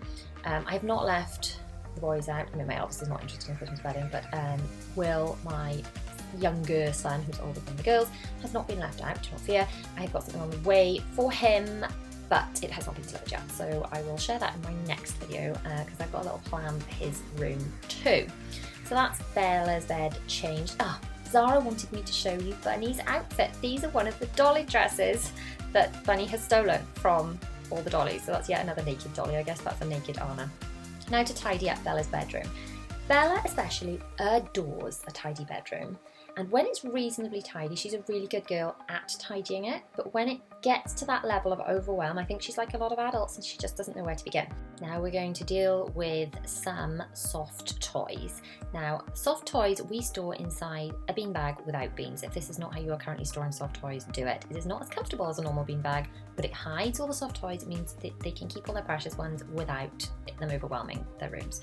Now, to put some of Bella's beautiful drawings, she does such gorgeous drawings, but she does so many of them, so I just keep them in these pop-up folders. She's got some plain paper and a pop-up folder full of her drawings, and they can just go on a bookshelf rather than spread all over her bedroom where they were before. Now, this is Bella's little dressing table. I always wanted a dressing table when I was little, so I said that Bella can have one in this house. Zara can have one when she's a little bit older. I'm a bit scared because she's only 3 to give her one of those swivel chairs at the moment, because I know she will stand on it and climb on it. She is a climber. All of my 4 children, Zara, my baby, is the climber. So when she's a little bit older, then she can have a dressing table and a swivel chair too, but at the moment I can give you a recipe for disaster. Do you have children that climb on things? I didn't really have a climber until I had Zara, and she's a nightmare. Honestly, she loves climbing on things, standing on things. Anyway, we're just having a little wipe around now with some Method Rhubarb Anti-Bac Spray, just doing some surfaces, and that's Bella's room looking a bit tidier. And then it's time to go and get them from school. I hope she's pleased with her room. Fast forward to, ta-da, we've got her from school. I think she's chuffed. Look at her face. Oh, bless her. She's so happy. She's just, honestly, she came home and she's like, Mummy, thank you so much for tidying my room. It makes me so happy. Look at her face. Oh, little gorgeousness. Anyway, now Bella is happy. I can move on to the rest of my jobs. I've got them from school. Oh, this is William's room, by the way. Make sure you're subscribed and I will let you know what I'm going to be doing with that. Okay, on to, if you saw my video where I was decluttering my wardrobe and doing a switch over from summer to autumn, you will know that I left a few little t-shirts and dresses that I could wear with leggings for the autumn, but now it's November and it's blooming freezing, so anything with short sleeves is out. So I have now made some space under my bed in these little packing cubes, which I love. Packing cubes are not just for holidays, people, they're good for storage. So I'm Marie Kondo, that's not a real word for it, she's just the one that popularised it, KonMari folding my dresses, which are into thirds and then on themselves and on themselves again, ready to fold into my little packing cubes, and then they will go under the bed. I love switching my wardrobe around. I never used to do it. Years ago I used to just have everything crammed in there, I couldn't see the wood for the trees, and now a few times a year I get out things and I feel like I've got new clothes and it's really exciting. I mean, maybe it's only me that gets that excited. Right, on to the Christmas things. I am going to hang everything on hangers and I'm going to show you how we're going to get the creases out without bothering to actually iron them. Now, one way that you could do it is with a steamer. I have a hand steamer, but that's not how I'm going to do it today. Hand steaming is also a good way to kill off germs if things are a bit difficult to clean and a bit difficult to wash the normal way. You can steam things, or you can steam things in between washing things if you want to kill off some germs as well as get out creases. So that's another just a little sort of tip if you don't want to use these other two easy methods for decreasing clothes that I'm going to share with you once I've finished hanging up this ridiculous amount of Christmas stuff that we've accumulated over the years. When you are a family of 6, then you do end up with a lot of stuff, a lot of Christmas jumpers and various things. Normally, of course, I'd be wearing Christmas jumpers for school concerts and things. Sad times, obviously, we're not going to be able to do that kind of thing this year. And it makes me so sad because Zara's in nursery, so this should be her first ever Christmas concert. So she should be doing that nursery concert where they're all kind of, I don't know, it's like a wild card on the nursery concert, isn't it? Where they're all picking their noses and not looking the right way, but it's so cute and adorable. So it's really sad that she's not going to be able to do that. But, you know, at least we're all staying safe. We've got to look on the bright side. I hope you are coping in these difficult times. Anyway, now let's stick these bits and pieces away that I have packed away into the packing cube, straighten up my bed. So, my first tip, my first way of decreasing things is just to bung things in the tumble dryer on a low heat setting, literally for 5 minutes. Literally warm them up, and then when you take them out of the tumble dryer, just smooth them out and hang them up. That will be enough to kind of get rid of most of the creases. So that's what I'm doing for Zara's clothes. The second method I use is this crease releaser spray from Lenore, and it smells so great.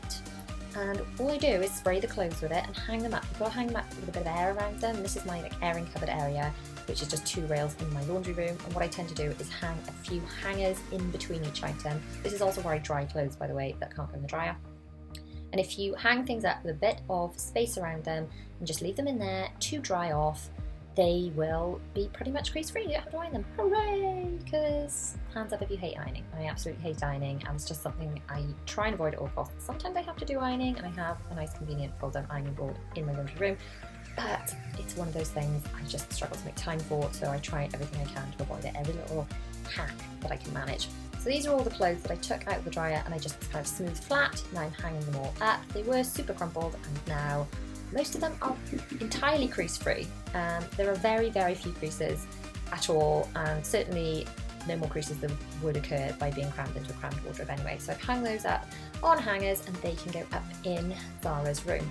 I've just noticed I forgot to do Zara's little, it's not a proper dressing table, it's like a chest of drawers thing, but we call it her dressing table version in her room. I've forgotten to give that a wipe over, so I'm wiping that over now, and now I've got to go and see to dinner. So that's Zara's room done. Let's start this power hour by emptying the washing machine, because let's face it, we've all done it. Well, let me know if you've done it. But leaving wet washing in the machine so long that it goes a bit stinky, you've got to put it back on. Is there anything more annoying than that? So we've emptied that out. I'm going to get that in the dryer in a second. Next job, I'm going to sort the dirty laundry into loads ready to go. So I'm going to have one load I'm going to shove on now, and then future me can easily, when she's got 5 minutes, pop on another load because it's already sorted. So that's always good to do if you've got 5 minutes, to sort the load into ready, colours or by towels or whatever, however you sort your laundry, get them sorted into like ready to go loads. And then it's just easy, chuck it all in, grab your Method or whatever you choose to use. I like Method, I like the purple one for the detergent and the pink one for the softener. Whack that in, get the machine going, and that way the machine is working while you're cleaning. That is multitasking. This is Zara, my youngest. She's dressed as Alice in Wonderland today because she wears normal clothes and then she likes to put dressing up stuff over the top, and if that keeps her happy, then I can get on with cleaning. She also wants gloves, no idea why, but there she is. Isn't she gorgeous? Isn't she gorgeous, my little helper? So now she's got her gloves on, ready for the clean, and let's sort out the dryer. Let's empty the dryer fluff and put the dryer fluff in the dryer fluff bin. Now, I didn't have a dryer fluff bin until I was in my late 30s. Well, mid-30s, I guess I'm mid-30s. Until this year, actually, I was walking to another room to put dryer fluff into the other room, which I now realise is insane. So if you've not got a little dryer fluff bin, get yourself one. Now, I'm doing something I wasn't planning on doing. I'm using some Method Anti-Bac Wild Glue Box, it smells amazing, to clean the front of my dryer and my washing machine, because this wasn't in my plan, but I've just realised it is absolutely stinking. Covered in marks, there's lots of like drippy, horrible things that I'm guessing is just from washing that was wet and being chucked in the dryer or whatever, dripping, but it just looks utterly disgusting. So I'm giving it a little bit of a wipe over. This is not something I do much. It's just something that I've realised, oh, by the way, this is gross. This is fantastic. This little gadget helps to stack my washing machine in my dryer because we've not got a great deal of space. And this drawer sort of shelf thing is fantastic, but ugh, it's so disgustingly dirty. So dirty. Really needed a wipe. I've been meaning to do that for a bit. Now that dirt I have noticed. So a little microfiber cloth, wiping over that, and then wiping all the way down over the machine. The machine's on, so I can't exactly open the inside of the doors. This is not like a deep clean, this is more like a wipe over all the yucky bits. I mean, I really don't do this much. Do you ever wipe and clean the outside of your machines much? How often do you do that? Let me know. It's probably a lot more often than I do it, if I'm honest. Now for sorting some laundry. Now, I want to talk while I'm just sorting some laundry about, first, socks. I keep them separate. I grab all the socks and put them separately so I can pair them up. I wanted to talk about how the whole housework thing is really a never-ending thankless task, and that sounds really miserable and depressing, doesn't it? But I just wanted to be honest. My house is never all clean all at once. I do my power hours and I get certain areas of it all clean and sparkly and looking great. But there are other areas I don't get to because I'm a busy mum of 4 children, and there is always something in my house that needs sorting and cleaning. Now, I love nothing more than a whole house clean because when the whole house is clean, everyone's a little bit more respectful of it, and it just looks amazing. Oh, very quickly, these are my reusable colour catchers, and when they go a bit grey and gross, I use them to mop up spills. Anyway, so when you've done the whole house, everyone's a bit more respectful, it looks amazing, it feels amazing, it's easy to keep on top of. But in reality, trying to clean your whole house when you are a busy mum, whether or not you work, I mean, I work full-time from home and I run back and forth to school 3 times a day. So trying to fit in cleaning around that, that's masks. Masks we have to wear to do school pickups now, so we're wearing masks at school. Anyway, trying to fit in cleaning around my children and working and all the things is really hard work, and my whole house cleaning doesn't happen much. Oh, those are little wet bags I use to put my dirty masks in. That's what I was trying to show you. I didn't realise I was going to talk about this whole philosophical cleaning thing while I was doing laundry, but here I am talking about it. So my point is, if all you can squeeze in is a power hour, then great, it's better than not doing it. If all you can squeeze in is 5 minutes while you're in the bathroom and you've realised it needs a wipe over, do it. If you can't manage to do your whole house and get your whole house clean in one go, because I can rarely do that, then really you're not alone. Honestly, I would love to have the time to do that, but I've got these things called children that keep, asking to be fed or picked up from school. So in reality, I just wanted to let you know that if you have time to do that, then fab, great. But if you don't, do not beat yourself up. Squeeze in cleaning and housework where you can. I feel like I have to do laundry every day. I get questions about this a lot, like, I feel the pressure to do laundry every day. The reason I put pressure on myself to do laundry every day is because I hate that feeling of overwhelm that comes with having so much to do and it's like a big backlog. That does stress me out. So doing it little and often, getting on a load every day, I mean, you don't have to. You do your own laundry, your own cleaning, whichever way it works for you. But for me, I find by keeping on top of it, doing a little bit every day, squeezing in the power hours, doing your microwave minutes, which are just literally while you're waiting for something like the microwave, wiping something, tidying something, just doing these little bits, little and often. It's not like a big, deep clean all the time. It's just maintenance and stopping it becoming overwhelming, because I have been there. I've been there where every room in my house is such a tip, I do not know where to start, and it's so disorganised, and it's really stressful and really depressing, and then it just feels like you can never get on top of it. So just do little and often. Break it down, little bits at a time, squeeze it in where you can, and do not beat yourself up for what you've not achieved. I'm talking to myself as much as I'm talking to you, because honestly, I beat myself up all the time for stuff I have not done. I think it's a mum guilt thing. I think maybe it's a female thing. I don't know. Let me know. Do you beat yourself up for things you have not done around the house or as a mum, whatever? I know I do. Right, what I'm actually doing now, back to what I'm actually doing. I'm emptying out the laundry. So I've sorted the laundry. Everyone's got their own box in the laundry room. So each one of those boxes is for a different person. They've got little name labels on them. I'm now emptying each box into one of these little baskets to carry them upstairs. I could technically take them upstairs in those, they're called Droner boxes that fit into the Calyx, they're from IKEA. But if I do that, then they're sort of like a bit cardboardy and they get a bit battered. So I prefer to transport them around the house in these little like rattan plastic baskets, because when they are emptied, I can stack them easily. Zara is being so helpful, bless her, by just asking me to re-button up her Alice dress. So we're also going to take these socks upstairs, but we're going to pair them first. The reason I find them hard to pair just as I go is because I've got so many little navy socks for the girls because they wear navy socks to school. I find it easier to kind of clump them all together and pair them up. It's just how I found it a bit less stressful, a bit easier. So those baskets are going out to the kitchen, they're downstairs things, and then all these baskets are heading on the way upstairs. Now, I've got some wet laundry that will need to go into here, so before I can hang up the wet laundry in order to dry it off, I need to get rid of the stuff that is dry. So all I'm doing is like feeling down to see what's dry and what's not. This is far too full. When it gets too full, things don't dry nicely.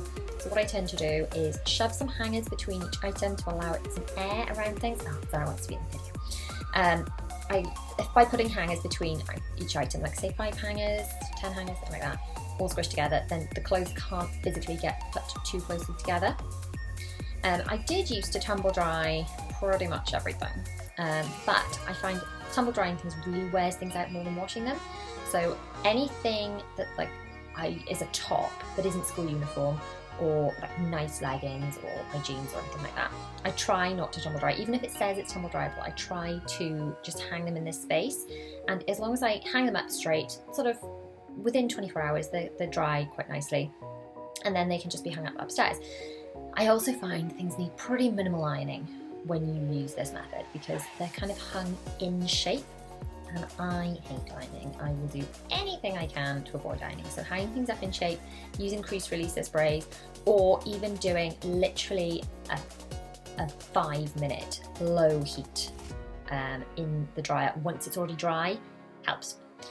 So these are my Dettol things. I had these delivered from Amazon. I will link those. I'm using that to disinfect things like nappies. Zara still wears one cloth nappy in the night. My cloths and my face masks, because let's face it, that's a thing now, isn't it? Here in 2020, that's a thing. Now I'm doing something I've not done for ages, which is cleaning all this bit of my laundry room.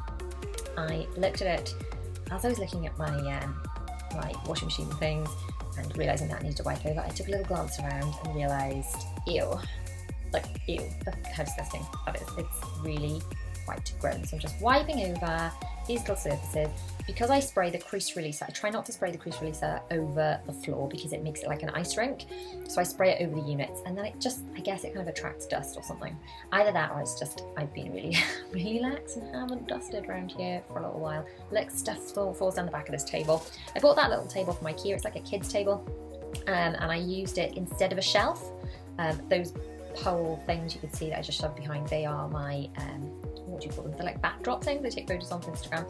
And then I'm just wiping over the floor and the skirting board, which is so stinking dusty. I mean, honestly, it's a little shameful, but I shouldn't be ashamed because, you know, well, maybe I should. I don't know. Have you got little corners? Make me feel better. Have you got corners of your house that you're like, oh my goodness, I'm so embarrassed by how dusty that is? I'm sure I'm not the only one. I hope I'm not the only one anyway. In here, this is where the basket lives that we keep the dirty, damp laundry. So any cloths, things like that. I don't like to put damp laundry in with clothing and stuff. Ooh, Christmas stuff. These little ballerinas arrived from John Lewis today, and they're going on the tree. That little silver thing is my Christmas bauble tree thing for my office, and I'm just wiping over this little unit under the box in boiler. That is the boiler above there, which you will have seen if you saw some of our home renovation updates. And now I'm just going to do the windowsill. It does smell so good. Especially when I've got smell-o-vision. This wild rhubarb stuff smells amazing. My office is just kind of part of, it's like a partition with a big shelving unit, but it's basically part of the laundry room. So I thought may as well plod on with this. Tidying up the children's little pen unit here. This is like a little stationery organiser thing that I bought when we were doing homeschooling. And the fact that they've got access to pens all the time, I'm going to keep it in the office. It's not, they only have access to pens when I'm in the room with them because I'm scared of them, you know, drawing on things that are not paper. But because they've got all this access to pens and things when they are with me, then their pen control, their handwriting is really improved. Even my little one has got really good pen control, really good at tracing, colouring, stuff like that. So I will link that little, what's it called, down below, the little stationery organiser in case you want to grab one. Now I'm going to wipe over my desk. I don't like my desk to be too cluttered. It looks really cluttered actually from this kind of shot, but I do like to keep it sort of quite minimal stuff on it.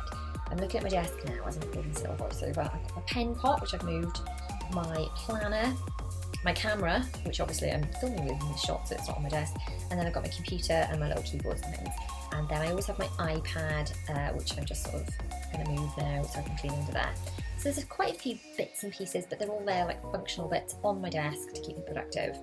But I don't really clean my desk as much as I should, and then I look at it as I'm working and think, ew, so gross and disgusting. I guess it doesn't help it's white. In my house it's white. It really chews up the dust. Never mind. Anyway, so I'm just putting it all back together, and I know next time I go to work, I'm like, it smells so nice and it smells so clean, and it will make me happy.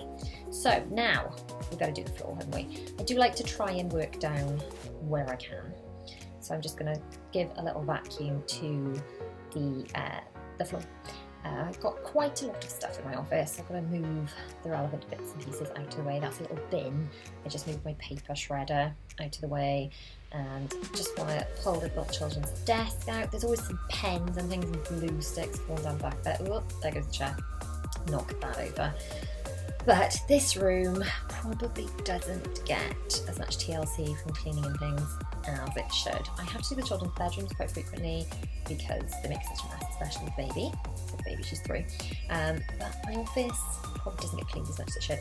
That under that, look, can you see there's all the canvases that I don't know what to do with, and some boxes that are actually empty. So my little sorting box I bought from IKEA, ready for when I sort my big Calyx unit. So stay tuned, make sure you are subscribed for when I do a little sort my office out, because as much as on the face of it it looks sort of reasonably tidy, it does need a darn good sorting. Ew, ew, ew, ew, ew. That's all I can say about my skirting boards. Gross. That was a lot of dust.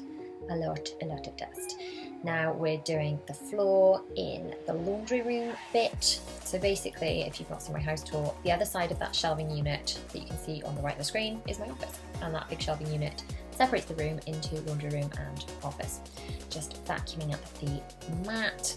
It's getting quite mucky because we go in and out to the garden, and my husband's working on an extension, so a lot of muck gets brought in through here. That little step is because I am vertically challenged and I can't reach the top of the units very easily. Now let's sort out a bit of stuff in the lounge. I need to do some cleaning and sorting in here.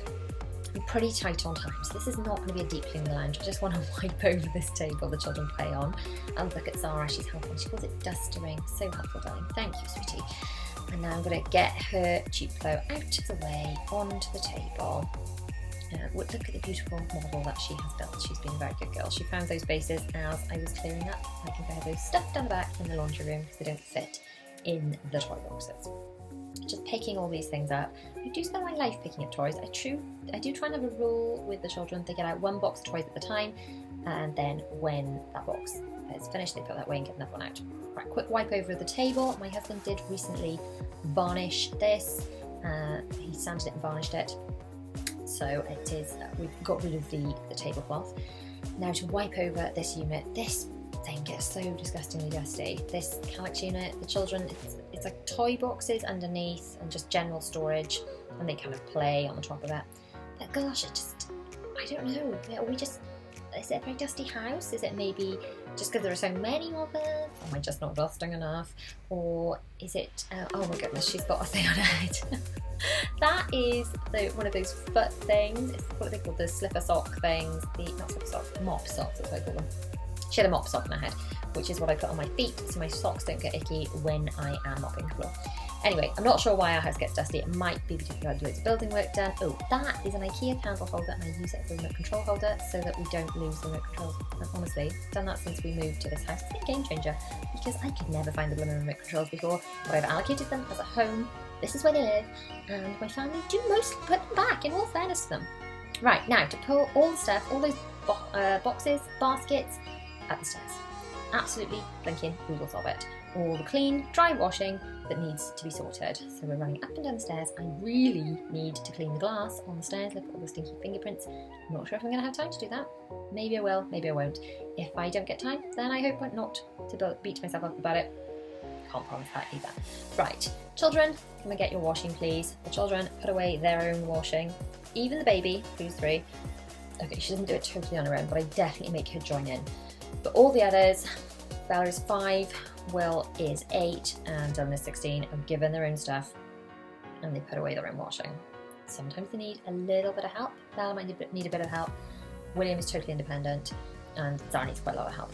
But honestly, getting the children to put away their own stuff has been a game changer, and it just teaches them skills they're going to need for life, doesn't it?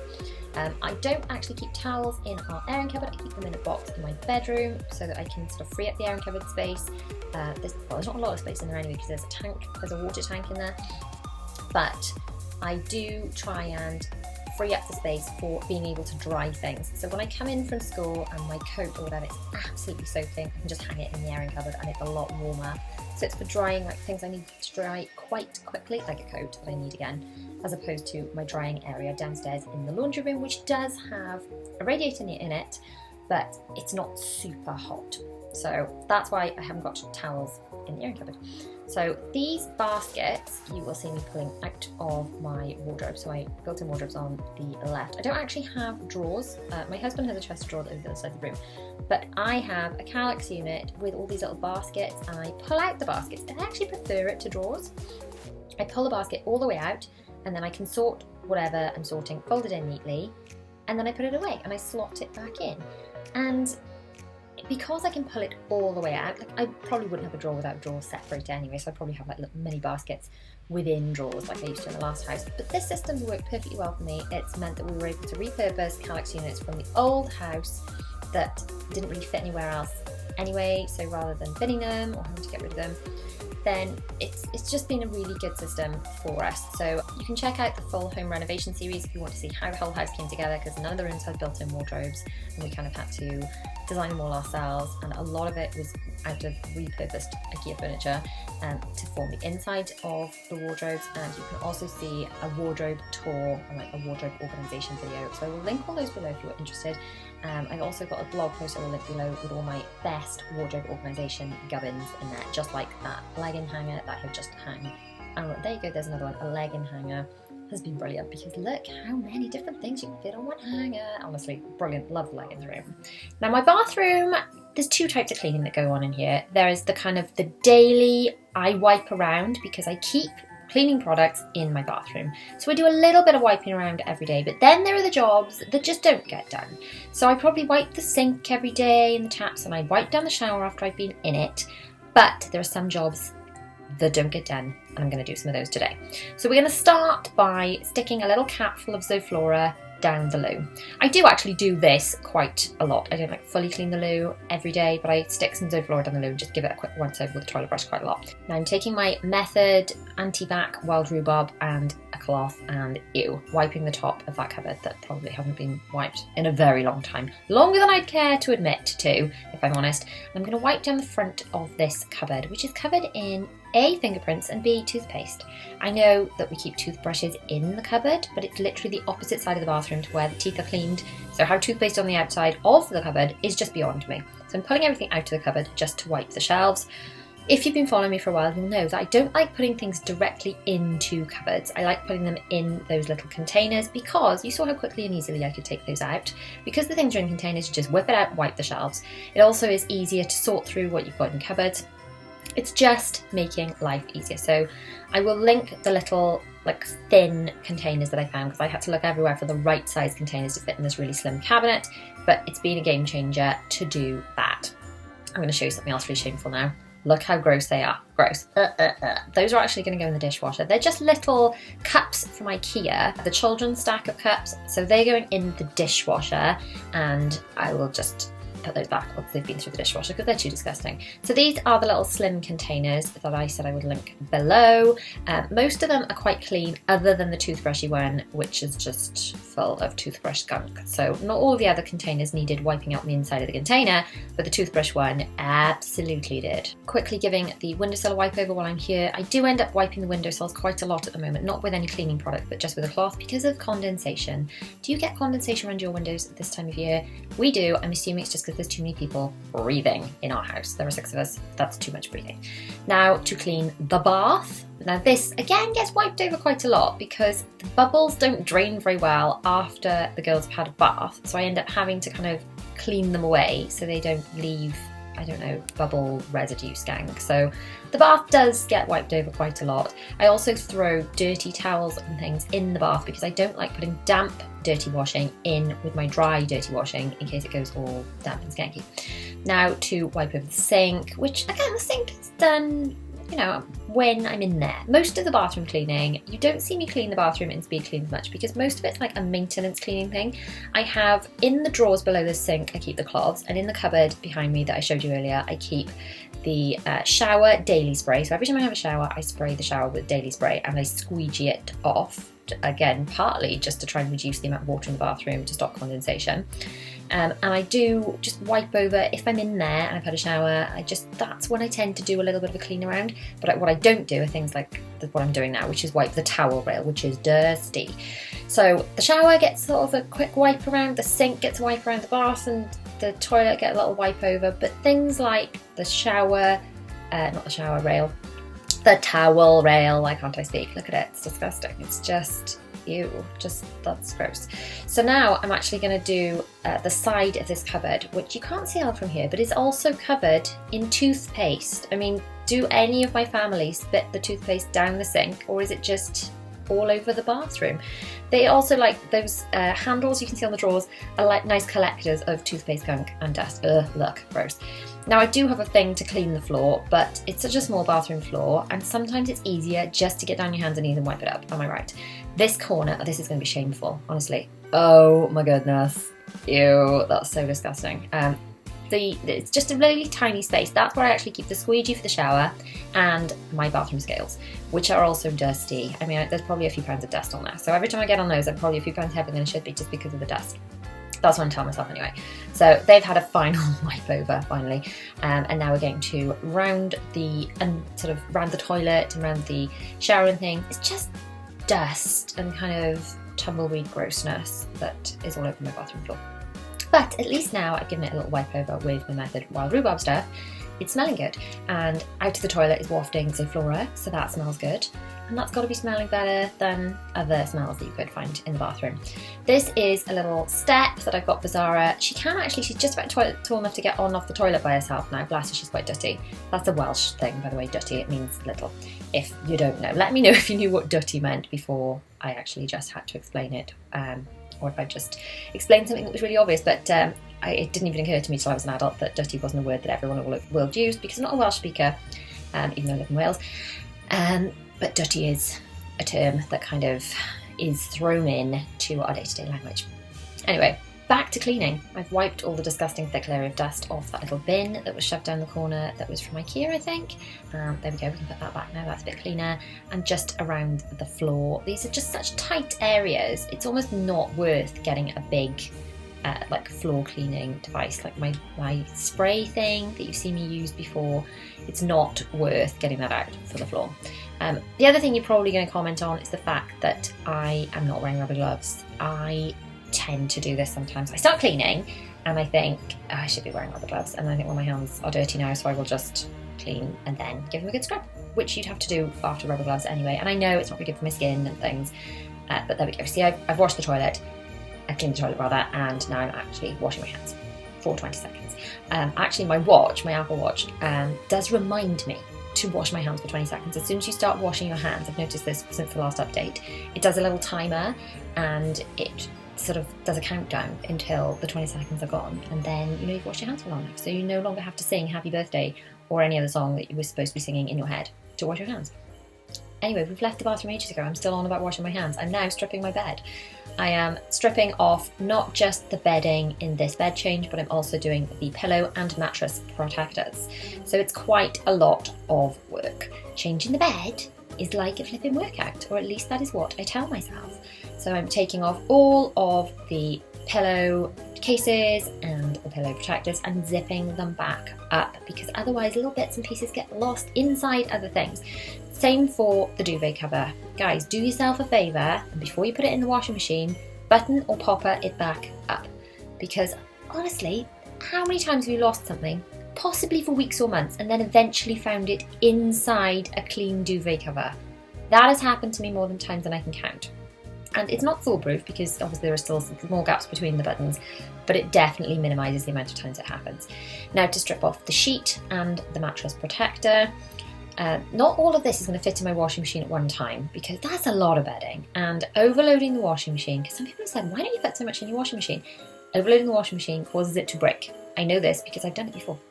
Anyway, we're putting some clean stuff on now. I keep the clean bedding in my bedroom, and then I keep the children's clean bedding in their bedrooms. It just makes sense to keep it where it's going to end up anyway, and then it frees up space in airing cupboards and things, other places around the house. It's just, I don't know, where do you keep your bedding? Do you keep it in the room? I find I got into this habit when obviously we're less likely to be sick on our bed in the middle of the night, we hope, but the children sometimes will kind of soil their bedding in some way in the middle of the night with accidents or sick or whatever, and it's really good not to have to disturb the rest of the house and to know that you can just flick the lights on and find everything you need in that one bedroom without disturbing the whole house. Yes, some of you are going to notice, that's not even a word. Some of you are going to notice and criticise and judge that my bedding is not ironed.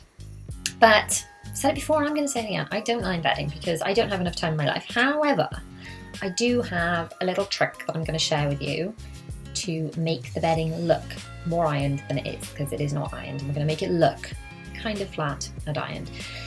So stay tuned till the end to see not only the trick, but how well it works. So we are getting the pillow protectors on and then the pillowcases on. I cannot wait to get into bed tonight in these fresh sheets. There is nothing lovelier than getting into fresh sheets that no one has got into and slept in yet. They're just they still smell amazing. I will show you when we go downstairs to put some laundry on what I put in my wash to really make the sheets smell great. But these sheets, they smell so good. If only you had smell-o-vision, you could smell these lovely smelling sheets. So how often do you change your bed? Let me know in the comments. I do find it is quite a mammoth task when you have a big bed. Also, probably harder than a big bed is a top bunk. Trying to change a top bunk goes from, yeah, a top bunk was a totally good idea to save space in my house, to what was I thinking? Why did I buy this bed for my child? Anyway, back to this bed. You can see it is quite creased, like very creased. It's partly not going to bother me because it's going to be covered largely by the throw and things when it is on there, but these creases are not going to look this bad after I've done my trick, so you keep watching and I'll show you how smoothed out it's going to look. You're going to think that I secretly ironed it when I absolutely promise you I did not. So shoving all the duvet in. Sometimes I try and get the children involved. Zara's playing nicely at the moment. She's playing in their bedroom, which is just the room next to me. And to be honest, as much as I love getting my children involved because I think it's really good for them to be involved in housework and things, do you know what? Sometimes it's just quicker to get it done yourself. I'm a bit short of time today, so I'm just cracking on with it. Do you get your children involved in housework? I try to, as much as I can, even though it is easier to do it myself. But I do make a conscious effort to get them involved as much as possible, because the younger you get them started, the less resistant they are to it. The more it's just normal, it's just part of what everyone does to help. Anyway, here, my crease releaser. I'm using this Lenore crease releaser, which you can't buy many places, but I've sprayed it on the bed and now I'm just going to smooth it out. It is almost damp that I've sprayed so much on it. But what I'm going to do is I'm just going to leave the window well open, so just air it and let it dry off. But you can see I've smoothed it off. It's already not looking quite as crinkled as it was, but we're going to come back in a little bit when I've done some other things to see how well it has settled, and then put the other throw pillows and the pink throw and things that live on the bottom of my bed back. So I'm putting these Calyx boxes back with the bits I didn't use. That's the bedding and the under, what they call pillow protectors and mattress protectors. Now downstairs for some more laundry for a change. Laundry is the bane of my life. It's constant, isn't it? Other jobs in the house, you can let them go, I find. But laundry just catches up with you. So for example, my bathroom floor. Oh, hang on. First of all, I just want to tell you what I'm putting in here. I'm putting a couple of Unstoppables and I'm using some Method as well. Some Method laundry. Anyway, back to the bathroom floor. If I wasn't to wipe the bathroom floor for blooming ages, a bit like I hadn't because you saw how gross it was, what happens? it's just dustier, yeah? So if I don't wipe the bathroom floor for ages, it gets dustier. But it takes me the same time to clean that bathroom floor, whether it's really, really, really dusty. Oh, I am putting some vanish in as well to really whiten up the sheets. Anyway, it takes the same time to clean a really, really dusty bathroom floor as it does to clean a not that dusty bathroom floor. However, with laundry, if you don't put laundry on every day, your family will probably keep wearing and dirtying clothes, and it will just accumulate and build up and up and up until you feel so overwhelmed you don't know where to begin. So if you only do one housework task every day, make it laundry, because all the others, if you need to have a day off, you need to have a little bit of time off, they'll accumulate a little, you know, like your house will get dirtier, but it won't accumulate the same way laundry will, because it's not so relentless. I don't know, let me know in the comments if you feel the same. I just feel like laundry is the one thing, even if I'm ill, even if it's Christmas Day, I'll shove a load on just so I don't get that backlog, because when I cannot see the wood for the trees, or I cannot see the floor in my laundry room, you know, whichever one, that's what like overwhelms me the most. Let me know if it's the same for you. Obviously, the ideal situation is to keep doing a little bit of all forms of housework every day, and then it just keeps on top of everything. Okay, so back to what I'm actually doing before I started on this rant about laundry overwhelming everyone's lives and, you know, feeling like there are more people living in your house than actually living there. I have taken down, which I did before while I was ranting, all of the dry clothes from this drying area, and I'm hanging up the clothes to dry. So these are the clothes that come out of the washing machine that don't go in the tumble dryer. And I hang them up in shape so that they dry nicely. Some of these clothes I could tumble dry on low, but I find that some of my tops and things look more worn and kind of wobbly and things if I put them in the dryer. So I find the clothes last a lot longer if I dry them like this. A lot of people say, do you dry clothes outside? No, I live in Wales, because the second I put things outside, they seem to get rained on. Anyway, Zara has come in to help me. So I have given her her iPad. She doesn't want to like properly help, but she just wants to be with me. So I'm giving her iPad on the floor because this needs doing, and it's not going to stop needing doing just because she wants to be with me. So she's sort of just under my feet, just out of the camera. I am now folding towels. I've done it again. So this is a classic example. In theory, I take stuff out of the dryer and I fold it immediately and sort it into the right basket or tub or bins, they call them in America, don't they? In the Calyx unit. So we've got one box per family member, and then like a basket I put towels in, and in theory it gets sorted as soon as it comes out the dryer. But then in practice, sometimes I take things out the dryer and chuck another load in, and I've got to run out the door to do a school run, or I've got to finish making dinner.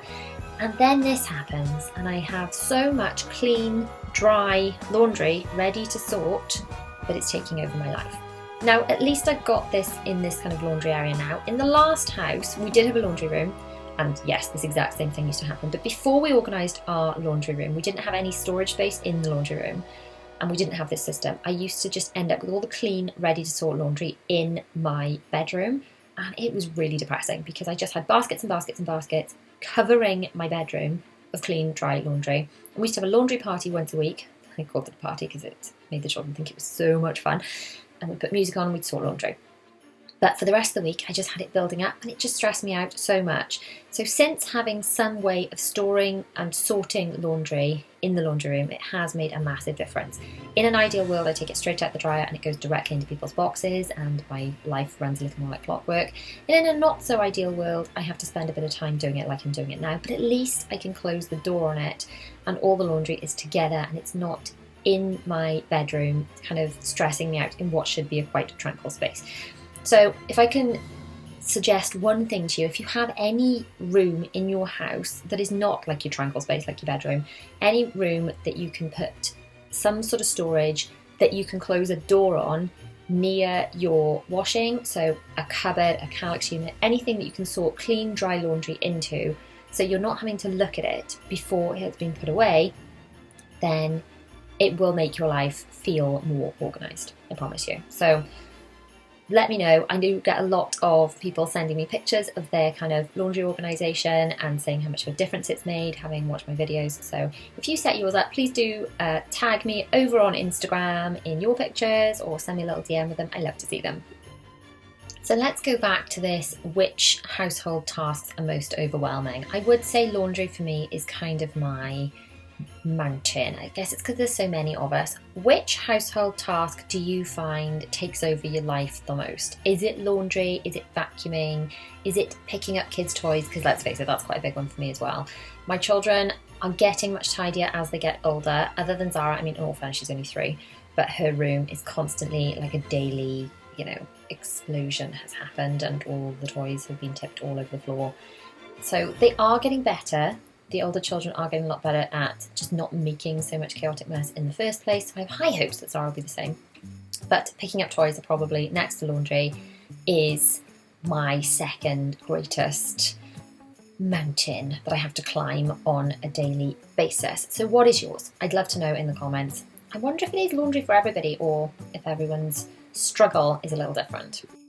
So those little things you can see me folding, which are mostly grey and pink, are microfiber cloths. I used to, years ago, use kitchen roll along with my sprays and things for cleaning, and I went through so much of it, it just can't be that environmentally friendly. And then I switched to using microfiber cloths. I found that they were much more robust for cleaning with, because let's face it, kitchen roll can kind of disintegrate on you, can't it?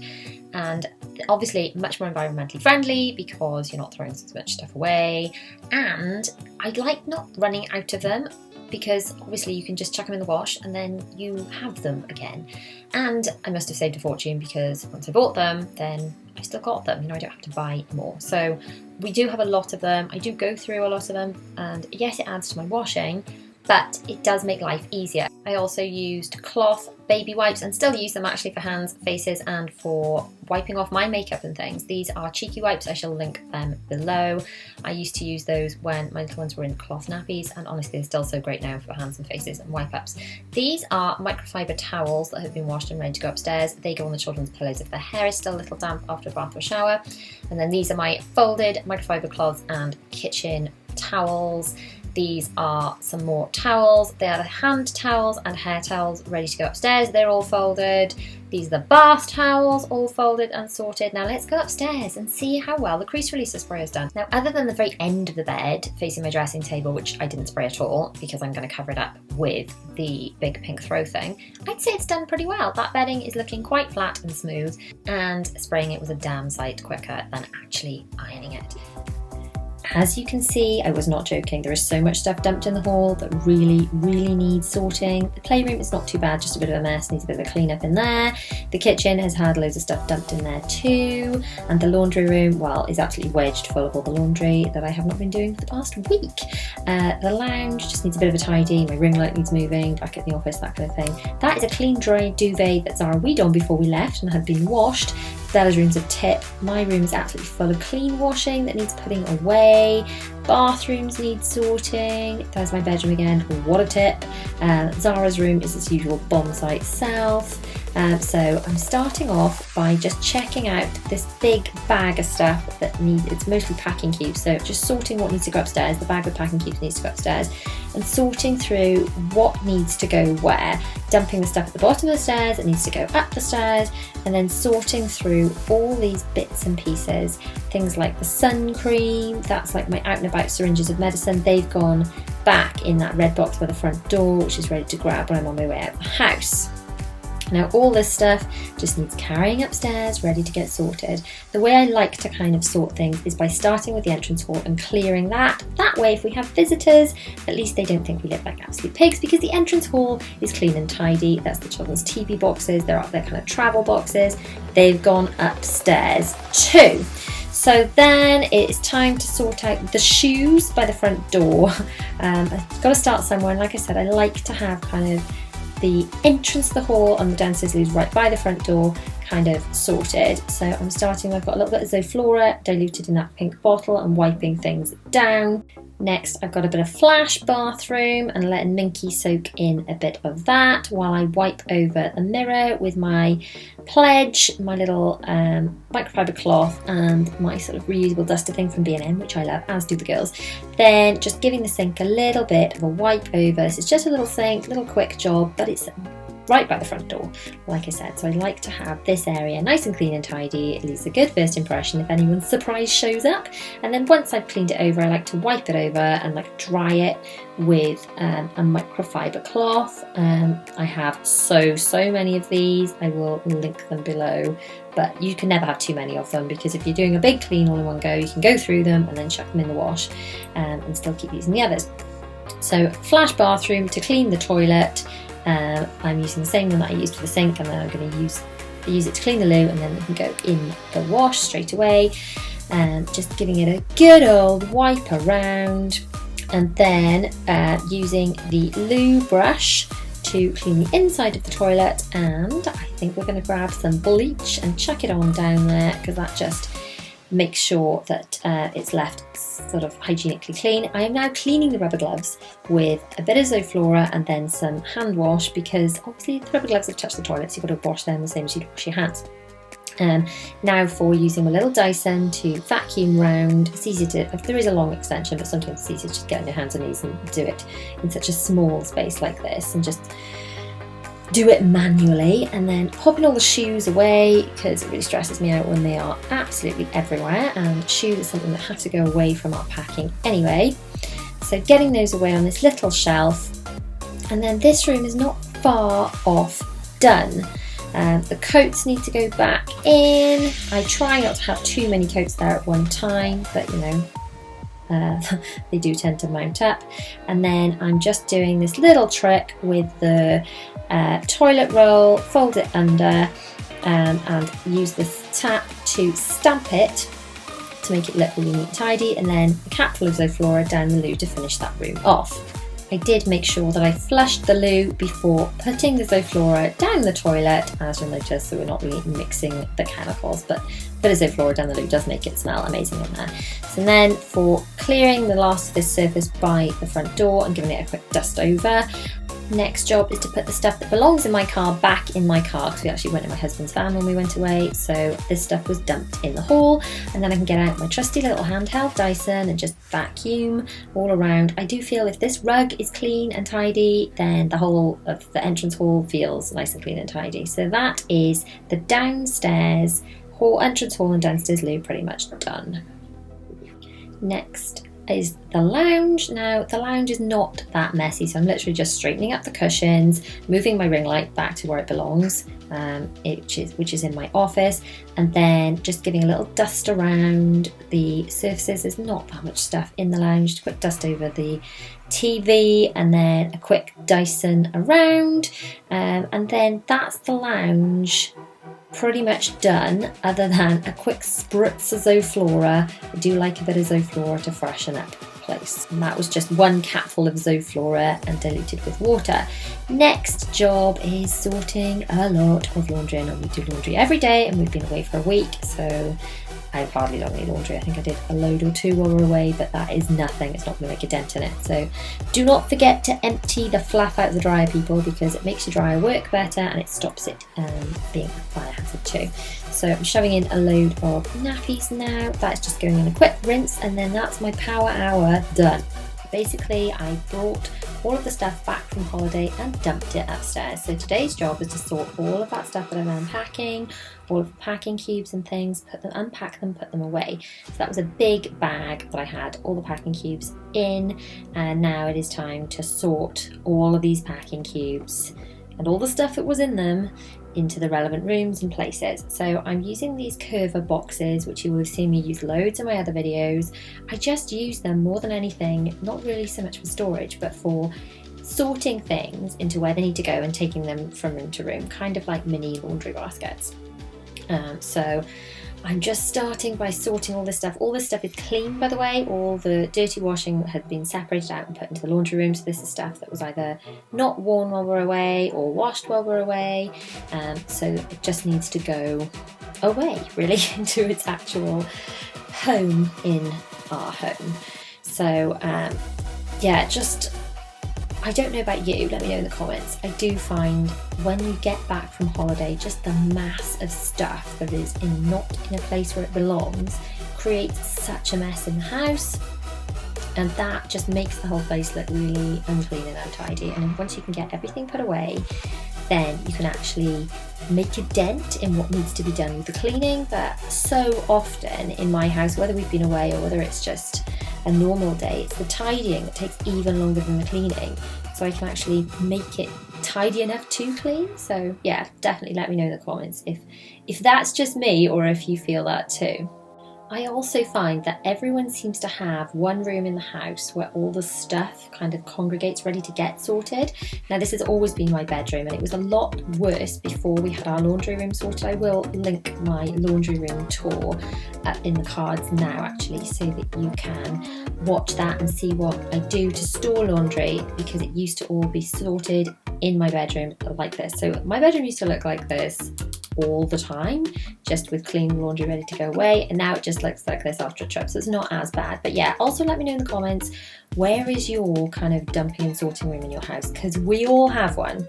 We know we all have one, and it's just a case of just identifying where it is and tackling it, and usually trying to tackle that first, because once that room is sorted, then that's kind of most of the work done and out of the way.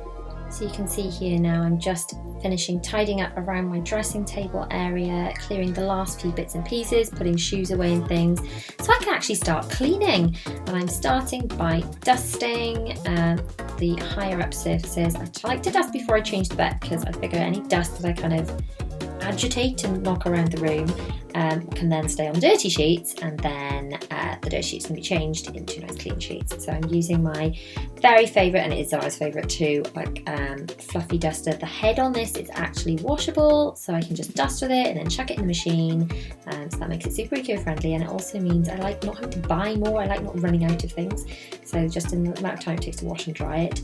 I have it back, so I've got two. I've kind of got one on the duster and then one in the wash. So I've always got one to hand, which is great, and I find it picks up really well. I don't have to use any product. I mean, sometimes I use product and cloths as well, but it sort of depends what mood I'm in really, or what kind of surface I'm cleaning. But I do find this really great, so you can pick those up. I got mine in B&M. I'm sure they sell them other places. But yeah, I'm doing the whole bedroom with just this and no product really today. Next job is changing my bed. So what you'll notice me doing here, once I have stripped the bed and taken the duvet out of it, is I always re-button up the duvet cover before putting it in the machine, because it stops other bits and pieces like pillowcases and things getting caught in the duvet cover during the wash cycle and getting lost basically forever. The next thing you will notice is that I'm bringing in my clean bedding, which is stored inside one of the pillowcases. So when I put my clean bedding away, I fold it all up, not perfectly or anything, just fold it up and put it inside one of the pillowcases, so the whole set is easy to grab and find. The other thing you will probably notice is I have not ironed my bedding, because I don't have time in my life for that. That is something I've decided to be consciously incompetent at doing. I don't iron bedding. Sorry, not sorry. That's all I can say really. Let me know in the comments. Do you iron bedding? Is that something you make time for in your life? I've just decided it's not a priority for me, because I've got other things I need to be doing, and my life is chaos, and I don't know, maybe one day when my children are grown I'll find time to iron bedding, but right now it ain't happening. So I am unbuttoning the bedding, because obviously it was about to go in the wash, and placing the duvet inside it. This is a bit hard to work out because it's huge, but there we go, it's worth it. Buttoning all of that back up, and then I just kind of smooth it out and shake it off as best I can and make it as flat as possible, even though it hasn't been ironed. So with every room I tackle, I always like to tidy first and then dust, so sort of the higher surfaces, and then bedding if that needs doing, and then onto the floor, which is where we're at now. I've grabbed my cordless Dyson to just do a quick whip around the carpet, which picks up any bits that have been dropped through the week, plus any dust that's been knocked onto the floor while I've been cleaning. So then that's my bedroom finished, looking about a gazillion times better than when it was covered in unpacking and stuff that had been dumped there. Next, I'm on to Bella's room, which looks like this, which is just no good. It's not a mess, especially because we've been dumping stuff from unpacking. It's just a mess because it really needs tidying. So I'm starting off with making her bed. I always feel like if a bed is made in a room, it's looking much cleaner and tidier, whether it is or not. It is definitely creating the illusion of being clean and tidy just because the bed is neatly made. On to a bit more tidying. All of Bella's soft toys live in this bean bag that doesn't physically have any beans in it. It's used for soft toy storage. Honestly, if you're not doing this, it is great if your children are anything like mine. They have so many soft toys. It's a great way to store them. You can also store blankets, bedding, anything like that in it, and it's still reasonably comfortable to use. It's one of my favourite hacks. So yeah, another thing I will say, as you can see here, I'm trying to get the children to help me clean and tidy. Is it that helpful really for them to be helping? It's probably quicker to do it myself if I was on my own, but it's not about that. It's about getting them to muck in, about getting them to take a bit of responsibility for their own things.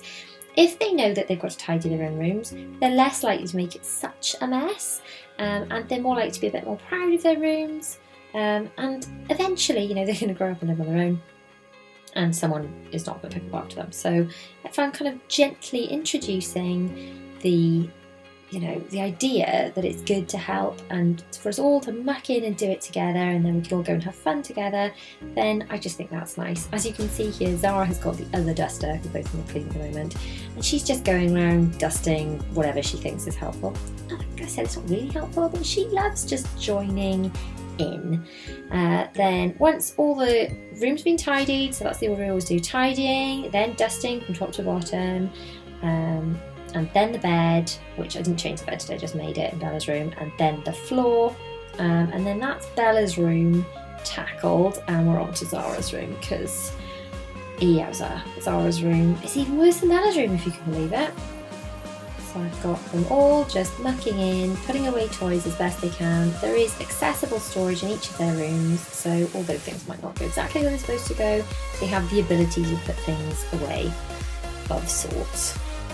So I'm folding up blankets, putting away toys. Zara's bed needs making. She's recently started sleeping in the big girl's bed. We've not yet got rid of the cot because she's only been in the big girl's bed for a few nights. But hope is that the cot can go soon. She's getting such a big girl. That'll actually free up a bit more space in the room, which will be nice. So once all the tidying is done, I can grab my duster. Oh, there we go. We're about to start potty training. That's what that's all about. Bunny is sitting on a potty. You see, we found this potty during the course of tidying up, the bunny-sized potty. Another beauty of tidying with your children is they find all sorts of treasures, things they forgot they had. So Zara's room is not far off done now, as we're on to dusting, moving all her bits and pieces, dusting around them and then putting them back neatly. We're also nearing the end of the power hour time that I have allocated before we've got to go and do other things. So it's just a case of really cramming as much in as possible and rushing around, just fitting in as much as I possibly can these last few minutes, giving Zara's room a little vacuum, and just see, it just looks so much better than it did, didn't it? When you just couldn't see the floor. Oh look, Zara's dusting the floor. See, she's so helpful. So helpful. She just loves joining in with whatever I'm doing. First job for today, and I'm really hoping to finish the whole house today. The first job is the playroom. Now, you probably, I don't know if you caught it recently, I did a massive playroom declutter. So all these boxes are stored with different types of toys in them, and the children know exactly what needs to go where, and they are supposed to help putting the stuff away. It doesn't always happen. Sometimes it just gets left all over the floor, a bit like today. But I'm really, where I can, encourage them to put stuff away themselves and to just muck in when I'm tidying up. So then I always like to straighten out the sofa cushions. This sofa kind of comes apart quite a lot. The cushions sort of fall off and then it looks quite a mess. So once it's all tidy, I always start with dusting. As I've said in my previous videos, I always do tidying first, then dusting from high down to low. Then I do bedding if it's a bedroom, and then after that I can do the floors. So just using a little bit of Zoflora and a microfiber cloth on this table, partly because it is covered in felt tip pen, because it's where they do colouring. So I'm just trying to get those on with washable felt tip. so it comes off quite easily. And then it's just a case of straightening out the rug and grabbing the little cordless Dyson, which I love because I can pick it up and put it down. It's not a right pain to plug in, the children aren't tripping over wires and things. It's not a big deal to sort of have to put away when I'm finished either. Oh, and look, Zara's helping by dusting the floor again. So helpful, darling. And that is the playroom done. So on to the kitchen now. The kitchen is, no, it's not a terrible mess, but it's sort of dusty and needs a bit of a clean. So I'm just using my diluted Zoflora, so a capful of Zoflora in a spray bottle, diluted with water, to just spritz down all the surfaces. It gives it a little bit of it kills off all the germs and nasties and makes it smell amazing. So I'm just working around the countertop from the breakfast bar towards the sink, moving all the bits and pieces out of the way. This area is all covered in crumbs because it's next to the bread bin and toaster, and just sort of I sweep all the crumbs towards the sink as I clean, and then just kind of buff up the granite so it looks all nice and shiny again. And then I just really like to try and keep the surfaces as clear as I possibly can, because if the surfaces are clear, my family members are less likely to dump things on there. If there's already piles of stuff, they just add to it. It just happens. Tell me in the comments, is that the same in your house? Do you find that the messier your house is, the more mess that the family makes? Most people tend to find that. So I'm just wiping down the windowsill, which doesn't get done every day, and it's quite dusty and licky, as well as the countertops and then the sink. I'm using a little sponge here, as well as my Zoflora, to go around the sink area, which is a bit more grubby than the rest of the countertops. And then once I've done that, I tend to buff over it all with the microfiber cloth as well. Then I am running the tap, because that's the waste disposal unit, to put all the to wash all the food down there, and then finishing wiping over the sinks with my microfiber cloth to kind of leave it dry. I find the sponge doesn't leave it dry enough. And now I'm putting the plug in. I've got a capful of Zoflora, my favourite Linen Fresh at the moment, a capful in each sink with the plug in, and then I pour a bit of boiling water in there, so that is that can, you can put any sponges and things in there to get them all clean and fresh. It also makes the room smell amazing, and that smell wafts right through the house. And then on the last section, countertop over in the corner of the kitchen, just moving all the bits and pieces. This area tends to get just a bit neglected and dusty, if I'm honest. It's not used that much. Like by the sink gets wiped all the time, but this area doesn't get used as much, so is more likely to get a bit dusty. So I'm just wiping all of that over, and then that's pretty much done for that room. Now this is actually the laundry room. I've got a sink and a worktop in there, so I've moved into the room just off the kitchen now to wipe off this area and this sink too. The laundry room gets quite a lot of abuse because it's where all our dirty laundry gets done, so all our clean laundry gets sorted. I will link my laundry room tour in the cards now, because I've got a sort of a different way that I used to sort laundry, and it has been absolutely life-changing for me because it means that the other rooms stay cleaner and tidier. Now we're back upstairs to my bedroom, and this is the bedding that I stripped off the bed yesterday. I am folding it up, not like perfectly, but just sort of roughly folding it up. There's the, who knows how to fold a fitted sheet thing, just do your best with it. Fold the sides in, the kind of the tucked under bits in on itself.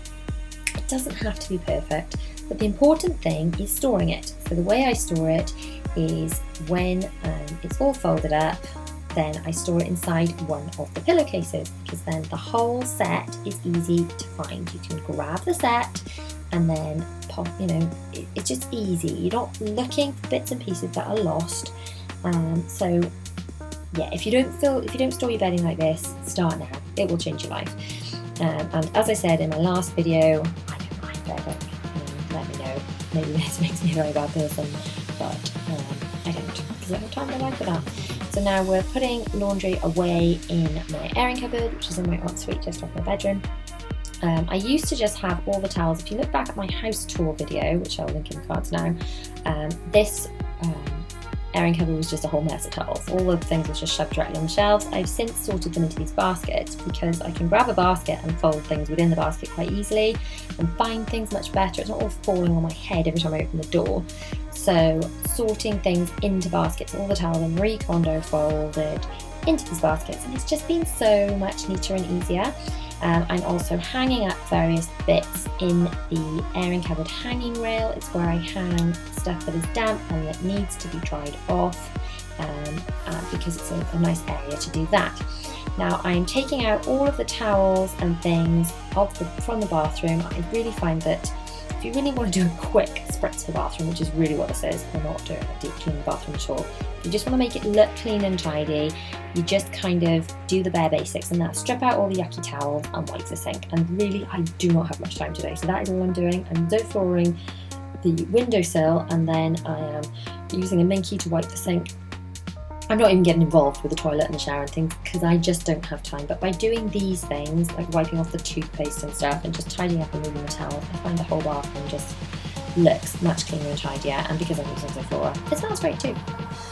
So yeah, this is very much a speed clean, not a deep speed clean, if that makes sense, because the name of the game, as I said at the beginning of the video, is finishing the house. Having said I'm not touching the toilet, I am bunging a cap full of Zoflora down there because it makes it smell good, and I am folding the toilet paper. I'm folding the corner of the toilet paper in on itself and stamping it on the tap because it looks all pretty, like a little folded letter envelope thing. Anyway, onto the children's bathroom, cap full of Zoflora down the toilet just to kind of disinfect and make it smell nice, and then I'm just tidying up. As with the last bathroom, I'm literally doing the windowsill and the sink today and not really tackling the toilet or the shower because that's a job for another day. The bathroom was literally deep cleaned quite recently, so this is a very much a surface clean, make it look clean and tidy kind of clean because, as I said, this is all about making my whole house look and feel clean and finished, as opposed to it being really, really deep cleaned. You can't do everything all the time. So today is just a quickie really.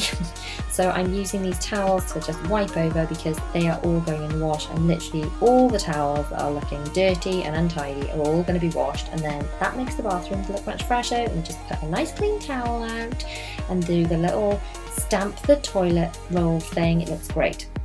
Onto my teenager's bedroom, which isn't too bad because I do make him clean his own room. He's 15 now, he's more capable of doing that. I'm just making his bed because I was looking in at it and it wasn't very nicely done and it was stressing me out. So now for putting nappies away, Zara will be potty training soon, so we won't be doing that much longer, but that's my nappy storage unit, putting those away because they were just out. And then hanging up some clothes that have come out of the airing cupboard that were dry and needed to be hung up and away in my wardrobe. And then onto my office. Now, don't look at that corner of the office. That's stuff, like boxes of things that have been sent to me that I haven't dealt with yet. You've got to have somewhere, haven't you, to hide rubbish, and the very corner of my office is where I hide mine. So I'm just trying to kind of tidy away. There's lots of other bits that can go away and can stay nice and clean and tidy. I'm just tidying all those away, and then I'm doing a little Zoflora wipe over with my diluted Zoflora and my microfiber cloth of my desk and my workstation thing, just because I'm sure lots of germs and yucky things accumulate there, and as I said, Zoflora makes it smell great. And then this area over here, that's having a little wipe over too in the corner of my office. And then on the landing, just wiping over the Calyx units, and then on to my youngest son's bedroom, which again isn't too awful. His bed just needs making. I do encourage him to make his own bed, but he's only 7 and not brilliant at it yet. He'll get there. Just folding up his blankets and things. I'm going to wipe over his desk, for the same reason, just to kind of disinfect it, make it smell nice, make sure that the surface is clear, and wipe over his table that he uses a lot as well. And then that's it. That's my house as finished as it's going to be for now. That's the hall done, the lounge done. They were both done the first part of the video. The playroom is done. It was done earlier in this video, I think. The kitchen is looking better. The laundry room. And then we go back in the kitchen again. And then upstairs on the floor, my bedroom, which we tackled in the previous video, that's Bella's room, which hasn't got too messy since I did it yesterday, and Zara's room, and then on to Dylan's room, which wasn't too bad, just moved the bed in there. The bathroom, which just had a really quick once over, my ensuite, and William's room and my office. I started off by clearing the landing, putting the case that needs to be emptied onto my bed, along with all the other stuff that needs to be sorted, and then putting away all the clean and stuffed cloth nappies that were there in boxes, ready to be put away into the cloth nappy unit. That's where I'm helping Mummy. Oh, thank you. I mean, I might have to redo that, but thank you for trying. I'll help. With all the cloth nappies away in this calyx unit on the landing, at least one area was clear, which was the landing. I then went to tackle my bedroom.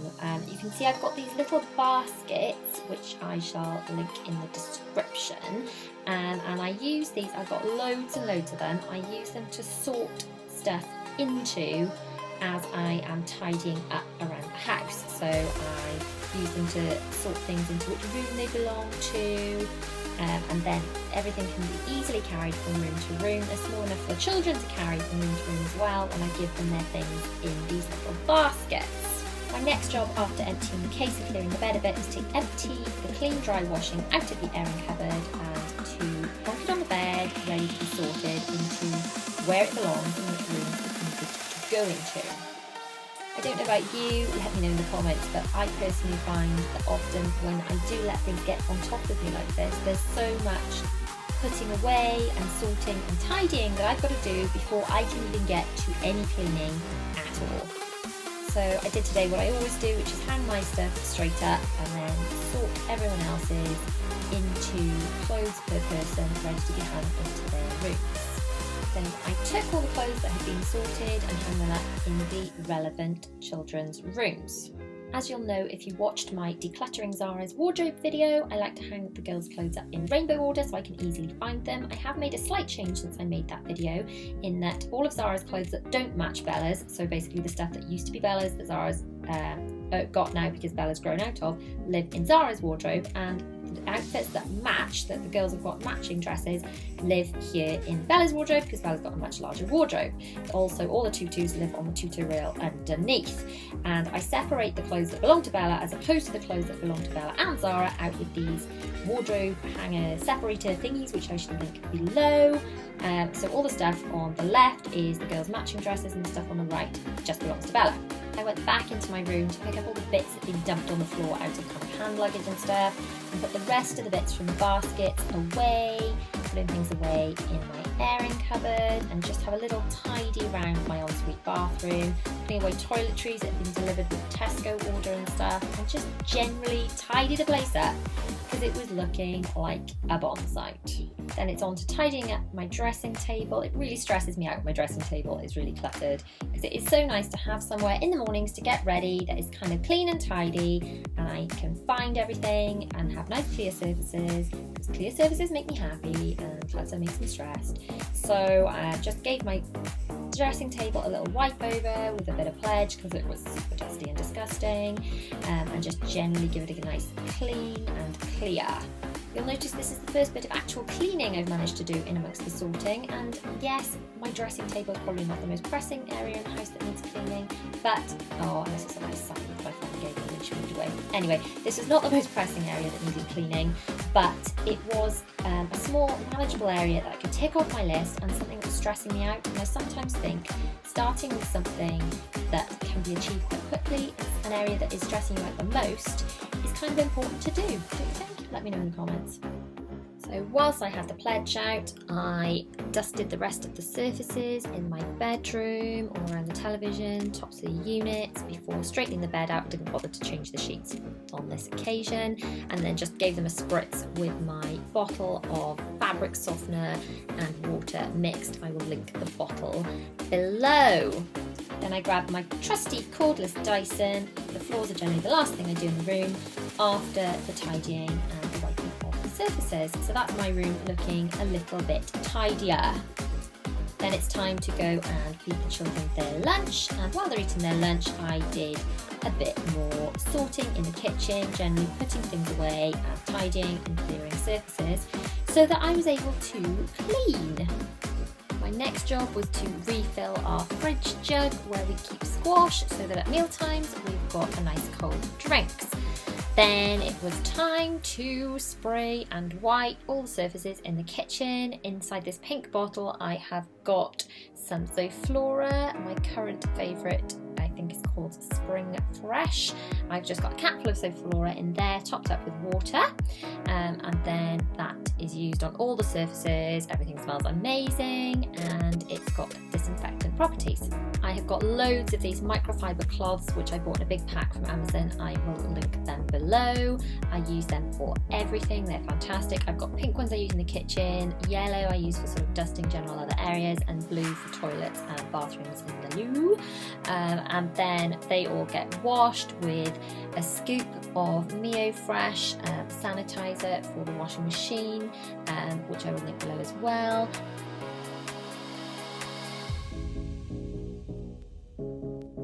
These little cloths that I'm using are a bit like the minky cloths that Mrs. Hinch uses. They are kind of a scratchy scrubber side on one side and a soft microfiber side on the other side. I got them in a multi-pack. I will link them below, they're very good value. I only use the soft side because the scratchy side would scratch the granite. Then I finished tidying up the rest of the bits and pieces that need putting away in the kitchen, wiped down the rest of the surfaces, moving everything, wiping, putting everything back so it's all nice and clean and tidy. Then I gave the children's toy kitchen a little wipe over where they do their cooking while I am cooking too.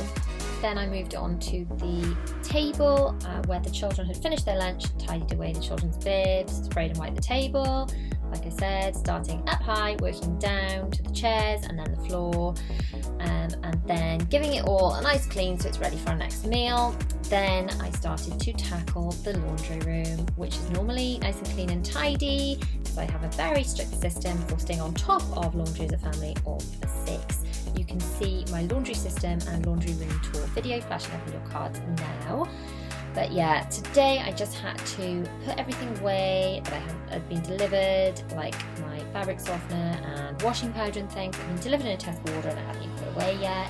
This stuff out drying and the surfaces need a good clean. So I'm starting up higher, wiping surfaces as I went down, cleaning the sink out and making everything clean and tidy and shiny again.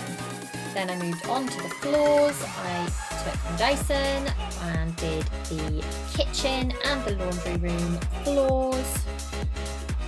Then I grabbed my Bylida 1-2 spray, or Vera as Mrs. Hinch calls it, to clean the floors, which is filled up here in this trigger area with diluted Zoflora, and you just squeeze the trigger and squirt it on the floor and then wipe it over with that pad, and it cleans and disinfects the floors, and the floors smell amazing.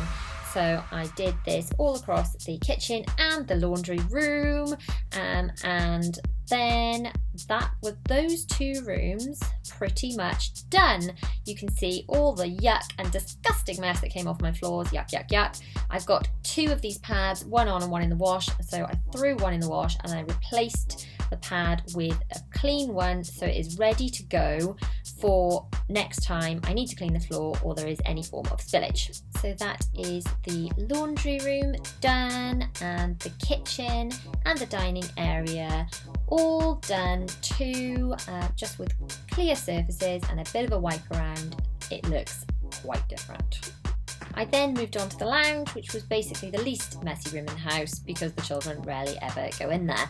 I was giving the cushions a little Zoflora spritz to freshen them up, then a bit of Pledge polish over the windowsills, the shelves, the tabletops, things like that. Then I grabbed the Zoflora again to just quickly spritz the curtain fabrics to freshen them up, as well as the rug that had a bit of a Zoflora treatment as well.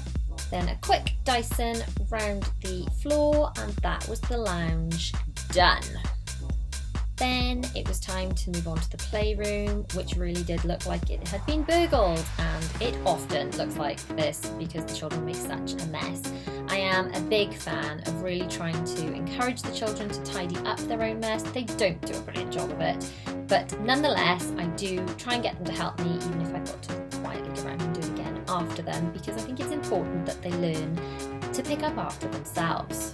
Once the majority of the toys were away and I could actually have some space to clean, I grabbed my yellow cloth and my pledge and I started up high, always starting up high and moving to down low for spraying, wiping and polishing.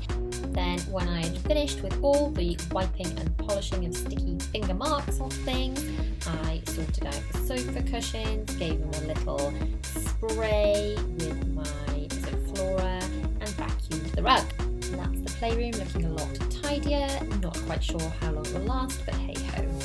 Then I moved on to the hall to sort out the dumping ground that is this table. I really like having clear surfaces in the hall.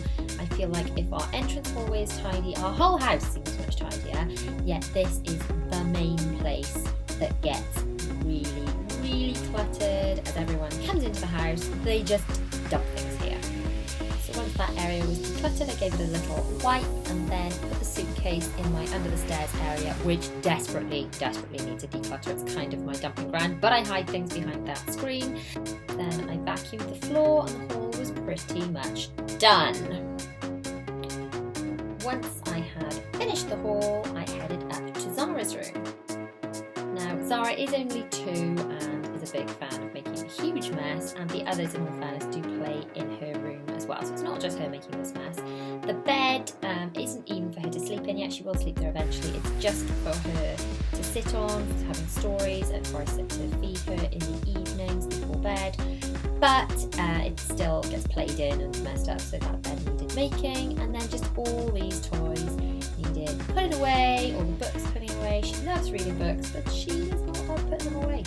Now, little mum hack for you. I store all of the children's soft toys in a bean bag without any beans in it. So they all go in there. It's not quite as comfortable as a normal bean bag, but it'll do, and it's a really good place to store all the soft toys that are out of the way, the ones that they just don't want to get rid of, but what on earth do you do with them otherwise? So once Zara's room was tidy and her books were away, I gave a quick dust around the place, a quick vacuum, and then moved on to the children's bathroom.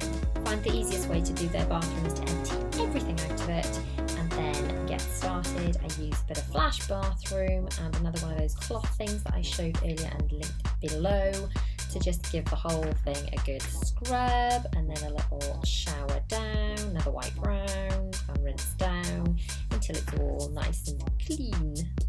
So once I'd cleaned the bath, sink, shower and toilet, I gave the floor a little vacuum and popped all the stuff back in the bathroom. I am starting today's power hour as I like to by getting a load of laundry on. That way the machine is working while I am cleaning. It's cleaning clothes, I'm cleaning the house, twice the amount of cleaning is being done. And that way by the end of the power hour I should be able to swap over and do another load. So I'm actually putting a mixed load in because I'm quite on top of the laundry and I haven't got 2 separate loads. So I'm using this reusable colour catcher. You're supposed to tick them off as you wash. I never do that, if I'm honest. I just use them until they go a dark grey colour and then they become a clean-up cloth. So those are fantastic. I will link those below. And then I'm using my method. My favourite combination is the purple, the laundry wash, and the pink one. I don't know what they're called, it's just the purple and the pink one, but I will link them below for the fabric softener. Now I'm back upstairs in my room and reaching for some cleaning supplies because I do like to have cleaning supplies near to where I plan to use them. So here we've got cloths, we've got a duster, we've got some freshener. Oh, there you go, Zara's pinching my duster. And then in the bathroom, up out high, out of the way, I keep this glass cleaner, so I will be using that. We're starting in my bedroom today, which has a lot of glass in it. If you've watched our renovation updates, I bought a lot of this stuff from IKEA, a lot of the furniture, and I have invested in the glass tops to go on top of the dressing table type.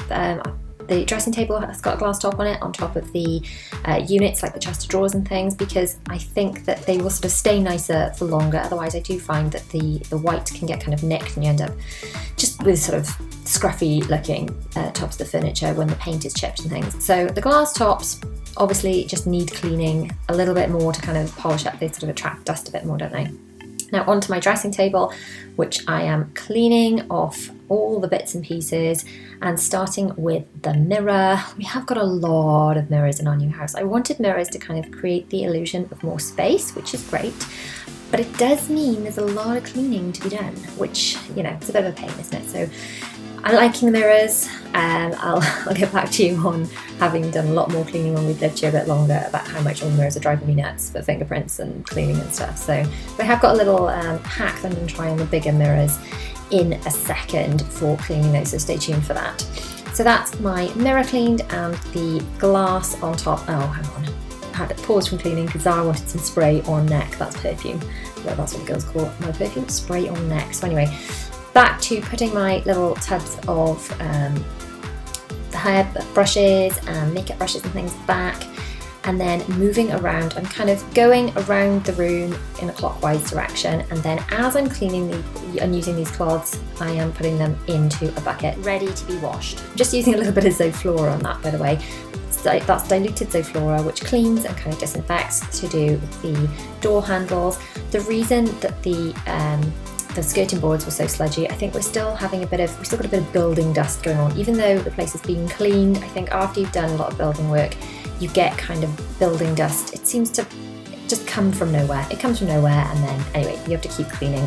If you've lived in a new build or you've had an extension or anything, you'll know what I mean. Now to tackle some big mirrors, and I need my folding step because I am only 5'4" and I can't reach the top otherwise.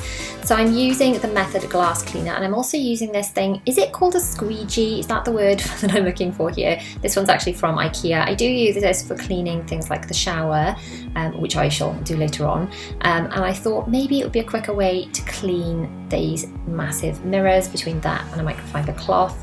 So I will try doing a couple of doors with it and a couple of doors without it and see if it makes much of a difference.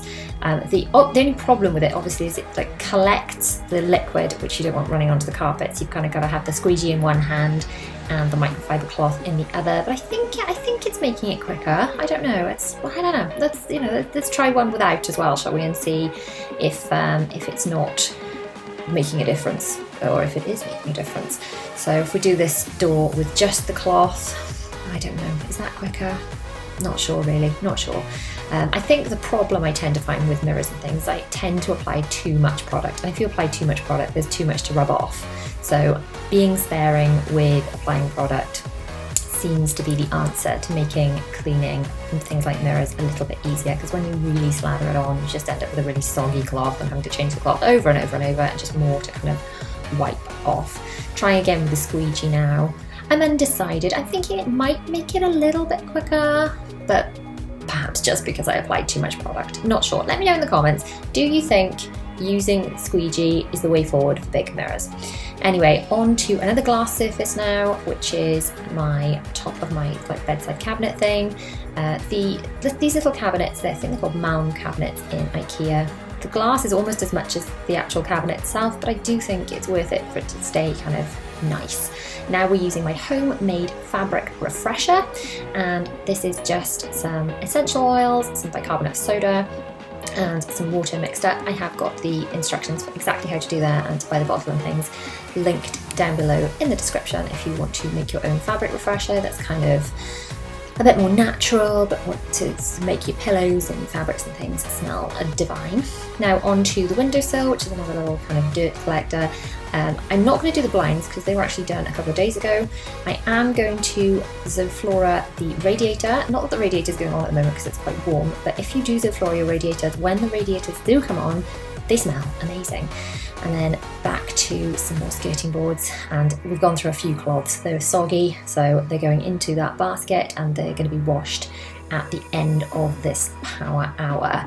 And now to vacuum, and oh look, there's my little hair tool organizer. One of my followers recommended that in the comments of one of my videos. I bought it and I love it. It's for my hair straighteners and my hair dryer. My hairbrushes go on top in buckets, but yeah, it's fantastic. Right, on to Zara's room. Zara is my youngest and I think my messiest child, if I'm honest. She is only 3, so in all fairness. So I'm just picking up all her bits and pieces. I'm not doing like a thorough deep cleaning here. I am picking up her soft toys, which go into the bean bags without beans. Bean bags without beans are the best thing ever. You just buy a normal bean bag, either without beans or empty the beans out, and use it to store soft toys. It's not quite as comfortable, probably, as if it did actually have beans in it, but it's an amazing way to hide all the soft toys and keep them so that the children can access them and they've still got somewhere to sit. Honestly, if there's one thing you do for your children's rooms, do that. Now I'm just going to make Zara's bed, which is a bit of a mess as well. I don't need to change the sheets because they were recently done too. And then we're moving on to vacuuming the hall. We've not got much of a landing in this house, but then it's less carpet to have to vacuum, isn't it? So, you know, every cloud and all that. And I am going to clean the bathroom, but first I'm just going to grab any bits of like obvious dust and things with the vacuum cleaner, and then into Bella's room, which is a bit of a mess as well. She's normally pretty good at making a bed, but you know, not so much today. And folding up her onesie and stuffing it into the hood. I do that when they're going swimming, to put it into the swimming bag. It kind of keeps it nice and neat, but I do it to store it in the house as well because it just creates a bit more space, doesn't it? By storing onesies like that, sort of makes them a bit neater to store. I'm clearing Bella's table. They have a bottle of water to go to bed, those little sports bottles, and for some reason she's got 3 of them. She's been collecting them and not taking them back down to the kitchen, so they all need to go back down to the kitchen. And although I wasn't going to clean as such in here, I was just going to do the floors. This table is dusty, so it is having some diluted Zoflora and it's just being wiped just to get rid of the dust and the yuck. And now just to fold up her blankets, or her blankies as she calls them. She loves blankets, honestly. She just, like, blankets are toys to my daughter. To both of them actually, they adore blankets. And then to just give the carpets and the rug a little bit of a vacuum, and that room is pretty much, that's all I'm going to do in here, to be honest, because, you know, I've spent quite a lot of time in my room and I do need to clean the bathroom. So first job is to grab all the towels that need washing and to empty the bathroom bin, and then I'm going to just stick some bleach down the toilet. So while I'm cleaning the rest of the bathroom, the bleach can be doing its thing and, you know, cleaning the toilet for me. Now for some Method multi-surface and a cloth, which I keep in this little drawer under the sink, and I'm going to wipe over the top of the bin because that was a bit dusty. And now we're going to start up high and then work down. We've got a bit of Method glass to do this mirror. The Method glass, it's got a reasonably nice smell, the mint smell, but this Method pink grapefruit just smells amazing. I did try the Method bathroom cleaner and it worked perfectly well and it smelled okay. It smelled like the mint glass cleaner, but the multi-purpose pink grapefruit does it for me. I can use it anywhere, so I could take it to a different room and use it as well, and it does the same job, but I prefer the smell. And to be honest, if I prefer the smell of something, I'm more likely to clean. It's just, I'm that basic. So now I'm just wiping over the drawers because they get toothpaste spat on them, and now this very, very dusty towel rail. I don't know how it's got so dusty. Like I said, we've only been here a couple of weeks and it's really, really dusty, and I have wiped it already, but I guess we are still experiencing the building site dust. Wiping over Zara's step, which I did buy a little grey step to match the room, and I'm really pleased with that actually. And now to do the shower. What you'll probably notice in the corner of the shower that I'm wiping now is my soap dispenser. So I've got shampoo, conditioner and shower gel in there. It means we don't have to have any bottles in the shower or taking in and out of the shower, because, you know, I read Marie Kondo doesn't leave shampoo bottles in the shower because it does leave gunk, doesn't it? You end up with like gunk rings around the place. It's just a place to collect dirt. So I was taking them in and out of the shower and wiping them and being a good girl and putting them in the cupboard, and it was such a faff. And I do like just having this little dispenser. I also find it dispenses a small amount, so I'm not wasting as much product. So far so good, and it sticks to the tiles. You don't have to drill. So now, as you will see, I'm using the glass cleaner again to do the inside of the glass on the shower. This was really quite gunky gross as well. Inside and out, bizarrely. It's been splattered with, I don't know, shower gels and all sorts. Even though I do use like a daily shower spray as well, so you know, it's not as bad as it would have been, but it's just surprising how quickly things get all gunked up when there are loads of people living in a house, I think. So I've used the Method glass for the glass and the multi-surface pink grapefruit for the shower tray, and now I'm doing the outside of the glass as well. This is our main bathroom. There is a shower downstairs and downstairs bathroom as well, but not as many people use that one, so the majority of people in the household tend to use this bathroom, which is why it's the one that gets the dirtiest. It's nearly done with the shower now. It's nice to have it all sparkly clean. The question is, how long will it stay like this? Answers in the comments. I'm guessing, personally, not very long at all. I'm now going to wipe over the outside of the toilet brush. I still got to use the actual toilet brush itself to clean the toilet. I just thought I'll wipe over the outside of it. Now, clean cloth again. I do go through a lot of these cloths. I've got a lot of these microfiber cloths and they all go in a little basket and then they get washed to do the windowsill and the top, like the shelf on the toilet. So I'll clean the toilet last and then wash my hands, but I have done the shelf. And now wiping all around the bath. I do wipe around the bath after the children get out anyway, and I sometimes use the daily shower spray on it. So the bath isn't too bad, to be honest. So just, I wipe over generally just with a towel, just to sort of get rid of any bubble and gunk and things, but I don't necessarily give it clean every time they have a bath. Answer me in the comments, how often do you clean your bath? Do you just wipe it over when it's used? Do you do it sort of as part of your bathroom clean? Or what do you do? So now, cleaning the toilet, and then obviously this cloth will go directly into the wash as well. I've flushed away the bleach that we popped in earlier, and then just a little go around with the toilet brush, and now it's time to wash my hands. And now, clean hands, time to do the floor with my Veleda 1-2 spray. What you can't see in here is I'm pulling a little trigger and it's going shh and spraying some Method Wild Rhubarb Anti-Bac floor cleaner onto the tiles. So it smells divine and it's just so easy to do. It's so much easier than mopping. And now for fresh towels. The bathroom looks so much cleaner and tidier with a nice fresh towel until someone uses it. And then that's the one that kind of just goes on the floor. And I'm putting my cleaning products away. And there are my dirty things. Let's take them downstairs to the laundry. So this is the load that we put on earlier. That has been washing while I've been cleaning. And I'm separating into one basket of tumble dryable. Is that a word? Tumble dryable? Anyway, tumble dryable and non-tumble dryable stuff. So then the stuff that's going into the wash now is kind of stuff to be disinfected that is absorbent. So this load, I will not use fabric softener on. I'm trying not to overload the washing machine. A few people ask me about this, how come I don't fill it really full? It's to do with weight, and if you put lots of towels in, by the way, that's a capsule of Zoflora to disinfect and no fabric softener in there. Anyway, if you overload the washing machine with too many towels, then the weight is too much and your washing machine will end up either breaking or sending an error code. Anyway, taking the stuff out to the tumble dryer, I've got this little stacker thing, as you can see it's got a shelf on it, which is kind of cool. I will link that below. And a fluff bin. I've never had a dryer fluff bin before. I've got a fluff bin now, which makes me super happy. So now the tumble dryable, still not sure if that's a word, stuff has gone in the tumble dryer, and I'm sorting out the wet stuff. So this is the other basket of stuff, and this gets hung up. This is kind of my airing cupboard area. I hang up dry clothes here. Or clothes to dry, shall I say. The clothes that need to dry, they get hung up and kind of dry in shape.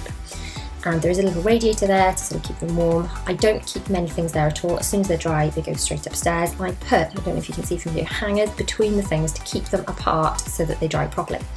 Now, all of this stuff is the stuff that has come out of the dryer. Other than that, that was a bit damp still, so that's gone back in the dryer.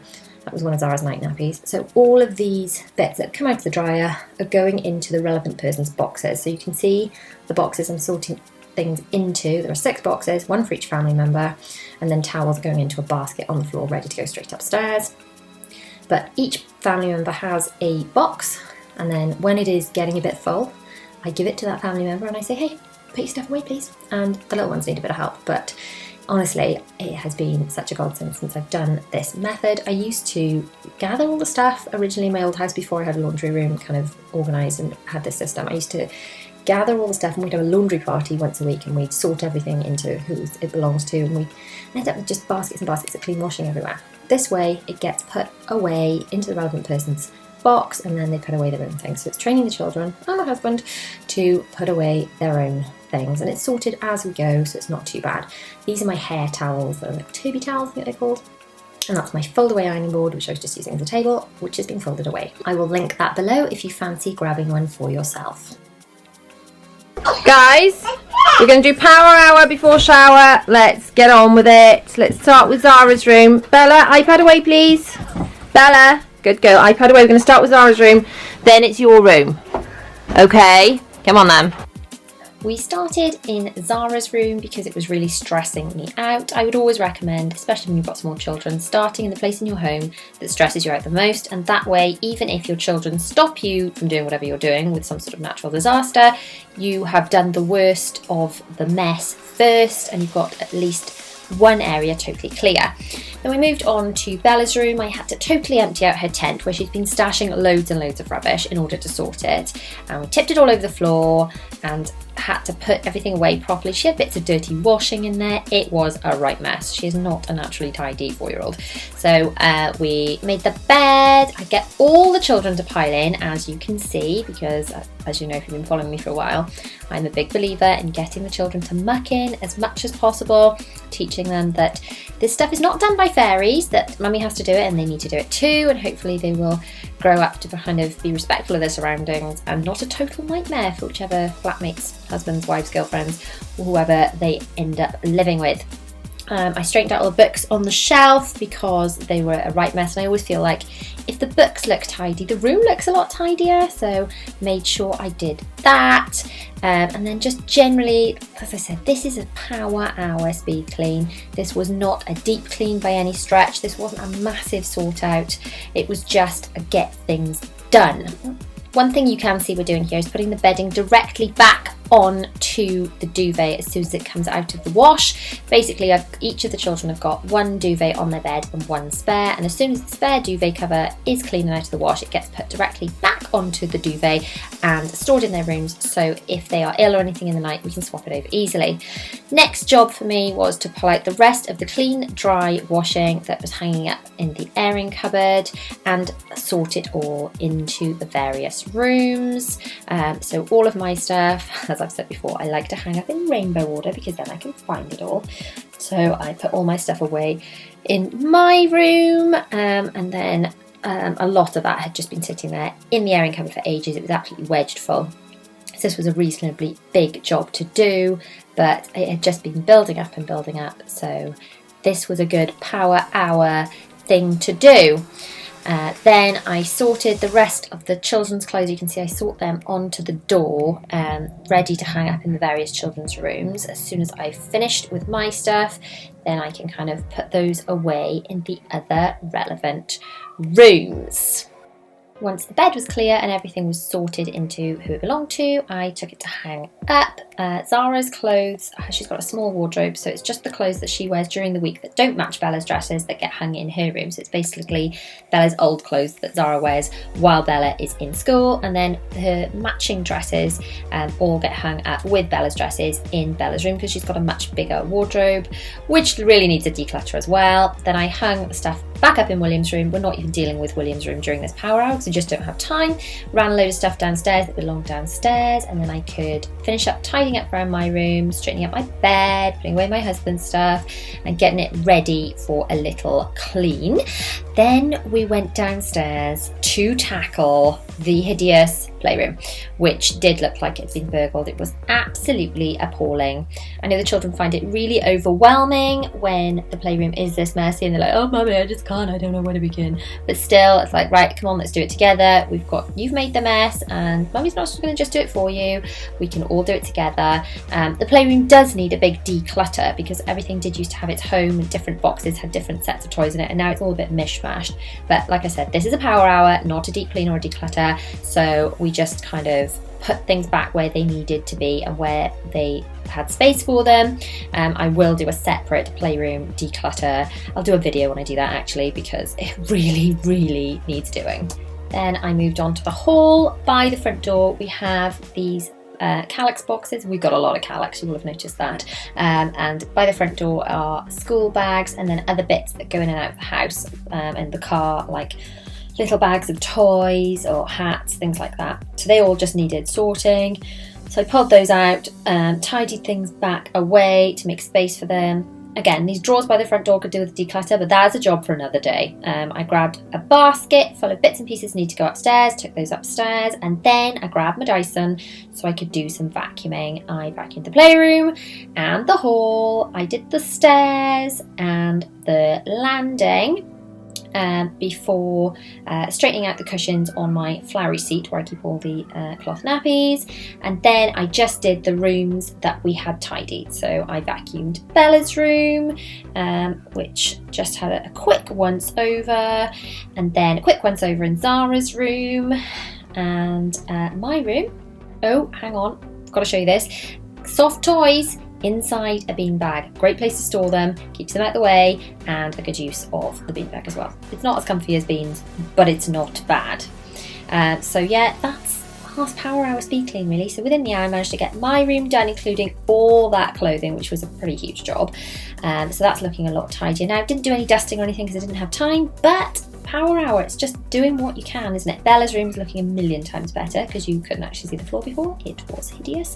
Yeah, so that is now actually looking presentable. Zara's room was also a total tip. It's looking a lot better, thank goodness. And then, what else did we do? We did the hall. So yeah, that's clear now. We did have bits dumped all over the floor in there, and then the hall downstairs. I always feel like if the entrance hall is clean and clear, then our whole house feels tidy. I'm starting at the top of the house today, which is my son's bedroom and my office. I'm starting by opening the windows for a bit of airflow and ventilation, and then stripping his bed. I feel like the top of the house often gets neglected, so that's why I'm starting here today. Before I put clean sheets on his bed, I'm reaching for my cleaning supplies. I've got cleaning cloths, these reusable duster head things that I bought from B&M, which I'm going to use to dust all the kind of surfaces around his bed before we put the clean sheets on and flick dust all over them basically. So that's all having a little wipe over. This really hasn't been done in ages. It was in desperate need of doing. I'm getting William to help me strip the bed. I am a big fan of getting children to help out with chores around the house so they realise there's no fairies that do it, it needs doing. And the younger you get them helping, the less resistance you're going to face. So I gave Will the job of pulling the duvet out and repoppering the duvet cover. I always make sure that the duvet covers go into the wash with the poppers done back up. You're just far less likely to lose, socks and pants and other bits and pieces inside the duvet cover in the washing machine if you do it that way. So I am popping this clean duvet cover onto his duvet and making the bed. Then he's got the job of once the bed is made, putting all the toys away, while I start some sort of cleaning. So I'm giving his iPad a bit of wipe first because the screen was absolutely stinking, covered in fingerprints and smudges, and then dusting all around this. Like I said, this room, it does get neglected a bit. Being out of the way, he keeps it reasonably tidy, but it just really needed a really good dust. This is Zone Flora in a spray bottle diluted with water. I'm just giving some of the surfaces a little wipe over with that just to kind of disinfect them. This fluffy duster, like I said, I used to use the throwaway head, the disposable head dusters. Mrs. Hinch calls them Dave's, doesn't she? But I bought this as a kind of alternative to those. When I can, I do prefer to use reusable cleaning products, better for the environment, and I don't like running out of them. This is the Star Drops White Vinegar Spray, also recommended by Mrs. Hinch. Managed to pick some of that in my B&M haul. Now, it's really good, but it doesn't smell great because it smells like vinegar. I don't know why I didn't think that before I started using it. It does actually just smell like vinegar, but it does the trick on glass and stuff. So I'm just giving the other surfaces a spray, and then I'm marrying up the cloths to put back in my little caddy thing to take from room to room. I'm putting them over the bottle that I used them for, so I know which cloth to use in the next room because it's already kind of contaminated with that chemical. So now I am vacuuming all around Will's room. I have got a handheld cordless Dyson, but I tend to use this sort of heavy duty one that plugs in if I'm doing large areas to avoid having to run out the battery, and so just if I'm doing large amounts of cleaning around the house, I kind of still reach for this sometimes because it doesn't run out basically. And that's Will's room pretty much done. It's looking a lot cleaner. It wasn't that untidy to start with, but at least it's not super dusty now, which is a huge improvement. Moving on to our attic landing area, once again opening the window for ventilation and then giving a little spray over this unit. This is kind of an IKEA set of calyx that we made into like a seat, and all of the tops of them just really need dusting. This hadn't been done in such a long time. Honestly, I'm quite embarrassed by that, how bad the dust was up here. So I'm just giving it a little wipe over, because it was so very needed. And also whipping out my fluffy duster head thingy again. Don't know the name of it. If you know the name of it, please pop it in the comments because I'd love to know. Then I just gave a little hoover over the carpet area. Again, it wasn't an especially messy area, it just had been neglected when it came to cleaning. So really needed this clean. So then I emptied all the rubbish from the 2 rooms and took it downstairs. Now moving on to my office, which again wasn't like really untidy, but hadn't been actually kind of dusted and cleaned in far too long. So I started by opening the window again. I always like to do that when we're cleaning, using any products, and just also get a bit hot and bothered. So I moved the tent out. The girls have a tent to play with while I'm working in the office, and then started cleaning the surfaces, whipped out the vinegar spray for the mirrored surfaces, and then used a combination of Pledge and Zoflora spray depending on the surface, just wiping those over with my fluffy duster, things like the keypad, which is good for getting all the little crevices, and then my microfiber cloths, which I have loads and loads of, because if you clean with them for a bit, they get a bit kind of full of product, and I like to pop one in the wash, and so I go through quite a few when I do a big clean like this. I bought them in a big pack from Amazon, which I shall link below. So then just cleaning this other calyx surface. Yes, I got a lot of calyx, not just in my office, not just upstairs, but all over the house. You can see that if you look at my house tour, which I shall pop in the cards now. Now I am vacuuming all around my office space. So we're nearly done with this room. So this is not just a top-down clean because we're starting at the top of the house, but it was always beneficial to start at the higher surfaces and work down to the floor, so you knock any dust and whatever down and then clean it. Ignore that little corner that I'm fussing with now. That's kind of where I get brands send me things and whatever, and they just end up in my little junk corner of my office. So that's my office, not looking terribly different, but it's cleaner. It was not clean before. You could not see the dirt, but trust me, it was there. I then had finished the top floor, so took all the vacuum cleaner and the cleaning products and stuff downstairs, and that's Will's room done. That is the attic landing done, and my office done. So time to then move downstairs. I was running out of time, so the stairs are the next priority. Can you see all the dust being flecked off there? Quite disgusting. So I used my sort of fluffy duster thing on the stairs, and then I sprayed and wiped them all, and that had not been done such a long time. Now I knew I wasn't going to have time to do like the whole rest of the house, so the priorities were my bathroom. I started by putting a big dollop of a few capfuls of Zoflora down the toilet and the toilet brush in the toilet to disinfect it, while I was emptying out the bathroom ready to clean it. I like to empty everything out, strip all the towels out, all the mats and things away to really clean the bathroom. I've got a bit of Zoflora to wipe the radiator over and the windowsill. I sprayed it onto the cloth for the radiator because I don't want to get all of the paintwork and then directly onto the windowsill. Then time to do the sink, and then I have got rubber gloves on for the bathroom. I don't tend to use rubber gloves for anywhere else, but things like flash and stuff I don't really like on my hands. I do like this flash bathroom, I like the way it smells. And I'm using a Scrub Daddy, which is a bit like a minky alternative. I quite like this. I love the colour, obviously, you know I love pink. It's very similar to the minkies, but a lot more readily available. So I'm just using that to clean all over the sink. I think these are really great for cleaning, you know, sinks and kitchens and things. But I do like to go back over once I've finished and kind of dry them with a clean, dry microfiber cloth, because otherwise, I don't know, it doesn't look finished to me until it's kind of been dried with one of those cloths. Then it's time to do my shower. So first I sprayed all over with flash and gave it a good old wipe over with my Scrub Daddy minky alternative type pad cloth thing. Again, not really sure what they're called. Let me know in the comments, let me know, people.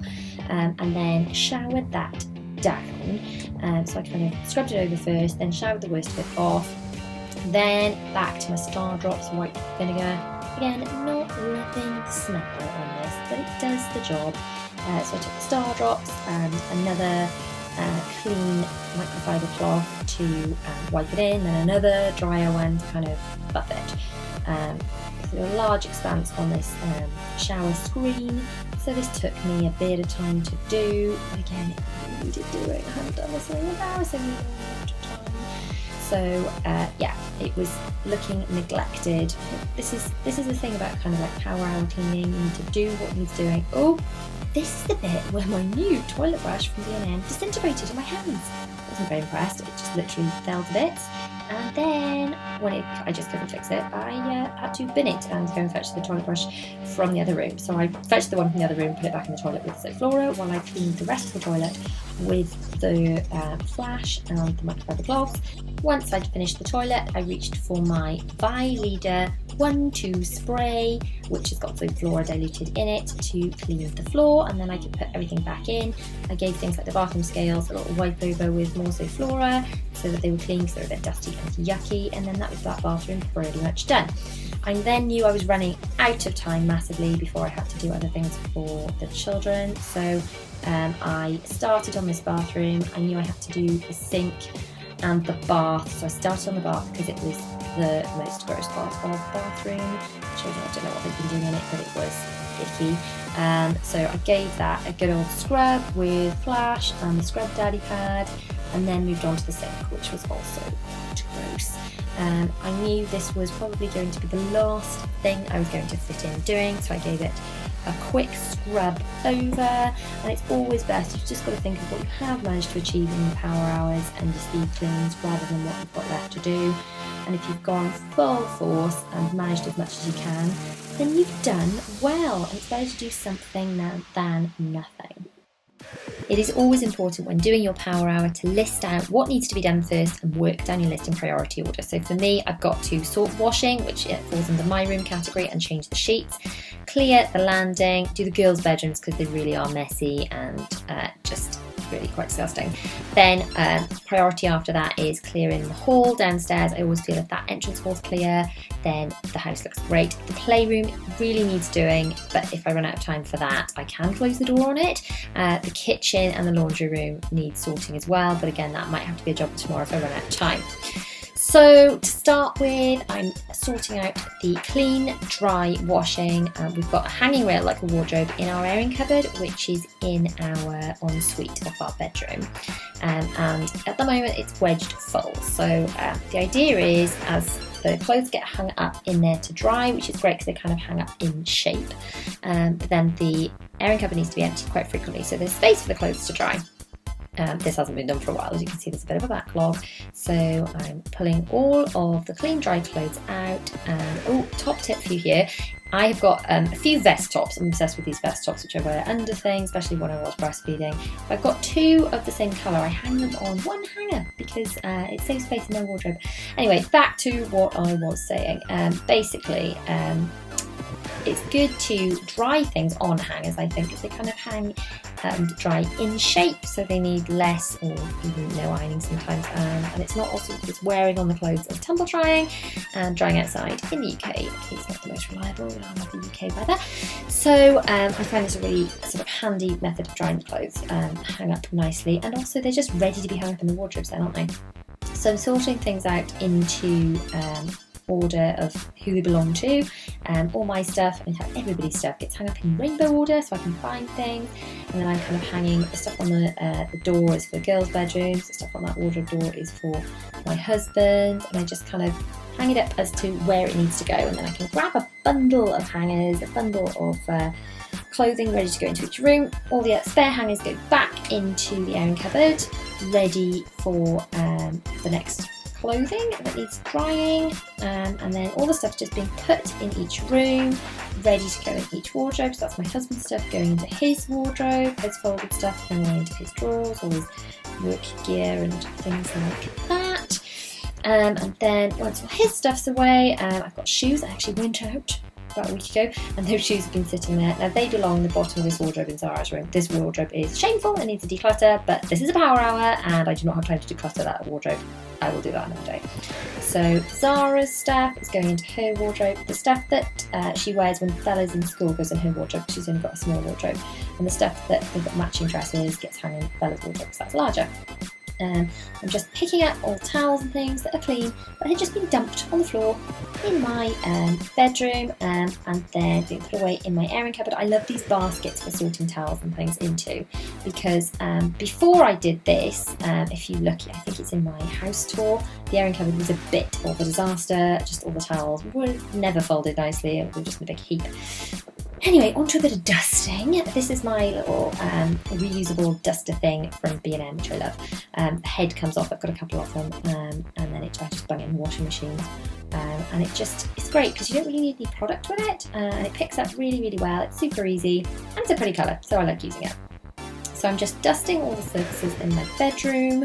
I like to do this before I change the sheets when I remember, because that way I feel like the dust goes on the dirty sheets and then I change as well. Oh, Zara likes to help. You know, I'm a big fan of getting the children to help when I can, and Zara, because I got her to helping the youngest, is actually the most helpful of the four. She's only 2 and she always wants to help because she doesn't know any different. The eldest is less likely to want to help because he didn't have to do any helping until he was 7.5 when I had William. Anyway, I am changing my sheets. Always remember, people, pop or button up your sheets before you put them in the machine so that they don't end up full of bits of other socks and things. Oh, here I am just showing you that I store all my sheets within a pillowcase. It's really good for you guys to do the same, because when you store things, the whole bedding set within a pillowcase, it's easy to find all the bits that you need. You don't need to go hunting around for where's the pillowcase, where's the sheet. It's all there for you. So just putting all the clean sheets on my bed. I love having clean sheets on my bed, but I hate changing the bed because it's huge. It's like a super king or queen size bed, whatever it's called. It's a huge bed, so it's just like a workout changing it for myself, really, because it's huge, and it gets me all sweaty doing it because it's hard work, quite frankly. I've said this before, I think. I don't iron bedding. Big confession there, I don't do that. Because I don't have time in my life for that. As long as the sheets are nice and clean and they've been smoothed out nicely, it looks reasonably tidy, I can live without it being ironed. Don't judge me. Anyway, now time to put some other bits away and then vacuum the floor, and then that's my room, not far off done. I do like the little Dyson, especially for power hour, because it's much easier. There you go, that's my room done. Like nice and clean, all the washing that needs to go away is away. Now on to Zaza's room. Zara's room is, as usual, a mess because she loves making a huge mess. But she is helping me. I am making her help me put her toys away. She doesn't do a brilliant job of it. It is probably easier to just do it myself. But if I get them to help at a young age, they don't object to helping, and they know that this stuff doesn't get done by fairies. I think it's good for them. So let me know in the comments. Do you get your children to help when you're cleaning and tidying? And are they actually helpful, or is it more work than anything? As you can see, Zara really loves my fake duster thing. Anyway, that's her room done. It's a super, super quick clean and tidy in there. And she felt like she had, so that's great. So I'm taking the dirty washing downstairs, pulling up some other bits that have been dumped downstairs, ready to go away. You can see if you look into Bella's room, I've got the 2 boys helping Bella put some of her clothes away that I popped in there for her. The girls are quite little. I do make them help, but they need help with the helping, if you follow. So just a quick dust over on the landing, and then vacuum the carpet. As you can see, I put away the stuff that had been dumped on the banister, and then that's the landing done. Bella's room now. Bella's room is usually a terrible tip. It's often much worse than this, but as I said, I had the bigger ones all kind of contributing to helping her tidy it up. Then it's time to put the clothes I've dumped on her door away. Now, soft toys. Top tip, people, soft toys, store them in a beanbag bag. Ditch the beans, you don't need the beans in the beanbag bag. And fill up soft toys instead, because it's brilliant for storage. Also good for storing blankets, anything like that, anything soft. Because it's not quite as comfortable as beans, but you know, it's pretty good. And where else are you supposed to store all that stuff? It's just really great for hiding the clutter, the stuff they don't want to part with, but where else are you supposed to put it? Then a quick vacuum over of Bella's room, with the girls being not terribly helpful, but you know, notional helping. And that's Bella's room sorted. Now onto the hall downstairs. A load of these towels have been used as like blankets to sit on outside, so they just needed folding up and putting away. And then I could give the place a little bit of a dust, And a vacuum, I always feel if the entrance hall is looking clean and tidy, it at least gives the illusion the whole house is clean and tidy. First impressions and all that. So spending a few minutes on the entrance hall, I always feel is time well spent. Then it's time to do some laundry. It's always remember to empty the fluff out of your dryer so it's not a fire hazard. You can see here I'm sorting the clean, dry washing out of the dryer into our Cowick sorting unit. There's one box per person in the family. All the stuff gets plopped into there. When the box is full, it gets given to whoever it is and they have to put their own things away. Always get your family to do their own putting away of laundry when you can. Right, these are the wet bags. Top tip, they are amazing for when you've got children to bring home sort of not just cloth nappies and things, but just anything yucky, bibs, anything sick on it, anything dirty at all. They're brilliant. Anyway, now it's time to empty the washing machine and fill the dryer. Just get the laundry on, get it moving, and then refill the washing machine with my sheets that I just changed off the bed with a little scoop of the Unstoppables. These things really do make your laundry smell amazing. And then I just use a scoop of Very Non-Bio and then a little bit of Lenore fabric softener. And then that is the washing machine on. I did not get to the playroom, but it was just a power hour. So I'm starting by emptying the bathroom of all of the stuff that is messing it up. Namely towels and things that are dirty and need washing. That's the potties and things. We're about to start potty training. All of that stuff needs to go out. The cloth nappy bucket, the bin, everything is just being emptied out. The bath toys. It's amazing how much clutter can sort of accumulate in the bathroom, as well as all the toothbrushes and things. I just like to get them all out so nothing gets covered with chemicals. So I'm starting by popping on some rubber gloves. I don't always remember to do this, but I do try to. And then sticking a capful of Zoflora down the toilet, and I'm going to plonk the toilet brush in there to kind of marinate in there while I'm going to tackle this disgusting sink. So I've got my little caddy full of goodies. I'm starting with this Star Drops vinegar spray, which is great for glass. I'm not in love with the smell, if I'm honest, because it smells like vinegar, which isn't amazing, but it is a good cleaner. It buffs up the glass nicely and makes it really shiny and lovely. So I'm using a microfiber cloth just to wipe all over that, keep changing for a dry a bit, and then I've got this little glass shelf which I'm wiping over too, just a little bit of kind of toothpaste on there, so that's going. Next, we're into the sink. We've got a bit of flash bathroom, going to town on that with the old flash bathroom, and then grabbing a minky cloth and just wiping all over it, getting all the grime and yuckiness off all around the tap. This tap is actually really annoying. It's kind of got a groove thing under it, which you've got to twist it and turn it on and off just to get under the groove of the sort of bit where the tap turns on and off. So it's a bit of a pain to clean. So if you're choosing a bathroom, don't choose a tap like that because it's a pain to clean. Anyway, just then rinsing off all the flash bathroom, keep squeezing out minky and wiping all around. And then when that's pretty much done, I do like to grab a microfiber cloth, which I'm pretty sure I'm going to do any moment now. Nope, still going to town with minky. Okay. After I've done that, I like to grab a microfiber cloth and just kind of dry it all off and make sure it's all shiny and clean. And that's the sink area done. Onto the bath, and we're pretty much repeating. It's like a very big sink, isn't it? Just spraying all over. Again, if you're buying a bath, it seems like a terribly good idea to have, you can see there's like jets, it's like a jacuzzi bath, but in reality, I have time to have a bath because I've got 4 children, I shower every day, so, and the children don't like the jets because they're loud, because it's a pump.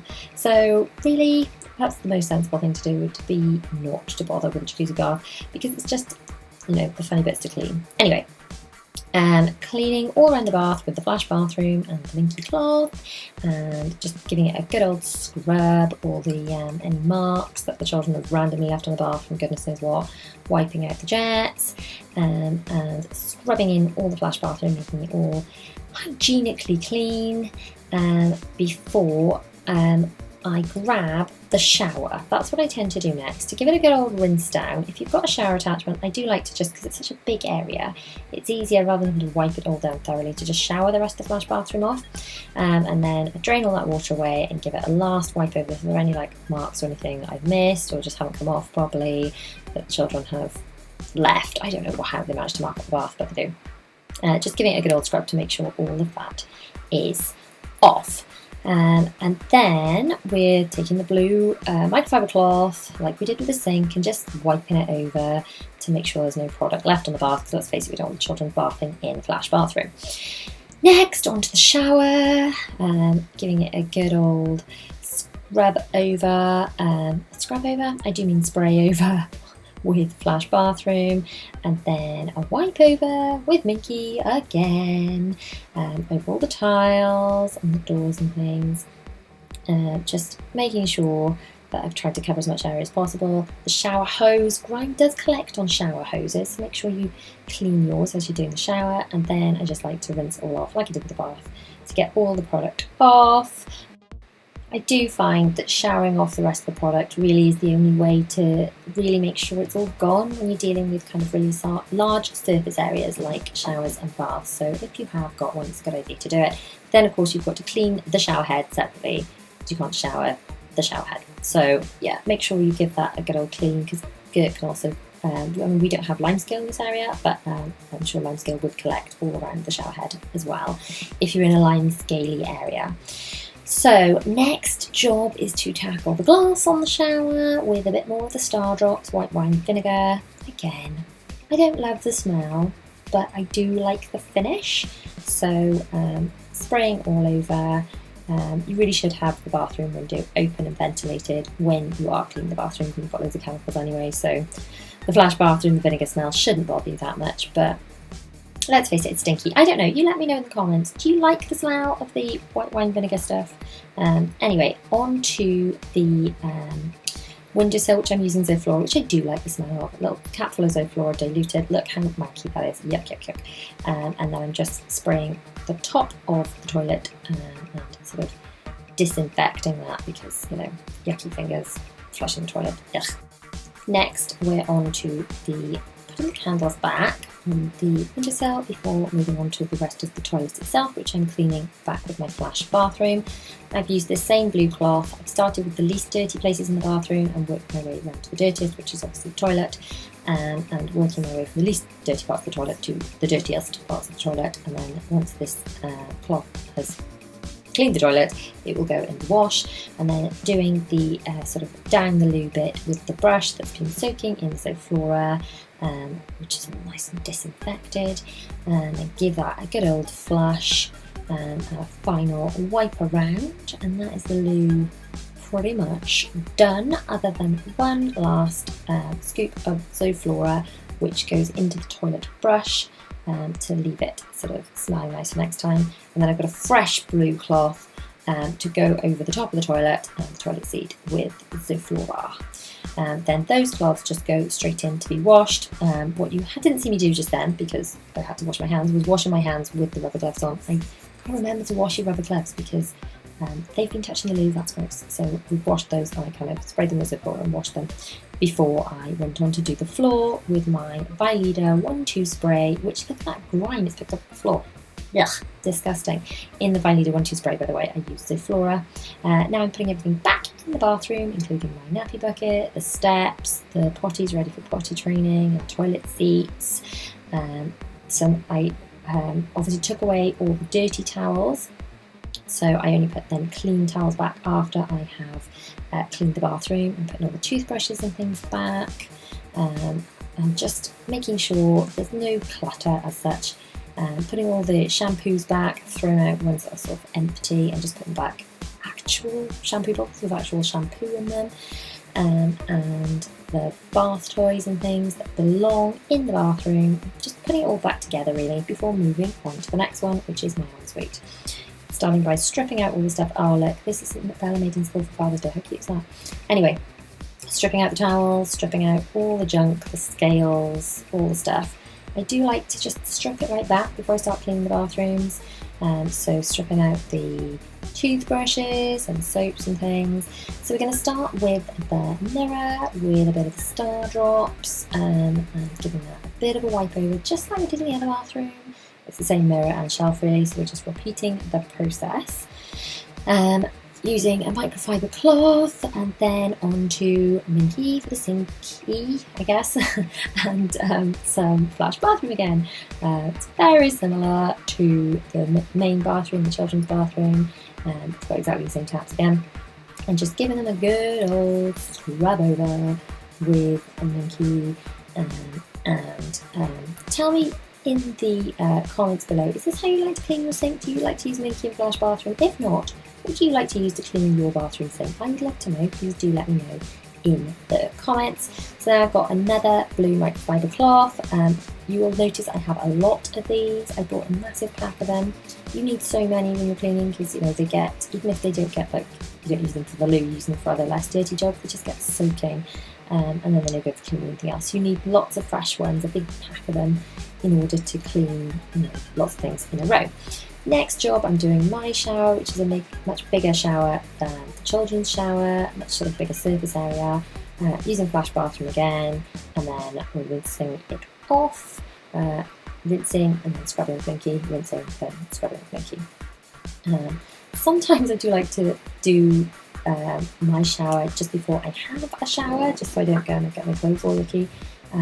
But today, obviously, I'm doing it in the middle of my Power Hour speed clean. So yeah, just sometimes it's good to kind of leave products in the shower when you're about to have a shower, and it's just a good opportunity to get it done then, just as a lots of a quick clean. Anyway, I've got lots of little shelves and things in the shower, making sure they've all had a wipe over with Minky and then a wipe over with the blue microfiber to kind of clean it off.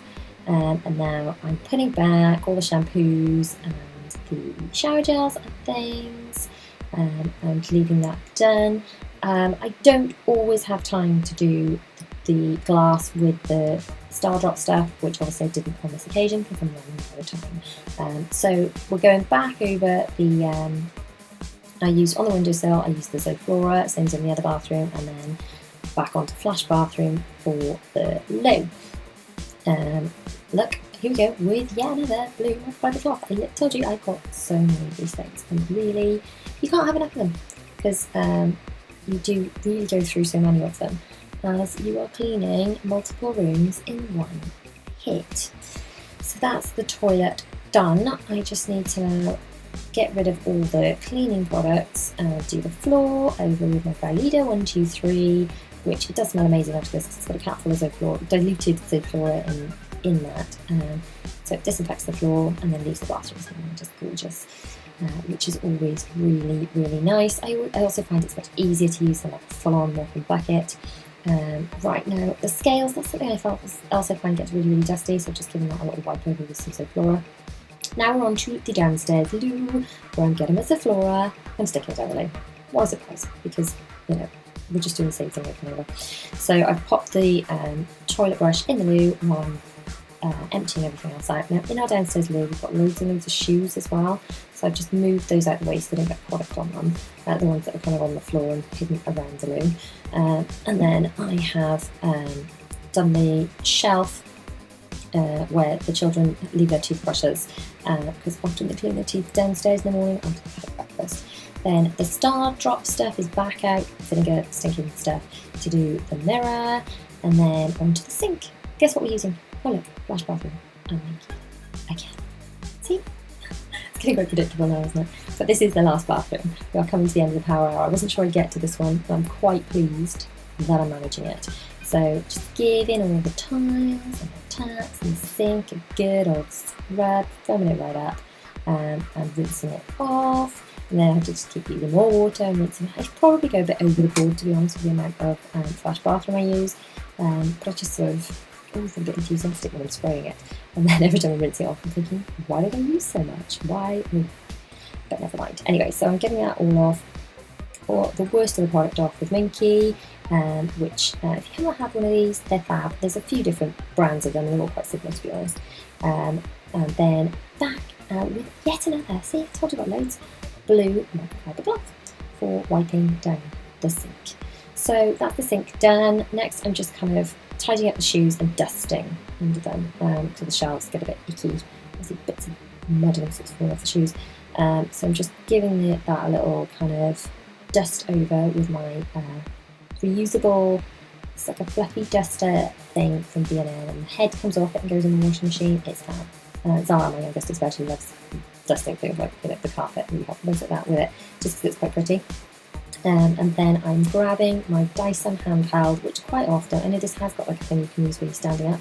It's easier just to get your hands on these and just do the corners sometimes with it. Anyway, onto the toilet with a little bit of flash bathroom. We're nearly there, you know, we're nearly at the end of this power hour. Getting quite excited that we're nearly done, and I've actually, looks like I'm going to achieve it all the stuff I actually set out to do, which is quite exciting and quite rare. My children allowed me to do everything I wanted to do. So that is the downstairs loo pretty much done once I've put all of the shoes back in there, and then just given the sort of skirtings and things a little Dyson around to tidy them up. And then once all the bits are gone with the Dyson, I can get my Rolly 1, 2, 3 out. Make the floor, you know, busy liquid and smelling amazing. Which is good, isn't it? It's got them walking around the bathrooms to smell amazing. And that's it. Finished. Ta-da!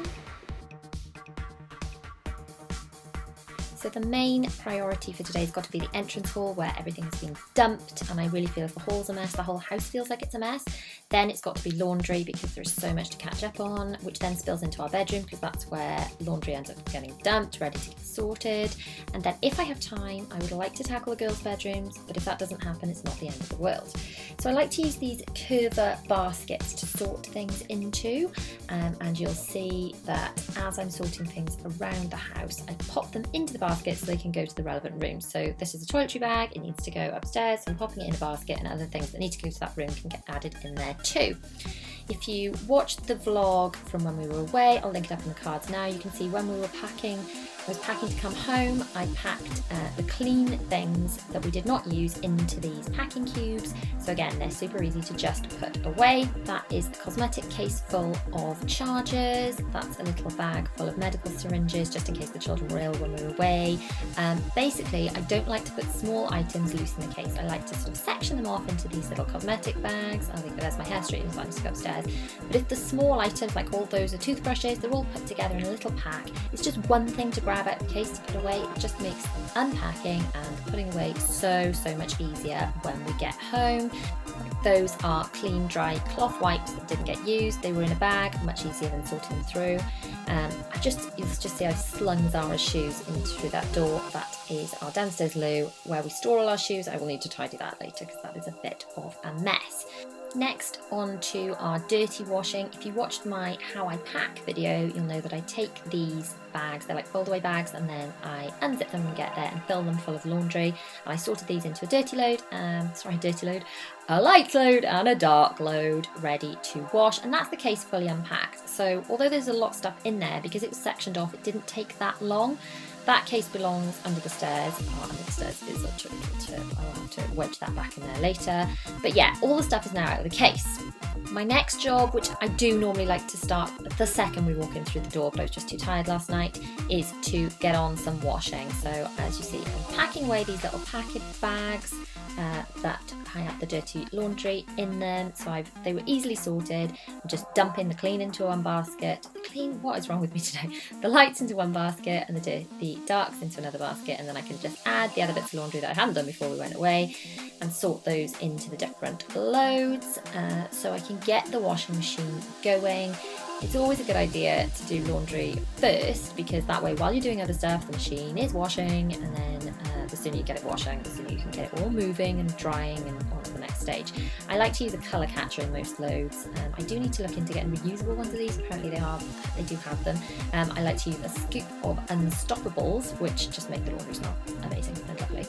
And then I use Fairy Non-Bio. I use a scoop of that and a little drop of Lenore fabric softener. I tend to put our clothes on for a short wash. They don't need to be on super hot and super long unless they're really dirty. They're not especially dirty, they just need freshening up. Next job is to sort the clean, dry washing that's come out of the dryer into my laundry calyx system. Basically, each one of those black boxes belongs to a different family member. I put the clean washing into the relevant person's box, and then when it is full, it is given to that family member and they are asked to put their own laundry away. Now it's time to make a little bit of space in the laundry room because it's like clutter-tastic, so that I can sort out the clean cloth wipes and get them all kind of damp and smelly in a good way, ready to use. So I use a little drop of this lavender essential oil, and I'm using these cheeky wipes boxes. I shall link all the information about this below. So yeah, just it's lavender and water in the box, and then they're stored damp, ready to use, so then you can grab them and use them as if they were a disposable wipe, only they smell better and they are actually more efficient at cleaning up sticky hands, faces and poop. Oh look, I've just found de-icer. It's July and for some reason there's de-icer left out, so once I've cleared all the surfaces, I'm just using my little Zoflora and a microfiber cloth to wipe all the surfaces in here, because it's only a small room, but if I can get this room clean and tidy, ta-da! Look how much better that is, and at least I feel like I've achieved something. Now it's time to clear the hall, and I am using these baskets, my Kerber baskets, which I love, to carry everything up and down the stairs. It's just so much quicker to load up baskets than carry loads of loose bits. Next job is to tackle this area by the front door. The children haven't even emptied their school bags or put their stuff away. I normally kind of encourage them to do this stuff themselves, but sometimes it just doesn't happen. And then the more stuff that is dumped there, the more stuff gets added to it, and the more likely other people are to dump things. Everyone is supposed to put away their own shoes neatly in the downstairs loo. It doesn't always happen, but I must admit the biggest culprit for that is my husband, not the children. So I've just pulled all the shoes off this shelf because they were such a mess, and putting them back neatly so that they actually all fit. And like I said, if it's a big dumping mess, everyone just dumps stuff, whereas if it's neat and tidy, they're more likely to put their shoes back tidily and keep it tidy. We do have an awful lot of shoes between the 6 of us, and these all just be left in the hall, which really stressed me out. So keeping them in the downstairs loo, even if it's not the tidiest of solutions, is a lot better than it was. So now just to clear this last area, just bits and pieces of Bella's ballet kit, that needs to go upstairs, drinks, suntan lotion, goodness knows what else has been dumped there. My little picnic basket that goes on my pram, which hasn't even been emptied of food since yesterday, that needs to go in the kitchen to be emptied. All needs to be moved so that we can clear the surfaces. I do feel like clear surfaces in the hall make me feel like the entrance hall is tidy, and therefore the whole house looks tidy. Now here is my understairs of shame. We don't have an attic space as such because we have rooms in the attic, so we don't have anywhere to hide stuff. So this is where I hide stuff. This under the stairs really needs sorting, but at the moment it's full of junk and I've hidden it with that screen. So now you know. So now I'm just dusting over with my little reusable duster head thing. They're like Dave the Duster, but you can put the top bit in the washing machine, and giving the rug a little bit of a vacuum with my cordless Dyson, because once the entrance hall is tidy, it creates a lovely illusion of tidy for the whole house. Whether the whole house is or not tidy, then at least people coming to the house won't have a first impression of, oh, what a mess.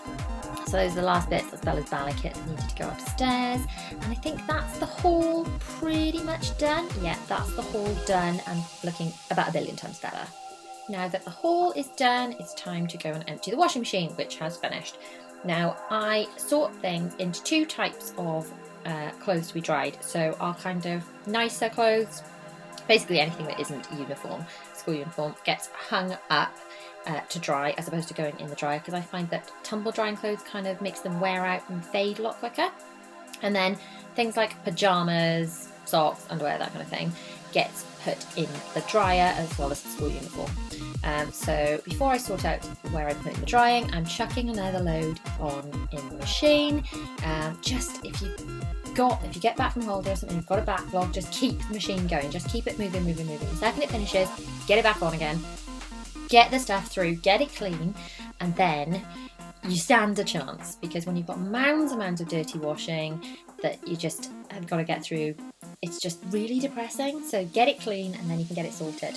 While I'm waiting for the dryer to finish, I can put the rest of that drying in the dryer. I am bringing the wet washing that he's hanging up upstairs, because in our ensuite we've got this cupboard where I have got a hanging rail in there, and that's where I hang stuff up to dry. Now the problem is it's full of clean and dry stuff, so all the dry stuff has to come out in order to make space for the wet stuff, and this is where the backlog is a problem, as you can see. So my bras, I don't put those in the dryer because they get wrecked.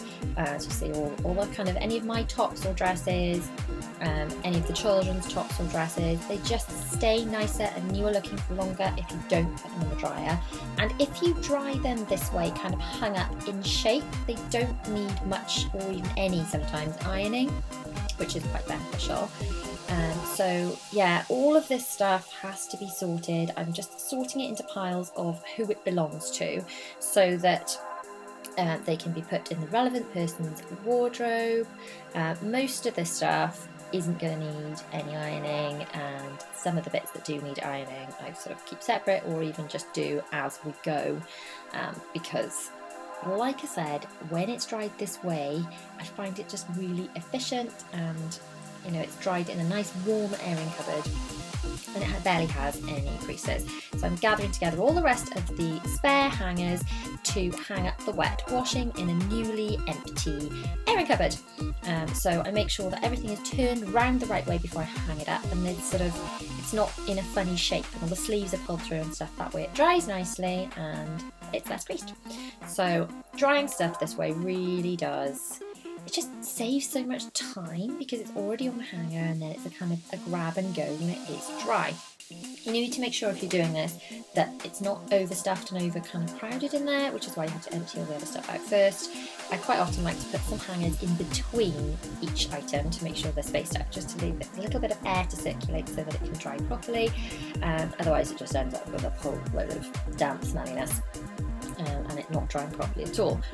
But yeah, if you don't overload it, this is a really efficient way. I don't actually have a washing line outside. I just find it rains so much in the UK that it would be a total waste of time. So drying things this way is a cheap and efficient way to do things for me, especially when I've got so many people to wash clothes for. So now I'm hanging up all of my clothes. Now if you watched the video where I decluttered and KonMari'd my wardrobe, you'll know I like to hang my clothes in rainbow order, because then I can find everything that I need, and it's easy to choose what I want to wear and what goes with what, just because it's all hung up in rainbow order, and rainbow order makes me happy, so that's why I do that. And then my shorts and jeans and things are folded into these drawers below, and then that is all my stuff pretty much done, and the end of my power hour. I am out of time. I am starting my power hour today, as I often do, with laundry. As a family of 6, we have a lot of laundry, so I always feel like doing this first is a really good way to get started, get kick-started, because that way the machine is working while you're working and doing other things. So I always try and get laundry on first thing in the morning and first thing during my power hour. I have sorted out the washing into a load, and now it is time to put in, I'm very excited about this, my first reusable colour catcher. I've been using the disposable colour catchers before now. These have been recommended to me. It kind of looks like a flannel, so I'm chucking that in, and I'm hoping that that will work to stop the running of the clothes. We've got some Unstoppables for the wash, and now a little bit of Method Cleaner. This is new to me as well. Method Cleaner fabric wash and Method Cleaner fabric softener. Trying these out for the first time. I bought these in my Amazon haul, my cleaning haul, which I shall link up in the cards now. I'm just putting this wash on a very quick, like a 20-degree quick cycle. I do find that lightly soiled clothes, as in clothes that have been worn but aren't really dirty, just need a really quick refresh. It keeps the clothes kind of newer for longer. Obviously if they're really dirty they need a much longer wash, but for things that just, you know, not that dirty at all, quick washes, more economical, better for the environment, cheaper, all the good things. So I'm just rolling up, that was a wet bag. I've got some bedding that needs to go upstairs, so that's going out to the laundry room. That's Sarah's tongue. I'm gathering up all the other bits and pieces which need to go in the next load. These are sort of nappies. They're not nappies that have like been used that much. She just wears them over her knickers now for a nap, and some flannels and things that are going to be washed without conditioner and with some sanitizer. So all my clothes and things will go in there to be washed as well. So now it's time to just tidy up the laundry room a little bit. These are all Zara's nappy wraps, which go over her nighttime nappies. She is potty trained during the day, but still wears nappies at night. And as I had cloth nappies, she's still in cloth nappies at night. So if you want to watch my cloth nappy video, actually, I will link those videos. I've got a whole cloth nappy series up in the cards now if you're interested in that. So now it's just tidying away the last of the bits in my big slidey cupboard that I've got. Zara found some socks and randomly wanted to wear them, so, keep her happy. Now, as the children have been ill, it's time to put away these syringes. This is like a drying rack thing. Sorry, I'll get back to the drying rack thing. Method cleaner. This was also in my Amazon haul. The pink grapefruit smells amazing. Shame we haven't got smell-o-vision. It smells great. Anyway, that thing that looks like grass was for drying kind of bottles and things when the children were little, but now I use it for drying plastic things, and also it's really good for drying those syringes. And PS, top tip, keep all the syringes. When you get Calpol and Nurofen and stuff, when your children are ill, you can be glad of those syringes. Keep every single one of those things. We've been through so many syringes recently because you don't want to double dip the medication, do you? Anyway, back to cleaning. Just giving the sink a little shine. The pink grapefruit's like a multi-surface cleaner, so I've just wiped down all the units with that, and now it's time to kind of just vacuum up the floor in this little area. I just want to get this one room done. Zara wanted a duster, so I've given her one of those. She thinks she's helping cleaning now. She's gone to clean something. I'm just going to wipe around. This is such a small room. I'm just going to wipe around the corners of the room with a little bit of multi-surface cleaner and a microfiber cloth, just along the edges where kind of dirt and grime collects. This is kind of a high traffic area. It's where we take our bins out to the back. I'm in and out all the time doing laundry, and the bits of like washing powder and stuff get dropped on the floor, things that fall out of clothes. And then that cloth is going in there with the other stuff that's going to be washed and sanitized. So that stuff will go on a hot wash with sort of nappy sanitizer or Zoflor or something in there to sanitize all that laundry. Next, I grabbed one of my curver baskets to gather all the stuff up. That dress was going upstairs. Zara decided she wanted to wear it, so she's wearing it instead. But she's happy now, so that's all that matters. I can carry on cleaning. She is thinking she's helping with her little duster and wearing her Anna dress. So gathering all the bits that don't belong in the kitchen. Let me know in the comments, do you find things just end up everywhere that don't belong? These are the syringes I was talking about. Gather them up, keep them in one place. You'll be glad of them when your children are ill. Anyway, back to my question. Do you find that in your house you constantly are moving things back to the room they belong in? Those baskets are an absolute lifesaver for me. But my family just love leaving things where they don't belong, honestly. Anyway, so I'm now going to tackle the worktop, the countertop. Now this is kind of like a high crumb and dust area, so I'm moving all this stuff first where the bread bin lives, where the toaster lives. It's amazing how many sort of bits of crumbs and things collect here. So I'm going to move all the bits out of the way and work around. Going to wipe down all across the tiles, all behind where the bread bin goes, the phone. Not that we even use the phone, I must admit. I don't even know my own phone number. We actually only have that phone for the broadband, and I guess in case we ever needed to dial 999, because I don't think I've ever made a phone call on it, honestly. True story. So do you still use a landline, or are you all on mobiles? Because I don't know, wonder if our house is a bit weird like that, or if nobody else uses their actual house phone anymore either. Anyway, back to cleaning. So putting all the bits and pieces back where they belong. I do also find my toaster, gosh, it just sheds crumbs. So I just like to try and shake all the crumbs out of it, because if I just move it and put it back, I'm going to anti-bac. This is the other method cleaner. This one smells like wild rhubarb. It's amazing. If I just sort of move the toaster and I don't give it a good shake out and clean down, the crumbs just kind of explode out of it. Honestly, it's insane. Really drives me mad. So I have emptied out the crumb tray of the toaster, and I've given that a little anti-bac wipe, because I figured, crumbs can't be terribly hygienic if they're collecting there for some time. And then I've put back the toaster. Now I'm pretty confident it's not going to malt any more crumbs over my freshly wiped worktop. Freshly wiped worktop, can't even say that. Anyway, on to cleaning the sink. I've given it a little spray down, and now I'm going to give it a little wipe around. I am actually going to put my gloves on. Now, I don't always put gloves on for cleaning. I don't always remember to, but I do try to put gloves on if my hands are going to get especially wet, because my skin's quite dry. And I do find, if I'm doing kind of like dry cleaning, if that makes sense, like just spraying worktops and wiping with a dry cloth, I don't always bother with gloves. But anything where like my hands are getting soggy, I do try and remember to put gloves on. It does protect your skin. Do try and remember to do it, people. I'm sort of talking to myself as much as I'm talking to you. But see, look, I've already taken the gloves off. I I honestly forget to, like, I take them off to, I don't know, move the camera or something, and then I forget to put them back on. Need to wear gloves more. And then also what people, I think, forget to do sometimes is wash the gloves. You know, after you clean something yucky, you've got to like wash and sanitize the gloves, haven't you? Always remember to do that too, people, otherwise you're just spreading yucky germs all over the place. Anyway, I'm just putting away some of my other ones, some of my other method cleaners, which I haven't tried yet, but were from my haul. I have tried the pink grapefruit, which I'm in love with, and the wild rhubarb, which I just smells divine. So I am really, really loving those two at the moment. Let me know which of the method cleaner smells you've tried and which ones you're liking. Right, now I'm going to tackle this rather icky, disgusting hob. This is where this method cleaner stuff's going to be put to the test. This is supposed to be a good multi-surface degreaser, and this bit of the hob is utterly yucky, disgusting, like really, really gross. So this is only a speed clean. I haven't got time to really like do the entire hob. Like if I had a bit more time, I would take all the sort of metal bits from the top of the hob, what are they even called, those metal bits, and like clean them all individually. But for now, for today, I'm just gonna sort of make my peace with just kind of doing the underneath bits where all the gunk has like slid down and gone disgusting. As you can see, we use the hob on the very far right quite a lot, and then as it goes further left, I don't use it as much. So it's less gross and kind of the colour it's supposed to be. So far, I must say, I'm impressed with this method cleaner. It is doing the degreasing kind of well. I kind of normally have to resort to using the pink stuff or something quite strong on the hob to get it looking kind of clean at all after it's been really gunky. But I think, you know, for a quick once over, the method cleaner in the pink grapefruit has done itself proud. So well done, method cleaner.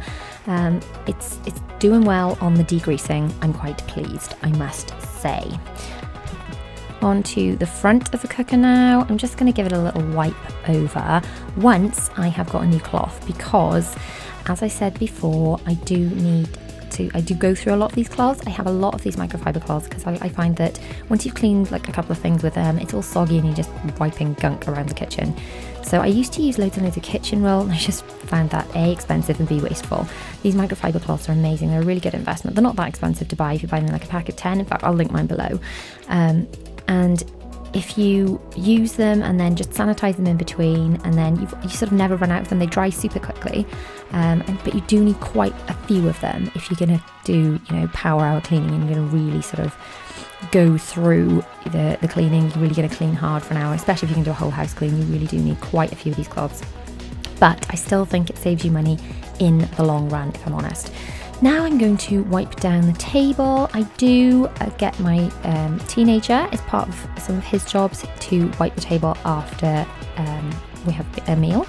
But, you know, sometimes it needs an additional going over. It's the getting the children to help. Doesn't necessarily mean they do an amazing job of it, but it doesn't mean they shouldn't do it just because they don't do it well. Because, you know, they've got to learn, haven't they? Do you get your children to help out around the house? Let me know. My children do, I've talked about this before, help out with kind of age-appropriate helping. I think it's good for them, and mostly they quite enjoy it. Well, I think they quite enjoy it anyway. I'm now going to go round the edge of the floor. I'm going to run out of time to like do the whole floor because my power hour is reaching its end. But I'm just going to go round the edges of the kitchen, if I can find the right angle with the camera, and do these sort of areas that kind of just get like a build-up of gunk, like around the dishwasher, stuff that's been splattered in, and it's just stuff that you can't even reach with, like, if you just mop it. It's just, you're not doing a good enough job, you know. Next job is to empty the dryer so that we can put more clean stuff into the dryer and dry it off. I'm sorting the clean washing into our boxes. There's one box for each member of the household, and then another box for towels and another box for cloth nappies. The dry stuff goes directly into there. Ooh, don't forget to empty the fluff, people. The dry stuff goes into there when the boxes are full. They get given to the relevant person, and that person puts their own things away. I'm now sorting the wet washing into one basket of washing to go upstairs and be hung up in the airing cupboard. That stuff gets hung on hangers, and the other basket of stuff to go into the dryer. So then I'm also using these dryer eggs, which I'm quite liking actually. I think they are speeding up the process of drying. And now I'm going to do a load of all the cloths and towels and things that need a nice hot wash and a big load of sanitizing. I'm doing a big scoop of fairy. And then I'm also going to add some Mio Fresh, which is a nappy sanitizer, which means it sanitizes and kills all nasty bugs on anything in that load, and a nice little scoop of Unstoppables to make it smell lovely too. And then that is us at the end. Thank you so much for watching. If you've liked this video, please give it a massive thumbs up. Do not forget to subscribe and hit the bell to be notified. We post new videos every Tuesday, Thursday and Sunday at 7 p.m. That's right. If you want to watch more speed cleans, they're just down here, and my latest video is just over there. Well, it's over there actually. Say bye. Sarah, say bye-bye. Bye. I am starting this power hour by popping some Domestos, which is just a bleach, down the loo. I'm doing this in my ensuite toilet and also in the children's bathroom, and that way hopefully I'll get time to clean the full bathrooms fully, but if I don't, at least that bleach is doing its trick to clean while I'm not cleaning, and then I will just flush that later when it's had a chance to do its magic. Next job for me is to fold some bedding. This has been through the washer and the dryer and it just needs to go away. We have a massive bed, as you can see it's a super king size bed, so the bedding's huge. I fold it as best I can, I'm not too fussy with it, and I don't iron bedding. Full disclosure, confession for me, I don't iron bedding. Do not have time in my life for that. But I fold it up and then it gets stored inside a pillowcase, and this is a top tip, top hack. If you've got a set of bedding, be it like a little single set of bedding or massive bedding like this, if you fold it up neatly, I like to KonMari fold it into thirds and, you know, so it's reasonably neat and tidy. And then you stash it inside the pillowcase, and that way you know when you grab that pillowcase, there's everything you need inside it, the sheets, the pillows, everything. It's all in one place, you're not having to hunt everywhere for it. And that is going away in my airing cupboard. My next job is to decant the 24, or it feels like 24 million toilet rolls that I have bought, because let's face it, big family, may as well buy in bulk, and quite frankly it's cheaper to buy in bulk anyway, so it's much cheaper to buy the toilet, it's cheaper per toilet roll to buy them that way. I'm just decanting those into a basket in my airing cupboard, and then I'm putting away some laundry that is clean and dry, and that has been hung up. I tend to find a lot of stuff accumulates on my kind of door handle, especially in my bedroom. Stuff gets dumped there and that just needs to be put away. I'm popping away my husband's stuff that he's left there. Yes, he likes to, there's a little dumping area that he likes to put things. Anyway, never mind, let's put it away, shall we, out of sight, and try and have some clean surfaces. He's like, he can't see his own mess, bless him. You can see everyone else's mess, but not the stuff he's dumped. Next job is to repack the swimming bag. So this stuff has just come out of the washing and I'm folding it away, and it doesn't go away into cupboards and things, it gets packed directly into the bag for next week. I like to KonMari fold the towels, so fold them into thirds in these little kind of triangle parcels, so they're nice and easy to grab and they don't take up too much space in the bag. And then for their swimming, the stuff that when they come out of swimming, for each of them, each of the three little ones wears a dressing gown, and then into those dressing gowns I pack their pyjamas. So they have like long-legged pyjamas, a pair of socks and a pair of pants, and then I roll them up and I pop them into the hood of the dressing gown. So then when they come out of the water, I just grab a little parcel, hand it to each of them and say, hey, put on everything in there. Oh, and look, do you know what, I forgot the girls' socks, I'm going to shove those in the parcel afterwards. But that really does save rooting through the bag, thinking, have I got it all? William's got these lovely fluffy pyjamas which I picked up in the Primark haul, which I shall link in the cards now. Those are rather lovely. And then all of that stuff that I've just packed, plus their bathers and goggles, get packed directly back into the bag, and I do that ready for swimming, which is, you know, it's not for a good number of days yet, but at least it's all ready to go. Next job, I'm going to have a bit of a declutter. Now these boxes next to the loo in my ensuite are supposed to be kind of for toiletries and things that have been bought, you know, so like new toothpastes and toothbrushes and things like that. But do you know what, they've just turned into a bit of a clutter magnet, so I'm having a bit of a sort out. As you know, if you've watched my decluttering videos, the only way I can make myself declutter is by tipping it all over the floor, and then there's kind of no way back. I have to tidy it up then because I've made a mess. I find if I open a drawer and just start picking things out, then I very quickly close the drawer again and think, oh, I'm so not in the mood for this. So by tipping it all over the floor, it does make me tidy up properly. It forces me to, you know, it's like going on a bear hunt, isn't it? Can't go over it, can't go under it, whatever, have to go through it. So yeah, all this stuff's coming out too. As you can see, most of this is like clean, like not clean, like new toiletries. But some of these toiletries have been in there such a long time. That blue thing I just threw into the bin ready to go and be recycled were like, those sticks you wee on when you're pregnant to check your protein levels, and my youngest is 2.5, so clearly I've not used those for a while. I also realised how much stuff I've actually got. I keep picking up new packs of toothbrushes because we use these toothbrushes. I like to have spare ones, especially when we're going away. We have new toothbrushes and things. But it's only when you sort of do a bit of a declutter that you realise, stop buying things really, that you've got loads of them already. So this is the sort of objective for this this kind of little portion of my power hour. As you can see, I've got quite a lot of sun cream, for example, like bottles and bottles of it lined up at the back of that box, which I didn't realise how much I had because it was all just jumbled up. We've got numerous bottles of shower gels and things, and we do need, don't get me wrong, we need spares in stock ready for when we run out.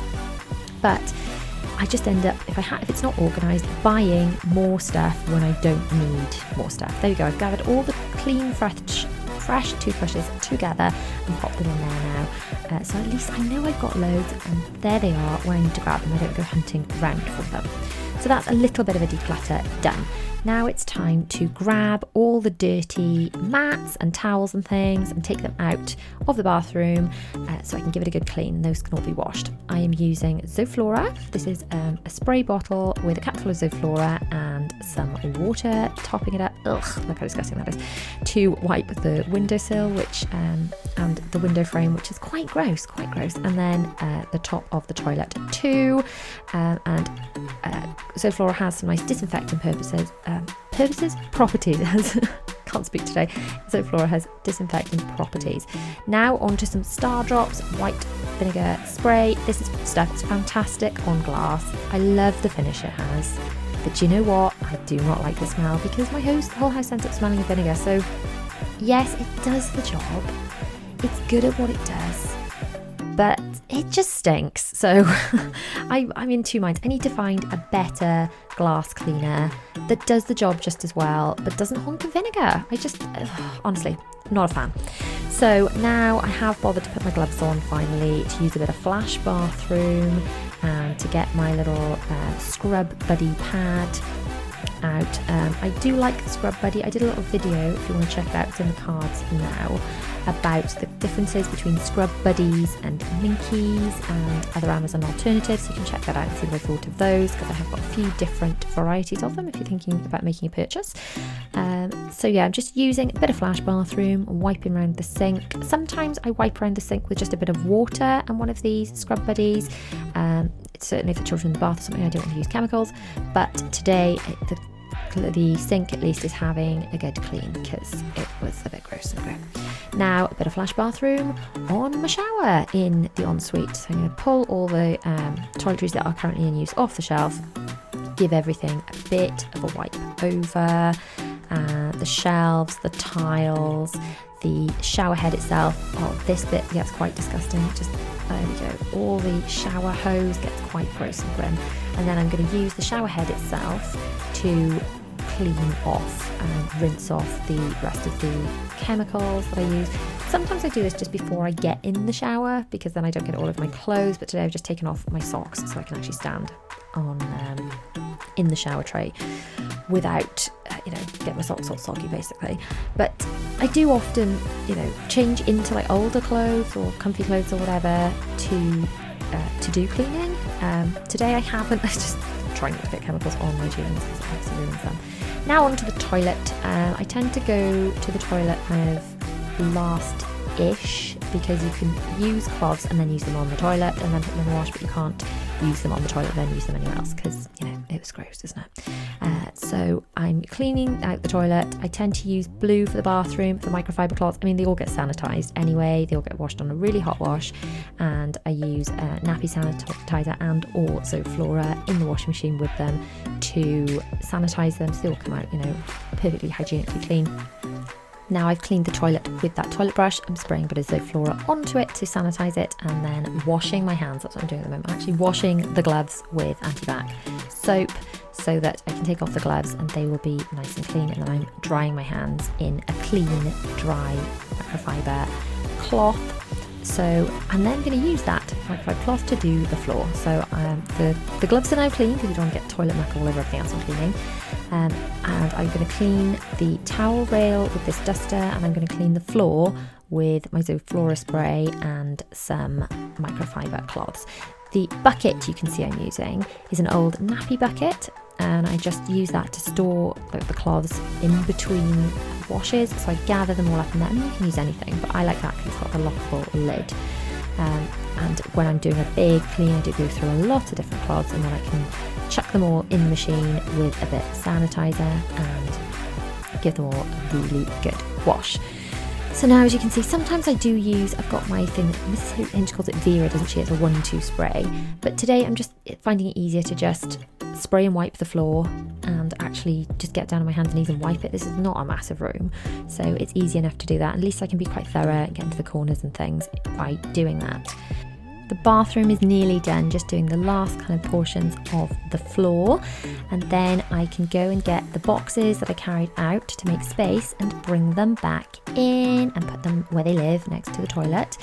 And now I am just going to finish off the bathroom by doing a little stamp using the bottom of the tap, and you know, it just looks nice, doesn't it? It finishes off the bathroom. I feel like it is clean. I know someone will use the toilet roll in about 2 seconds and spoil my little stamp, but never mind, it makes me happy. So I'm just going to finish doing this entranceway to the bathroom, wiping behind the door, getting all the cloths, bunging them in the nappy buckets. They're ready to take downstairs and wash. And that's the bathroom pretty much done. And now here's Zara with a blanket on her head. Apparently that is because she is currently Princess Jasmine.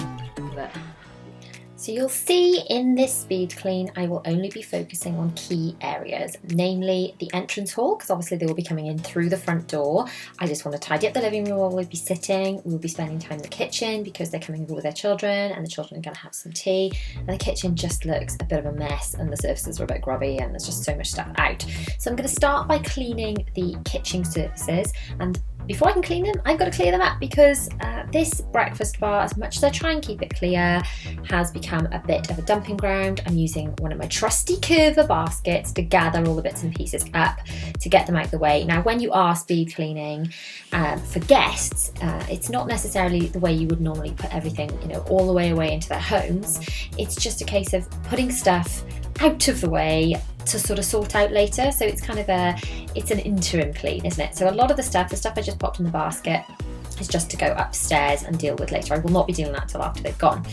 Next job is wiping down the surfaces. Now I am pulling this stuff out just because the toaster has left so many crumbs everywhere. It just needs a good old empty out every now and again. I've got my diluted Zoflora in the spray bottle and a microfiber cloth, and just wiping down the surfaces just to make the granite all shiny and sparkly. And it doesn't take very long to just sort of move these bits and wipe around them, but it does make the impression of the kitchen of just being like super clean. So I'm not going to go into every kind of corner, but this area, as we kind of sit around the breakfast bar when I've got guests over, I do feel that is a bit that does need to be kind of clean and clear, and just, it's an important area. Whereas perhaps other corners of the kitchen, I'm not going to be so fussy with. So it is all about, when you've got guests coming, which bits are they really going to see, and just cleaning those bits. So I've got my, I'm going to wash down the sink next, because again, the sink is looking a bit gross and disgusting, and I've just emptied all those crumbs into it.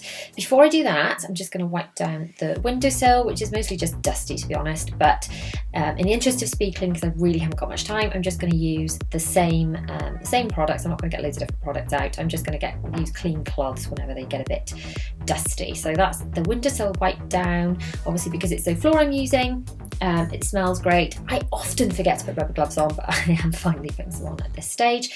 I've just seen I've got out another cloth because that one's a bit dirty, and now we're using my Dishmatic. I like to use this to do the initial wipe down of the sink. It's just a little bit of washing up liquid. You can use it to wash dishes with as well, but I actually like it to give the sink a once over when it's a bit gross. I kind of like to wash it down with the washing up liquid out the Dishmatic before I then sort of, in this case I'm going to use Zoflora. I do different products potentially on other days, but like I said, today it's all about doing it as quickly as possible. So I'm giving it a little wipe over with Zoflora.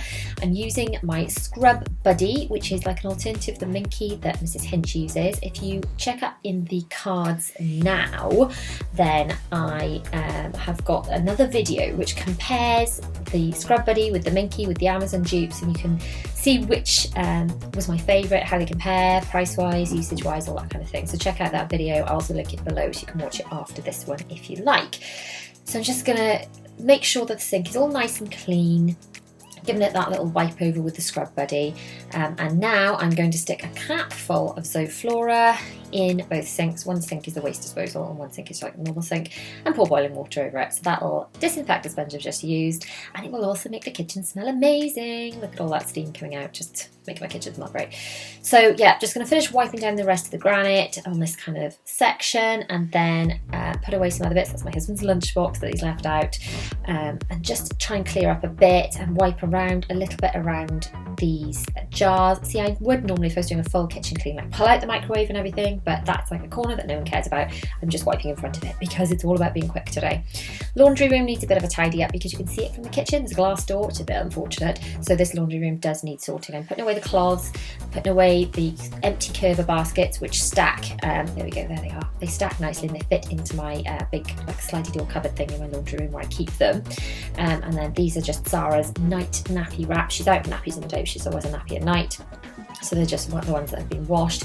There's just all these other bits of cleaning products that I've been using that I haven't put away because I've been busy and just not stayed on top of it. So they're all going away. In fact, one or two of those actually belong in the other sink, but because this is a super quick clean, I'm just shoving them away, out of the way, as opposed to putting them in the other sink where they kind of belong. This is my sort of dish draining rack thing for plastic items that come out of the dishwasher. It was actually for when Zara had bottles and things when I was expressing, but it's still quite a handy kind of dish draining thing, so I kept that and I think it's kind of cool and pretty. I will link that below actually if you want to check those out. Next job, once I have finished cleaning this surface, will be a wipe over of these surfaces, and I shall just quickly do this sink as well. This sink doesn't get that dirty because I don't have food in it or anything. More sort of dusty than anything because it doesn't get used that much. But as I said, this room, although it's not a key room that people are going to be going in, you can see it through the glass door, which is a bit of a pain, isn't it? So it's got to be done because my guests will see all my mess otherwise. So there we go. The dish rack drainer thing is now empty. That can go away. Next job, I'm going to stick another capful of Zoflora down the loo in the downstairs loo. I'm not doing a full bathroom clean in here. I'm doing a sort of a make it look good. So I'm tidying up all the shoes.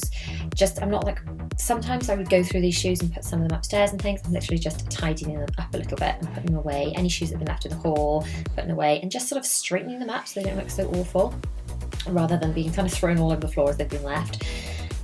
Next job, I am going to do the little trick with the toilet paper, because even though I haven't given my bathroom a really good clean, now it looks like I have because I've just stamped it, look, with the tap, and it looks like, oh look, she must have cleaned the bathroom, she's done that to the toilet paper. Good trick, good little trick, especially if you don't have time to clean properly. So I'm just using Zoflora again. Like I said, normally I'd use different, I use Splash Bathroom for the bathroom, but I'm just using what I've got. I am using a different cloth. I'm just wiping over. I have swapped over the hand towel as well, because I do think a fresh hand towel makes it kind of look clean. I am giving the toilet a quick wipe over, and then that's going in the wash, and then I'm washing my rubber gloves, because once you clean the toilet, you've got to wash your rubber gloves as soon as you wash your hands. Next job, making sure the entrance hall is really clear. It has had a load of clutter dumped in it. It's not supposed to. My family are not supposed to do this, yet they still do. I'm going to give a really, really super quick dust over the pictures and the table in the hall. And then it's just all about clearing up these last bits and pieces. Some of them I'm hiding in my desk, some of them I'm hiding in a cupboard in the kitchen, other things are going in that curved basket to go up the stairs. And then I've got some bits in the living room. That stuff needs to be like given to a friend. I've got that high chair which needs to be given to a friend who's having a baby. I'm literally just hiding it behind the door so that no one can see it. I'm straightening out the cushions. I always think straightening out the cushions makes everything look nice. I'm spraying a tiny bit of Zoflora in there just to make it smell good.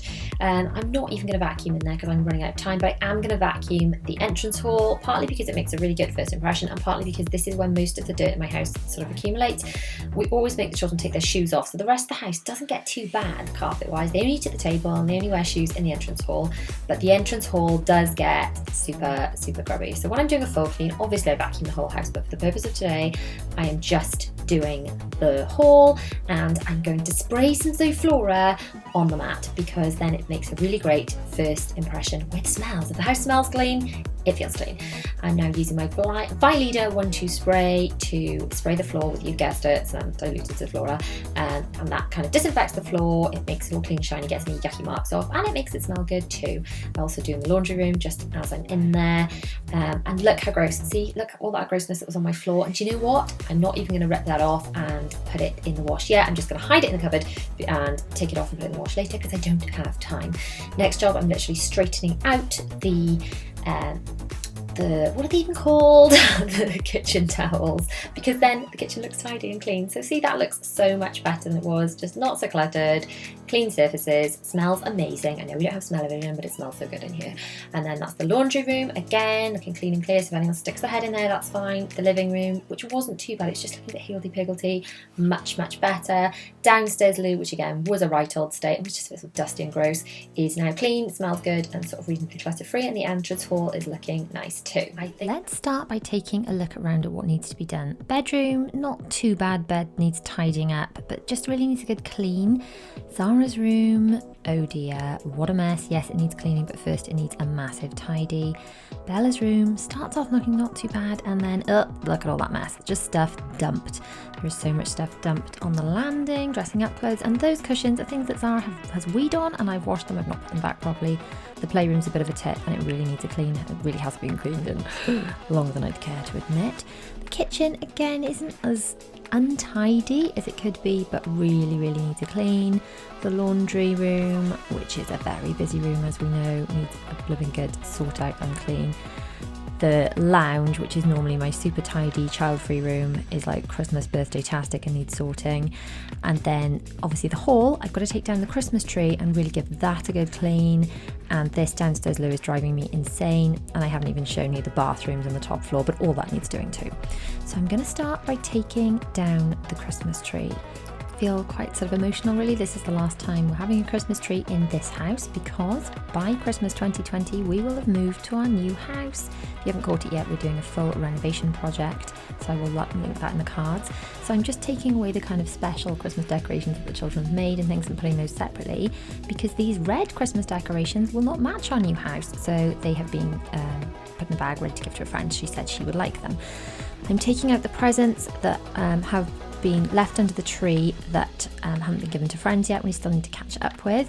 And then I'm going to wrap up the lights. Now I'm using half of a Christmas wrapping paper innard thingy, what they call tubes, and I've cut a little slit in it. I've tucked the end of the lights in one end with the slit, and I'm wrapping the rest of the lights round and round and round, and that should stop them getting all mucked up and tangled before next year.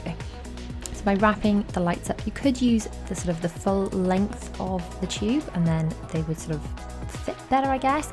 But I'm using half a one because it's got to fit into this bag with the Christmas tree, which I'm showing you now. These are the bags that I use from Jojo. I shall link them below, which they are brilliant. I use them for loads of storage things around the house. Now, we did used to try and fit our Christmas tree back into the cardboard box it originally came in, and every year it became more and more difficult, lots of gaffer tape and trying to squish it in, until eventually the box gave up the ghost. I now split the tree into these two bags. It's actually easier to move because it's easy to lift. It's just in, two bags. It's not so heavy, so you can split the weight, and it's just easier to put away and just shove it in there, zip it up.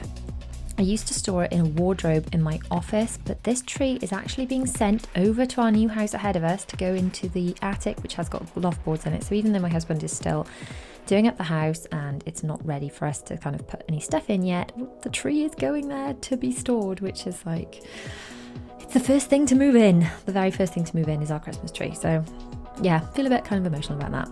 So those are the bags, putting those by the front door to put in my husband's van. Next job is to vacuum this rug.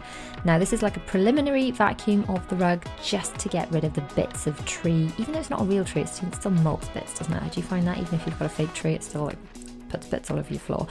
So even though I will have to like carry on vacuuming later on, I didn't want the children to walk with stuff through the house. So I've wrapped the precious ornaments in a bit of wrapping paper and put them in a little bag. And then those presents, like I said, I've got two families, two sort of friends with children that I haven't caught up with yet. So they're their gifts. I'm going to sort of hide those upstairs so we catch up with them. Let me know in the comments, do you always end up with a couple of presents after Christmas you have not given out yet, even though you're putting your tree away? Let me know. So now I'm going to put my husband's mail in that box and hide it away because I'm fed up of looking at it, and start dusting with my fluffy duster. Then I'm going to use my Method multi-surface cleaner. This is the lavender scent, to just clean the surfaces and wipe them over with a microfiber cloth. This stuff smells great. So it should make the entrance hall smell lovely.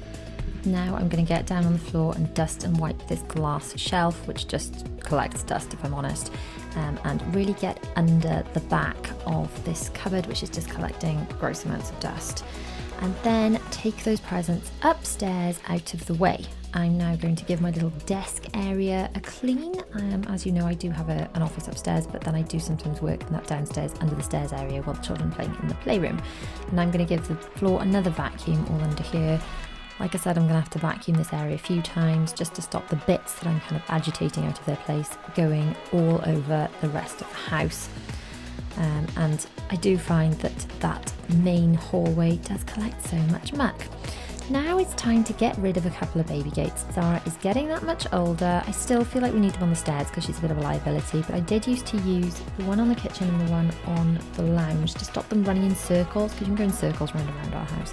But we can get rid of some of them now. I am still going to keep the one in the playroom, so I've got somewhere to put her if, the Tesco delivery's coming or whatever, and the front door's open. And I'm just going to wipe underneath where the gates were and wipe around some skirting boards and things. Now to tackle the downstairs loo. Now the amount of shoes in here is driving me insane. So I've vacuumed the shelves, given them a little wipe over, and I'm putting back essential shoes that we're actually using. I've got like 3 pairs of ballet pumps in here, and as I'm filming this, it is winter. It is bleak midwinter, and there's no way I'd go out in ballet pumps and no socks. I would freeze. So they can go upstairs, and other shoes that people are not wearing can still go upstairs. I'm quite happy to have these near the front door if they're being worn, but if they're, if they're not the right season or whatever, or if they don't fit, they can go, because we can't fit it all in. And then I'm just going to wipe over the floor. This is such a small room, it's not even worth like getting any kind of mop out or the big vacuum cleaner. It's just worth doing with just getting on my hands and knees and giving it a wipe. Wiping around the skirting boards, vacuuming around the skirting boards, and going all around the floor. Now normally I do start with cleaning like the higher up things and then moving to the floor, so I'm doing this a bit backwards for me really, because I haven't yet cleaned the toilet or the sink.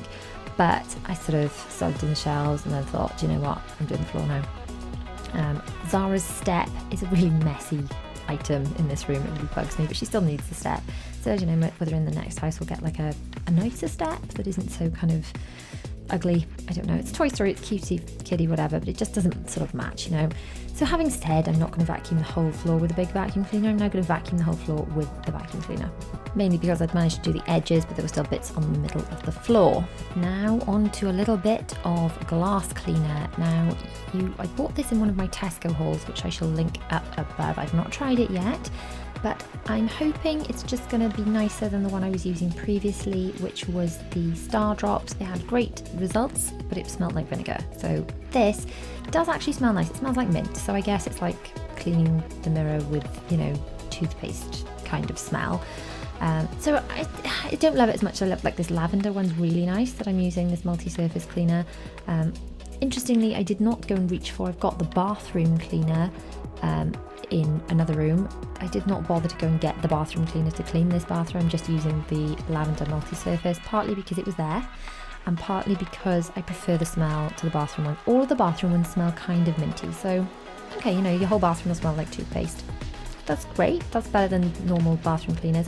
When it comes to cleaning the bathrooms, I'd like to clean from cleanest areas, so windowsills and sinks, and then do the loo last, and that way I can put my loo cloth in the wash in that bucket straight away, and that is a cat lizard flora down the loo to make it smell amazing. So that is the downstairs loo clean and looking a lot tidier and smelling pretty darn good too. So at least if anyone visits our house, as long as they don't venture beyond the entrance hall and the downstairs loo at the moment, it doesn't look too bad, so I think we better keep going. Now it's time to empty the dryer. I have been using these dryer eggs from Egg Laundry and really liking them.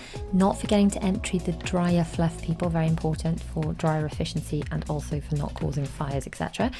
Just going to carry on by dumping some of the stuff that I've collected in baskets from downstairs back upstairs and bringing down some more dirty laundry to stick on another load.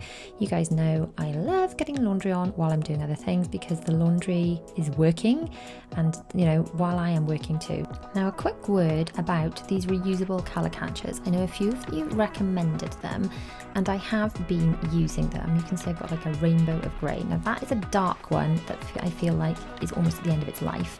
Now these are how they start out, nice and fresh and white, and the idea is you're supposed to keep the box and you are supposed to mark off how many washes you've done with them on the side. I have never done that. If you ever have done that, then please let me know in the comments. But for now, I will be using them and I'm going to try, like I discussed in one of my recent videos, I'm going to try using them as cleaning cloths to do mucky jobs or whatever when they've come to the end of their life, because I feel like using them for 30 washes and then throwing them away is not terribly eco-friendly. Next, on to the living room. I need to really clear this room. I've just taken my ring light out to get that out of the way, ready to take it upstairs. My letterboard, all of Bella's birthday bits, all the toys the children brought in the living room. Because it's been Christmas, we've spent a lot more time in the living room. When my husband is in work, I tend to spend time in the playroom with the children, and that way the living room stays nice and tidy. It's just not been the case. We've had people over, the living room's bigger. So I need to clear off Bella's birthday cards. Now I can give this windowsill a nice old clean, give it a little dust on the shelves and on our little tables and things, all around the pictures. This does get neglected. I don't do dusting in this room as much as I should, if I'm honest. I'm going to shake out this rug. You can't really vacuum it because it's so long. It's like it would just all get stuck in bristles and things. So I'm just shaking it to get all the muck off it and then vacuuming whatever falls out of it, which on this occasion was mostly just dust and dirt, but sometimes it's like toys and money and things. I'm actually moving the sofas and doing behind the sofas, which I must admit pretty grim. Again, I do the middle of the floors a lot. I don't often, or I don't as often as I should, move the furniture and do behind them, full disclosure. And it gets pretty dusty and gross and grim down there, so it does need doing every now and again. But even as a mum, if I can't manage to do it all the time, I'm going to try not to beat myself up about it. But today I'm going to try and do as thorough a clean as I can manage within the time I have, within what my children will allow me to do. So yeah, main floor done, bring the rug back in, and then it's going to be time to sort of straighten out the cushions. I have made my own fabric refresher, sort of like a homemade Febreze, just using this bottle, and then I've put boiling water in with a spoonful of bicarbonate soda and a few drops of lavender and given it a bit of a shake around, and then that makes a really nice smelling fabric refresher. I will link all of those items below if you want to get your hands on any of them. So I'm just spraying all the cushions with the fabric freshener and then moving on to the glass and this door, which again, full disclosure, this does not get done that much. I'm using the Method glass cleaner in the mint, and then once those doors are finished, the living room is pretty much done. As although this is intended to be a whole house clean with me, you just never know as a mum when your children are going to force you to stop. So at least now, if anyone visited, the entrance hall, the downstairs loo and the living room are reasonably clean and tidy. Having said that, I've dumped all the stuff in the hall, so let's carry that upstairs out of the way to deal with later. And then we can move on to vacuuming the stairs. Now, sometimes I do use my little Dyson for this, but the battery on it is not that charged at the moment, so I am using my bigger vacuum cleaner. At least I know I'm not going to have it dying on me halfway through. So now let's get on to the kitchen, which again, if people come and visit the kitchen, it's kind of where you're going to hang out a little bit, isn't it? I am trying this Method kitchen cleaner spray in Clementine today. Now, smell-wise, it is nice, but if I'm honest, I still think I prefer, for the kitchen, my favourite is their multi-surface in pink grapefruit. My favourites are definitely the pink grapefruit and the wild rhubarb for sure. Having said that, today I'm also going to try the Method granite and marble cleaner, because obviously we've got granite countertops. Let's see if this is any better. Now it's said to smell like apples, but have you ever had apple flavour fizzy chewits, which are kind of like a sweet flavoured apple? Like obviously it's sweet as opposed to apple. That's what it smells like. It smells like apple fizzy chewits. So if you like that, then by all means go for this. It is nice on the granite. It does bring them up nicely. Is it any better than the multi-surface? I don't know. I don't know if it's worth having this as well as the multi-surface. Let me report back. Let me keep using it for a few days and report back. Because at the moment, although it is bringing the countertops up nicely, so does the other one. So I don't know if it's worth investing in all the different types. I'm now going to clean the children's toy kitchen, and I'm using the Clementine kitchen cleaner again, because it is a kitchen, it's in my kitchen, it is a kitchen, and this really gets neglected and not cleaned that much too. Next, I'm going to do something else that I don't do often enough, which is, oh my goodness, look at that, pull out the table. Now the table gets vacuumed underneath all the time. You wouldn't have thought it looking at that, but it doesn't get pulled out as often as it should. So it gets daily, vacuums around the chairs and under it, but you can't really see what you're doing unless you pull it all out. And this bit of the floor is so grim and gross. I'm down on my hands and knees wiping it, because just mopping it isn't going to cut it. And I do feel like you can kind of get a really good clean by sometimes just actually wiping it as if it was a countertop. I will get the floor cleaner mop thing out as well. That's a little tiny bit of AstroTurf, by the way, in case you're wondering what that is, which we used to wipe our feet on. And we had our garden AstroTurf when my husband did it, which was the best thing ever, by the way, because it's like carpet outdoors. But we did keep that little strip just to wipe feet on the way in.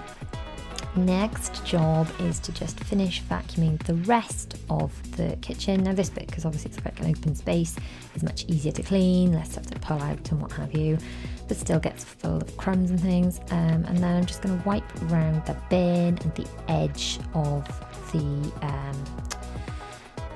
what are they even called, skirting boards, and under the units and that kind of thing before mopping. So I think once the edges are done, you've really given them a blooming good wipe. The mopping, or this, it's 1-2 spray, isn't it? It's called the Vileda 1-2 spray, with a little bit of Zoflora in it, diluted with water, and this makes this floor smell great. It's much less, not messy, because mopping isn't messy, is it? But it makes the floor less wet. It dries quicker than using a traditional mop. It's just a lot quicker. We're now in the laundry room and giving the whole countertops a spray and doing the floor. And then as I'm using dirty cloth, they're going into my old nappy bucket, as well as my Vileda 1-2 spray cover thing is going into the old nappy bucket to be washed and disinfected and sanitized with the cloths too. So that is the laundry room done. I know it won't stay super tidy for long, because obviously I have more laundry to do, but at least it's clean and tidy. And the kitchen done. Like I said, the kitchen wasn't that untidy, it was just really needed cleaning, and it is now nice and clean, and that makes me happy, because like I said, it's downstairs, it's where people hang out if they come and visit. So if we have visitors now, it's going to be okay. Now for some more laundry, to mess up my laundry room. So I'm just emptying out the machine, splitting things into things that go into the dryer and things that do not go into the dryer. The things that do not go into the dryer have to go upstairs to go into my airing cupboard, where they get hung up to dry. Just running those things upstairs, deal with that later. And as you can see, the hall is pretty clean and tidy now. It is respectable, so that the lounge, the downstairs loo and the kitchen all sorted. It's time to tackle the playroom. Now, as you know, I'm a big fan of getting the children involved whenever possible. It is not the quickest way of getting things done, but I do believe that it doesn't do them any harm to help to tidy up, especially when it is their own mess, and the playroom is very much their own mess. So is it quicker to do it myself? Probably. Is it good for them to learn to all muck in and tidy up? Yes, definitely. Are they going to enjoy it? Sometimes they do, sometimes they make a game, sometimes they're like, not first. But, I think it's a good, important life lesson for them to learn to tidy up and do kind of age-appropriate jobs to help out around the house. So let me know in the comments, do you get your children to help out around the house or not? Anyway, that was my quick as a flash method. Multi-surface is back out to do this room. I'm just dusting the top of the surfaces and things. This room gets vacuumed a lot. It doesn't get dusted as much as it should, if I'm honest, full disclosure. We tidy it up every day. I vacuum it whenever I'm vacuuming the hall. But dusting, there are some rooms that always get all the TLC and some rooms that don't as much. Yeah, this is one of my don't as much, so whoops about that. Anyway, quick as a flash, the playroom is looking a gazillion times better. Okay, it wasn't quick as a flash, I sped that up a lot, but it's done now. On to another room that is a bit of a disaster at the moment, and that is Bella's bedroom. Now, Bella adores having a tidy bedroom. She does not like tidying her bedroom. She's pretty good at keeping it tidy when it is tidy, but I think as soon as it reaches that critical mass of it deteriorates quite fast. I'm also trying to clear a lot of the stuff that belongs up to the attic, and I've left the little ones sort of making a go of Bella's room while I clear this landing. Back in to help them. Now, I want in the next house to have enough hanging rail for her to hang up all of her dressing up clothes, but at the moment she just doesn't have enough hanging space. So some of her dressing up clothes go in those boxes. I mean, I don't know, is it better just to keep them in boxes anyway because it's easier than having to hang them up for children? I don't know, let me know in the comments. What's the best kind of dressing up storage and what do you do for your children?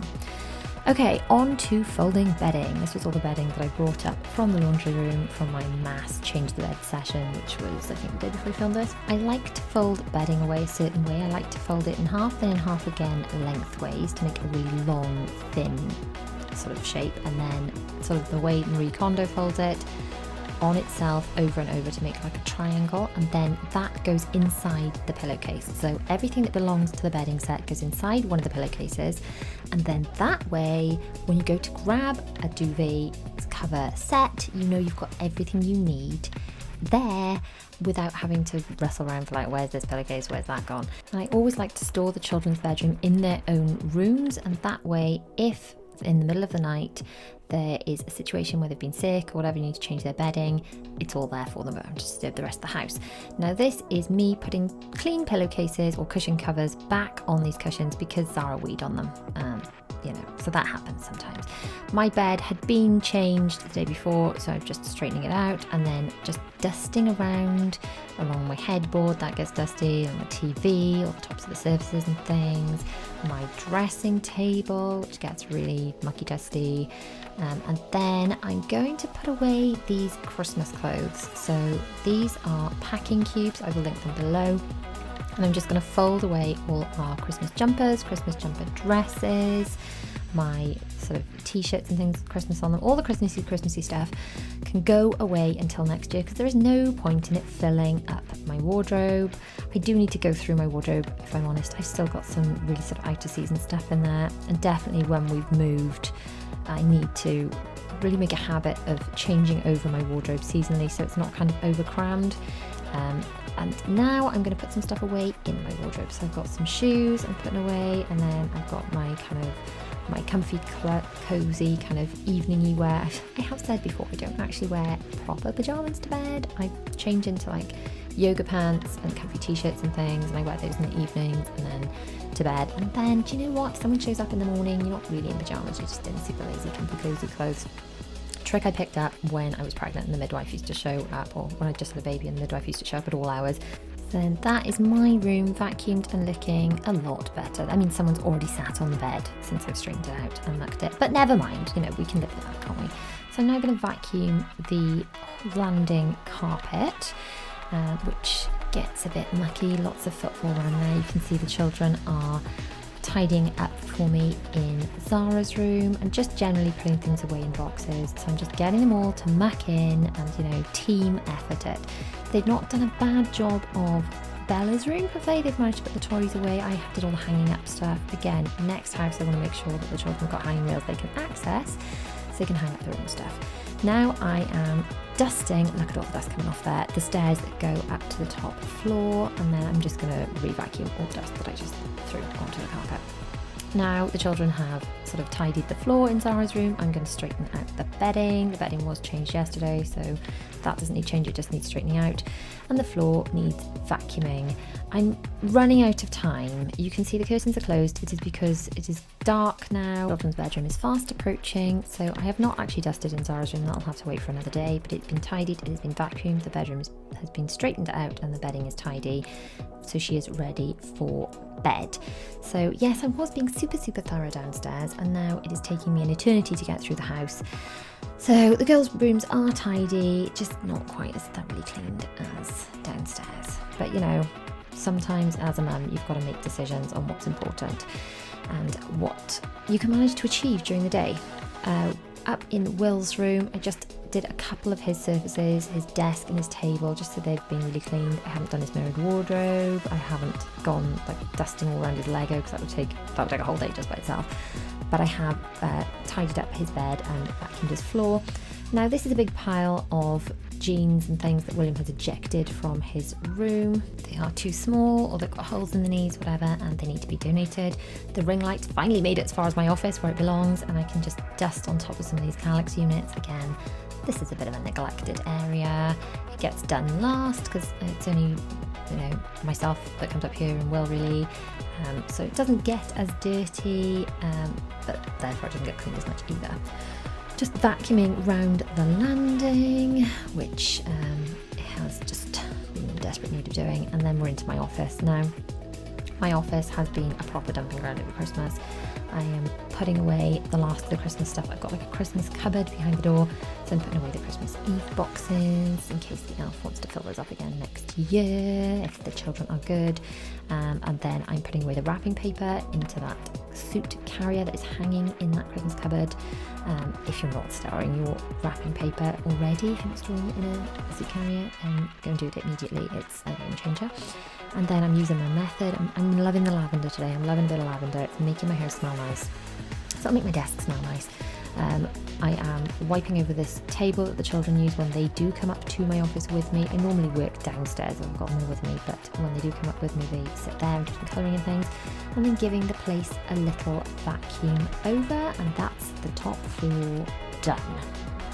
The time is really getting on now. The office is done, the top landing is done, Will's bedroom is done, and Will is actually going to sleep in his bedroom. You can see him there in the darkness. So now I am getting pretty exhausted by this point and sort of losing the will to live a little bit.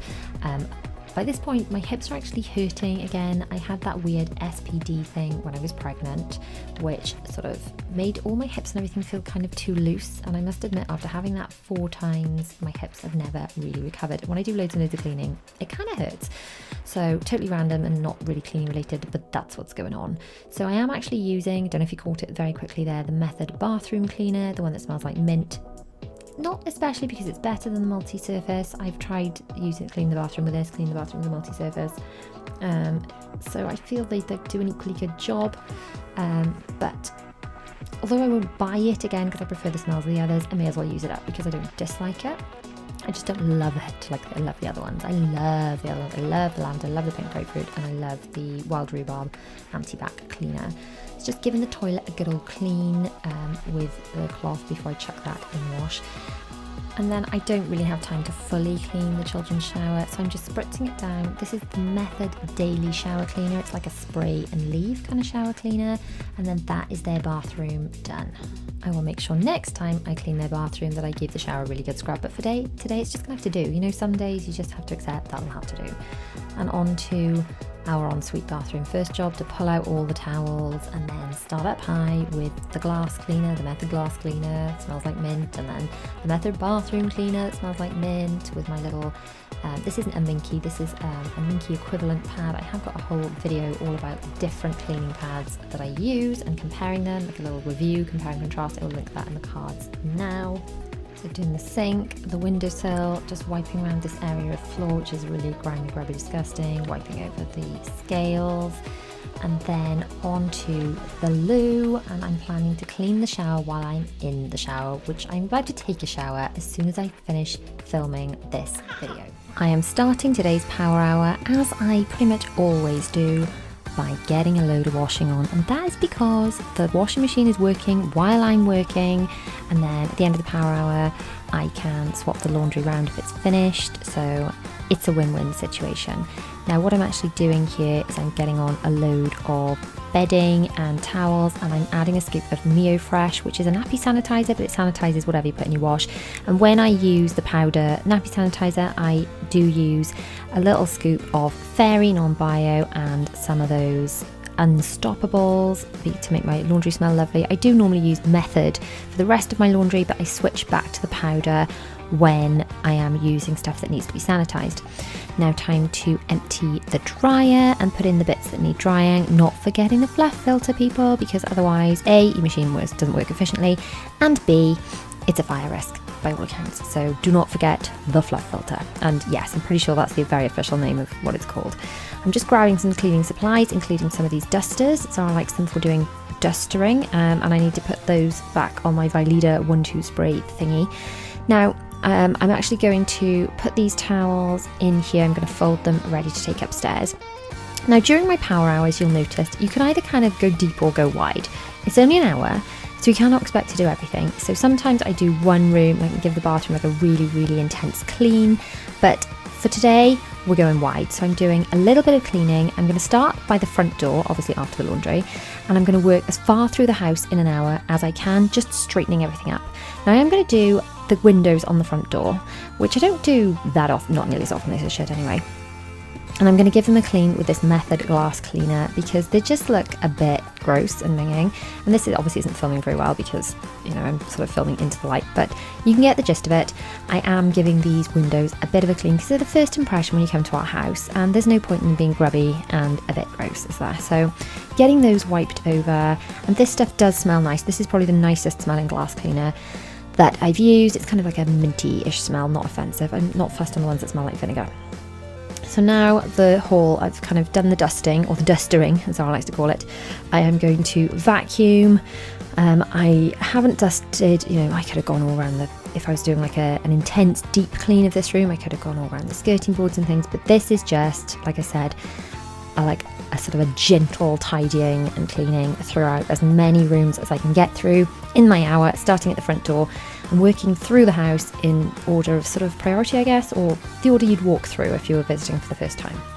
So the entrance hall, even if Zara interrupted me now and I couldn't do any more, at least I've done the entrance hall. At least the first impressions of the house is looking nice. So when I come home, I think, it's lovely and clean, and then hopefully my family respect it and don't make a mess. You know, we can but live and dream, can't we?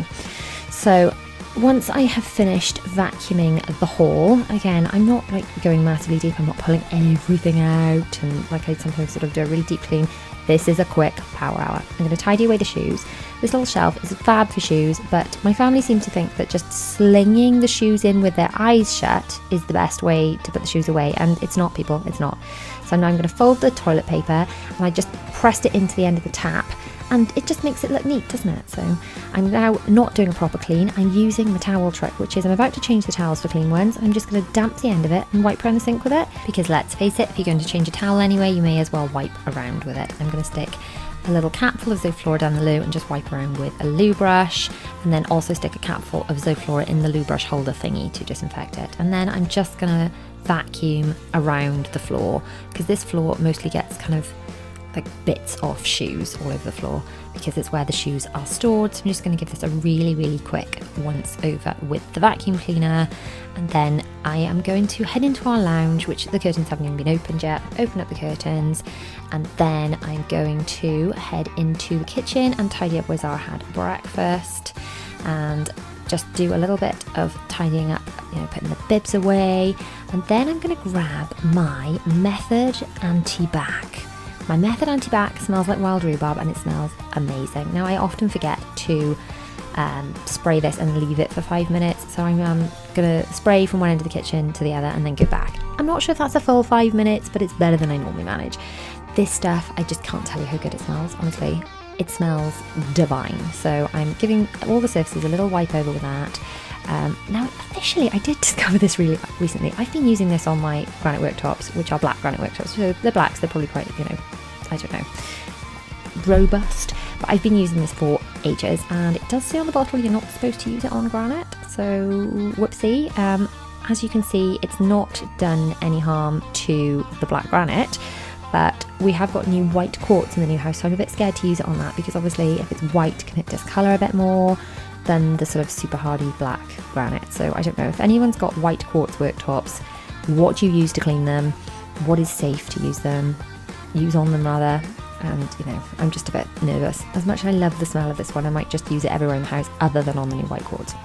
Now to vacuum around the kitchen. I don't know if I'm going to have time today to mop the floor. I normally use my Veleda 1-2 spray on it, which I love, and I do use that quite frequently, but today I really want to get through the house. So rather than doing the vacuuming and then the spraying, I think I'm just going to leave that for another day to try and get around some more rooms. Now into the laundry room. There you go. So that's my Veleda 1-2 spray. I normally would do the floors with that as well, but I'm just going to stick the thing on for next time I want to grab it, and I'll do that perhaps later in the day after my power hour or tomorrow. Just putting a few bits and pieces away from the laundry room, and I'm going to spray the stuff that's not supposed to go on the granite. And so just be warned, just read the bottle and use your own judgment. It's not damaged my black granite, but I wouldn't like to say what it would do to other things. I don't know, because that's what it says on the bottle. So if anyone that works for Method can let me know, I'd be really grateful. Anyway, we're just in the playroom now, tidying up, sorting out the cushions because it just looks like a right mess. Zara's helping. Look how helpful she is, little darling. She's actually helping now by dustering, as she said. She's just outshot. Dustering the table. I have asked her to get down from the table so she doesn't fall off, but she does love these little fluffy dusters that I picked up in a recent haul, and I've had some different versions of them for years. She loves them. Honestly, she thinks they're better than toys sometimes. So now that's the playroom sort of straightened up and tidied. I'm just going to vacuum over the playroom. The playroom doesn't get too messy from like a bits point of view. We don't have shoes in the house, and I don't let them eat in there. So it gets perhaps a bit of dust or whatever, but it doesn't get too sort of bitty. The floor doesn't get too bad in there. It gets a lot of like mess that needs tidying, but it doesn't get too dirty. Now for the stairs. The stairs do get a lot of traffic, very high traffic area. The worst thing I find about the stairs is bits of black off people's socks, like bits of sock fluff all over the stairs. So that's what I've been vacuuming off there. And now we're up on the floor between the first floor and the attic, and I'm dusting off these stairs. Look at the disgusting dust coming off there. So I'm dusting those off with a fluffy duster, and then I'm just going to vacuum up all the dust that's gone all over the floor in a second when I get the vacuum out. Now our bed was sort of made this morning, just straightening that up a little bit, tidying up around my dressing table, putting away the towels that I carried up. They go into my airing cupboard, which is just in my ensuite bathroom, which is that door I have just disappeared into. And then just tidying away a few bits that have been dumped in my bedroom, because apparently my family think it's a really good idea to dump loads and loads of things in my bedroom. It's not, people, it's not a good idea. But that's what happens anyway. Never mind.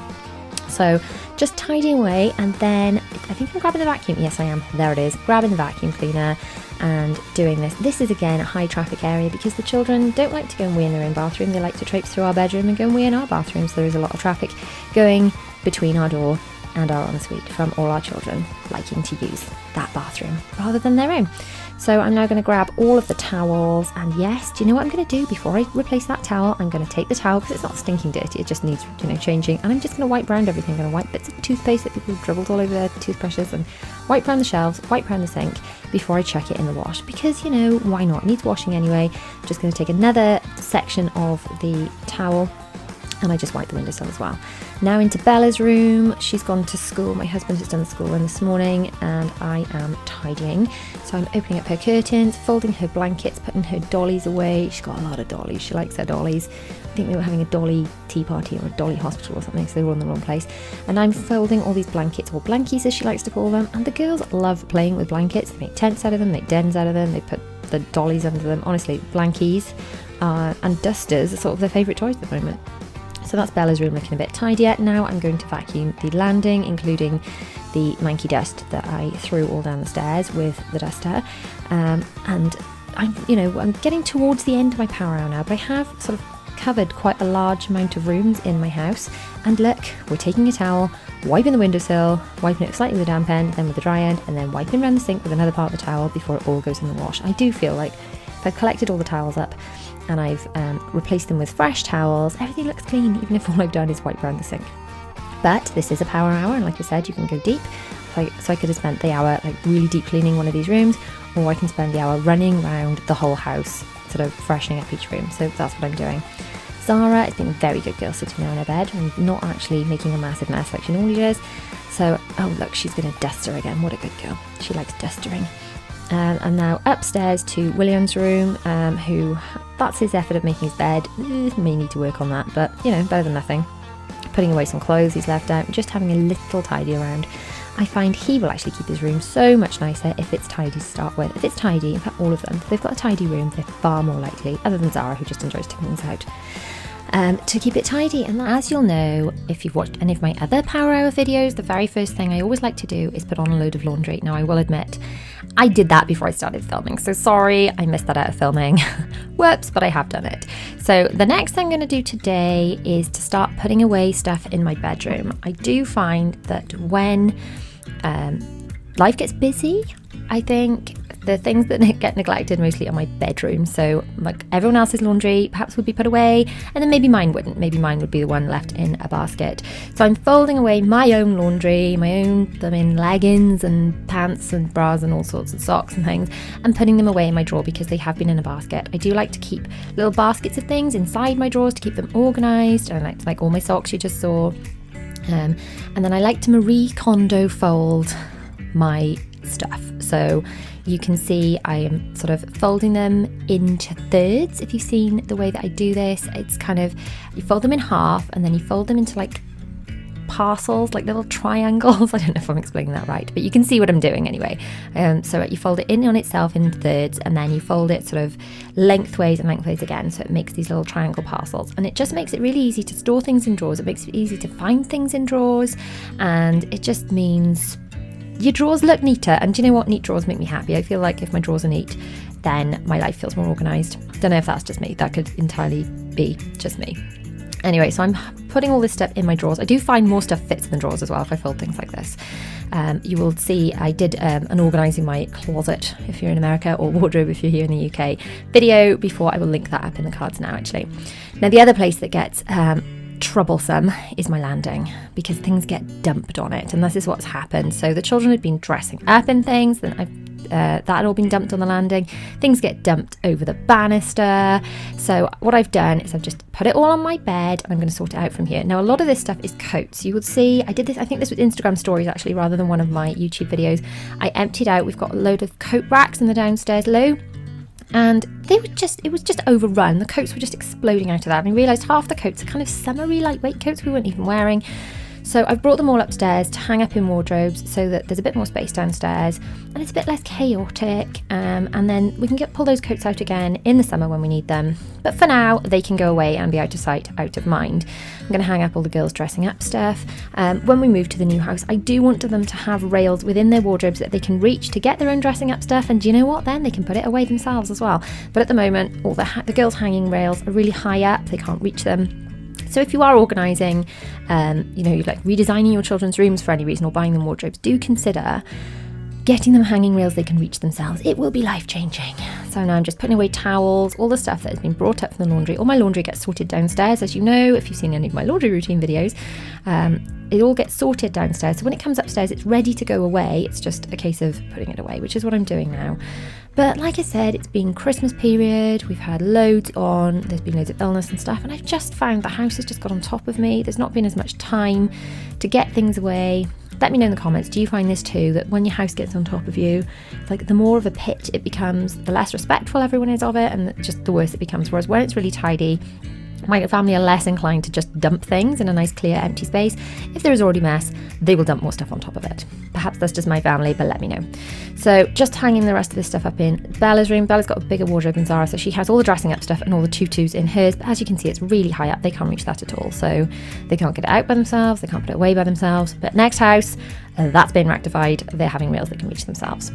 So now William's stuff I do just hang on his gate, ready to go up to his room. Now we are downstairs, we are emptying out the stuff that I put on this morning that I didn't film because I forgot to, so sorry about that. This is my laundry sorting system I was talking about. So as stuff comes out of the dryer, there's a box for each family member and the stuff goes into there. Now today, because it is Sunday, I want to make sure everything's ready for the week. So stuff gets put into mine, into my husband's, into whichever box. And then each of the children's, especially, because theirs are quite full, mine and my husband's not too bad.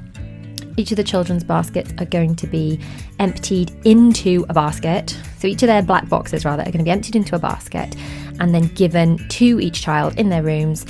The boys will put their own stuff away totally. The girls will need a bit of help, because Zara's 2 and Bella's 4. It is quicker to just do it myself, and as my husband is looking after the children today, I'm not really involving them as much because I really just need to get it done. I'm a big fan of making sure the children get involved, but sometimes and I don't do this much, I just got to do it myself because it's quicker. So today, not getting them involved as much as normal. Now, as I'm about to carry all this stuff upstairs, I've just noticed these coats were out. They were out because they couldn't have been put away because they were soggy yesterday. They were out to dry. I don't like putting wet coats away with the other coats. I just think it will cause all damp and all sorts of problems. So I'd left those coats out to dry, and I have just slung them back in the downstairs coat hook kind of area. So now it is time to put away some stuff. Like I said, I normally, even though Zara is not capable of putting away her own stuff, I normally get her to sort of notionally help me, but today it's just got to get done. So this is some of her stuff, her tights. I like to roll up her tights into like little parcels so they're easier to find. I used to just sling them all in, but then I couldn't find anything. Now Zara's pyjama drawer was super duper organised, but as you can see, it's looking a bit of a mess, as is the rest of her room, by the way, yikes. But the reason her pyjama drawer is a mess is because when I put her to bed, she quite often gets out of her bed, takes out some new pyjamas and changes them, which means she makes a mess of the drawer, but never mind. So Zara's room is a disgusting tip because the children got up this morning and played in there and made some sort of den all over the floor with all of her stuff. And yes, I normally make them help me, but this has just got to get done today. I'm really out of time. I've got lots of stuff to do later. I just want to get it done. So I'm folding up these blankets. Top tip, Zara's tent does get stuff dumped in it. It's a good place to hide stuff. The children love playing in there, but if you're doing a really quick tidy up, you just want it to be tidy quite quickly. Oh, by the way, I just want to show you this. This is the TB box. There's like a little Lego box that the children have. It doesn't have to be just for Lego, but the children love those. I will link those in the description below because they are fab. They're really good for traveling and stuff. Anyway, I'm folding away these blankets, or blankies as the girls now insist on calling them. They can say blankets, but they decide they want to call them blankies instead, and I haven't got the energy to fight them. So I'm now hanging some stuff up in Zara's wardrobe. I'm pulling out a couple of things. I mean, that is like a popper-up vest thing. Why is that still in her wardrobe? She's been potty trained for a good while. She can't wear those. It's ridiculous. So putting those things away to make some space to hang up. I do need to do yet another declutter of the girls' wardrobes, really. But that'll have to be another day, not this power hour. Tidying up her dollies, which again have been left a bit of a mess, and picking up all the bits I just slung out of her room. So her room is now looking not too hideous.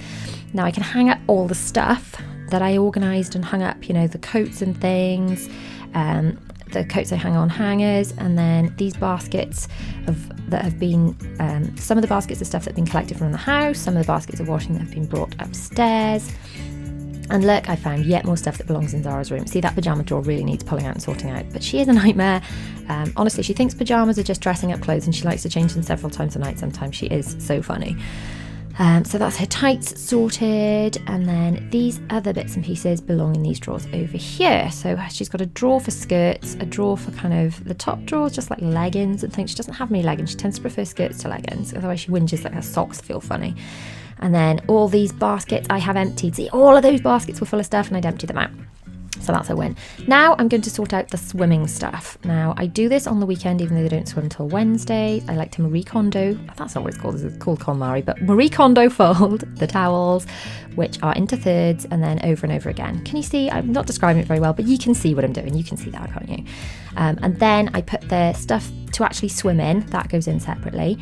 And then I make these little parcels of dressing gowns. You could do the same with onesies, I guess, but they wear pyjamas when they get out of the pool. I fold their socks and their pants into the pyjamas and then fold that into the dressing gowns and tuck them all away. The reason I like doing this is when they get out of the pool, I can just hand them each a parcel to change into, not like, where are my pants, where are my socks, I can't find, you get the picture. It's much, much easier. And then all of that stuff, it basically goes from the washing machine into one basket and then gets put directly, folded neatly into that swimming bag. Now it's time to tackle the children's bathroom, which if you can see through that glass shelf, you can see it is really skanky, full of toothpaste. My children are incapable of not getting skanky toothpaste all over the sink and all over the shelf for that matter. Their bathroom gets dirty. Well, there's twice as many of them. There's 4 of them that use that bathroom. My husband and I use the ensuite, but it probably gets dirty about 1,000,000 times quicker than ours, just as a guesstimate. So I'm just using a bit of the Method Cleaner bathroom stuff. I don't dislike the smell of this Method Cleaner bathroom stuff, but I love the ones I use in the kitchen, the pink grapefruit and the rhubarb. So I'm using this one. the Method bathroom cleaner just to use it up, because I don't dislike it. I'm using it up, but I won't buy it again. I will buy the pink grapefruit for really good cleaning properties and the rhubarb for antibacterial properties, because they smell divine, just amazingly divine. And having tried them both out, I would say that the pink grapefruit will clean the bathroom just as well as the other one, as like a multi-purpose one. I don't think I need one specifically for the bathroom, especially since I'm not in love with the smell. Like I don't object to it. Let me know if you've tried the Method bathroom cleaners and how you feel they compare to the other ones, cleaning property and smell wise. But personally for me, I think if something smells nice, now this one does smell nice. This is the Method shower spray. So I'm not fully cleaning the shower. This is like, you spray it after you've used the shower kind of spray. So it's like a preventative one. But that's passion fruit. It smells great.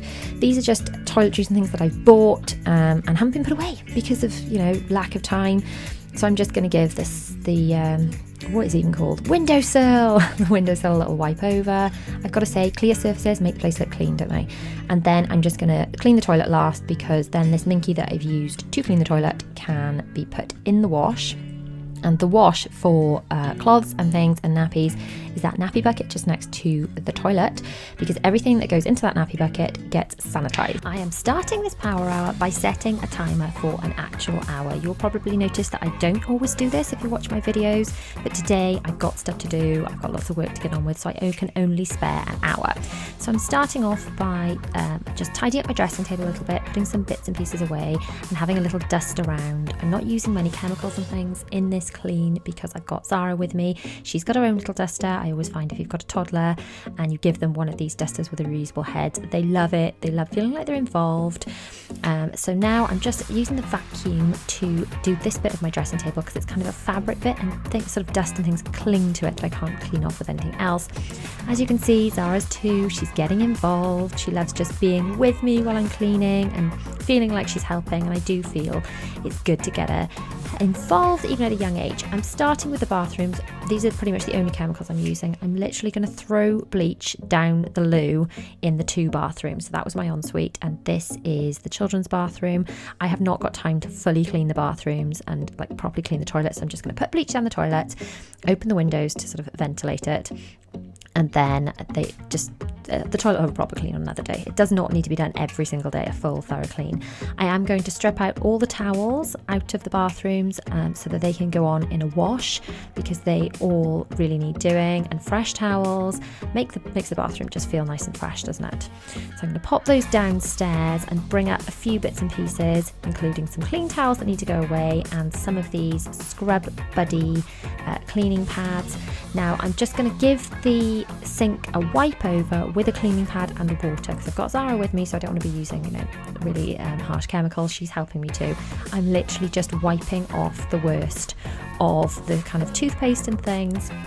When I do a full bathroom clean, as you've seen in some of my other videos, then obviously I use lots of different products and things, but do you know what? Just an interim job, just a little wipe over with water is really better than doing nothing. And again, it's something that your little ones can help you with. This is the kind of thing you can do while they're in the bath, so you can still be keeping an eye on them and just give a little wipe around the place. And it really just helps keep your home kind of at a level. I've noticed just a little bit of toothpaste for some reason on the towel rail, so I'm wiping that off too, and then putting a nice fresh towel out, and then that bathroom is just looking a bit tidier. I'm going to do exactly the same in our bathroom. Our sink doesn't get nearly as bad because, funnily enough, my husband and I do not spit toothpaste all over the sink, whereas my children do like to spit toothpaste all over the sink and the towel rail, apparently.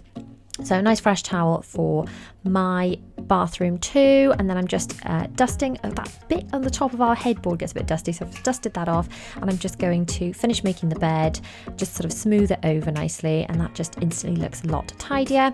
I'm picking up all these hangers that the children have used. They got dressed in the mornings. These are the little packets that I use for organising Bella's wardrobe, and her uniform gets put out in them, and the socks and pants get put in there for each day. I'm sure you've seen my morning routine video. If not, I shall pop that up in the cards now.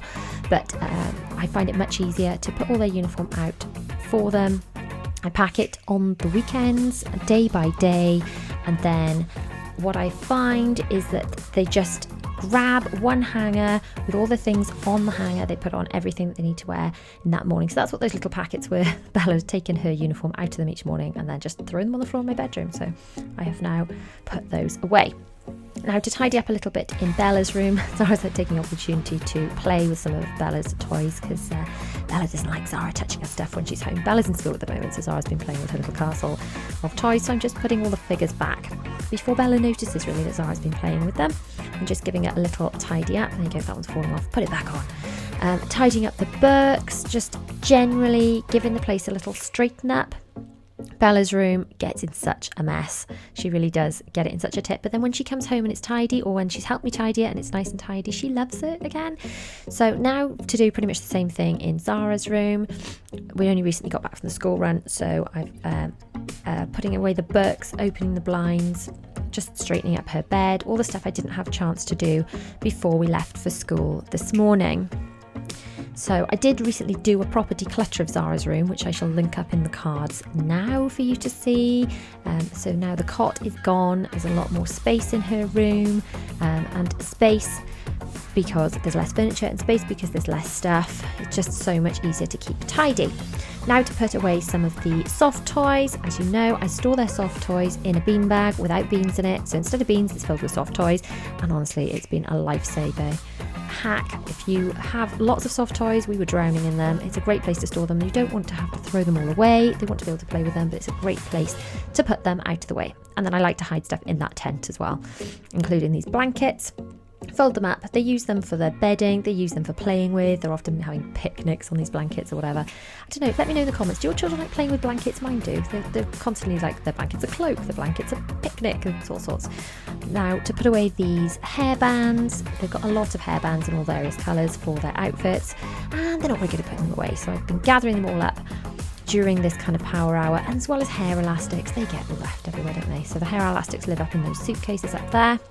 And then to hang up some clothes, I hang all my washing that needs to be dried, that doesn't go in the dryer, on a rail in my airing cupboard, and then it ends up getting, when it's dry, put on the doors of whoever it belongs to. So this was already done before today, and we just had washing ready to hang up, so I'm just hanging that up. There's a pair of tights, clean tights, I need to go into Zara's room, give those to Zara to put away. And then all this stuff is just stuff I've bought. This was from the last Tesco order that hasn't been put away yet. So we've got new toilet brushes, and then some toiletries and things. Some of them get stored in my bathroom, so that's mint tea tree shampoo. T2 shampoo is kind of nit repelling shampoo, so I quite like buying that because I hope it naturally fends off nits. We're not a fan of nits. But the children do like to rub heads with other children and bring them home, don't they? And then the flash lives in my cleaning stash in my airing cupboard, and then these other bits need to go into the children's bathroom. Then we've got some towels. I store all my towels in these baskets. I find them easier to keep kind of under control. They become a bit unruly and all explode or out, burst out all over the place if they're not in these baskets. But if I kind of KonMari fold them into those baskets, it's easier to keep it neat and tidy. These are the girls' dressing up costumes we bought in our little shop it with me and haul video, which I will link up in the cards now. And they just haven't been put away yet. And then cardigans just end up taken off and slung over the banister, so I'm tidying those away and hanging those back up in the girls' rooms now. And then it's just a few bits and pieces left out on the landing which need to go away. Some soft toys, the TV box, which in fact I think I put that away once. Did Zara just grab that and bring that out again? I think she did. And then I'm going to grab my cordless Dyson, switch the nozzle over and vacuum the landing. This is kind of a high traffic area, so it does pick up bits of fluff from socks and all sorts. What is Zara doing with her cardigan? That's a very funny way to take off your cardigan, darling. Right, so now nearly done. We're reaching the end of the power hour. Time is a ticking. I'm now going to just go over the floor in the girls' bedrooms because I've tidied up in there, so you can actually see the floor now. Good opportunity to vacuum. It's not kind of a deep clean, as you can see. I'm literally doing the middle of the floor, the high traffic areas. When I'm doing a deeper clean of the rooms, I pull everything out, go behind the bed, go behind the tents.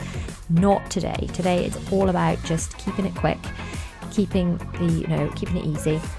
Now it's time to go downstairs and do a few more bits and pieces towards the end of this hour. Zara, as you can see, has been with me the whole time. She really enjoys getting involved and helping, or she thinks she's helping anyway, that's the main thing. Now just to put away some bits, that's a nappy bucket, which I now just use for sort of dirty microfiber cloths and cheeky wipes, they're baby wipes, so that I use for hands and faces and things. And I'm folding up some of these microfiber cloths that have come out of the wash. I do like to KonMari fold them into thirds and then fold them into these little triangle parcels. I find it's a nice way to store them. I can see what I've got to keep them all tidy, and then they go into one of these baskets in my laundry room, in that shelving unit behind those doors. I do have quite a lot of these. I find that if you've got lots of them, then you're never going to run out of them. It doesn't matter if you haven't had a chance to wash them all yet. So now I'm just on to Zara's night nappies. She only has one nappy a day now, and that's for night time, which is one over her knickers at nap time rather. But she very, very rarely wets that. So one proper nappy a day now, and that's while she's sleeping. So my cloth nappy washing has gone down a lot. These are my cloth baby wipes that we just kind of use for hands and faces now. Putting a few other bits away. Bin bags have been left out. And then I think it's time to wipe down the surface. I'm going to use this Method Anti-Bac cleaner, which I've recently discovered. This smells like wild rhubarb. I don't think I like the smell of rhubarb, but it smells amazing. And once you've wiped the surfaces with it, the smell really lingers. You can wipe the surfaces and go out and, oh look, time is done. Anyway, what I was trying to say is you could wipe the surfaces and go out and come back and they would still smell amazing. So I know the time is done, but I am just going to finish what I'm currently doing, and I am going to shove a wash on because this stuff needs to come out of the machine. I don't like to leave soggy washing in there for longer than I have to. And I'm going to split it into a basket of stuff to go in the tumble dryer. The dryer is still on, so I can't put it straight in the dryer. And then the basket on the right is stuff that doesn't go in the dryer, like bras, like this sort of catechism dress with tulle on it, which you see I washed in this this kind of zip bag to stop any Velcro or anything damaging it. My leggings, tunics, things like that, I do not put in the tumble dryer, partly because they shrink them, but mostly because it just really wears the fabric and makes them look kind of bobbly and the colours go funny. And anyway, anything that might wear unnecessarily doesn't go in the tumble dryer.